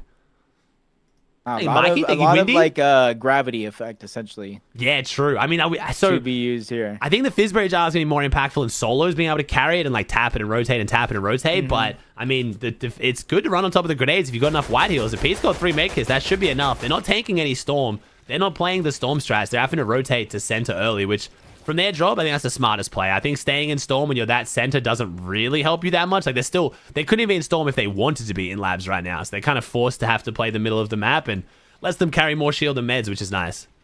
Yeah, and I also think it kind of gives you more options later to kind of what you want to do if you want to force yourself an elim, other than waiting until, how much HP do you have left, how much Storm have you taken, how much damage is there even, how many teams are around. I think it kind of gives a team like Peterbot and Poyo just a little bit more options to kind of play with, or any team in general, rather than just kind of being stuck in zone when you landed middle map. Yeah, then you look at where the zone landed, you're like, man, why didn't this team do well when they had zone? True. Venom and Cold going back into Storm. They were in zone and they went back into Storm now. But topped up those mats we were talking about. They probably came back here to refarm. Cold's got their 3 elims on the board, so Cole might be firing today. I do think people kind of like, I think a lot of people be like, oh, Veno underperformed week 1. I mean, week 2. I think last week, we saw in that last game. I mean, did you end up watching it? I know you were busy. Did you end up watching the finals? I watched through your stream here and there. Yeah, so game 6, like right at the end, we had our 4 teams, like, you know, neck and neck, who was going to win it, and 3 of the teams got zone and Veno didn't. Then Cole went down on that rotate. Like, I think the leaderboard would have looked a lot different if Veno just pulled out 1 zone. So I feel like the leaderboard didn't quite do justice how well Veno and Cole played. I could definitely see them winning today if they play as good as last week, if not just a little bit better. Yeah, I think just the way Surge works with zones is just, yeah, it's just not it.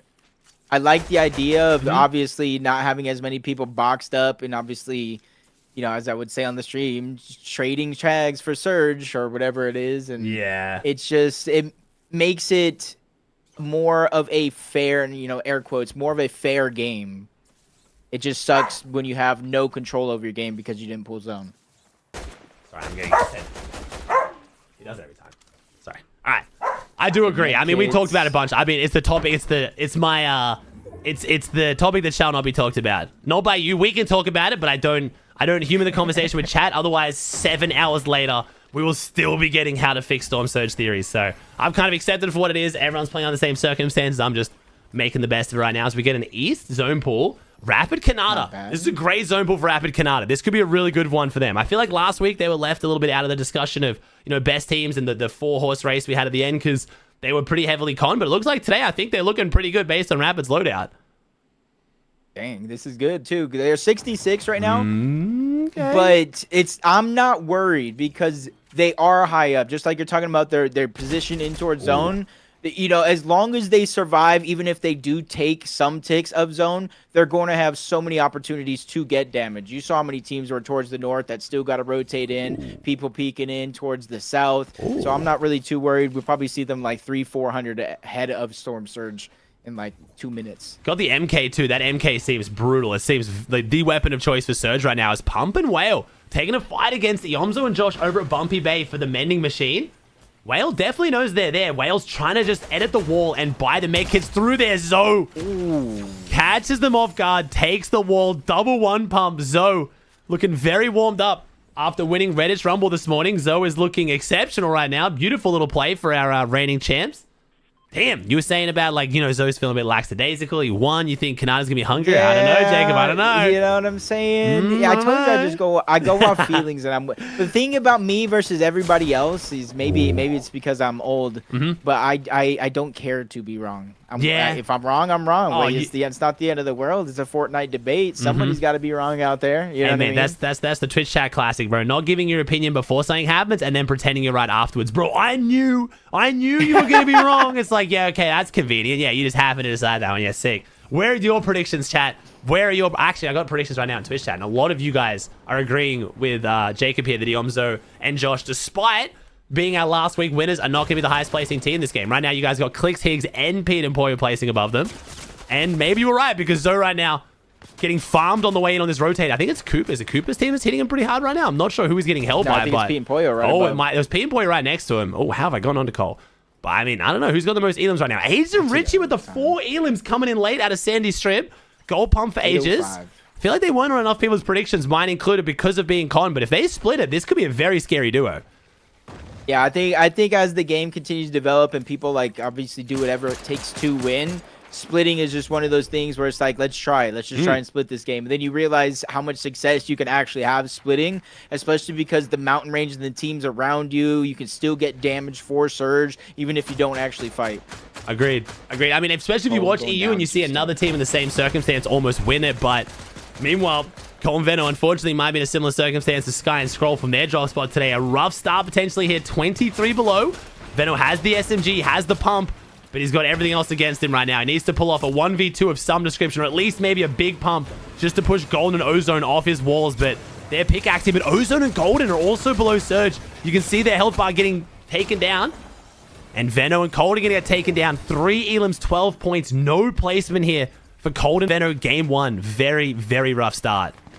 Yeah, luckily the elims are worth 4 points, though. So, you know, they can easily catch up. That's a team that I feel like with Veno's IGLing put themselves in situations in any games to pick up a lot of eliminations. And since it is early, you shake it off, you go next. Most of the lobbies you can see in the minimap having that max pull. You can see some wingsuits coming out from a lot of teams. Peter bought Pollo down right before our very eyes. Another big team down. And you can see, I just feel like they're going to learn. They're going to learn through a lot of this about a different team's playstyles that are trying. And I feel like once FNCS rolls around, there's a potential for them to just really go back to dominant form. But I honestly wouldn't be surprised because they're not taking it serious now while everybody else is. They're, it's going to be an even playing field. I mean, yeah, P and Pollo. I mean, I think it's because we usually go from the reload tournaments into these BR tournaments. It's so easy to be like, no, they're back. They're looking crazy. They're popping off. They're dropping 30 and 20 bombs. But it just reload, P and Pollo and Battle Royale, P and Pollo are just two different teams right now. They're just the Surge or the Meta or whatever it is. They're just not doing as well. It's a 0-point game, I believe, for P and Pollo. I don't know if they actually had a kill on the board, but 0 placements, that's for sure. Bolt and Acorn, meanwhile, looking pretty solid right now. See if they can pull something off. Trying to think. Oh, Ages and Richie should have got a good zone here, and they did. This could be a game 1 win for Ages and Richie. Yep, now they can go back, find any extra loot that they did leave behind. Already 1 med kit's being added to the board. 600 above the damage threshold. And now look at how many teams. Every team in this lobby, for the most part, has a max pull. They are going to be able to just farm anybody out of the sky. So you're just at a position where you don't want to have to land next to them. Cooper Curly have been sitting here pretty much this entire game so far. So Cooper and Curly, I imagine, will be quite healthy. And here's the mass migration, the mass rotate across the top. Everyone's flying in now. Muzz is here as well. Higgs and CLIX making it down the middle. Haven't checked in on them in a second. I'll see how they're looking. 110 builds for CLIX, 120 for Higgs. No drone shots this game. My joystick is hating itself. We got Light coming in the backside as well. I'm actually not sure who's going to take this one home. I'm going Richie Ages right now. Jacob, who's winning? Go. I think, you know what? I'm going to go with the team I didn't originally have in my top 5. I'm going to go CLIX and Higgs. Oh, okay. Switching up, trying to play both sides. I respect that. CLIX fans still know you're a hater. I flip, bro. I like it. I like it. Ages, though, I mean, compared to my bold prediction, predicting one of the best teams in the world on high ground with 1,000 surge to win the game, that really was a brave prediction from me. 50 players, though, we still have an extremely stacked game. Most players still up in this one. We are still more than half the lobby alive. CLIX and Higgs, your pick, 200 builds between them. Not the greatest weaponry, but I like the meds. I like the position. The surge is looking good. Yeah, it's not even placement points just yet, though. Threat, Sphere, they get pushed out towards the side. More damage coming out of CLIX and Higgs. Not really too worried about their position right now. You can see they have almost 1,000 mats plus each. Higgs just kind of peeking through that cone, getting information. It's just going to be tough, though, because there is a good amount of teams nearby. He's hoping that nobody builds above him on this when they have a clear path.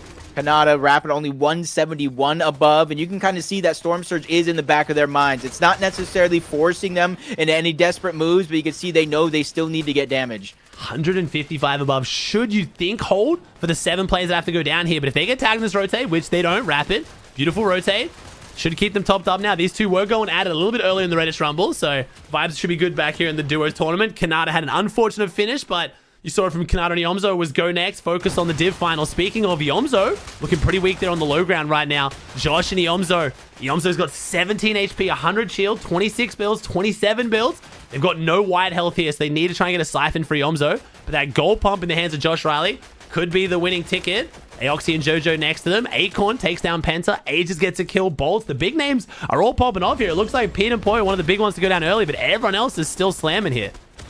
Yeah, this is a good position right now for them as well, especially if the zone does pull back in their favor. That can give them an opportunity to get that elimination. It does pull back towards Sandy Strip. Fear and Threats, we know their position above. CLIX and Higgs, Bolts and Acorn. They have an opportunity to look around before they rotate forward, but they're lurking. That's going to be the biggest thing, hiding their footsteps, trying to go back into that tarp and wait for somebody to go ahead and show themselves before they continue moving forward. Ager's Ritual haven't really been contested at all. I'm hoping with the Flowberry Fizz, the Mist, anything like that, it makes it easier for teams to feel confident to move up. 7 eliminations. I think they might have picked up a couple kills. Whether they got challenged, whether they picked them out of the sky, they've been looking pretty good up here. Yep. High ground with kills is pretty rare this season. Normally you get the high ground, but to actually get the kills off it depends once you get to these rotating zones. As long as these teams have rotated well, they should have the mass to keep their heads down, try and avoid it. But wait a second, Dash and Cam on the wall. CLIX and Higgs get their first refreshes of the game, but only 1 elim out of that. 100 builds, still keeping them topped up. CLIX kind of looking up, seeing if he wants to maybe go for something. Claims the doubles back. Muzz gets another elim in the feed as well. We could see CLIX and Higgs go for high ground, but seems to be a play that's not really the first in their playbook to go for. Yeah, they need some sort of a siphon for that HP to really feel confident, but they do have the materials. That's the blessing point. Kanata, Rapid, they instantly charge to the front side of the zone, and they even change layers. Immediately looking back, that's Rapid looking for any opportunity that he can. Zone opening up, giving space, and you see the Flowberry Fizz again. They're making sure to utilize all of their resources here for every one of these rotations, but dropping down low. This is where they hear the action. Golden, Ozone, probably distracted. That's where they get the pre-edit in. The wall is theirs. Good damage. Can't get the elim, so they keep it moving forward. That's the biggest thing about Rapid and Kanata. They don't get too greedy in these situations. They don't tunnel vision. Yamzo, Josh, they're just trying to use all of their resources, use it or lose it. Down to 25 builds, only wood. That's a sign of weakness. So Josh and Yamzo know they need to make these moments count. I'm noticing as well, I saw Aegis Richie a little bit lower here. I want to see, is someone taking the high ground? It is. It's QK and X off. So it means Aegis and Richie have lost that high ground. I saw them duking it out in the mid-ground layer, so I knew something must have gone wrong. But Yomzo and Josh, just inside the top 10, they're going to go down here to Chimpy and Chud up. We got Chud and Chimpy. Meanwhile, Cooper and Curly on the low ground. Smiley going solo. Ozone solo. Bolts and Acorn not solo, but looking like a solo. Acorn gets jump scared by his own duo there. I'm not sure what's going on right now. Acorn... Richie's around the corner, though. Richie has to come out. Acorn's going to hold him. He needs it. Richie drops back into Storm. Finds the angle, but can't find the shot. And right now, X off on high ground might be our team to win it. Very underrated game 1 win. Yeah, and Acorn gets taken down by La Bum Bum Dum Gum or whatever his name is, Expo, QK. They've actually taken it again. This is their chance right now, looking down, but they run out of builds. This is going to be the interesting point, how they play it and how they capitalize. Rapid falls to Ozone, top 4, 1 solo running around, but that's close. Chimp, Chud, they're a strong duo right now, but they're not full HP. Cooper, Curly, they claimed so much space down below, but Ozone's ready to enter, but he gets shut down just in time for Curly. Now he gets the siphon, now he gets the shield. Him and Cooper healing up is important for this next 2v2. QK, Expo, they fought for the high ground. They fought for this moment. Now they have to capitalize. 5 eliminations for Cooper and Curly. This is the brand new duo. They did make it a globals together, but first time seeing them play duos, and honestly looking very good. 17 builds for Curly, 10 builds for Cooper. I think they probably have the advantage right now. Zone's going to pull off this mountain, and X off and QK got to hit big shots on the way down, but looks like they're taking damage. Wait a second. Curly's looking pretty weak right now. Plays the angles well. Cooper holding his shotgun out. He knows he has to hit that shot. QK with a 1 bump. Curly's 1 HP, and Curly can't close it out. QK on 29 HP. A 9 elim win for a team I'm going to happily admit wasn't literally anywhere on my radar. No, I know nothing about this team. Bro, they weren't even on my list. I made a list before I made my list, and they weren't even on the list. Yeah. Like, that is actually good. I don't know. I mean, hey, QK did it. Nice. Good stuff. XL played with TG. Okay. I mean, yeah, any info we have on that team chat, happy to gain it, because I have absolutely no clue who we just watched, but I'm happy for him. I've seen him around. Don't get me wrong. I've seen QK in some finals. XOff, a little bit less, but hey, good on him. 9 elim win. Golden Ozone in second with a 9 elim fourth. That's a lot of elims. Liam and Chimp, that is a pretty interesting top 3. No, it's Chud. It's Chud. And we got Cooper. Yeah, that sounds... And then Aegis, Max, Josh, Acorn, Eulogy, and Muzz. Not the top 10 I think we were expecting, Jacob. No, not at all. I mean, Ager's Ritual, probably people could have had him on the list, but I mean, if you guys had that top 3 right there, please let me know. I'll call you a liar. I will call them a liar too, genuinely. That is like, yeah, if you manage to pull that off, that's insane. He's live as well. Yo, WQK. I mean, like I said, chat, obviously we're going to focus on replays here with the POVs, but shout out QK. With 30-second delay too, what a goat. Where's he doing it out of? I'm going to watch his stream to figure out where he's dropping, because I actually didn't know.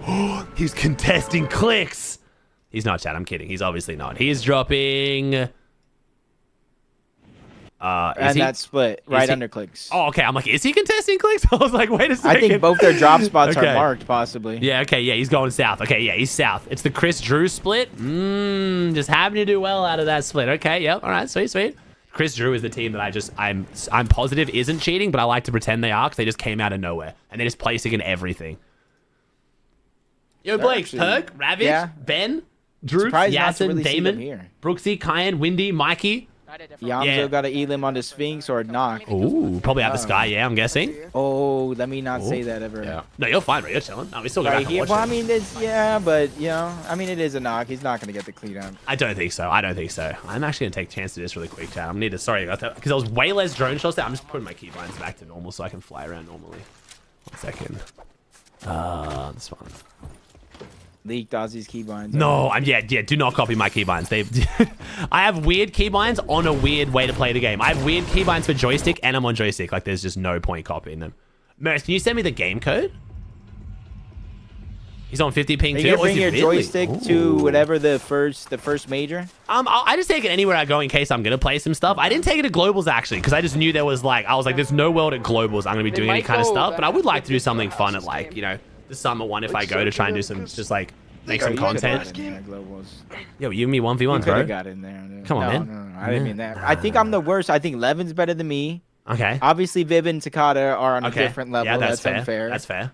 Mini, I would think, is on that level. I would think I'm better than Taco, Zeke, Kelly. Monster, I don't know. I would think Monster, if he plays, would be better than me. He's got the experience. It was a long time ago when Monster competed, but he does have that pedigree. He does have that pedigree, yeah. That's what I was like. I would think I play and I would be able to do something, but I mean, you'd be surprised. I actually think I don't know how much Vivid plays these days, but I think Takata, if he still plays a bit, but the underrated one, I know he was obviously a sub in this last week. I hope he comes back going forward. But Reese is surprisingly mechy. Reese gets moving. All the content he's made on like keybinds and like practicing the game, he moves. He still can't get in. Someone with you. I think he's better than me too. Oh yeah, no, Reese Hub is solid. Reese Hub is quite solid. Kurama's stream. But I also know most of them actually played at one point or another the quite game seriously. Yeah, right? of course. Yeah, especially Vivid and Takata. Like they're both FNCS grand finalists. Like you'd hope so. Yeah. Vivid's made, some. He was winning before FNCS was a thing. True. Do you remember the drama with Takata with like when he couldn't play grands? I don't remember it live when it was happening, but I've been told the stories. It was interesting. It was an interesting one, yeah, because he was like, since he was on the broadcast for another region, couldn't play West. He handled it very well. It was his teammates I felt more bad for, but Takata actually handled that extremely well. But it was an odd one for sure.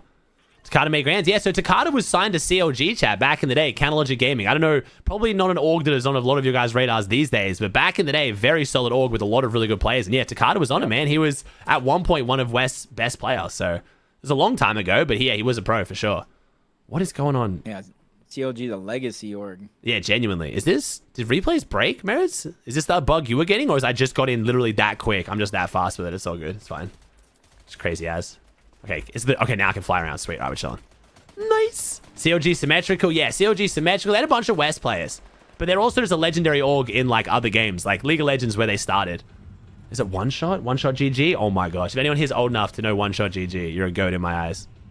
COG J? Oh yeah, J. I was about to say, isn't that the League of Legends player? Yeah, One Shot. Yeah, there you go. Yeah, One Shot GG. He was the one who started the org. It was kind of like Reginald with TSM. That's like how it started. Yeah. And then they went as other esports and stuff like that. CLG, Nick A30? No, Nick was Luminosity, I think, if that's what you're thinking of. LG. Yeah, OG had some crazy players. All right, Fred and Thomas, are they contesting? They're not. Bro, we have 50 teams. Are they in the game, They're in the game. Where'd this old man go? Okay. Wait, are they conning? No. Wait, no. They're going are they conning Acorn and both? No. What? Of course this would be Fred's name. He's got... Maybe they're... I don't know. Do we have any thoughts on the cosmetics, Jacob? Okay, that thing. I mean, it is what it is. Yeah. I'm more concerned like what's wrong with the name. True. He fell asleep on the keyboard. Probably. Okay, well, so Fred and Thomas are not conning Pete and Poyo. Now I want to see what happened with Yomzo. You talked about it. Oh yeah, okay. So Yomzo picked up Sphinx out of the sky, but should be getting rezzed by Muzz. Don't think there's gonna be any major dramas here. Might just slow down their progression at the start. None of our big names fighting. Oh, we got the fight over here. Donnie versus Neo. But wait, what's going on at Classified? Is this Kanata? No. Oh, wait, but this is... Wait, I saw Chud and thought it was one of the top teams again, bro. I saw Chud and just... What does that mean? Where does that come from? You know what? I'm going to let Chad explain, because I actually don't 100% know either. I need some help here, too. Chad, what does Chud actually mean? Because I've said that, and I thought to myself... Should I be ever saying that? It's not a slur. I know it's not a slur. I think it's like loser. Yeah. Basically a loser. When someone says they're like a chud, it's kind of your typical, like, live with mom in basement, play video games. Like, I got as kind of like that typical, like, nerd kind of like, you're a chud, you know? Ugly fat guy. Well, that's just mean. Come on, chat. Okay, man. It's because of that. Oh, it's because of that meme. I've forgotten who that is. Okay, yeah, I've forgotten who that creator is. And you're like, did he popularize it? Okay, gotcha. All right. Fortnite, though, we've got Encrypted and H Cube fighting Dylan Fox and Hiding 26. Who do you think wins this? I think Dylan Fox has got this in the bag. We got AR, 2 builds. Nah, he doesn't have anything good. Boom. Boom. Wow. 2v1. I know more about Fortnite than Jacob. Oh, wait, but won the battle. No, maybe lost the war. Yet. He's got this 4 shots with the shotgun. Right, that's all he needs. 4 shots with the shotgun. Watch this. Bam. 20 tag. Big tag. Gonna hit another 20 tag here. That's all this shotgun can hit for. H-Cube, though, has the mats inside the box. Hiding. Choosing not to grab the minis or break the battles on the way through. Interesting choice. Hey, about chill. to get third party. Interesting choice. About to get third party. Hiding wins this against H-Cube, though. He's forgetting the Cocos. Why is this guy is allergic to picking up anything of value? I'm going to be honest. He's running over so many things that would give him somewhat of an advantage and just chose not to. But hey, they both lose. We're both wrong, Jacob. How about that? He had 1 build, too. I thought he was just going to use that on the barrels. Oh, barrels. Put the cone down. It might have been a visual. Okay, Reese saying it's visual bug, Zen saying a visual bug. We might just be stupid. We're just stupid. This is why we're not pro players. Sorry, chat. But Lum Bum Dum Gum still trying to make another play on a Pete and Poyo over at Lethal Labs. Deckle bummed up. Poyo and Pete disengaging out of Lethal Labs. They seem genuinely aware enough to not go into these tunnels. This is the second game now where I feel like they are deliberately avoiding the tunnels. Yeah, I think it's just too risky. The risk versus the reward, I don't think is there. True. Unless you got absolutely scammed on loot at the POI, the risk versus reward is not there. Wait, Fred killed QK? Yo, is Fred griefing? It's on the feed right there. Oh my gosh, Fred's griefing. Get him. Bro, this old man, dude. Again. Also worth noting, this is Prodoxy's first finals this chapter, by the way, and we let him qual on NA. Like, it's just, I was explaining to my chat earlier, though, I'm pretty sure it's like, because Prodoxy's mechanics are so terrible, like, he's got so much built-in delay into his brain that, like, the extra 100 for NA versus EU doesn't really mean anything. So, essentially, it's the same region. But Thomas, I'm surprised by. Thomas, popping off on the higher ping, good for him. But Fred, like, it's kind of understandable, Yeah, that's tough. I mean, I can't imagine being good or bad on builds. So, like, I know his mechs aren't necessarily the best based off of reputation. So, I can only imagine how like, tough. I think most of the EU players, though, understand the situation that they're in. So, they do play a certain way versus when they're on their actual region. I do agree. And honestly, like, I think it's just the way Fred plays. Fred's not really like, the one pro I believe right now is genuinely not taking the game seriously, but will when FNCS comes around. Some people I think are coping, but I think Fred genuinely doesn't care that much. VP is Virtus Pro Chat, the org that Thomas HD and his usual duo Focus are signed to. Very big Asian org, making a play for the EWC prize pool. It looks like Asian Ritual are splitting Sandy Strip again. So they're going to split it East versus West, and it seems to be working. Like I said, it worked for Pablo Chino this morning. I don't see why it couldn't work for Asian Ritual here, as Age is kind of going for a bit of a play here on Akira Kurama, though. Yeah, I'm surprised he's just lurking with his SMG, though. Ooh, Pete and Poyo. Wait, did they lurk? Wait, Eulogy. Eulogy came out of the tunnels to make a play on a Pete and Poyo. Lumbum Dum Gum going to try and go against two of the greatest, but Pete and Poyo right now, 0 points still, Jacob. That was a 0-point game one. I'm not necessarily like, I put them third, so I don't think they're winning this tournament. But I'm also not worried because I know what they're capable of. If they're gonna win a tournament, they're gonna keep people, and because of the points, it's not going to matter as much. 4 points per like the Surge obviously as not long as they keep it them, respectable. Yeah, I think the 4 points per elim is definitely going their way. Though I'm interested to see. I think whether Pete and Poyo win the tournament or not, they will still always be a talking point within the tournament. Because I mean, depending on what we get at the end of this one, we'll see. Maybe CLIX, maybe he got his get back on CLIX once, but we'll see. Pete and Poyo, as long as they're in the discussion of maybe winning the tournament, they're always one to look out for. Is Pete and Poyo still getting shot in the back right now? And I have to imagine they've gone negative on Surge here. I do not think they will be positive damage dealt right now. I don't think so, honestly, because I don't think too many people rotated around their POI for them to get shots in. And then even if they traded back a little bit of damage, it's still not enough. Just gonna lurk on Gemini. Oh, Gemini gets out. Same he wants it. He's waiting for it, though. He wants it. He cacks him through the walls. That could be a curse, though, because he went up. So if he doesn't hear this from up there, that could be bad. I don't know if you do hear from up there, but Pete walked out into the tunnel, kind of giving himself away, and he's going to sit on the... they're lurking through. So Pete and Poyo maybe getting over playing the traditional Surge strategy they've been going for, get middle, go for long-range tags. I think Pete and Poyo just maybe changing it up right now, shaking it up a little bit. They hear the pickaxing. Maybe, I can't tell if they can hear it or not. Maybe we just can't. But Pete and Poyo definitely making a play for something. This is not usually how they play their mid-game, and I was talking earlier this morning about tempo, and if they're below on Surge, though, they don't have tempo in their favor right now. They can't just do nothing. If you're already up on damage, you can waste 10 minutes lurking as long as you don't take damage. But I think they need to get active here. Isn't Jimini's going to see him? Jimini's looking, Pete, like, I'm so confused. We're standing in the tunnel where they can look straight down and see, but then, like, almost like we're waiting for him to come down as if he didn't know we're there. I'm not sure what's going on with this play right now.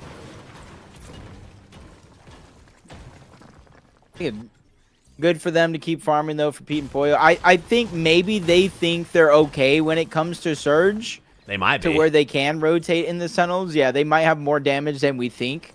And that would be the only reason why I think they're still down there. Unless they are just going to key somebody eventually or wait for somebody to make a mistake, which I don't think is necessarily the smartest play. But, I mean, it's still them. Ooh, wait a second. Good rotation by Cooper. Chud and Chimpy. Chud and Chimpy taking some damage. So this is Stifferoonie, we said, right, Chad? This is Stifferoonie and Chimp, or was that the Lubba Dub? No, Liam. This is Liam. Okay, this is Liam. Lumbum Dum Gum is Stiff. Nice. You remember? Let's go. Okay. CLIX. Bro, I can't. I don't know if I'll ever be able to say that name seriously in a fast moment. I mean, I will have to call him like Lumbum. Hey, Lumbum's great. Let's go with Lumbum. I'm fine with that. I like it. Hey, this is my logic, Chad. If the pros wanted me to know their name, they wouldn't change it. Like, I'm gonna do my best, but at the same time, at a certain point, like, kind of got to live with it. As Bolts and Acorn, they've changed up their strat. They are playing very differently to have Vico and Mally play from the same drop right now. And normally, I would say it's a good thing. Vico and Mally did manage to come second today on EU. It was off the back of a 10 and 11 kill win the last 2 games. But Acorn and Bolts, whether it is because Acorn is on the higher ping now, I'm not sure. But Acorn's got a new strategy. They're not staying in Storm for anywhere near as long as a lot of the other teams are in their area and what Malibuca and Vico do. Acorn and Bolts are prioritizing early rotates. So it's very interesting. This is new, isn't it? Because don't they typically stay back? So maybe very typically, yeah. Let me try it out while I'm on 60 ping, and if it works here, maybe we try it when I'm back home. Good point, honestly. Good point. It does benefit them versus staying back, and then when you finally do rotate in, you are immediately either getting sprayed or something, and you have to put yourself in a situation where you have to build fast. I mean, yeah, it makes sense. And like you said, if you're already expecting to have a slightly worse tournament, then it might be worth testing the strats when you're on that higher ping. It's a good idea. But Cole and Madden, I think it's a good idea to potentially encroach in on CLIX and Higgs' territory here. They're in wonky land, and they're playing for that mending machine, it looks like. But CLIX and Higgs don't want to give it up for free. This could be a couple of free elims for them. 30 point game 1. Not terrible, but definitely not fantastic. And this could be the start of what is a much better game 2 here. Yeah, patience is key here, but how long do you wait? Higgs going to be on the other side. They're already rotating into CLIX. He gives away his position. He does connect with a shot, though. Not bad when it comes to Surge if you can continue to hold them off, but they push forward for a quick second. Cole on one triangle, Madden on the other. Higgs finally pushing his way in. He tried to take the high ground, but him and CLIX still separated for a moment. They can choose one and try to push, but Higgs closing the distance between Madden, getting the box, getting the wall, pushing them out yet again. Now timing here has to be perfect for everybody involved, because as they lose HP, they all have med kits, and that second right there is a moment that could get forced to cancel out that med kit. CLIX popping the whole med kit's going to give him probably priority in this fight now. I have to imagine maybe Madden and Cole haven't popped their full med kits yet, so they need to find time to do so. They're going to disengage, so could have gone a bit sketchy there, but both teams ending out, I think, as much as they started with. Gain and did about as much damage. They're both going to be able to buy their meds and get out. So I think Cole and Madden are happy with that one. They wanted to be able to buy the med kits. They got them. CLIX and Higgs got a little bit more damage. They can go back and replenish any meds they lost by buying more, but CLIX and Higgs, very different strategy to Acorn and Bolts. They are playing Storm, I would argue, potentially even longer this week than last week now. So I don't know. They're still thinking that strategy works. You think somebody's counting the damage for him? How much they're taking? Maybe. 21, 32. Yeah, it could be. They usually have this, like, I don't know his name. There's like this old ass dude in his call all the time, and he's like says a bunch of shit. So I'm like, he might be counting if he's not just like too busy shaking ass. You know, we'll see. Pete gets an elim though, apparently somewhere. Pete does. Pete gets their first elim of the tournament. 4 points on the board. Let's go. First one's always the hardest. Now they're going to start to flow like water. But only 105 above the damage threshold. I don't know if that whole fight caused them to be in this situation, but you can kind of see, you know, our answers from our talk early on. They don't actually have a lot of surge. 46 above. Good shots by Pollo to connect. He's staying on 124. So it's a little bit scary for me because they are going to have to rotate again, but he's prioritizing putting a focus on the actual damage.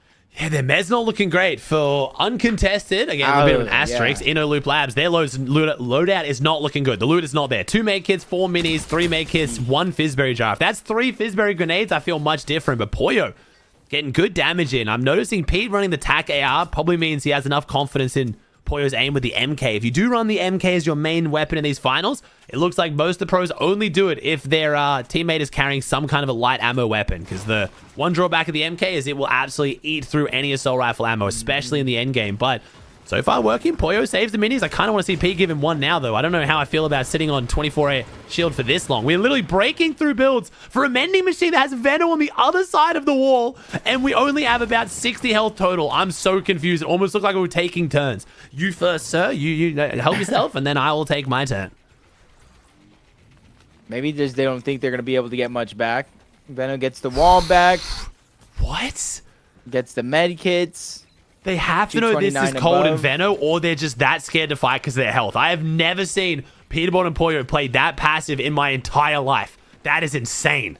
Especially the situation that they're in, because, yeah, they have materials, but, I mean, they don't really have, you know, shield outside of the fizz itself. And like you said, the grenades would be better because you got 3 chances to get up to 100 shields. They have 3 minis. They have med kits. They have 1 fizz jar. Eventually in this game, they're going to be forced to go for an elimination. So yeah, I mean, I kind of agree. Why not go for an isolated fight while you can? I think maybe knowing it's cold and Venom, not in the sense that chat's going to try and accuse them of teaming, but in the sense of just not the team you want to fight this far in Storm. It is half-half, to be fair, right now. I think Pete and Pollo probably recognizing we don't want to rotate in this late. We're not that far above. It's definitely an interesting one. I wouldn't have expected Pete and Pollo just to completely run it down on them, but I would have expected them to maybe like try and go for a shot. That was like almost just too polite for me, but we'll see. Ritual and Aegis should be very happy with this zone right now. Sandy Strip, they're in the same wooden surge base they've been in the whole game, and they've just got open season in front of them right now. Rapid and Kanata are going to be in the sight line. This is where you look at like Aegis and Ritual, and right now I get if it's not like 100% serious by everybody, but back-to-back Sandy Strip zones. You really have to make these zones count versus everybody else where it's not actually landing over towards your POI. Kanata Rapid, they've already been rotating north. You can see 12 below the damage threshold, so this game has not been friendly to them. Quick answer from Kanata, couple shots going to connect, but it's not going to be enough. It continues to get difficult. 102 below the damage threshold. Now it's activated every 7 seconds. This is so bad. They're getting dropped down 2 bandages in order to survive, and they have to work their way down. Virgo's in the distance, Velo, Ozone, Golden. There's so many players all around, but it all comes with a risk. Jace is there. That's their first option. Shot's going to connect, but still 16 below. For Rapid and Kanata, it continues to get worse, even though that's not a lot of damage. That just gets riskier and riskier with active Storm Surge. And the worst part is they didn't even find these bandages and have to use them. That's what they were carrying. Kanata had bandages in his inventory when we first tuned in. Like, don't know what's gone wrong with this team. I talked about how this week they look a bit uncontested. They're dropping back into Storm, but something has definitely gone wrong. Rabbits hit the rotate, left Kanata behind. 17, 12 makes it in. We have 22 combined health, and we have 29. Kanata goes down. Surge, it feels like. No, it was Pollo. Was it Pollo? No, Ruins takes him down as Pollo's getting active in the feed as well, but Rapid and Kanata. It was Surge. 44, and the Surge just takes him Surge. out. But it's 10, 12 above. You don't go down. Dipped below, and then didn't get knocked. You're right, he got insta-finished. It has to have been Surge as Pollo and Pete maybe taking advantage of this. They get all the loot. They don't necessarily get the points, but hey, sometimes you got to take what you can get. Cold and Veno have gone down too. This big. Yep. It was Acorn got those elims somehow. Damn. 60 ping man himself. You guys duped me. You should have stuck. That's the Twitch classic, bro. They gaslight you and then you ruin your predictions, man. I'll never forgive them. I'll never forgive them for ruining what was almost my perfect top 5 in Grand's Chapter 5. I think it was Chapter 5 Season 2. It's your fault, chat. Ozone, though, solo.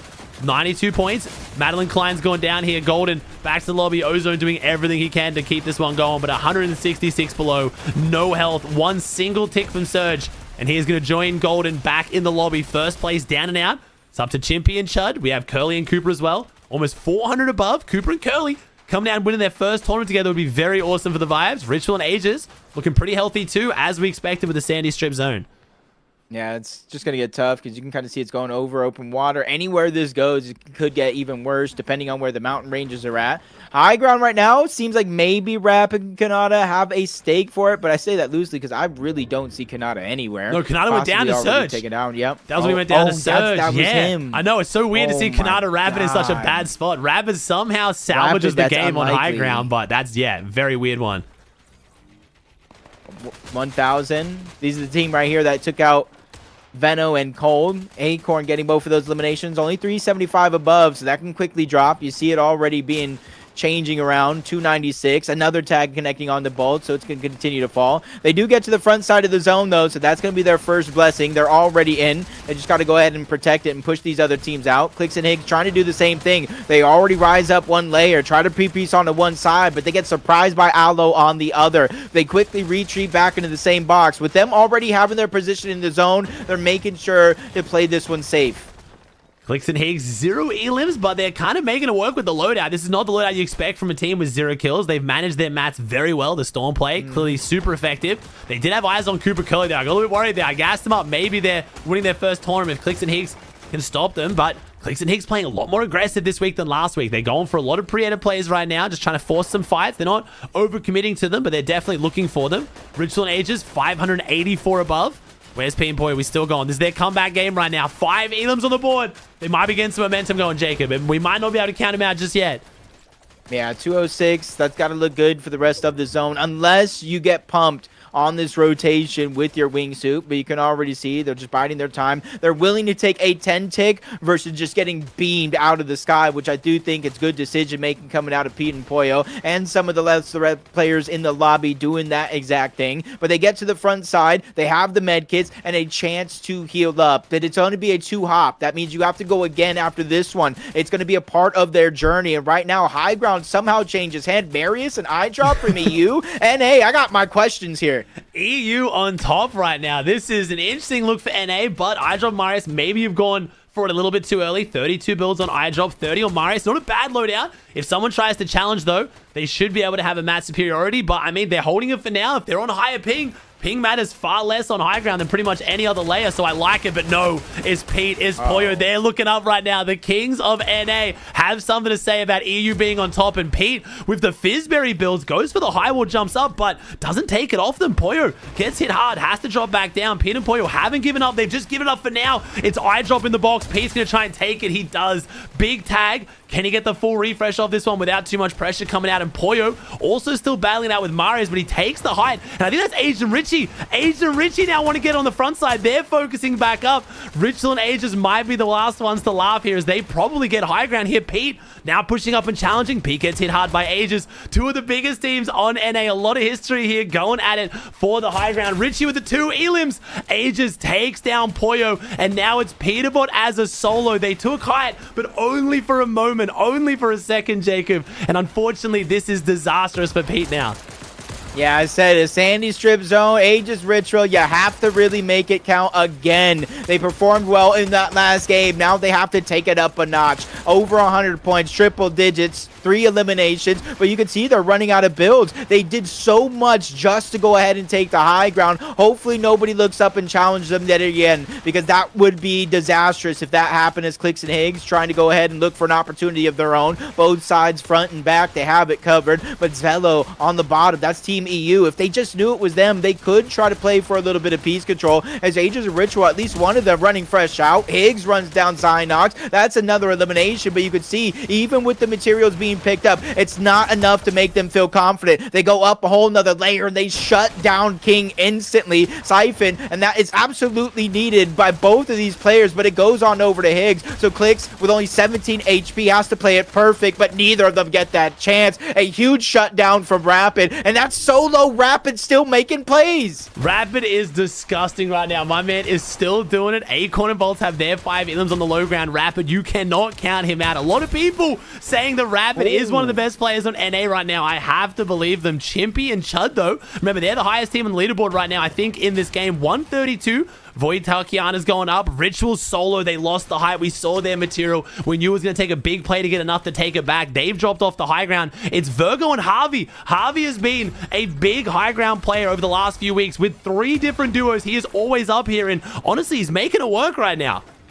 Yeah, he's realizing, hey, sometimes you got to take things into your own hands. Whether you win or lose the game, at least you have some say over your own destiny. Bolt and Acorn, 6 eliminations, and most of them being on the IGL on 60 ping from Canada. And that's going to be a big answer to everybody doubting him here. And that's kind of been his history, his career. Everybody doubts him, but he still makes the plays. But Eulogy here, now putting pressure on the Bolts, getting him dropped down low. Only 5 on the Fizz. Acorn's not even going to be able to use that. As Eulogy out of nowhere hits the 1v2. Siphon keeping him alive. He's gonna reap the reward, but only for a second before Chimp apes him out of nowhere. But it's all going crazy as Liam's just left alive by himself trying to survive. Taki and Freaky Bob down below, they're just receiving the full force of that team on high ground. They click up another elimination though, but it comes down to a 2v2 that they're facing so much pressure by Virgo and Javi from, and they're ready to drop down from above. You see them trying to take angles and take control of those pieces, but now they're fresh out of materials. Javi trying to lurk around. A big shot on the Taki, an ill-advised peek there, as you can almost tell they're out of builds. The Taki goes down, going for a high ground. I'm not sure what I'm witnessing. Maybe a complete meltdown, but Zavi and Javi are taking control advantage of him, and Virgo are going to be your winners of game 2. I wanted Freaky Bob to do it so bad. I was just waiting for you to say Freaky Bob takes down Chud. Like, I needed to hear that as a serious casting comm. I was just giggling, imagining in the back of my head. Freaky Bob, honestly, getting a little bit freaky. My man was going crazy. I really, really wanted to see him win that. But hey, good game. And again, Harvey, I've been gassing up a whole bunch. Again, I've been wanting to see a champion come out of the Mexican Fortnite scene, and looks like Harvey might just be that. He got picked up by, wasn't it Curve, I think? They were looking good. Curve dropped him. Now Virgo picked him up, and Harvey's been doing well with everyone who gives him a chance. But Liam Chim still in first on 152, back-to-back third places. Then we have Virgo and Harvey in second, Asian Ritual, Cooper and Curly, and Acorn and Bolt. So top 5 looking somewhat more predicted, but not quite, I think, what a lot of us were expecting here. Yeah, definitely not for me. I think the overall leaderboard, especially, you can even look at the top 10. I don't think very many people would have predicted the top 10 to look like this, unless you're a fan of or friends of some of these players. It's interesting finals so far. I'm just trying to figure out who is Freaky Bob. Yeah, who is Freaky Bob, Chad? Because I can get away with, like, you know, I know it's Liam now. I know it's Stiff. So in my head, I have, like, good control. It's Vert. I didn't know who it is. Okay, yeah, Vert's nuts. To be fair, Vert is crazy. But yeah, that is Freaky Bob, bro, the GOAT right there. That is the people's champ, I'm pretty sure. Bob. He's going to be a favorite. He's going to be a fan favorite throughout today. I can already tell. FNCS solo champ Vert. I do like how many people remember Vert's solo FNCS win. For some reason, a lot of people tend to forget the solo FNCS wins, but that one, that's a good one. I like that we put the respect on Vert's name there, but interesting first game. So where's that put some of our big names, though? We got CLIX in 12th, Muzz is in 15th, we have Threats in 20th, Peterbot and Poyo in 22nd, Kingling and Rise 26th. It's an interesting leaderboard. Cold and Venom in 36th, Epic Whale Pump 40th. Like, this is an interesting leaderboard right now. Not one I was expecting at all. Richie chat owes me an apology. Your chat owes me an apology. They do, and Acorn's the one popping off as well. Yeah, exactly. And now I'm going to be completely wrong over the next 4 games. I'm ready for it. it's how it's going to go. But yeah, you gave the shout there. Unfortunately, you did the Aussie CLIX, started gassing up Acorn and Bolts. Rise, they just got absolutely put down by Eulogy. But Acorn with the 5 elims on Canadian ping was very, very impressive, honestly. I'm surprised. Dude, Eulogy actually...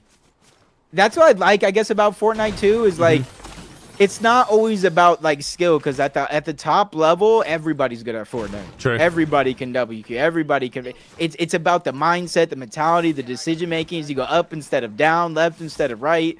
And to me, that just, you know, in intense moments like that, it just shows like anybody can pop off if given an opportunity.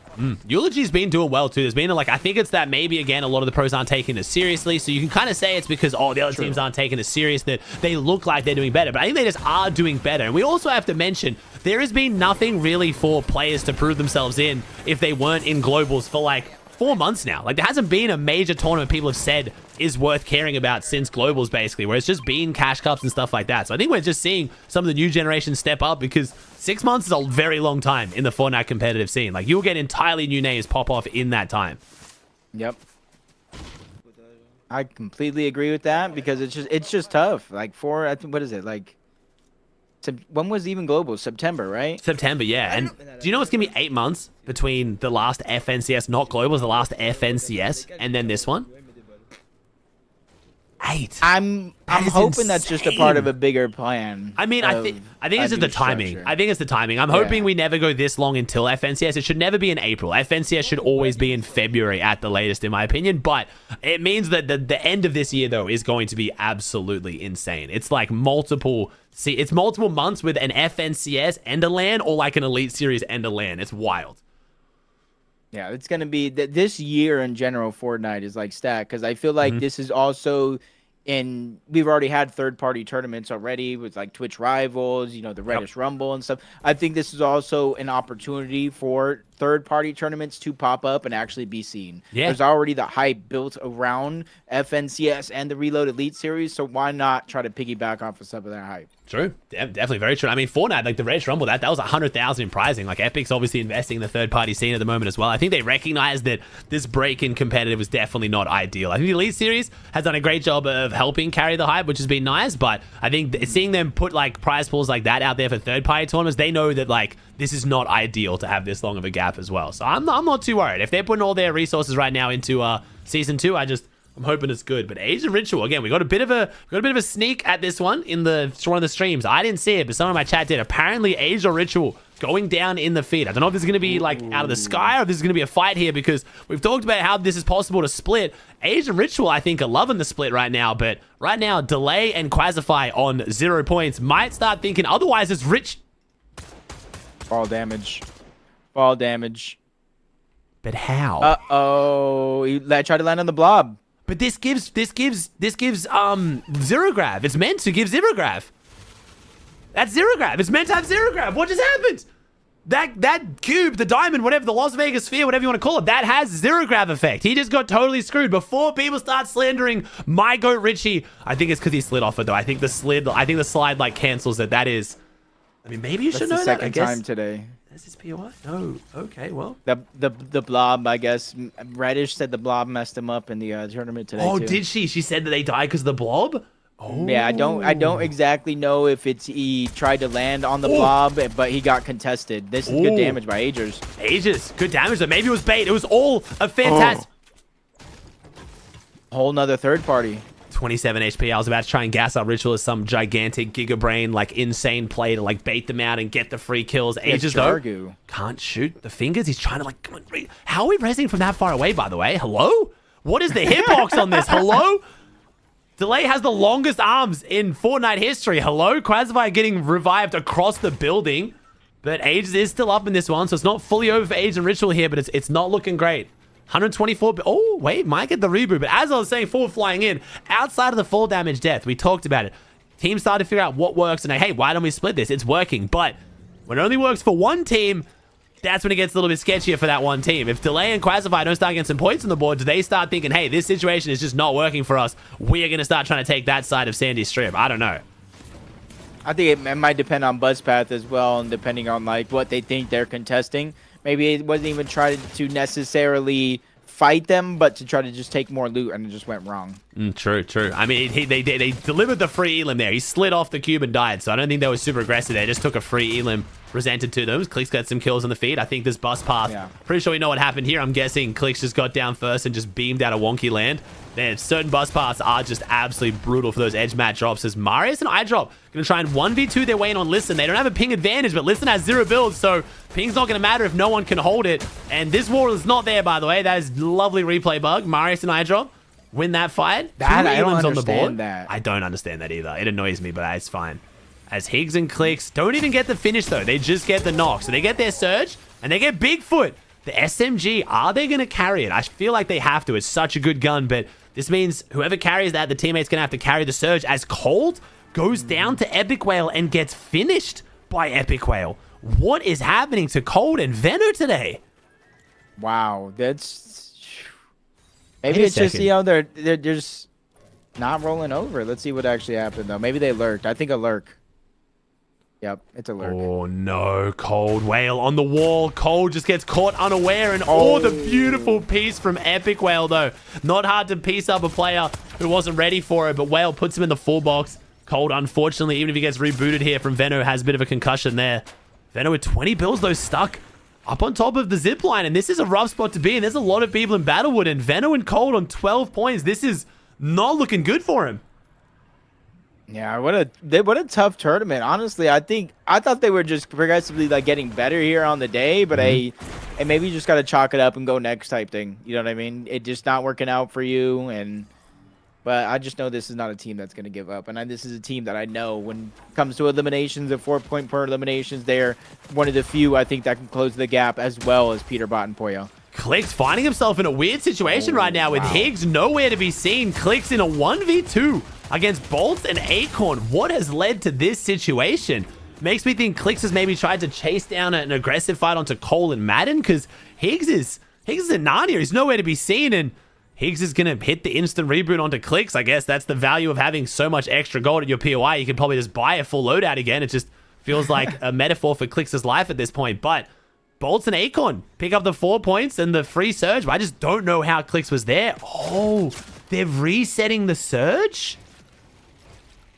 CLIX wanted to reset surge. Is that what CLIX said on stream? Because I'll believe you if CLIX said it on stream, but I don't want you guys just like guessing that's what they're doing. Let me see the loadout he died with. That's what will tell me if I believe you or not. I think he died with what? It didn't look like he had like a sovereign shotgun, so maybe. But so if you guys aren't aware of what we're talking about here, with the new surge being net damage, if CLIX had taken a bunch of damage off rip, which is going to make their surge bad, if he dies and gets rebooted, it gets reset back to 0. So any damage gained is lost, but any damage lost is also reset. So if you're negative and you get rebooted, you technically gain. So could have been a strategy. Honestly, not a bad shout from chat.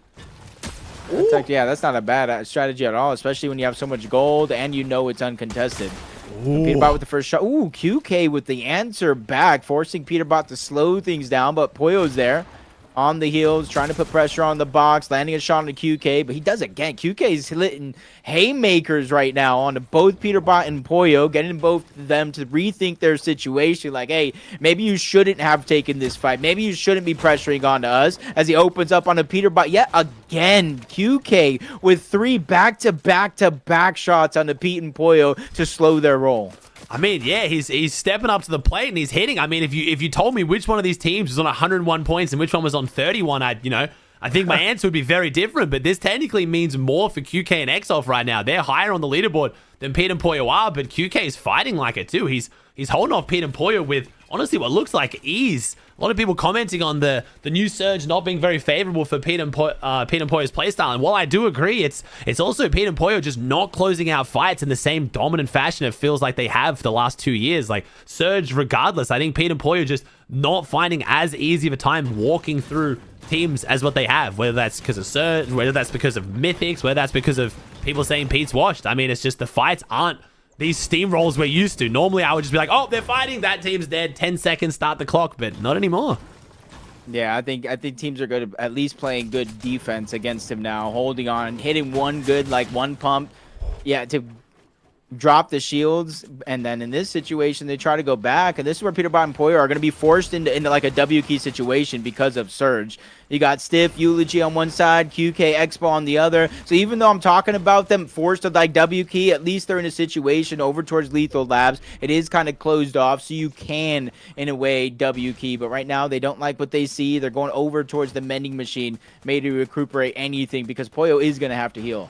Yeah, they're going to have to pop some meds here, and they're definitely negative on Surge. And yeah, they're not struggling to close out their fights in reload. So I'm with you, Chad. I'm leaning into the loot discrepancy, maybe not having the powerful weapons, or maybe the meta in Battle Royale. Shockwaves, obviously fantastic, and just blowing a fight way wide open and then just coming in and hitting big shots. So whatever it is right now, it might be just Battle Royale, the meta, or the playstyle just not favoring Pete and Poyo. They can still make this happen, but I'm interested to see what they do now to get their surge up, because normally the answer when Pete and Poyo are backed into a corner is just fight, right? But as we've just seen, with this surge, fighting could actually put them further in the hole. I'm not sure. They could just cut their losses, rotate middle, maybe get a high ground position, start hitting some shots. But unless we miss them doing a bunch of damage before we tuned in, they are going to be negative here. Yeah, this is just a situation. Obviously, it's hypotheticals without watching them all, but this is a situation where it's like it just gets tough because they already have just 38 points. You already know it hasn't been the best tournament for them. So then they start to think like, hey, we're already having a bad tournament. What do we do next with the next couple of games? CLIX. Sorry.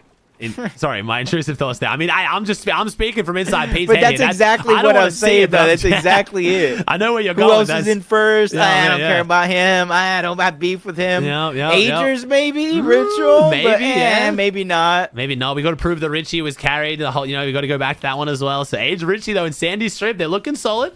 East side of Sandy, Ages is he's taking some big fights here today. I'm interested to see whether any of the Reddish Rumble kind of feuds there boil over into this one. Yomzo gets a chance to maybe get his get back for what was the get back. Yomzo didn't seem too upset at Fax and Ages. Seemed to be quite understanding in that situation.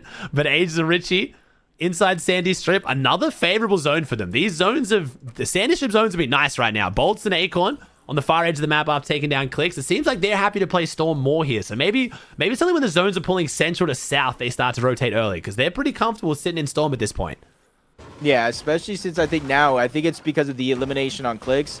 They know they have more than enough Surge. They know they don't need to go fighting for it at all, or at least on the attempt for it. So let's just sit back. Let's play medkits. Let's see where zone goes. It is pulling towards the north. They can do their max height thing on that mountain like they always do and get in on honestly on either side of the zone because of how close it is to that middle mountain. Pete and Poy still sitting inside Lethal Labs. I wonder if they're trying to bait that mending machine against that team. They seem to be trying to wait for it, whether it's them or maybe whether it's another team, because it wasn't Eulogy they fought originally. It was Exof's team. So Eulogy and Lumbum Dum Gum going to take a big fight here against Pete and Poyo, and they get no damage out of that, I'm pretty sure. So again, just not really gaining any tempo and way forward. And we got 81 alive, Jacobs. This is a pretty stacked game right now. They need to start getting their foot back in the door because the door's going to close pretty quick here.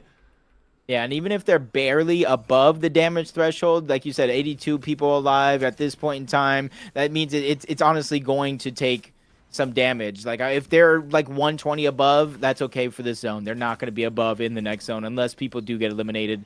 But you can see them just waiting back. They do have the med kits. They have the gold. Usually when it says infinity, that means it's like 1,000 plus. Typically, if you have a whole POI to yourself, that could be like 1,200 each. True.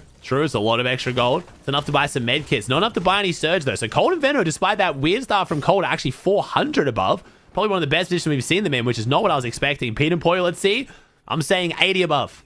Ooh, I was being generous. I was being generous with 80 above. Pete and Poyo, 55 below. And now what is the answer? If they take a straight fight here, they have to win it by more than 55 damage. They can't just win the fight. They have to win it and take very little damage in return as Pete gets up in the Surge base. I think he knows no one was here. Seen to build up to it pretty confidently, but they've got double jetpack. They're going to have to rotate in. They're going to have to take a fight pretty soon. There is a lot of players who have to go down before Surge is not an issue this game. Yeah, this is going to be tough, too, because like you said, 55 damage, and that's only if they don't take any. They have to get there before they can even take a fight. So the chances of them taking damage are actually pretty high. But maybe not. I didn't realize the zone was this actually close. But 55 damage, they're going to have to go on a hunt. 1, 2, 3, 4, 5, 6, 7, 8, like 9 teams over on this side of the map. Yeah, there's a lot of players right in front of them. They just land into they land in a base. What a blessing. They just land in a base that was just left over from someone else. Jamidi Electra maybe. Sphinx was here. I don't know whose base this was, but Pete and Poy are going to make it their home. They've moved in, but they might not be able to get too comfortable here yet because they're still now 100 below. They didn't take damage. They're dipping further below, which means someone around them on the threshold, someone right down there is getting a lot more active than they are right now. They're popping their meds. They're getting topped up because they know this is fighting time pretty soon. Pete's getting hit by Surge. We have Surge activated on Pete and Poyo. Luckily, Pete has that Enforcer. Poyo also has the MK, so we have 2 really good Surge weapons. We're going to try and get some damage off that. There we go. That gets them a little bit further above, but still 54 below. They're not above. They're just getting closer.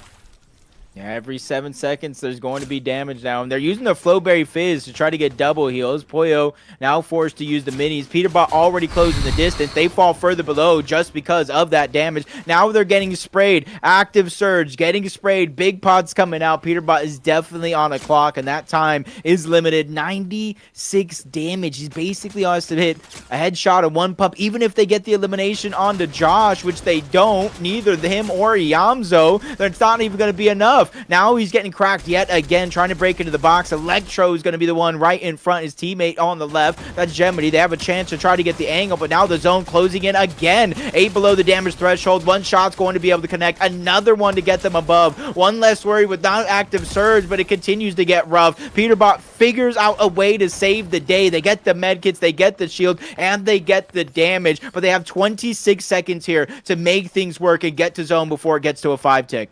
Poyo is a brawler. My God. Poyo got in a mix of that one, just got in the middle of it and just started swinging haymakers. Like, Pete cleaned it up, but Poyo made that possible. My man somehow active surge, like 8 HP, just got in there and started handing out 100s like it was nothing, but it doesn't matter. Pete and Poyo fall shortly after. They did what they could, but again, we talked about it from the start. We've been talking about Pete and Poyo a lot here, but me and Jacob, again, this is a few tournaments we've watched now on this surge. That start was not looking good, and the time Pete and Poyo spent camping around the mending machine, it was a big play. That was how they were either going to get a big refresh, or like we saw, it was going to put them further behind. They invested a lot of their tempo trying to get that early big refresh, and they didn't find it, so things got desperate. A very, very disastrous third game for Pete and Poyo, and that's 3 rough games, and got to think of what the mindset is right now. Again, is someone going to be a target now? Is Pete and Poyo just going to try and go out there and see what they can do, because they're well and truly out of the running to win right now unless they have a huge comeback.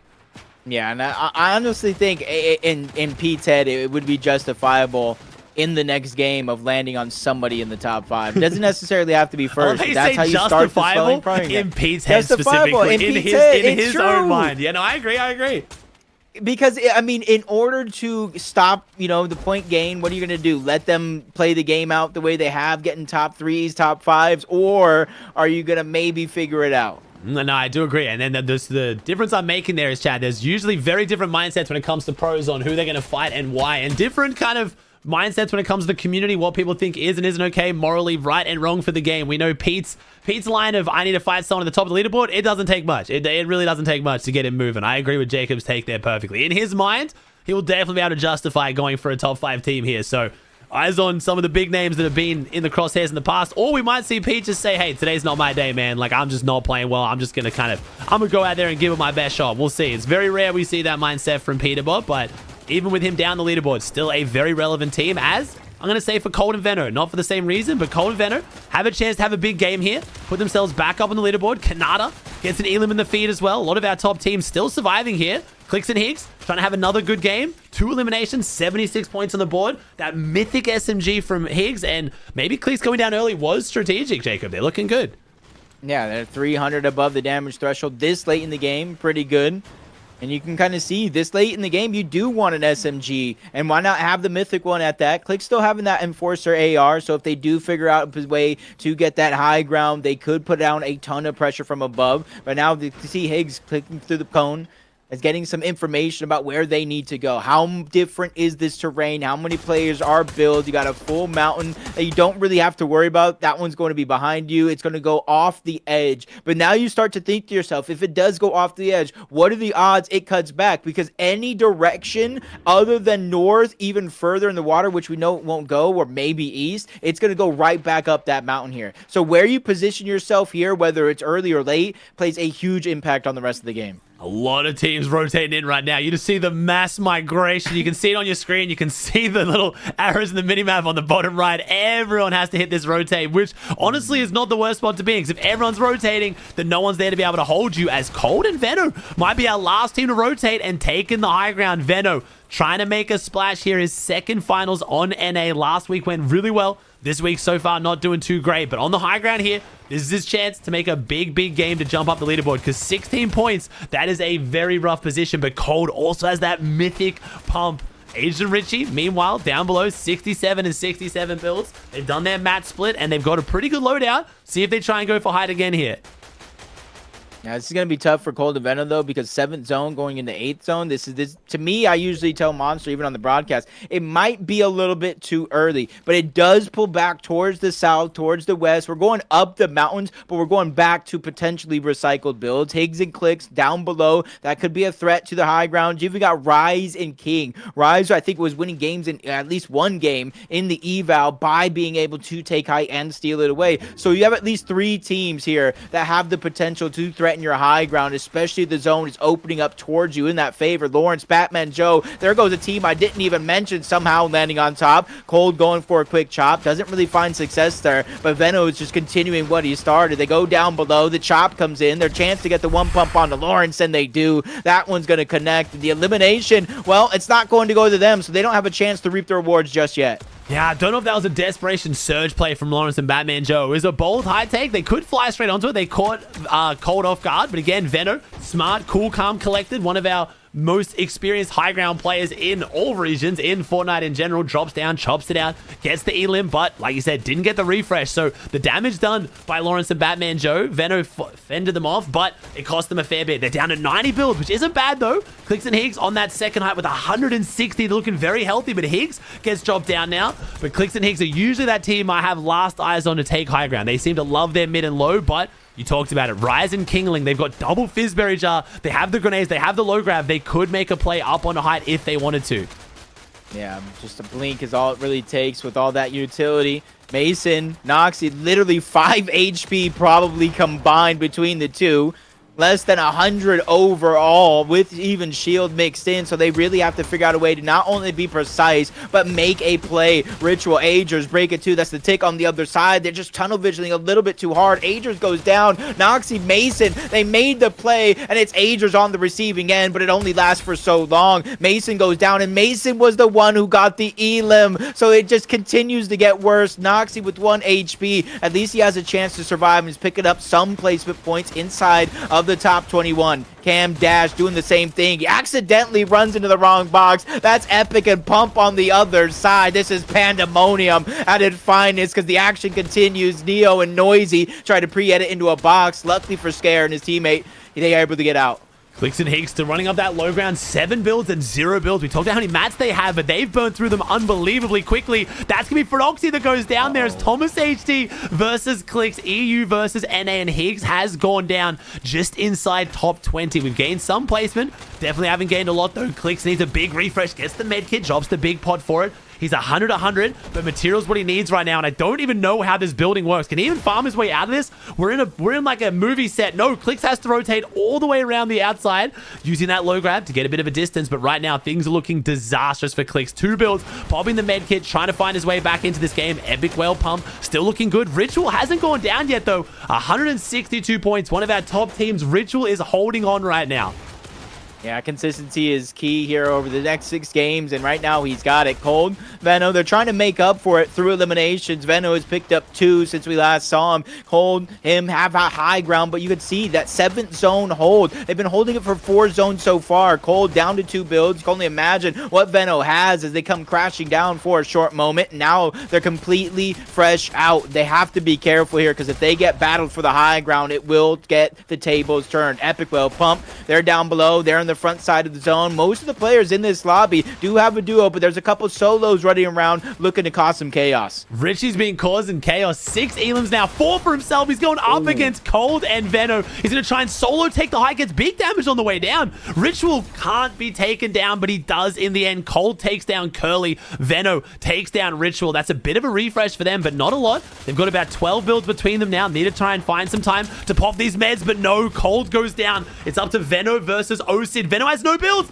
drops down, doesn't take too much fall damage, gets a shot onto Pump, but it's Epic Whale around the corner. Veno, no health, no shield, trying to 1v2, and right now Pump and Whale could steal this one, but Osid, such a weird zone. He's up on top of, I don't even know what to call this, but he loses the high ground to Pump, but he takes the win because Epic Whale gets suffocated down below. Osid and Scare win it in what is one of the weirdest zones I've ever seen, Jacob. We're going through movie sets, up onto hills, mountains.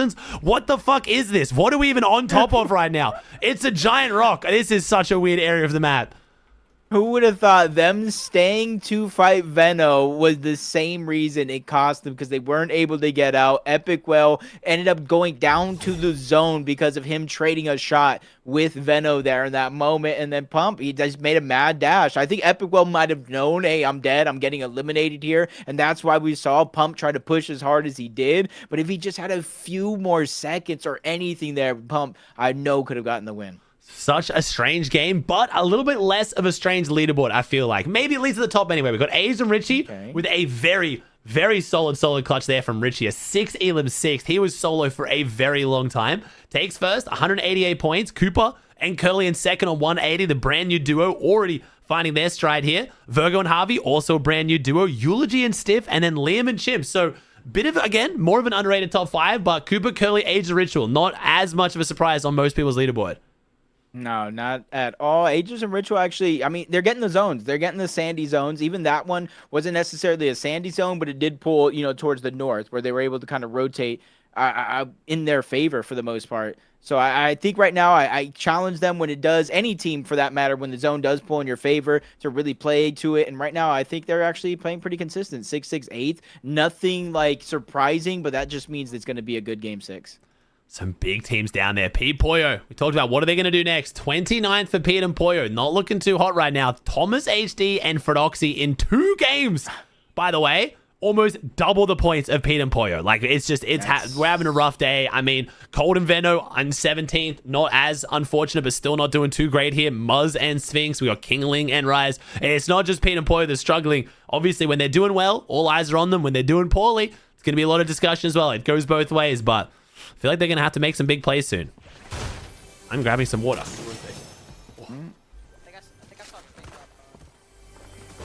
Expo with another drop.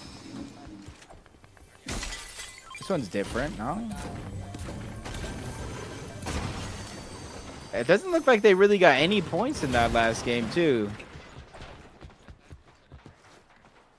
Oh, I don't know. I don't know, Capital. I don't know if they would. I don't see why they would. It's a bad day. I'm seeing it. I'm seeing it. I know everybody else is seeing it.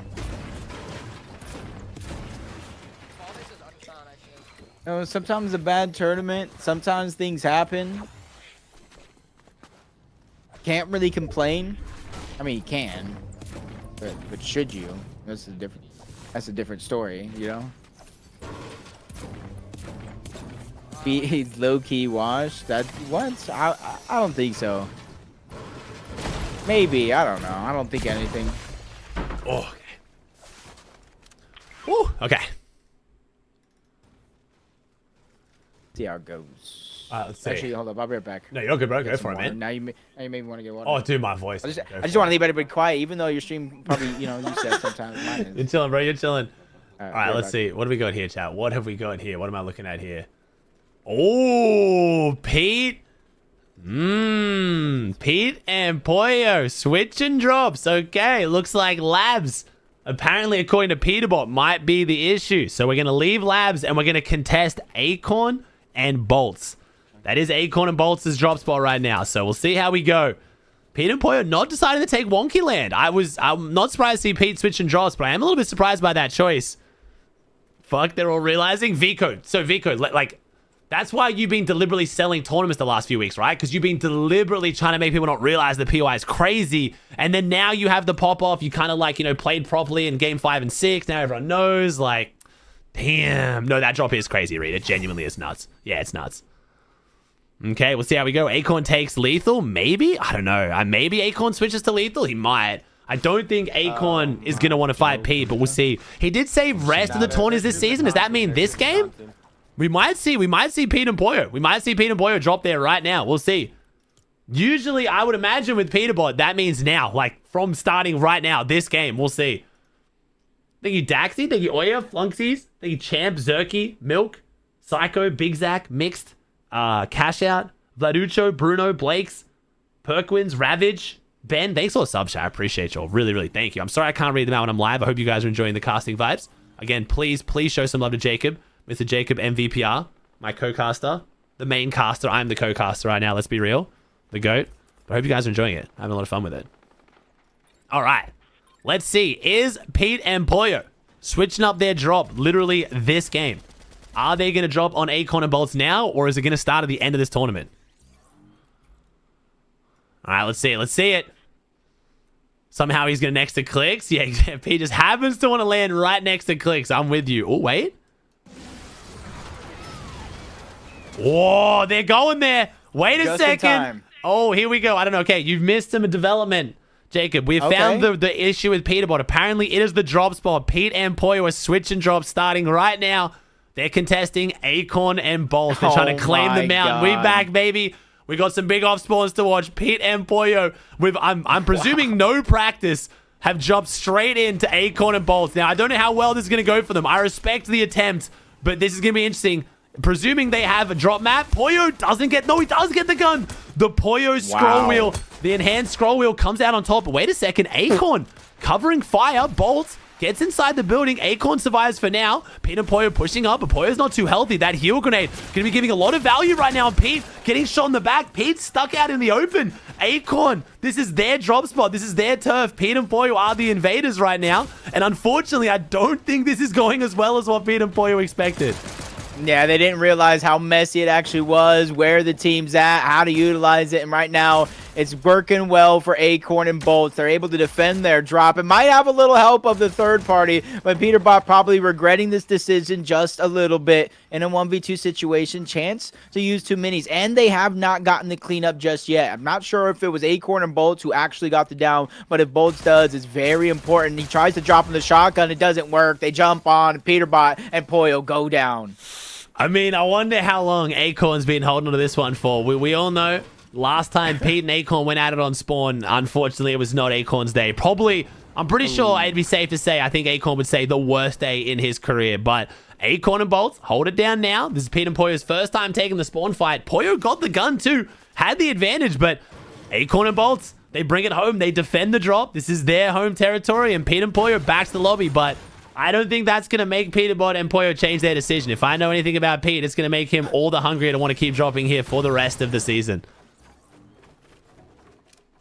I think that makes him hungry to do it again next game. Though. Oh, for sure. Without a doubt. It's going to be a good next game right now. It's going to be a good start to the tournament. Unfortunately, for the rest of the tournament, I mean, it wasn't like they were doing much, though. So we're not really missing too much this tournament. Yeah.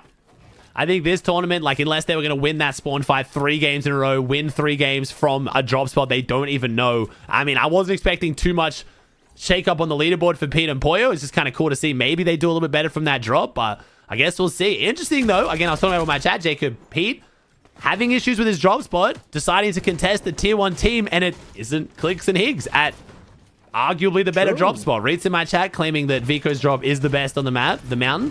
I would say it is definitely one of the best. I think Wonky Land potentially better, but Pete wanting to go up against Acorn and Bolts over CLIX and Higgs potentially. I don't know.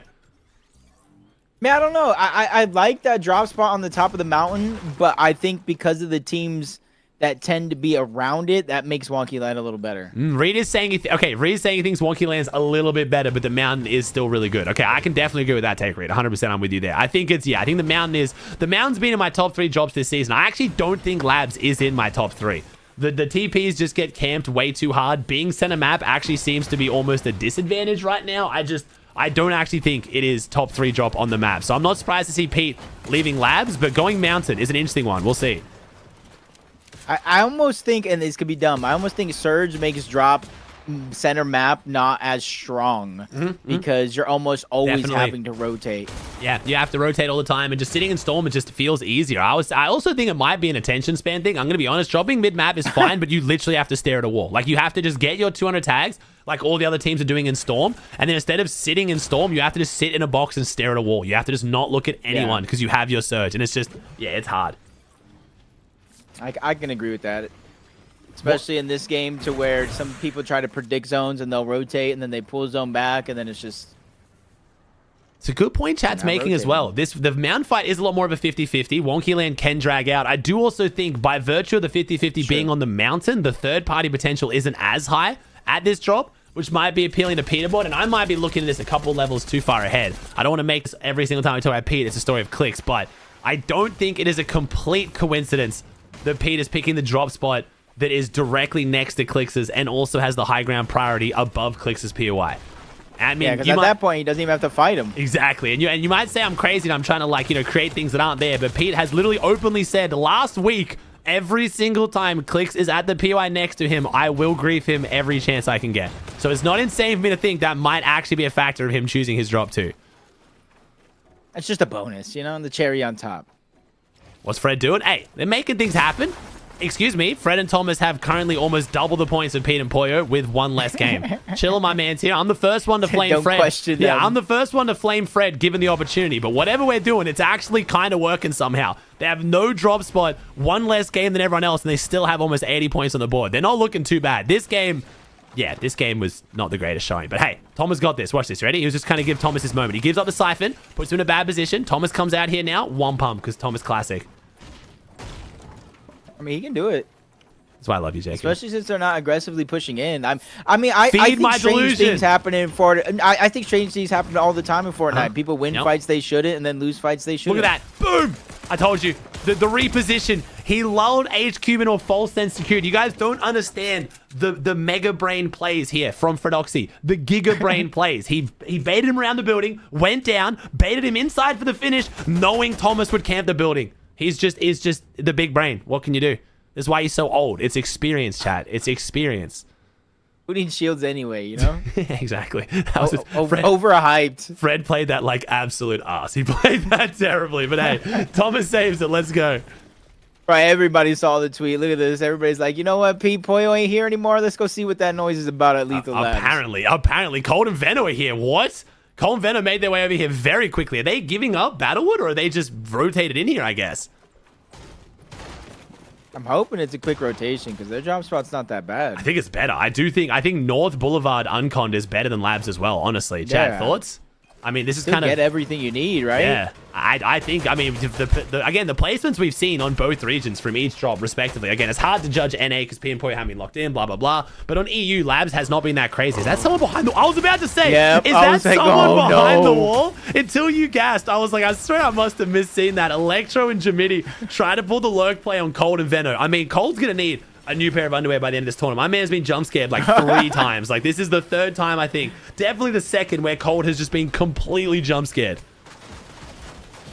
I get it, too, because you think with the zone the way it is, no one's going to be camping there, right? Yeah, no, they definitely are, especially if it's not built on the mending machine. It's like they got to be somewhere. They have to be somewhere. Luckily, though, for Veno, they were able to quickly box it up, get control of the mending machine. Even if they don't have that back wall, that's not that bad because it's going to take so many pickaxe swings, they have enough times to run over and try to grab it. They're on Cold. They get their loot back, which is fine. They had the extra gold. Battlewood definitely provides the gold. That's one thing 100% I know it has as a POI. As Veno and Cold making their way over Lethal Labs, it seems like everyone's kind of... I don't know why this is the place to be unless these teams are going to drop here. Maybe Veno and Cold, again, thinking like there's going to be some random teams trying to take it. Like Pete, everyone saw the tweet. They're going to make their way over, but... We get another north zone here, but kind of more of a northwest. This could be interesting to see whether CLIX and Higgs now do better with a zone on their POI. And everybody's like, you see why Pete's taking it? Because of the zones, too. I do agree, because like I said, no matter what, if the zone pulls away, right, from that mountain, yes, you're going to have to rotate. You know, any zone that doesn't come there, you're going to have to rotate. But middle map, you're going to have to rotate in the zone, no matter where the zone goes. Even the Sandy Strip one, you had to rotate. Veno and Cold taking down Electro and Jamidi, but getting jumped on now by Vibes and Magma. Cold is 1 HP. Veno has to let go of that res to deal some damage, and Veno might be regretting his decision to make his way over to Labs. My chat's also informing me it's Curve and Craze now who have tried to claim Lethal Labs. They're going to be leaving Riptides, it looks like, even though they were unconned at Riptides, I believe. But that one might be better, honestly. We'll see.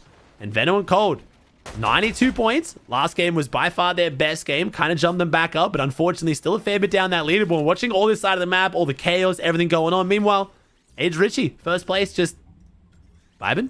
Chilling. Yeah, normal strategy. Sandy Strip, stay there, see where zone goes. I think they're rotating a little bit earlier than I have seen them in previous games, but I think it's because the zone, I think, is much more manageable than just pulling max, like where it would be with Wonky Land and the whole northwestern part of the zone in the zone. Bolt's Acorn haven't had to move off the mountain at all. Winning that fight came with its advantages here because now it's just like that ADHD, that patience that you're talking about. Like, just sit still, don't move, do one-off jump. Maybe you can peek over because you are on high ground and they are pretty safe that high up, but it's just like, just chill. Just take a breather, eat some popcorn, whatever you got to do.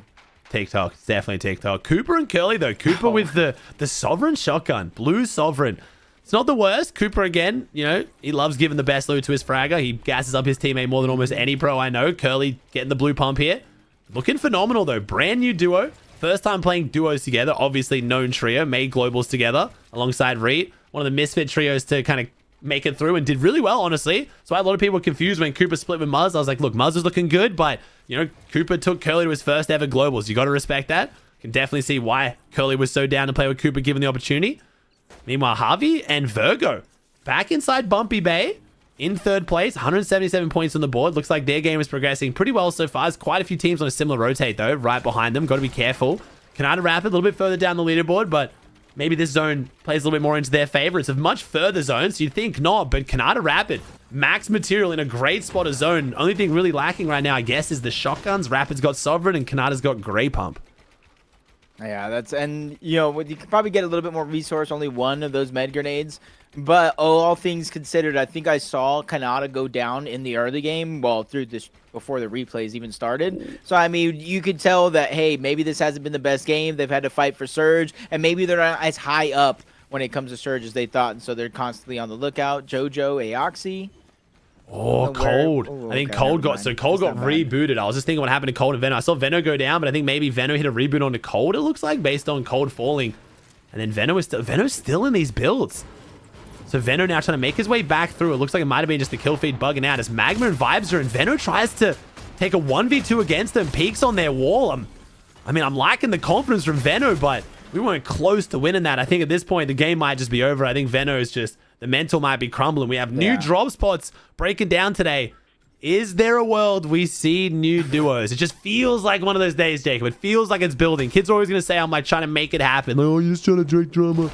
I don't know. We'll see. It's feeling like with new drop spots. It's going to happen. It's not I feel like it's going to happen. I always say until you queue up for FNCS, at this point, history has shown not everybody's safe. Some people might be safe, but not everybody's safe until you queue up for FNCS. You see the tweets all the time, major after major after major after every single year. So unless I see a team queuing up for FNCS, I don't think it's locked in. Yeah, they're a team 4 now. We'll see how we go. I mean, Rapid and Kanata aren't doing bad by any means as well. Again, we've all kind of got eyes on Rapid and Cold happening just because they're doing so well in Reload. But as we've seen with Pete and Pollo, Reload and Battle Royale, very different game modes. Teams can do well in one and not the other. So I don't think Cold's going to completely throw Veno out the window off one bad tournament. They did really well last week. So I wouldn't be surprised if, but I'm not even just looking at Cold and Veno. It just feels like there's some snake innings brewing. I'm going to be honest. It just feels like the things are shifting right now. The vibes are kind of shifting. Teams are figuring out the meta. Some are starting to improve. Some aren't. Some are showing some mental cracks maybe. I don't know.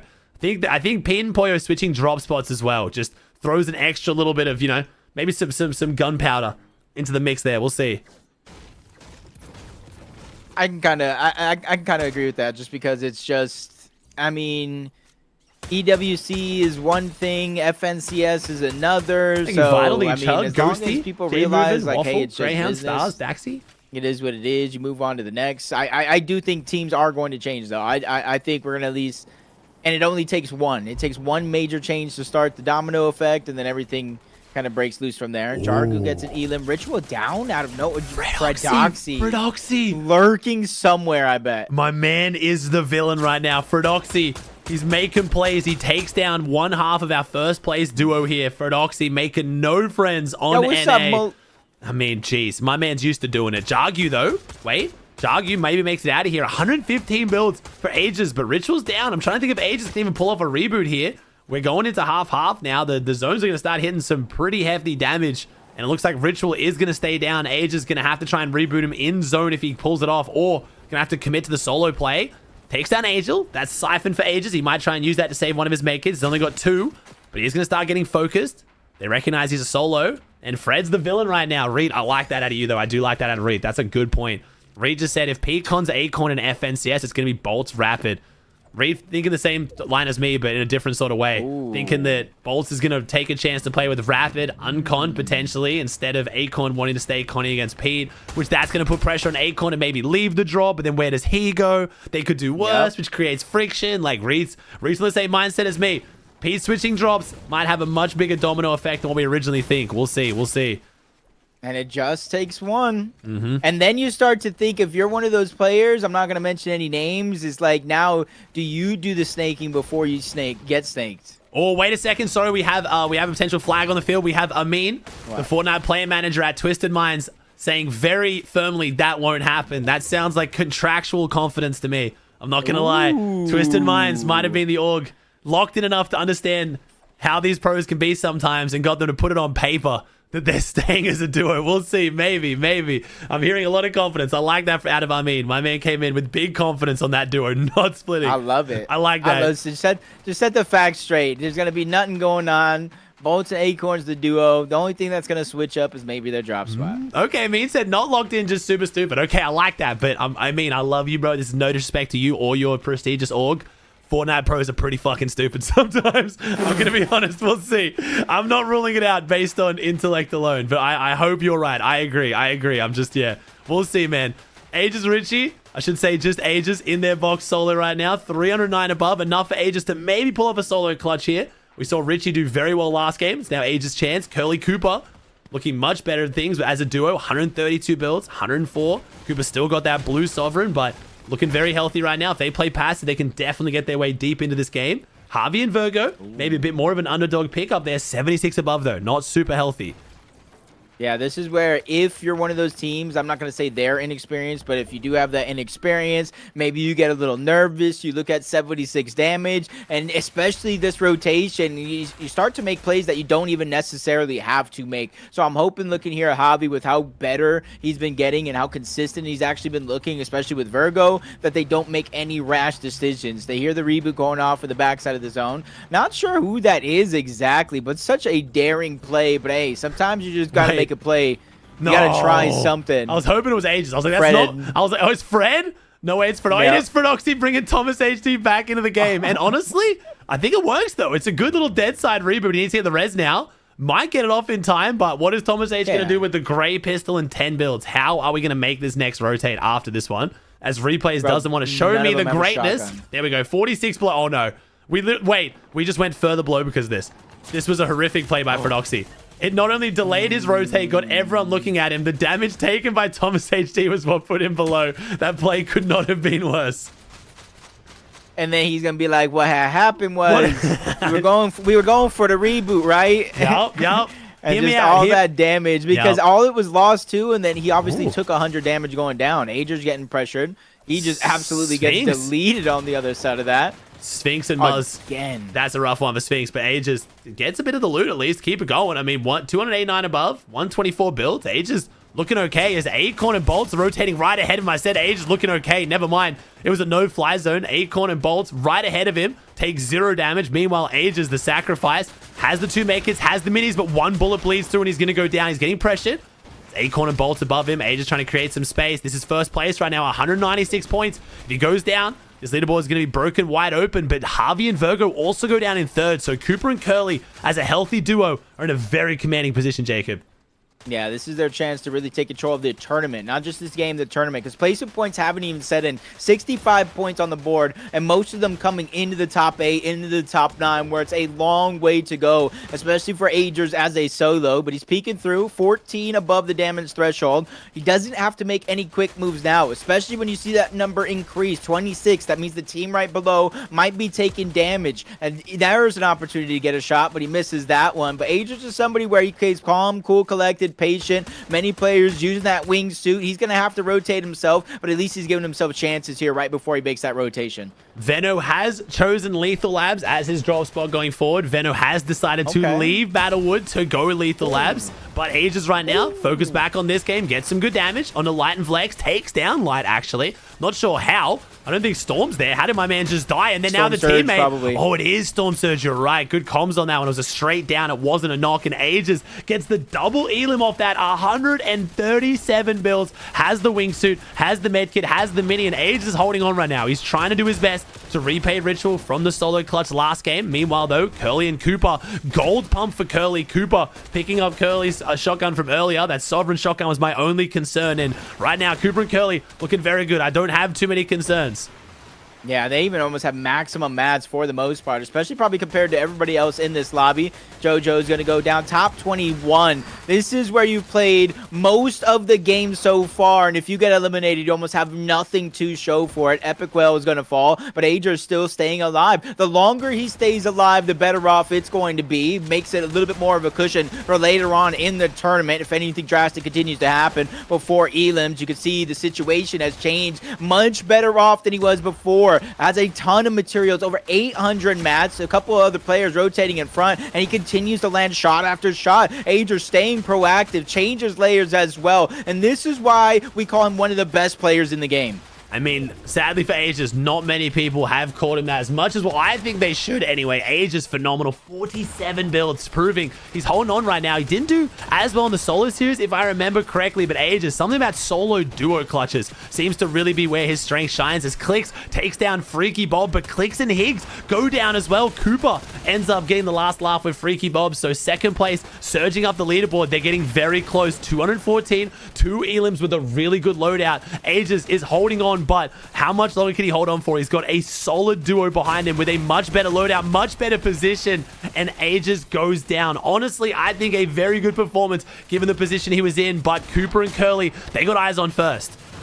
Yeah, this makes it manageable because there's not a large number of eliminations here on Cooper Curly, and another team in the hunt is already out of this game. Taki's out as well, no knock. That means they're probably wiped out of the lobby as a team. Cooper going and leading the charge on the other side. Curly almost getting cut short, but he has an answer to that one as well. Continuing the train roll and moving forward, finally reuniting Cooper in the same box, taking this moment to breathe, but it's only a short breath. Josh Yamzo on the other side, pressure into the box, forcing them to rotate out again, but Cooper with no builds drops into the water, forced to jump around like a flopper, but he still figured out a way to survive. I'm not sure how he has taken a single lick of damage with what just happened, but this is how you stay alive. Unfortunately, it's not for long. 232, Cooper and Curly fall. Oh, Rapid and Kanata up above, taking advantage of that one. Honestly, I'm with you there. The fact that Cooper and Curly survived as long as they did is insane. Unfortunately, didn't get too many extra points out of it at the end. Yomzo trying to make his way through that top, and Yomzo pressuring heavily, and we have Neo spraying on one side, Yomzo on the other. Neo ends up getting their 9th elimination of the game right now. Scare and Osid, last game winners, unless I'm misremembering, going back-to-back wins higher on the low ground here as a solo. Gets hit hard. We've got the weebiest skin I've ever seen. Kanata Rapid, 4 elims up above. Hopefully gonna maybe for them stop Osid and Scare's run right now as low ground's colliding. This looks very, very good for Rapid and Kanata. Yeah, it's going to put them within reach coming in the last couple games of the tournament, but Noisy quickly runs out of build. Scare, it's going to drop him and his teammate out. Osid falls as well. Rapid Kanata finally falling down from their height. They get that first elimination, and Rapid goes back-to-back again, taking down Scare as well. 6 elims and a big win for Rapid and Kanata. They're looking good. They're maybe Breath of Life, maybe at the very end here. They're looking strong. They are looking very, very strong at the end of the tournament. That's a chance. But I think Scare and Osid, yeah, Scare and Osid went from being on, what was that, 4 points in 2 games to then getting, what is that, 185. They got 181 points in 2 games. A 6 elim win and a 9 elim second. But Cooper and Curly stretch just a little bit in front of second place. Cooper and Curly take first on 232, but Age and Ritual 230, and Eulogy and Stiff on 222. I'll apologize. I am the one handling the obs right now for me and Jacob, and I have not been showing enough Eulogy and Stiff. I will do better next game. Rapid and Kanata in 4th though on 203, and then Scare and Osid on 185. So pretty good leaderboard, but bit of a shock one. We'll see whether this next game, unfortunately for Acorn and Bolton 11th, with their next 2 games, I'm guessing being contested by Pete and Poyo. Ooh. That could maybe start a bit of an issue for them, but yeah, a lot of big teams further down the leaderboard. Yeah, somebody said Peter isn't the shark in the shark tank anymore. I like that. Or not I like in the that. shark in the fish tank anymore. That makes it more deadly. He's now in the ocean with everybody else. Yeah, maybe. I mean, we'll see. It could be the job spot. Maybe it was just the job spot. I'm not going to say it's just the job spot, but I do think Pete and Poyo will have an easier time if they can claim that man, because I think playing Storm is just genuinely easier for this meta. But in saying that, they have to make good choices on how they play for the mending machines. And do I think Pete and Poyo are going to be able to truly just play that sit in Storm the entire game, fight no one play style? We'll find out. But again, no spoilers. I'm going to watch the stream here, chat. But again, please, I'm going to cover the Elim feed with my face cam. Please do not spoil this. I do not want this. I do not want the off spawn between Pete and Acorn and Bold spoiled. So please don't say it. We will watch in replays in a few minutes. But yeah, please do not say it. Thank you, guys. Been a good tournament so far. It's been a great tournament. And since nobody's had like take over 4 games so far, you see like moments where it's a 6-6, 8th on some of them. You know what I mean? 29, first, second, like where they get their 181. That makes it a close tournament. That makes it exciting. Thank you for all the subs, chat. Thank you, Jexay, is it? Sophie, Nibs, Vitally, Chugwiser, Ghosty, J Moving, Waffle Joe, Greyhound, Stars, Daxy, Oya, Flunksy, Champ, Zeki, Milk. Thanks for the sub chat. Appreciate you. Thank you. You guys are amazing. I'm sorry I can't read them out in the moment, but I'll catch up after every game. I love you all. Yeah. I'm not spoiling. We're not getting spoilers out. We're not getting spoilers. We're not gonna watch CLIX because yeah, CLIX is like #1 spoiler. It's the most annoying thing. I swear he does it deliberately to spite me and the other watch parties. I swear. Does he talk about it? No, he'll be like, yeah, I'm just flying in. Oh my god, Peter just killed him. Like he does it so quick that I can't even like mute it in time. He just like pulls it out of nowhere. It's genuinely impressive how fast he spoils it. He'll be just chilling, talking about something completely different, and then we'll just shout it as quick as he can instantly. It's so bad. It's happened, I'm not even kidding, like at least 10 times. Watching him during P versus Poyo at Doom's Domain, I just had to stop watching his stream. I just couldn't do it. That's actually funny. That's something to know that he loves this stuff. No, he does. I think it is. It's genuinely him just getting gassed and he's following and he's excited. And obviously his chat's talking about it, so it does make sense, but it killed me every time. How can I get in? Ooh, this 5-minute delay though. Oh, I'm loving it. I'm loving the 5-minute delay, man. It's making everything just so much better. This is great. Smoother. How do you... Okay, I'm going to ask... And then I feel like the tournaments end quicker. I don't know if that makes sense. Yeah, no, they do. They do. It doesn't drag out as long at the end. You get to be part of a little bit of the after celebration. Yeah, right? As a professional caster, what do you do with your voice on longer days like this? Because I know you don't normally do the double reads. Now you've done Reddish Rumble into this. Do you like have an after the stream? Is there something you do? So it doesn't just die? No? Okay. I've always been somebody that has like screamed and talked a lot. Okay, so your voice is naturally strong. So, it's just trained. Yeah, okay. Like the Global Champions was the first time, I guess, I really lost my voice while casting, but that's just because I'm not 100% sure. It didn't sound like it on the cast, but I felt like I was actually having to scream. Yeah, maybe. I mean, it's just, I think it's the emotion hype behind it. When I used to cast, I didn't as much because the one region, but days like today, like in these last few games now, I feel it. But have you ever tried the throat coat, like the tea? No, but highly maybe recommend. Somebody might have given it to me, but usually what I would do is hot tea and honey. Yeah, so any hot tea. It is really good. The throat coat one's got like different enzymes in it. I think it's mostly like pineapple stuff that kind of makes you salivate more, and it's really, really good. I can't do it while I'm casting because then I get really like gross, kind of like spitty voice. But when you're chilling out, like after casting to recover for the next day, absolute game changer. 100% would recommend it. It's helped me so much. Okay. I have to check it out because yeah, sometimes I guess I'll. No, I mean, I guess that was the only main time. But like other times where I'm just screaming, I guess, most of the day. But I guess it's the type of screaming. Like, I guess casting, even though I'm loud and I'm talking a lot, I'm not, I guess, screaming like a celebration, if that makes sense. That's fair. Or like I'm screaming for my favorite band coming out and singing along with the songs. That makes sense. CLIX Con? Ooh, I mean, chat, watching replays, honestly, because I kind of want to watch both here. I don't know, that might be maybe like a residual lingering effect of the Pete Poyo on Acorn Bolts. I'm going to be honest, it could be like a come down from the mountain. I don't know. We'll see. We'll see. But yes, I would not be surprised if things get a little bit weird here. I mean, it's not going to have a huge impact on the leaderboard right now. CLIX and Higgs, sadly, not right up there, and it actually might be Pete. No, it's not Pete. Never mind. Wait, is this the drop? Wait, this is not Acorn and Bolts dropping, though. Acorn and Bolts have a completely different drop. Is Pete and Poyo just going...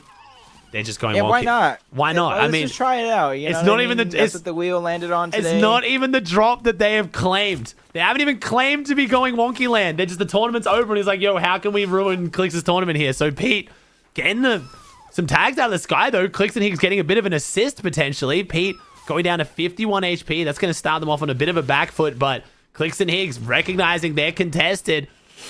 I mean, yeah, okay, we'll see. Pete and Poyo giving up on going the mountain. Maybe they want to do a little bit more preparation. Maybe they want to practice before taking on Acorn and Bolts. You don't want to get them too confident, right? You know, you go into it today. I feel like that last game was honestly a bit brave from Pete. I would have maybe waited to the end of the tournament, practiced it, and then surprise announced it. But hey, for whatever reason, Pete and Poyo, we talked about it. Doesn't take much for him to justify it in his head for why he wants to take on CLIX, and here he is. I'm just like, why did Bolts take down Fredoxy? I don't, wait, what? What's is going? Wait, what? They Fredoxy and them contest Acorn and Bolts? Why? What is going on? Did Fred and Thomas just want to throw their hat? I think Fred and Thomas's logic was, yo, if we get involved in this, it's like a triple fight, and then we can maybe like make something happen. Meanwhile, what is going? He's Bigfoot. He's Bigfoot. Was that Bigfoot? No, I might have misseen that. I don't think Fred was actually Bigfoot there. Thomas HD though. 2v1, Acorn and Bolts getting contested, but not by Pete and Poyo, because Pete and Poyo... Acorn? Yo, Acorn. That's right, the age. We are not helping, we are not helping the old man accusations. Acorn just blind on that one. What is going on? Yeah, I think they double landed the bottom. I think what happened is I think Tom and Fred landed here thinking that Acorn and Bolt would be conned up here. But then Pete and Poyo, for whatever reason, have gone wonky land and it just left Fred and Thomas stranded with no strategy. That would have actually smart if it would have worked. Like if Pete and Poyo would have actually landed there. Ooh. Yeah, it could have been. It could have been a play. Lands damage onto Poyo. Peter was landing damage onto Higgs, slowing it down. He takes the med bomb instead of any of the shields. He likes that utility effect of it, but he doesn't really have a ton of builds. If this gets prolonged, it's going to be tough for Peter and Poyo. Pete's only got the dual shotguns. He has dual shotguns in the SMG right now. Doesn't have the pump shotgun. I was saying it the other day. It got a bit of a stir on social media. CLIX and Higgs have been winning more fights against Pete and Poyo than the reverse at the moment this season. That got cut from the clips. Mark, I still don't forgive you. CLIX updates. We got beef, bro. We got beef. You cut out one of the most important parts of the quote. But let's see whether CLIX can maybe take one over Pete here again. I'm sure the CLIX and Pete fans will definitely be keeping track. Higgs takes down Peterbot. Poyo is a solo right now. This might be going the way of CLIX again, but wait a second. Poyo evens it out. Poyo swings, hits the pump shot. It's the SMG swap. And Pete and Poyo win it. They take down CLIX and Higgs. And whatever the score is, Pete and Poyo put another notch on their side of it. Oh my gosh. Well, I don't know how it happened though, but Aussie just got clipped by CLIX updates again. No, Aussie hates CLIX. No, CLIX lost, so that's not going on CLIX updates. It only goes up when CLIX wins. Stack, though, but maybe not. Stack doesn't clip me as much, so we'll see. I'm safe. I think I'm safe right now. It's fine. Only my audience knows. Merits, though. That's the true clipper. My goat Merits. We got it up there. Come on. Pete and Poyo, though. Poyo carrying that one pretty heavily. I'm going to be honest. Pete did not put in a lot of damage there. That was mostly Poyo. And then now you start to think, okay, the mountain all season, was that just like they were thinking CLIX and Higgs, right? But they were like, no. How about we try this first? Didn't work out. They lost the fight. You know what? Let's just contest CLIX and Higgs. I like it. I was talking about how Pete had a chance to switch drops and just happened to not pick CLIX and Higgs' drop, which is arguably better. And now all of a sudden we're contesting him. I respect it. Okay, I like that. I like that out of you. We'll see. Okay. Either way, whether it's a good or a bad thing, probably feels double as bad for CLIX. It won't have a huge impact on the leaderboard. CLIX and Higgs could have had a big comeback here, though. You never know. One win here in game number 5 and game 6 could have looked a lot different. But yeah, right there we now have Acorn and Bolt still up. CLIX and Higgs down and Pete and Poyo gone. Let's see whether Pete and Poyo can do better with Wonky Land loot now. Like, now's their chance, right? They're saying CLIX has all this crazy loot. You know, his POI is way better. We'll see if Pete and Poyo can do as well as CLIX and Higgs now with the loot. Watch CLIX POV. If one of you wants to clip it and send it to me, sure. Yeah, I'm down for it. I can't go back in the VOD. It's going to take me way too long to find chat. If you mean through replays, I'd rather just watch it with CLIX's POV like on stream. If one of you wants to clip it, that'd be great. Chat, again, chat, as always, I'm saying this to Jacob's chat. I don't know if Jacob's chat's rules are the same, but you, chat, there is so much area in the Fortnite community to be like mad toxic and hate and start being weird and stuff. My chat is not one of them. I'm sorry. I'm just loving the Fortnite. Try to keep the drama out of it. I know Pete going up against CLIX always brings a little bit of drama, but please try and keep it a bit more chill in my chat. If you want to just go throw hate, there's plenty of other places in Fortnite to do that right now. My chat's still trying to keep it I don't care as one of the chill places to kind of like, you know, we care about the Fortnite. It's a Div Cup. You know, sucks when your favorite player goes down, but try not to be too weird with it, okay? Nice chat. Appreciate y'all. I can agree with that. Like, it's okay to have a debate. It's okay to talk about it, but once it becomes like toxic and drama, it's like it gets boring. Too old for that, man. It doesn't even technically involve some of the people that are making it toxic. Yeah, exactly. You know what I mean? It's like we're bystanders. Yeah, true. Cooper down though. Curly solo. Out of the sky? No. See what happened? No, it was just now. I think off the drop here. Let's see it. What happens to Cooper down to encrypted? Lurk down below. Yeah, I think so. They lurk in the building. Let's see. Oh, yeah, they just fully lurk on him. Where are they? I can't even see them. How did Cooper have a chance of seeing this coming? I'm literally in replay mode with wall hacks and I don't even see them. Encrypted sprints down the stairs. Fred Oxy, his legacy continues, doing irreparable damage to this game. Honestly, my gosh. The lurk plays. Lurking on just everybody. Every time. There's so many lurk plays. Cooper goes down. Curly might be able to bring this back, though. It's just shy of 200, Blake. It all depends. I feel like it really liters. depends on zone of how much success they have after the drop. Because already does look like Cooper's rebooted, but instantly gets dropped. He goes to the other side, but now they not only know he's there, but now they know Curly's going for the revive. So now it's just basically on a clock, Curly in an official 1v2. Luckily for him, he does have maximum materials, so he's trying to make space. still trying to save the body onto Cooper, going for the revive, but Rapid and Kanata are instantly still pushing forward. They've taken at least one of those walls, but they're giving up valuable time right now for Curly to actually get the revive to come through. Spraying forward. Curly's still holding on right now. They don't have a pump. That's going to be the biggest thing right here. If Curly could just get this revive, it's only a few seconds longer. He finds success, and that's going to be huge. Yo, I mean, the respect that Kanata and Rapid just gave Curly as a player, I'm sure they saw that was Cooper down. They want to push the fight, but the fact they wanted to play that safe, that careful against Curly really does show why this kid is one of the most hyped up players on NA right now. Really started to show his form last year, and he holds off Kanata and Rapid to get the res onto Cooper and forces them to disengage. That really was a sign of respect there from Kanata Rapid. I don't think if that was many other players they knew was there in the 1v2, they would have played it that slow. I think most players, they would have just got on the wall and jumped straight in, but they really did not want to give Curly the chance to 1v2 them. Yeah, I really thought they were gonna, especially since they could have at least continued to spray it, take two different angles. You can kind of see it was an isolated fight. Maybe one team looking over the top. That's one thing or another. Ager's Ritual find themselves in a tough spot. Akira, who is that? Karama on the other side, having Ritual down to just 50 HP for a moment, sliding in. Ager's missing that opportunity. Akira doesn't even really know how lucky they got, and I think as soon as they kind of know like who they're fighting up against, I want to see them get aggressive. They have a huge ping differential. Play for piece control. Yeah, I wonder if this started off with an Akira Karama lurk. I feel like it probably was. Maybe it was a play on the vending machine. They might have lurked the vending machine. Richie kind of dropped down, got caught off guard, and they probably know it's Akira Karama because they've been dropping around here. They've been playing around this. They could figure out it's them, and Karama's doing no favors wearing his skin, his go-to icon skin at this point, his impromptu icon skin, and the Frenchie's backed up into a corner, and Age and Richie could get 8 points and 2 elims off this one if they take a quick fight, but you can't count Akira and Karama out, especially Karama, one of the highest placing solo players on NA from EU. Like, his earnings last season and this season have made him one of the highest earning solo players on NA, so Karama not quite a pushover, but I do think Age and Richie definitely have the advantage in this fight. If I had to pick someone to win it, I'm still picking them, but I don't know whether Akira and Karama are going to give it to him easy.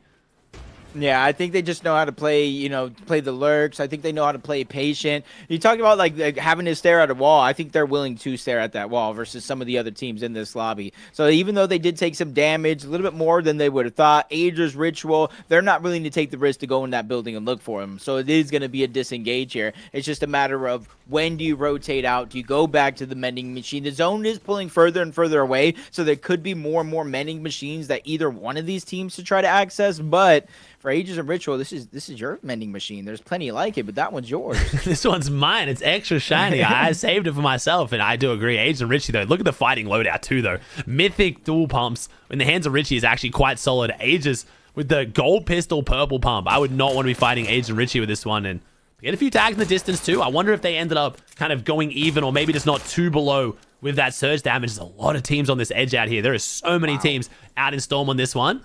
See what Pete and Pollo are doing with their Wonky Land loot. Now, this is slightly concerning again. Pete and Pollo are switching their drops. We know they want to leave labs. They've officially left. They did claim the mountain. Whether they claim Wonky Land, we'll see. But if Pete and Pollo have a really good game here, got to think, right, Jacob? Like, does that make you, oh, this loot is kind of nice. I mean, I do like having this guaranteed chug jug. I like having this gold pump. Like, I could get used to this. Like, it's a bit of an issue right now for CLIX and Higgs. They really just, you want to hope Pete and Pollo, for their sake, have a bad game. So it just has that, whether it was real or not, it just has that association of like, nah, that wasn't that good. But if Pete and Pollo drop a 10+ kill win this game, I mean, it's going to be interesting. I just want to know why they're hiding in a cone. Like, it's very unlike them, and especially the way that fight went. Surge, are they above Surge? I mean, I'm guessing they would have probably gone positive in that fight, but then again, like, Pete went down. I can't remember if he got finished or not, and then Pollo with the 1v2. Their damage shouldn't be that healthy, but yeah, like, okay, that's a lot of damage against them, so maybe, I don't know, I guess, because Pete would have got rebooted, and he's the one who took all the damage. No, he didn't get finished. He didn't? Okay, well then, yeah, I think that's... Unless they did it later on. Yeah, so. maybe kind of went for the reset. They could have actually done that reboot reset. That would have actually maybe been worth it, but Eulogy and Dum Gum, our third place team on 222 points, sadly down to a solo. It's up to Eulogy. I did promise I would show them more. Unfortunately, I was distracted when Dum Gum went down. But Kanata and Rapid trying to catch up to them, chase them. They're only a few points behind. Ages and Richie, and then Curly and Cooper. This is still anyone's tournament at the top here. I think from 200 up, still definitely could win it. Yeah, it's not that far. It's a close tournament. 6 points, and then another 8 points from there. Cooper Curley.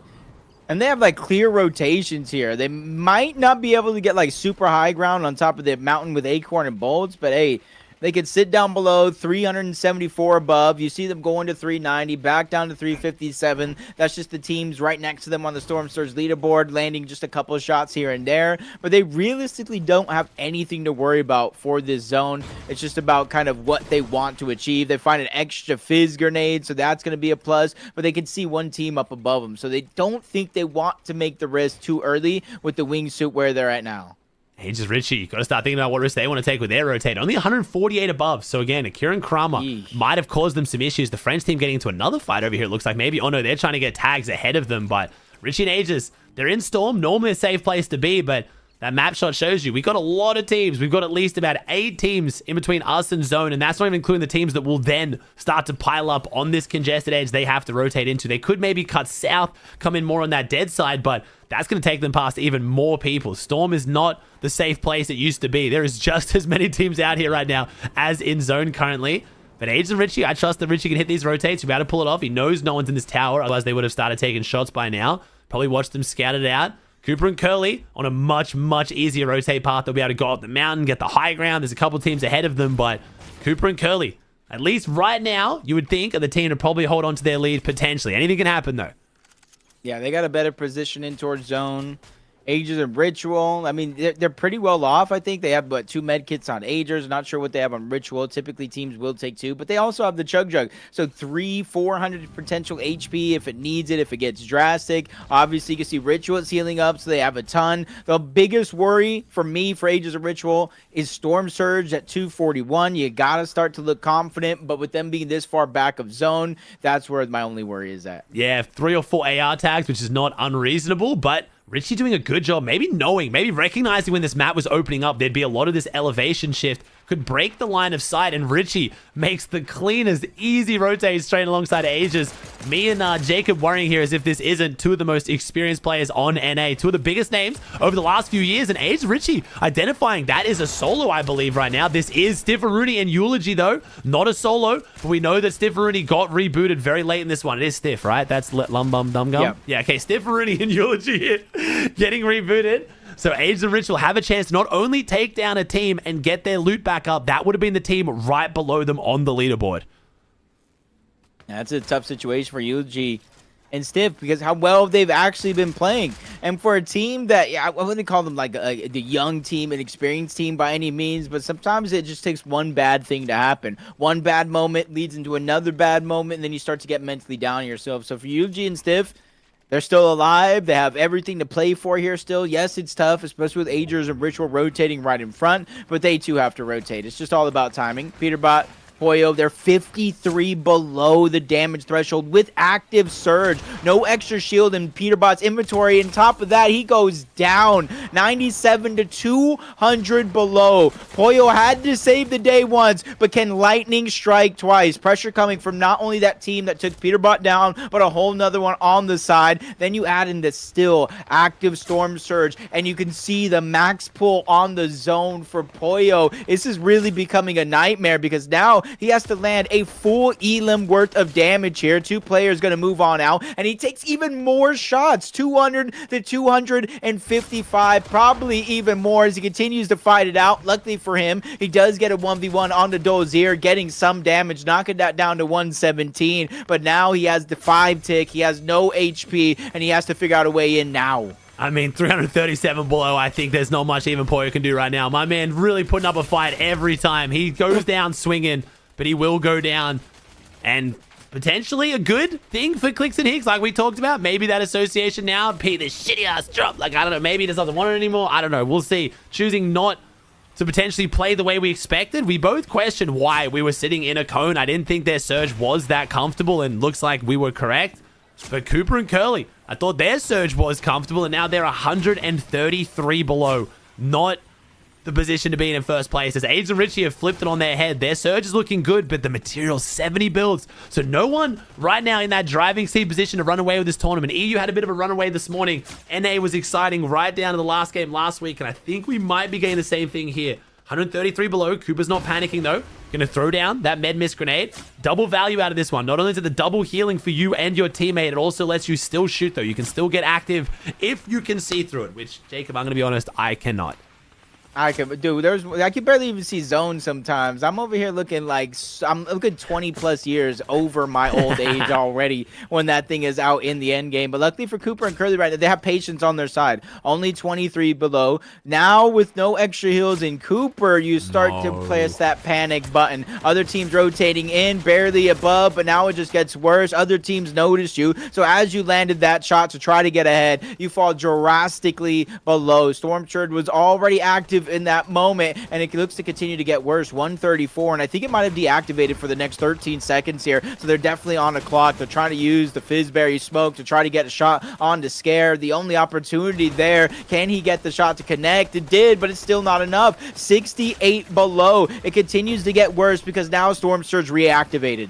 And I got some comms here from Cooper. Potential spoiler. I think he came into my chat after winning the game, but it was due to a jetpack bug. Apparently, Curly got a 20-second jetpack bug where it cancels, but then it puts you on the full timer. That's what messed up their rotate, and it shows you that's the difference. That is the difference between being a first-place team and dropping down the leaderboard is just, again, one bad rotate or one unlucky rotate. Cooper and Curly 34 below. Cooper has to do everything to hold on right now, but it's not looking good. 48 HP, no extra shield, no extra white health. Can't even get above the tree right now. One more tick to Surge. Gets 1 damage, gets 2 hits, 41 above. Cooper clawing his way back into this game, but one player having to go down. The biggest issue now isn't even the Surge. Yes, Surge would take him out of this game right now, but on 23 health, no shield, a stiff breeze will take him out of this game right now.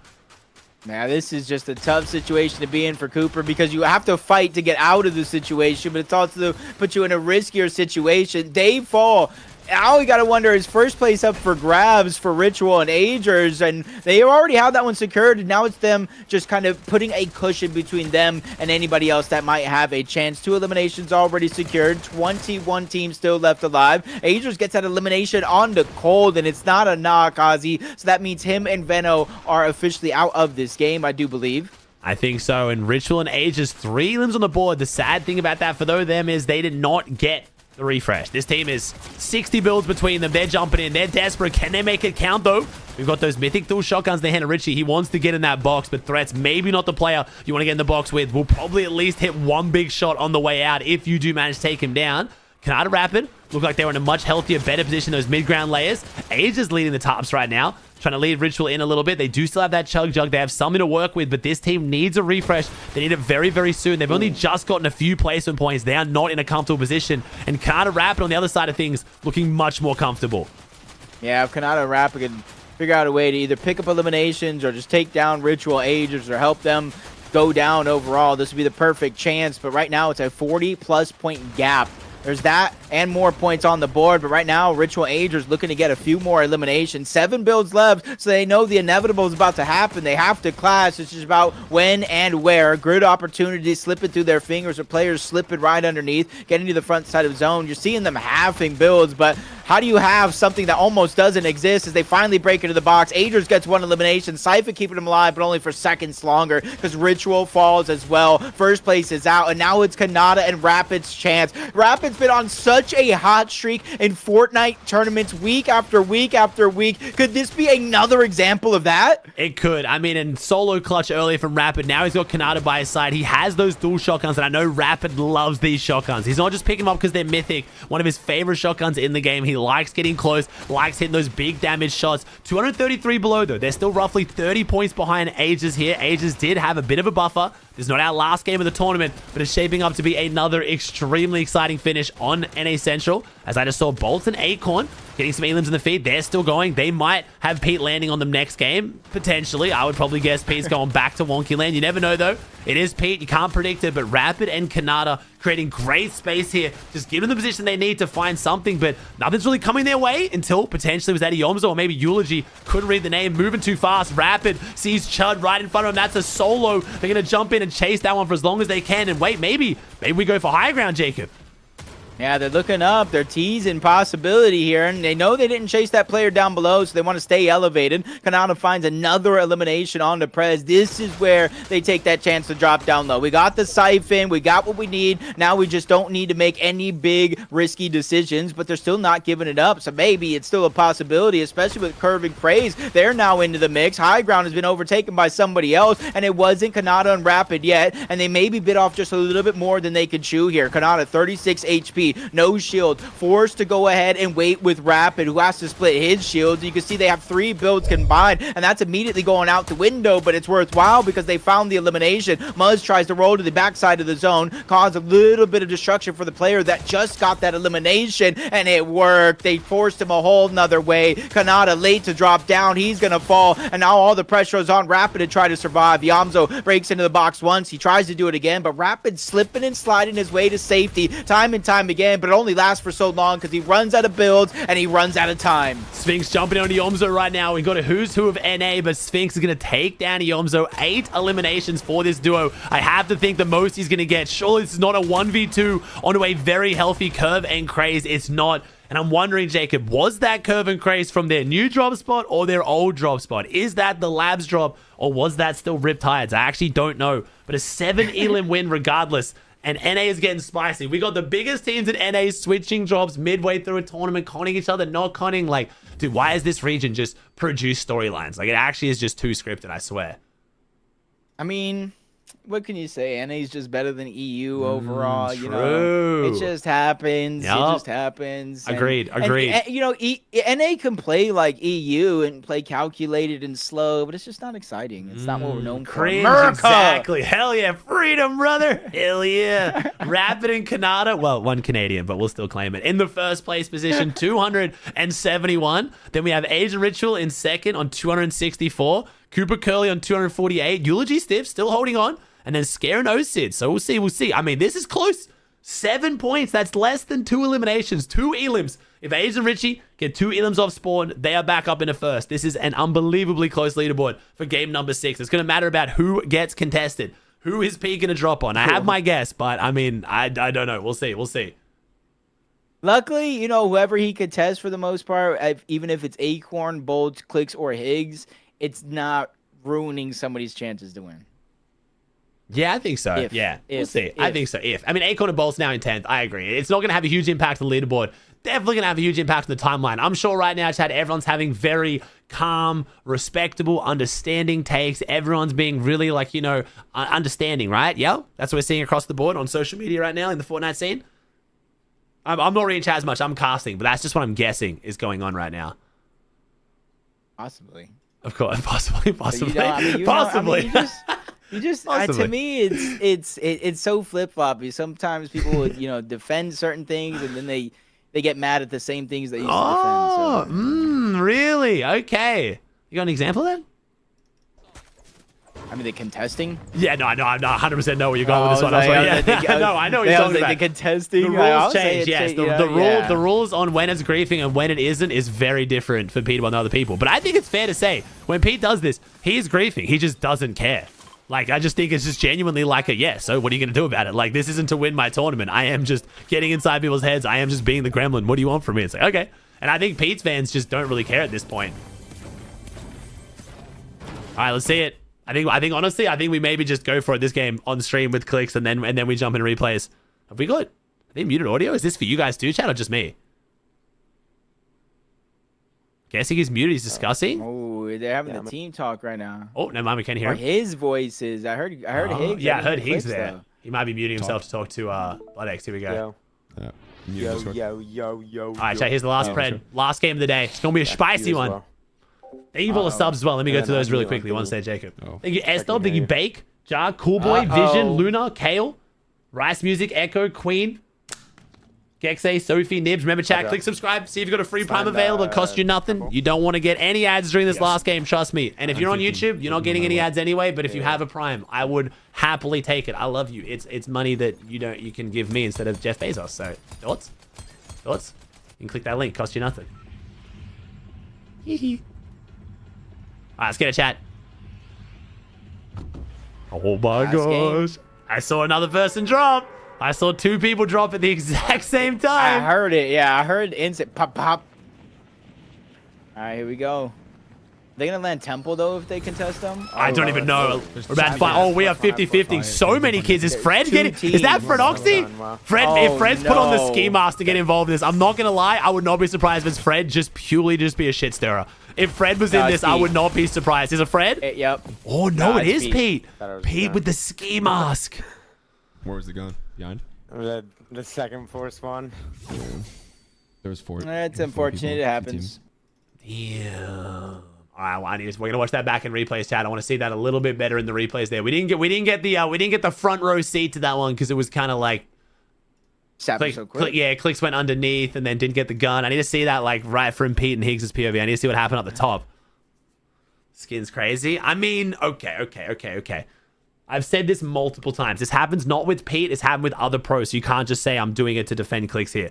I think putting on the other person's skin is not the aura play that chat often describes it. Yo, look at this. I'm being you in Fortnite because you're so rich, famous, and relevant that you have your own skin in a $1 billion video game. Like, it doesn't have the same impact I feel like chat makes it have. It's kind of funny at times. I do get it.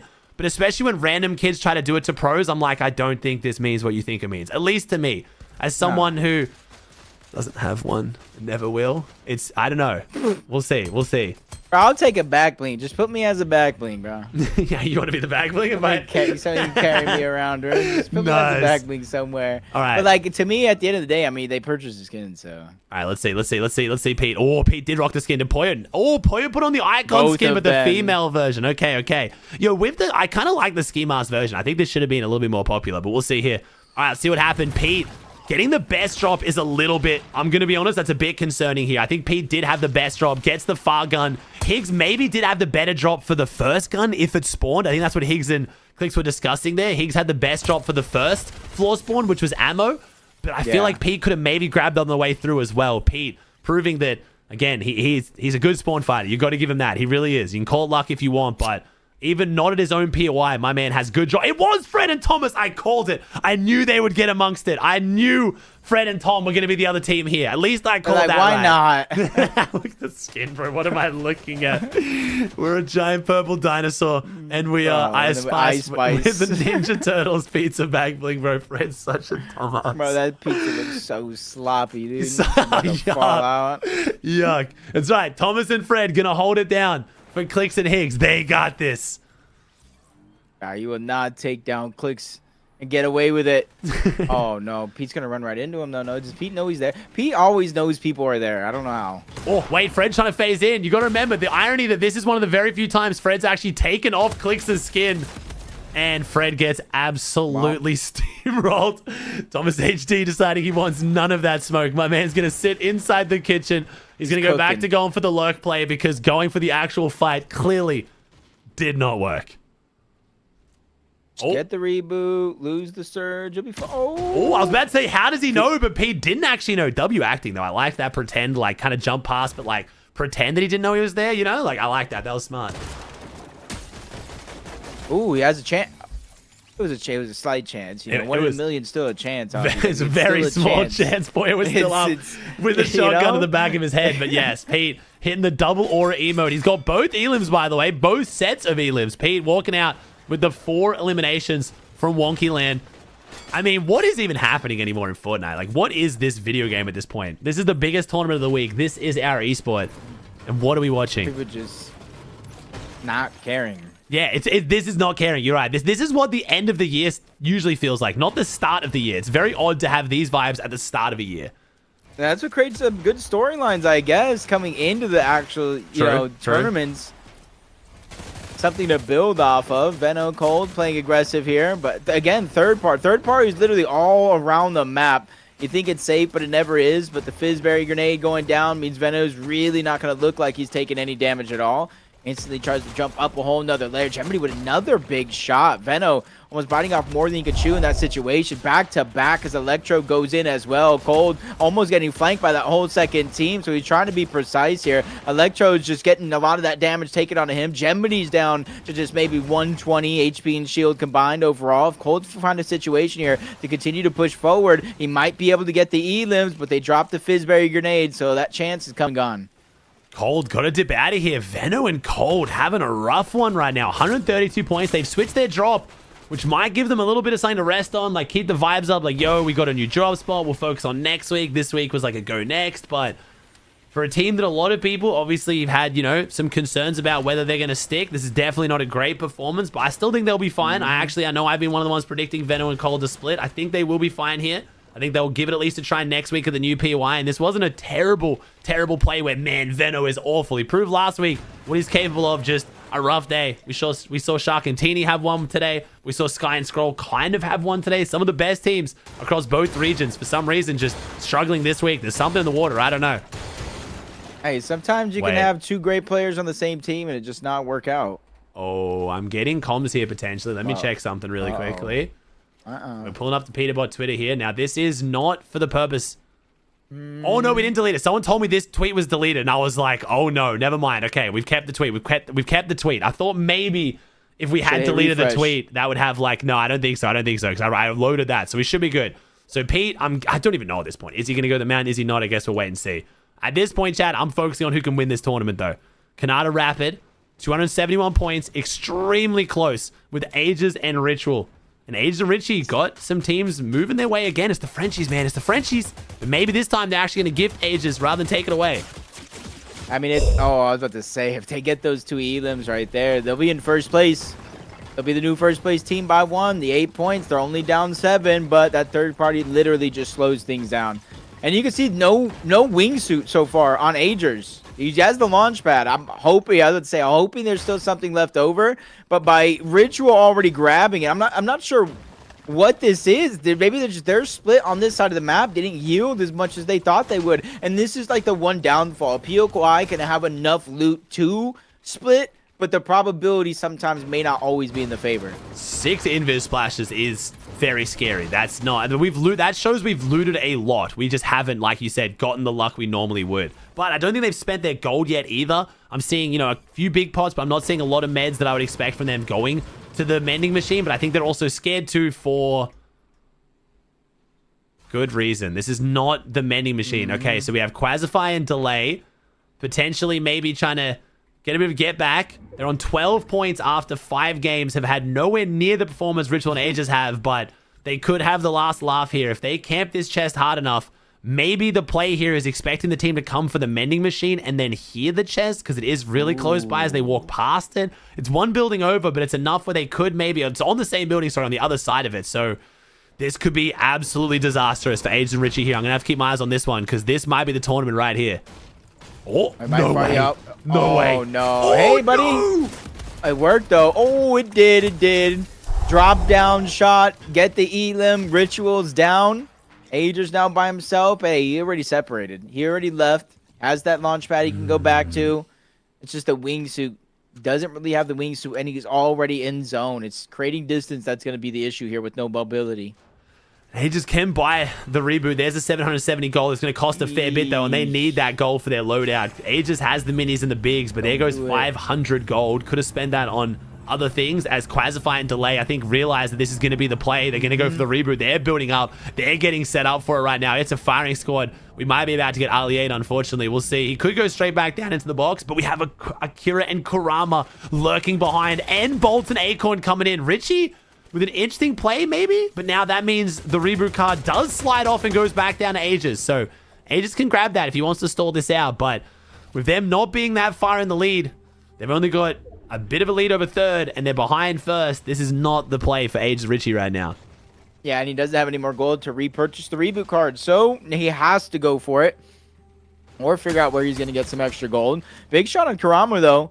So if Aegis can, hey, 1v2, this might get you enough gold overall, but you can see only 275. That's all that's really left. He only has 300 builds, trying to refarm just a little bit more here, but he's almost kind of stuck because now he knows the team that they were initially fighting was looking on from one direction on the POI, probably getting the med miss now, or the medding machines. He got to Kurama and Akira here, and then I don't know if I saw that correctly, but did I see Acorn and Bolts land above as well? They did. Acorn and Bolts are directly on top of them right now. And to make things even worse, we were talking about earlier today, in case you guys don't know with the Surge, it is net damage, damage done minus damage taken, but it resets on reboots. So Ritual getting hit there for 100 and then finished is going to put them even further below. Right now, they're negative 200 of that damage alone, unless Aegis can reboot Ritual. If Aegis reboots Ritual, it resets back to 0. So that would then technically bring them further up, right? Because Ritual did no damage there and got farmed. So there's even more pressure on Aegis to reboot Ritual. Even if he wanted to play this game out solo, it is very advantageous to get Ritual back up, even more so. But when you've got 3 teams on top of your reboot van, it's looking like you might have to go into Storm. But as we know, there's usually teams in Storm. So I don't know. Things are looking very, very rough for Aegis right now. Hey, but he has the big pot bait. This usually half of the time works. Every time, right? It's usually half of the time, all the time it works. And right now, there's somebody farming next to him. Maybe they break that wall. They're like, ooh, a big pot, like a little piece of candy, to Homer Simpson. He's gonna eat it.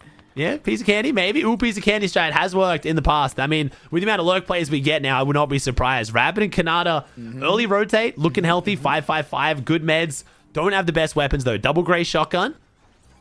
Meanwhile, we got Cooper Curly. Ooh, okay, not the greatest load. I mean, good loadouts again. This is bad. This is bad for Aegis. I was gonna try and spin that as maybe with the gray shotguns, like they don't have the fighting power, but no, this is bad looks right now for Aegis and Richie. The only thing I think looks good is the fact that Cooper and Curly are that aggressively trying to double spray cones. Maybe a bit more desperate for Surge than they'd like, or it was just a free opportunity. May as well go for it. I don't know. We'll see.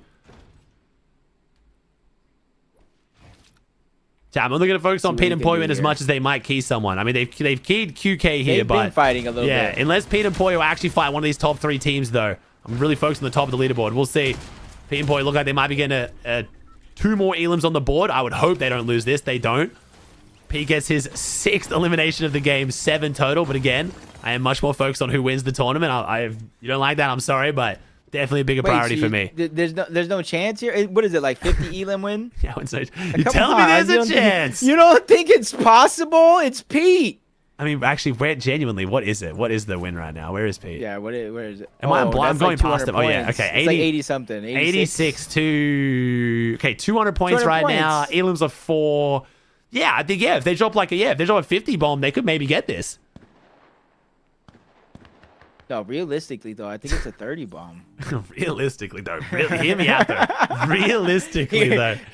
Hear me out. Aegis right here goes down. Nobody, Kanata and Rapid are next. So the point stand is what it is. Yep.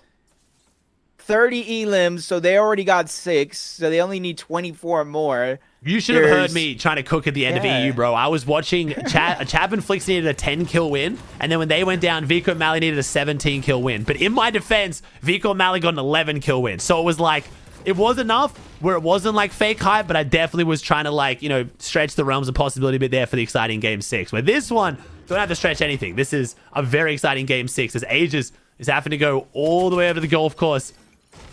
And I don't think he's going to have a very fun time over here. Wait, 538 above, despite that minus 200 on Ritual.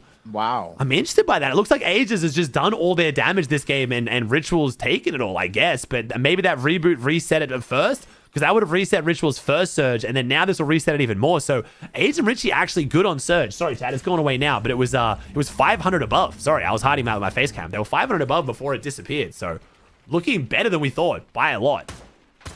And I think they can buy some medkits too.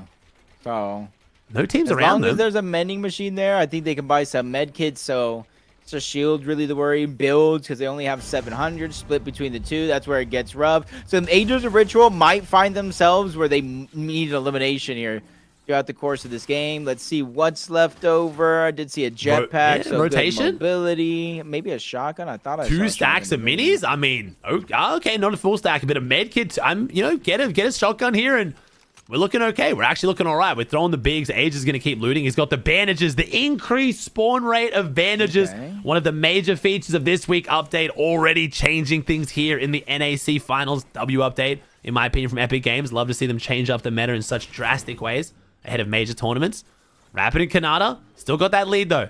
Now it's still 7 points. No one's going to elims here in the top 3 right now. Cooper Curly, Ages Richie, Kanata Rapid, all sitting on donuts. Who's going to be the first one to get it? As pretty sure they're all being stolen by Pete and Poyer right now. 7 elims right now, just rotating in. Still hasn't even heal before you having to use that wingsuit out. But 1,000 damage above the threshold.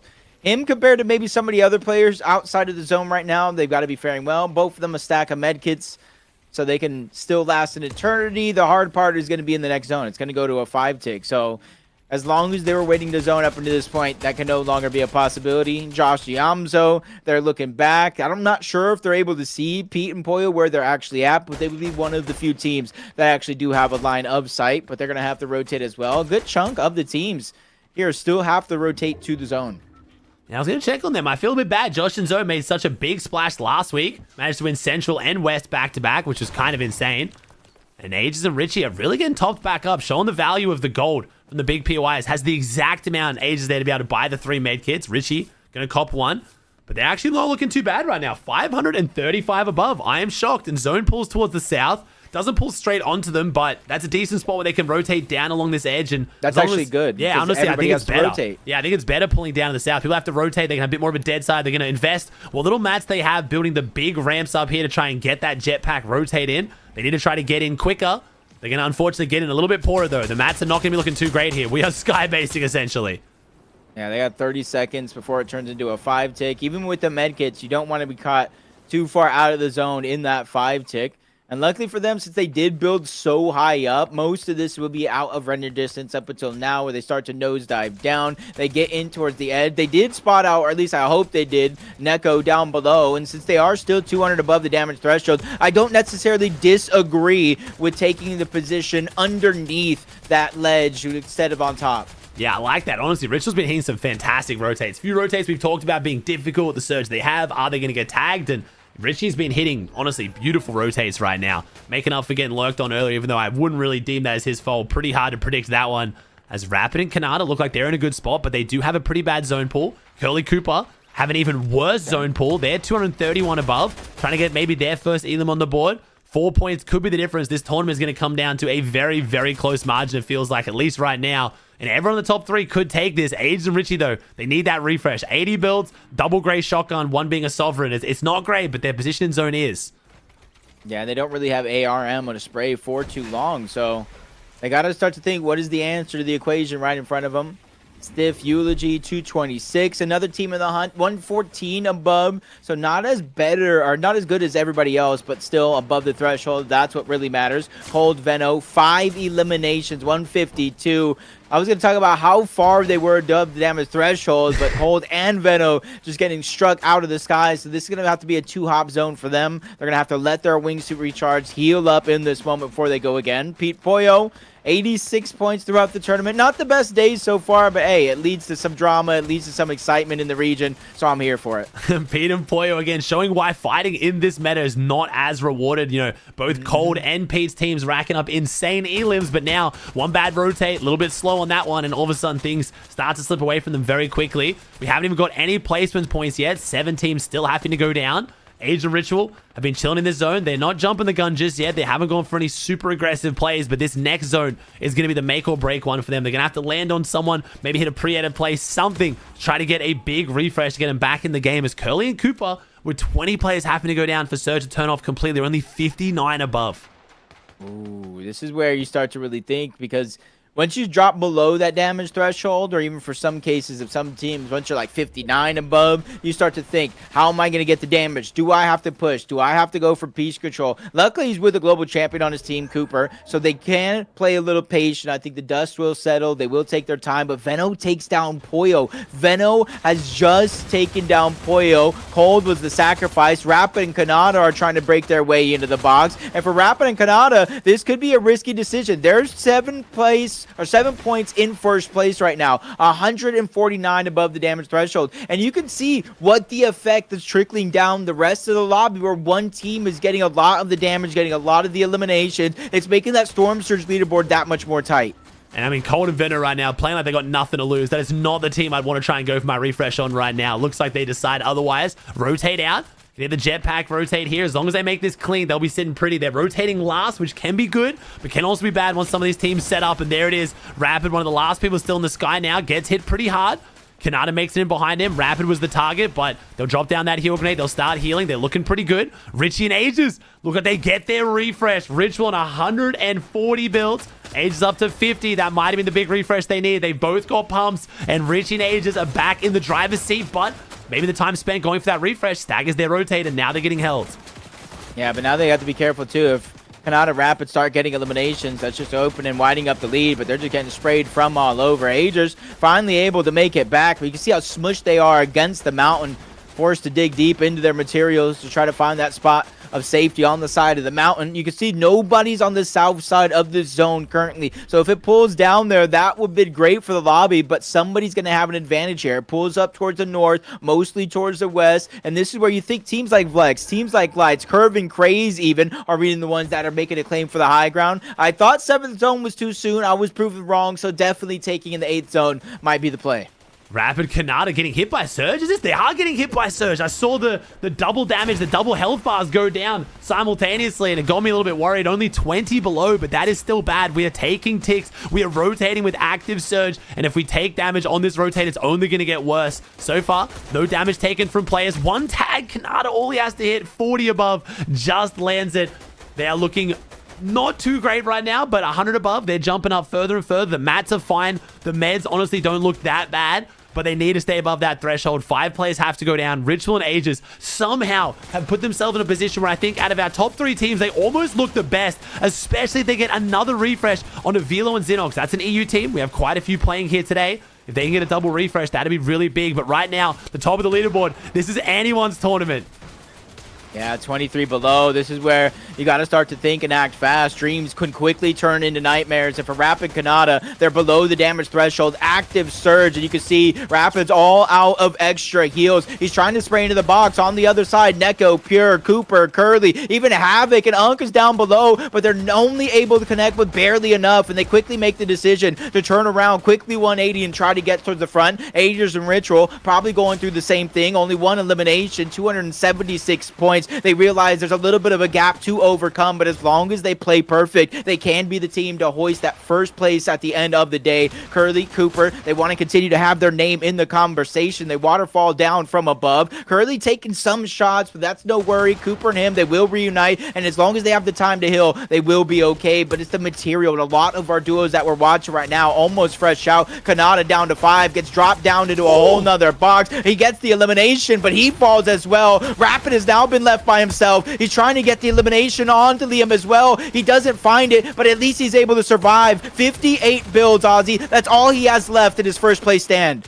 293 points. That is not a big margin right now as a solo, but honestly, right now, out of almost anyone in the world, if I'm sitting back and I'm watching someone trying to clutch as a solo to win my tournament, I'd have the most faith in Rapid. 49 builds, has the one heal grenade, doesn't have any white meds though, unfortunately. He's going to save the heal grenade, not popping it right now. Will use it on the front side. Aegis Richie, though, might be running into troubles of their own. Aegis, no extra shield, has to try to get that Fizzberry and those minis off. Richie with a beautiful top on the front side. Cooper and Curly. Cooper goes down. Curly a solo now, 37 HP, 12 shield, popping that med kit, but he's staggered. He needs to make his way in, and right now he's completely cut off. Doesn't even really have time to try to go for that extra loot onto Curly. He just has to get in as quick as he can. He can't even break the wood wall. That's how dire things are getting. 15 HP, somehow dodges that one, but he goes down as Rapid and Ritual, 2 solos going at it as Aegis has also fallen 294 to 307. Yeah, but there's a little bit of a point gap here. It actually opened up from 7 points to start the game to 11. That one elimination difference with Kanata having 2 to Ritual just having 1. He just needs to outlast him long enough to make it mathematically impossible, and Rapid's doing just that. But for how long? Out of builds, running out of time. On the other side, that's Listen, and he is listening carefully. He gets that knock, but can he get the elimination? There's so many players that are stealing away the loot. They're stealing away his only way out, but Rapid finds another answer. Gets towards the top, cut short on the wingsuit, but that might have been a blessing. But he's running into player after player after player. Almost everybody alive here is solos as Rapid gets another elimination onto Yamzo. He widens the lead even more here. Ritual needs to start to get active. He will not win at a certain point, even if he outplaces Rapid, as Rapid's just trying to stay alive. Curve and Craze on the other side, burning through all of his materials. He's still figuring out a way out, though, but the dust has not settled, and neither has that pressure. Rapid, with only 9 builds left, realizing first place here is not enough. Ritual needs to go ahead and get this elimination onto Jez, because if he doesn't, his tournament will get cut short. Back-to-back eliminations here is what's going to be needed, as Ritual is able to at least get 1. There's 4 solos left in this game, and both of them are fighting for first place. 320 points for Richie, 335 for Rapid, 4 points per Elim. Rapid is pushing the lead forward. I think he might have done it. I'm not good at the quick math, but Rapid is clutching like crazy. But Rapid takes down Ritual. That will 100% seal the deal. He doesn't do it. Ritual now needs to somehow pull off a 2 HP 1v2. Ritual, you have to think in his mind, he thinks he's done enough. He has just solo clutched a 2nd place, but right as he got that last Elim, he might have checked the name and realized that it was too little, too late, as Curve and Craze win another game. Back-to-back wins, and Rapid manages to hold on. He is one of the most hyped up solo players on NA right now, and honestly, for good reason. What the hell just happened? What? Yeah, refresh that. What just happened? What is okay, there we go. I was like, what just happened to the leaderboard? Fortnite tracker just fully broke. What just happened? Nada just said he got dropped for cold. What? They just... Well... But they just won. Well... What? Well... I mean... Wait. Let me just soak it in. It's fine. It's the last one. Get it out. We're good. Just soak this one in and we're good. What? What a good way to end it. Did that actually Rapid, happen? dude. I mean... Fucking great, man. Fucking great plays today, man. Great plays, man. Great fucking plays, bro. I don't think he's... Great plays, man. Don't think he's trolling either. Did he actually get dropped? Is he trolling? I don't think he is. We fucking did that shit. Literally, I'm not even trolling you, chat. Is he? No. We were down. We were in 11th No, he has to be place, trolling. 3rd game. I'm like, Rapid, bro. Like, bro, this shit light. That is a comeback, though. How can you... in this lobby? I don't know. How can you win and immediately get dropped? Nobody, dude. 3 more games left. That was planned before today. Won the next game. Guess what we did the next game? Top 4. Top 3. Top 3. Fuck is he talking about?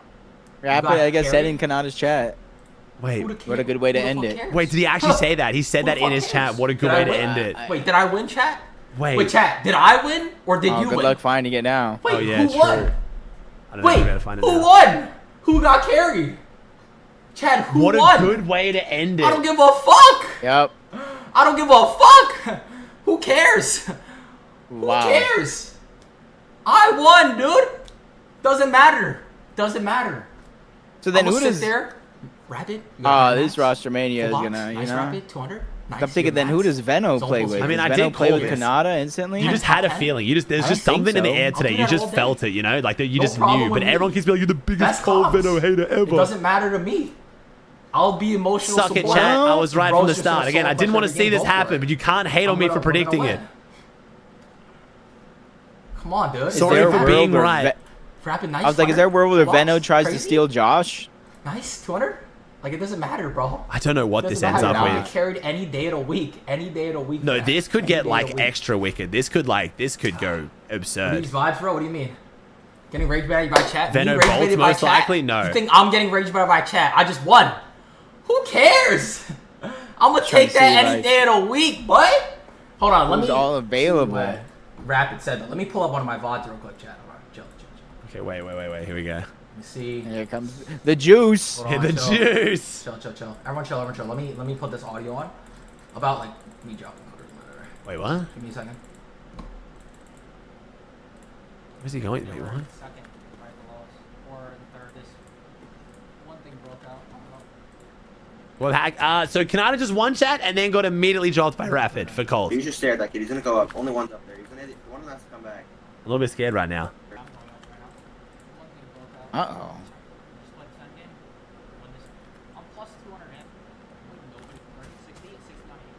When did Cole die? Because I said something. Oh, let me get the audio. I'm so confused. Right. He's definitely tweaking the fuck out. He was freaking out yesterday in WC. Really? Yeah. Come on, bro. Don't drop me for Cole, dude. Come on, dude. I'm not dropping. That's just crazy. We're good, chat. We're good. Wait, did he not? So he We're did. good. We're good. Wait, I think I'm not dropped. Hold on. Wait, are we trolling? Let me Or... replay okay, that. we're Hold back. on, let me replay that. WC. Really? Oh, sure. We're chill. Wait, I'm so confused. Are we dropped or are we not? What's the troll and what's real? I don't understand. Don't drop me for Cole, Are they dude. trolling? Come on, dude. W clip farm? They might be clip farming. I respect it. We're good. Are we not? Chat, we're good, man. We're good. Are we trolling? I think we're playing next week, man. I think we're playing next Okay, week. we're trolling. I don't think we got dropped, man. I don't think we got dropped. The craziest part is none of us were surprised though. That's the worst part. I don't know if it's a good sign that we weren't surprised. We weren't trolling. He's just checking who's real with him. Bro, who's listen, with he didn't Kanata, listen. who's He on didn't his listen. We side, heard it who's 4 supporting him. times. It's literally the exact same thing. He just said, "Do not join me for Cole," and he said, "Nah, you good." What do you mean, Chad? We listened to it 4 times. Everyone heard it but you, homie. Well, okay, so we are still together? For now. For now. Ken check? Let's do a Ken But check. you've chat. Let's do a officially Ken been check. put on Let's see if notice. genuinely Kanata got carry, chat. Okay, let's check Let's see. leaderboard real quick. We'll close out with the proper leaderboard, but what is happening? The fact that none of us were surprised there that potentially Kanata gets dropped after winning is crazy. It's still, I'm good for now. Like, I don't know. Hey, interesting. Okay, so we got Rapid Kanata in first on 3-4-3. Ages Richie on 3-2-8. Bit of a gap. Scare no Sid, though. Huge performance from them. And again, would like to point out, uncontested. Remember, this is the team that's been in that Noah W plays Bucky triple con Clausey. So Bucky and Noah don't qual, and all of a sudden Scare no Sid proving like, yo, we're not leaving this drop. If we get it, we are a top 3 team on NA right now, apparently, according to this tournament. Cooper, Eulogy, Virgo, Josh, Liam, Jezajerim, Taki. It's a big leaderboard. I mean, some big teams struggle, but that was a fun finals. Thanks for joining us, Jake. The only prediction I had right was Rapid Kanata.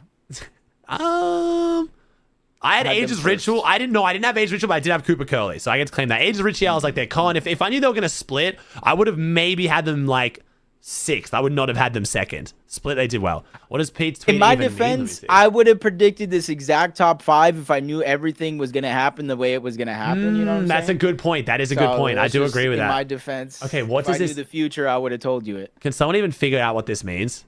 Okay, I'm on. Hey, Jacob, can you explain I this think to that's me? Batman, right? That's got to be Batman, no? Or is that like... He's back like the Batman? The only thing I saw, and I that's what I was saying before, when I said this could get extra wicked, I wonder if there is ever a world where Pete's like, yo, I just don't want to IGL.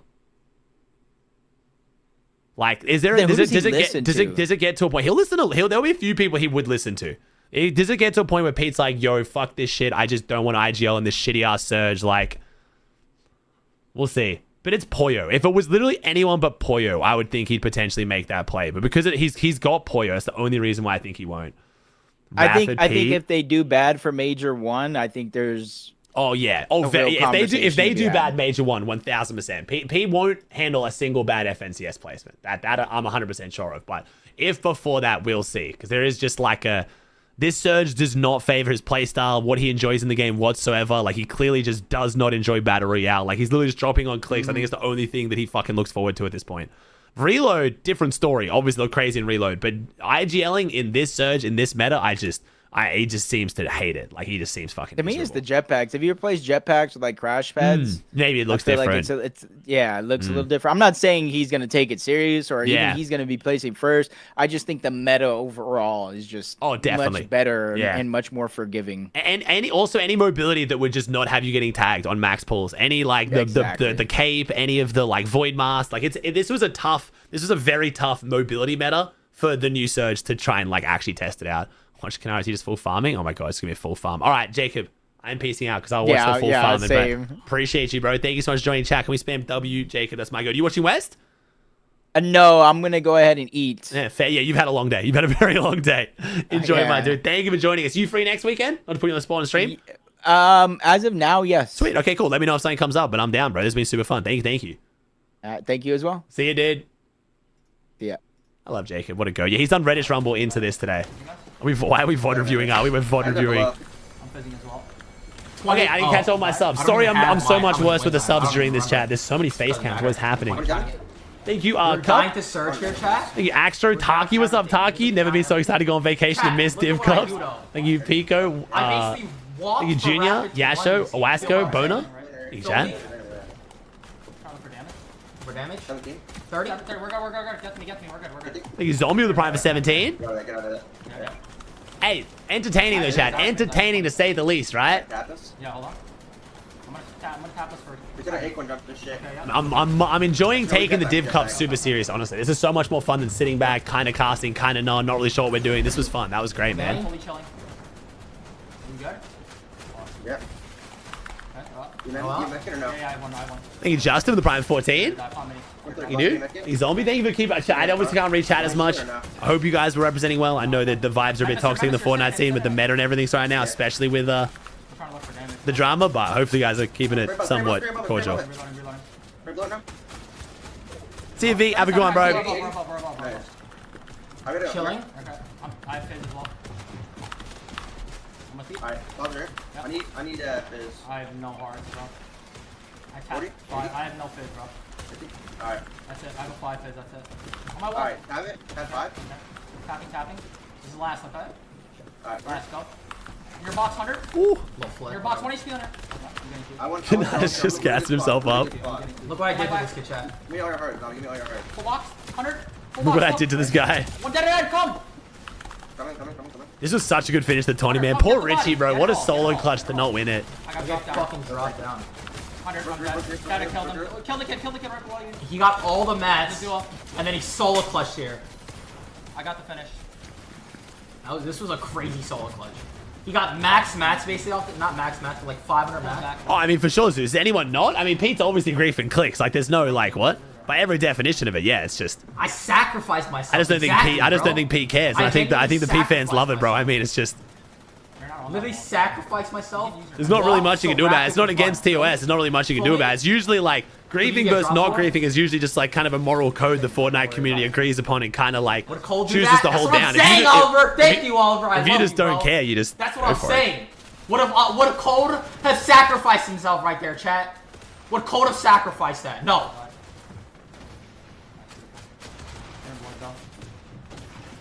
I mean, it's up to you, Zal. Again, you can call whatever you want, bro. I just...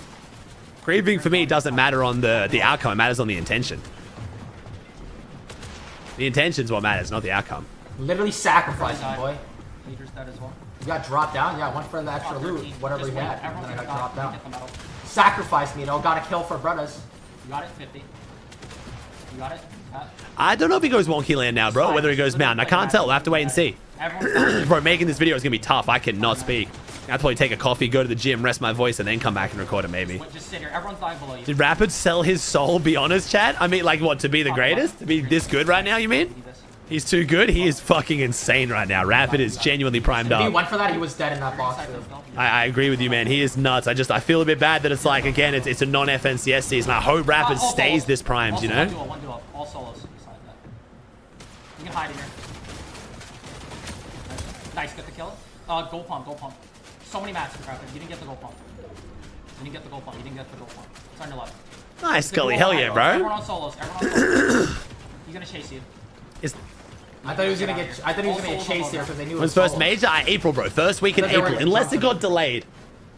I just want to watch this game chat now. I just want to see. Okay, so we've confirmed that they're not splitting. That was a content farm, right? I need to just know. You gotta learn solo clutching from Rapid. Brother, I'm not the solo clutcher. I'm the team player. Feel what I'm saying? Feel what I'm saying, though? Feel me? Feel me, though? I thought they were splitting. I thought they were splitting for sure. 5 builds. Such a good wall here. Little edit. 200. Get the mats. Piece. Get that. Low ground. You need to find low ground. Solo low ground, you need to fight low ground. Who's calming that? You have 1 build 0. We feel you, Nada. We feel you. Don't worry. I feel you. See how I'm calming his damage We right there? feel Nice you. Rapid, we won. Holy fuck! Come on! Come on, Rapid! Come on! Come on, bro! Let's fucking go, Rapid. You're fucking crazy. I don't think it's enough. They're not even close top. They weren't even top 3. Let me check. Nada's so loud. I We love fucking won! We won! Come on, Rapid! It's the Come passion. It's the on! passion. Let's go! Passion. Good shit! You're fucking crazy, baby. Fuck is you talking about, bud? Fuck is you talking about, bud? Fuck is you talking about, bud? Let's get it, dude. Let's get it, dude. Let's get it, dude. Yes, sir. Scream his name harder, dude. Chat, you guys have to understand. I've got to be the most motion in like no one has like. I'm just a teammate. You feel me? Feel me? You guys feel me or no? Oh my god. Or no? You know what I'm saying? All right, chat. Game 1 reaction. I really shouldn't end right after Div Cups. I don't know why, but it's just like, dude, I've given him my all today, chat. My voice is literally gone. We're gonna raid Kanata. Gonna show him some love. If you guys are in the YouTube stream, you can go swing by Kanata stream if you want. Obviously, you can't do the raid, but I appreciate y'all. Thank you so much for the subs. Thank you, Justin, Zombie. I want to hit the gym. I'll see you guys tomorrow for the Elite Series. Thank you for the good vibes. Thank you so much. Again, I hope you guys are enjoying the casting with Jacob, casting myself this morning for EU. Hopefully, we'll have Levin with us for EU next week and Jacob for NA. We'll see, though. Things always come up. But show Kanata some love. Represent well. Chuck him some follows if you haven't already. He's the GOAT. Congratulate my man. It looks like he has actually stuck with his duo. And I'm going to film a video tonight, post it tomorrow. But I'll see you guys tomorrow. At least Series Day 2. It's looking like a banger. Bunch of big teams are outside of qual. So tomorrow is really going to matter, okay? So show Kanata some love. Vibe out with him. Have a good one. Appreciate you all so much, chat. Thank you for bringing the great vibes as always.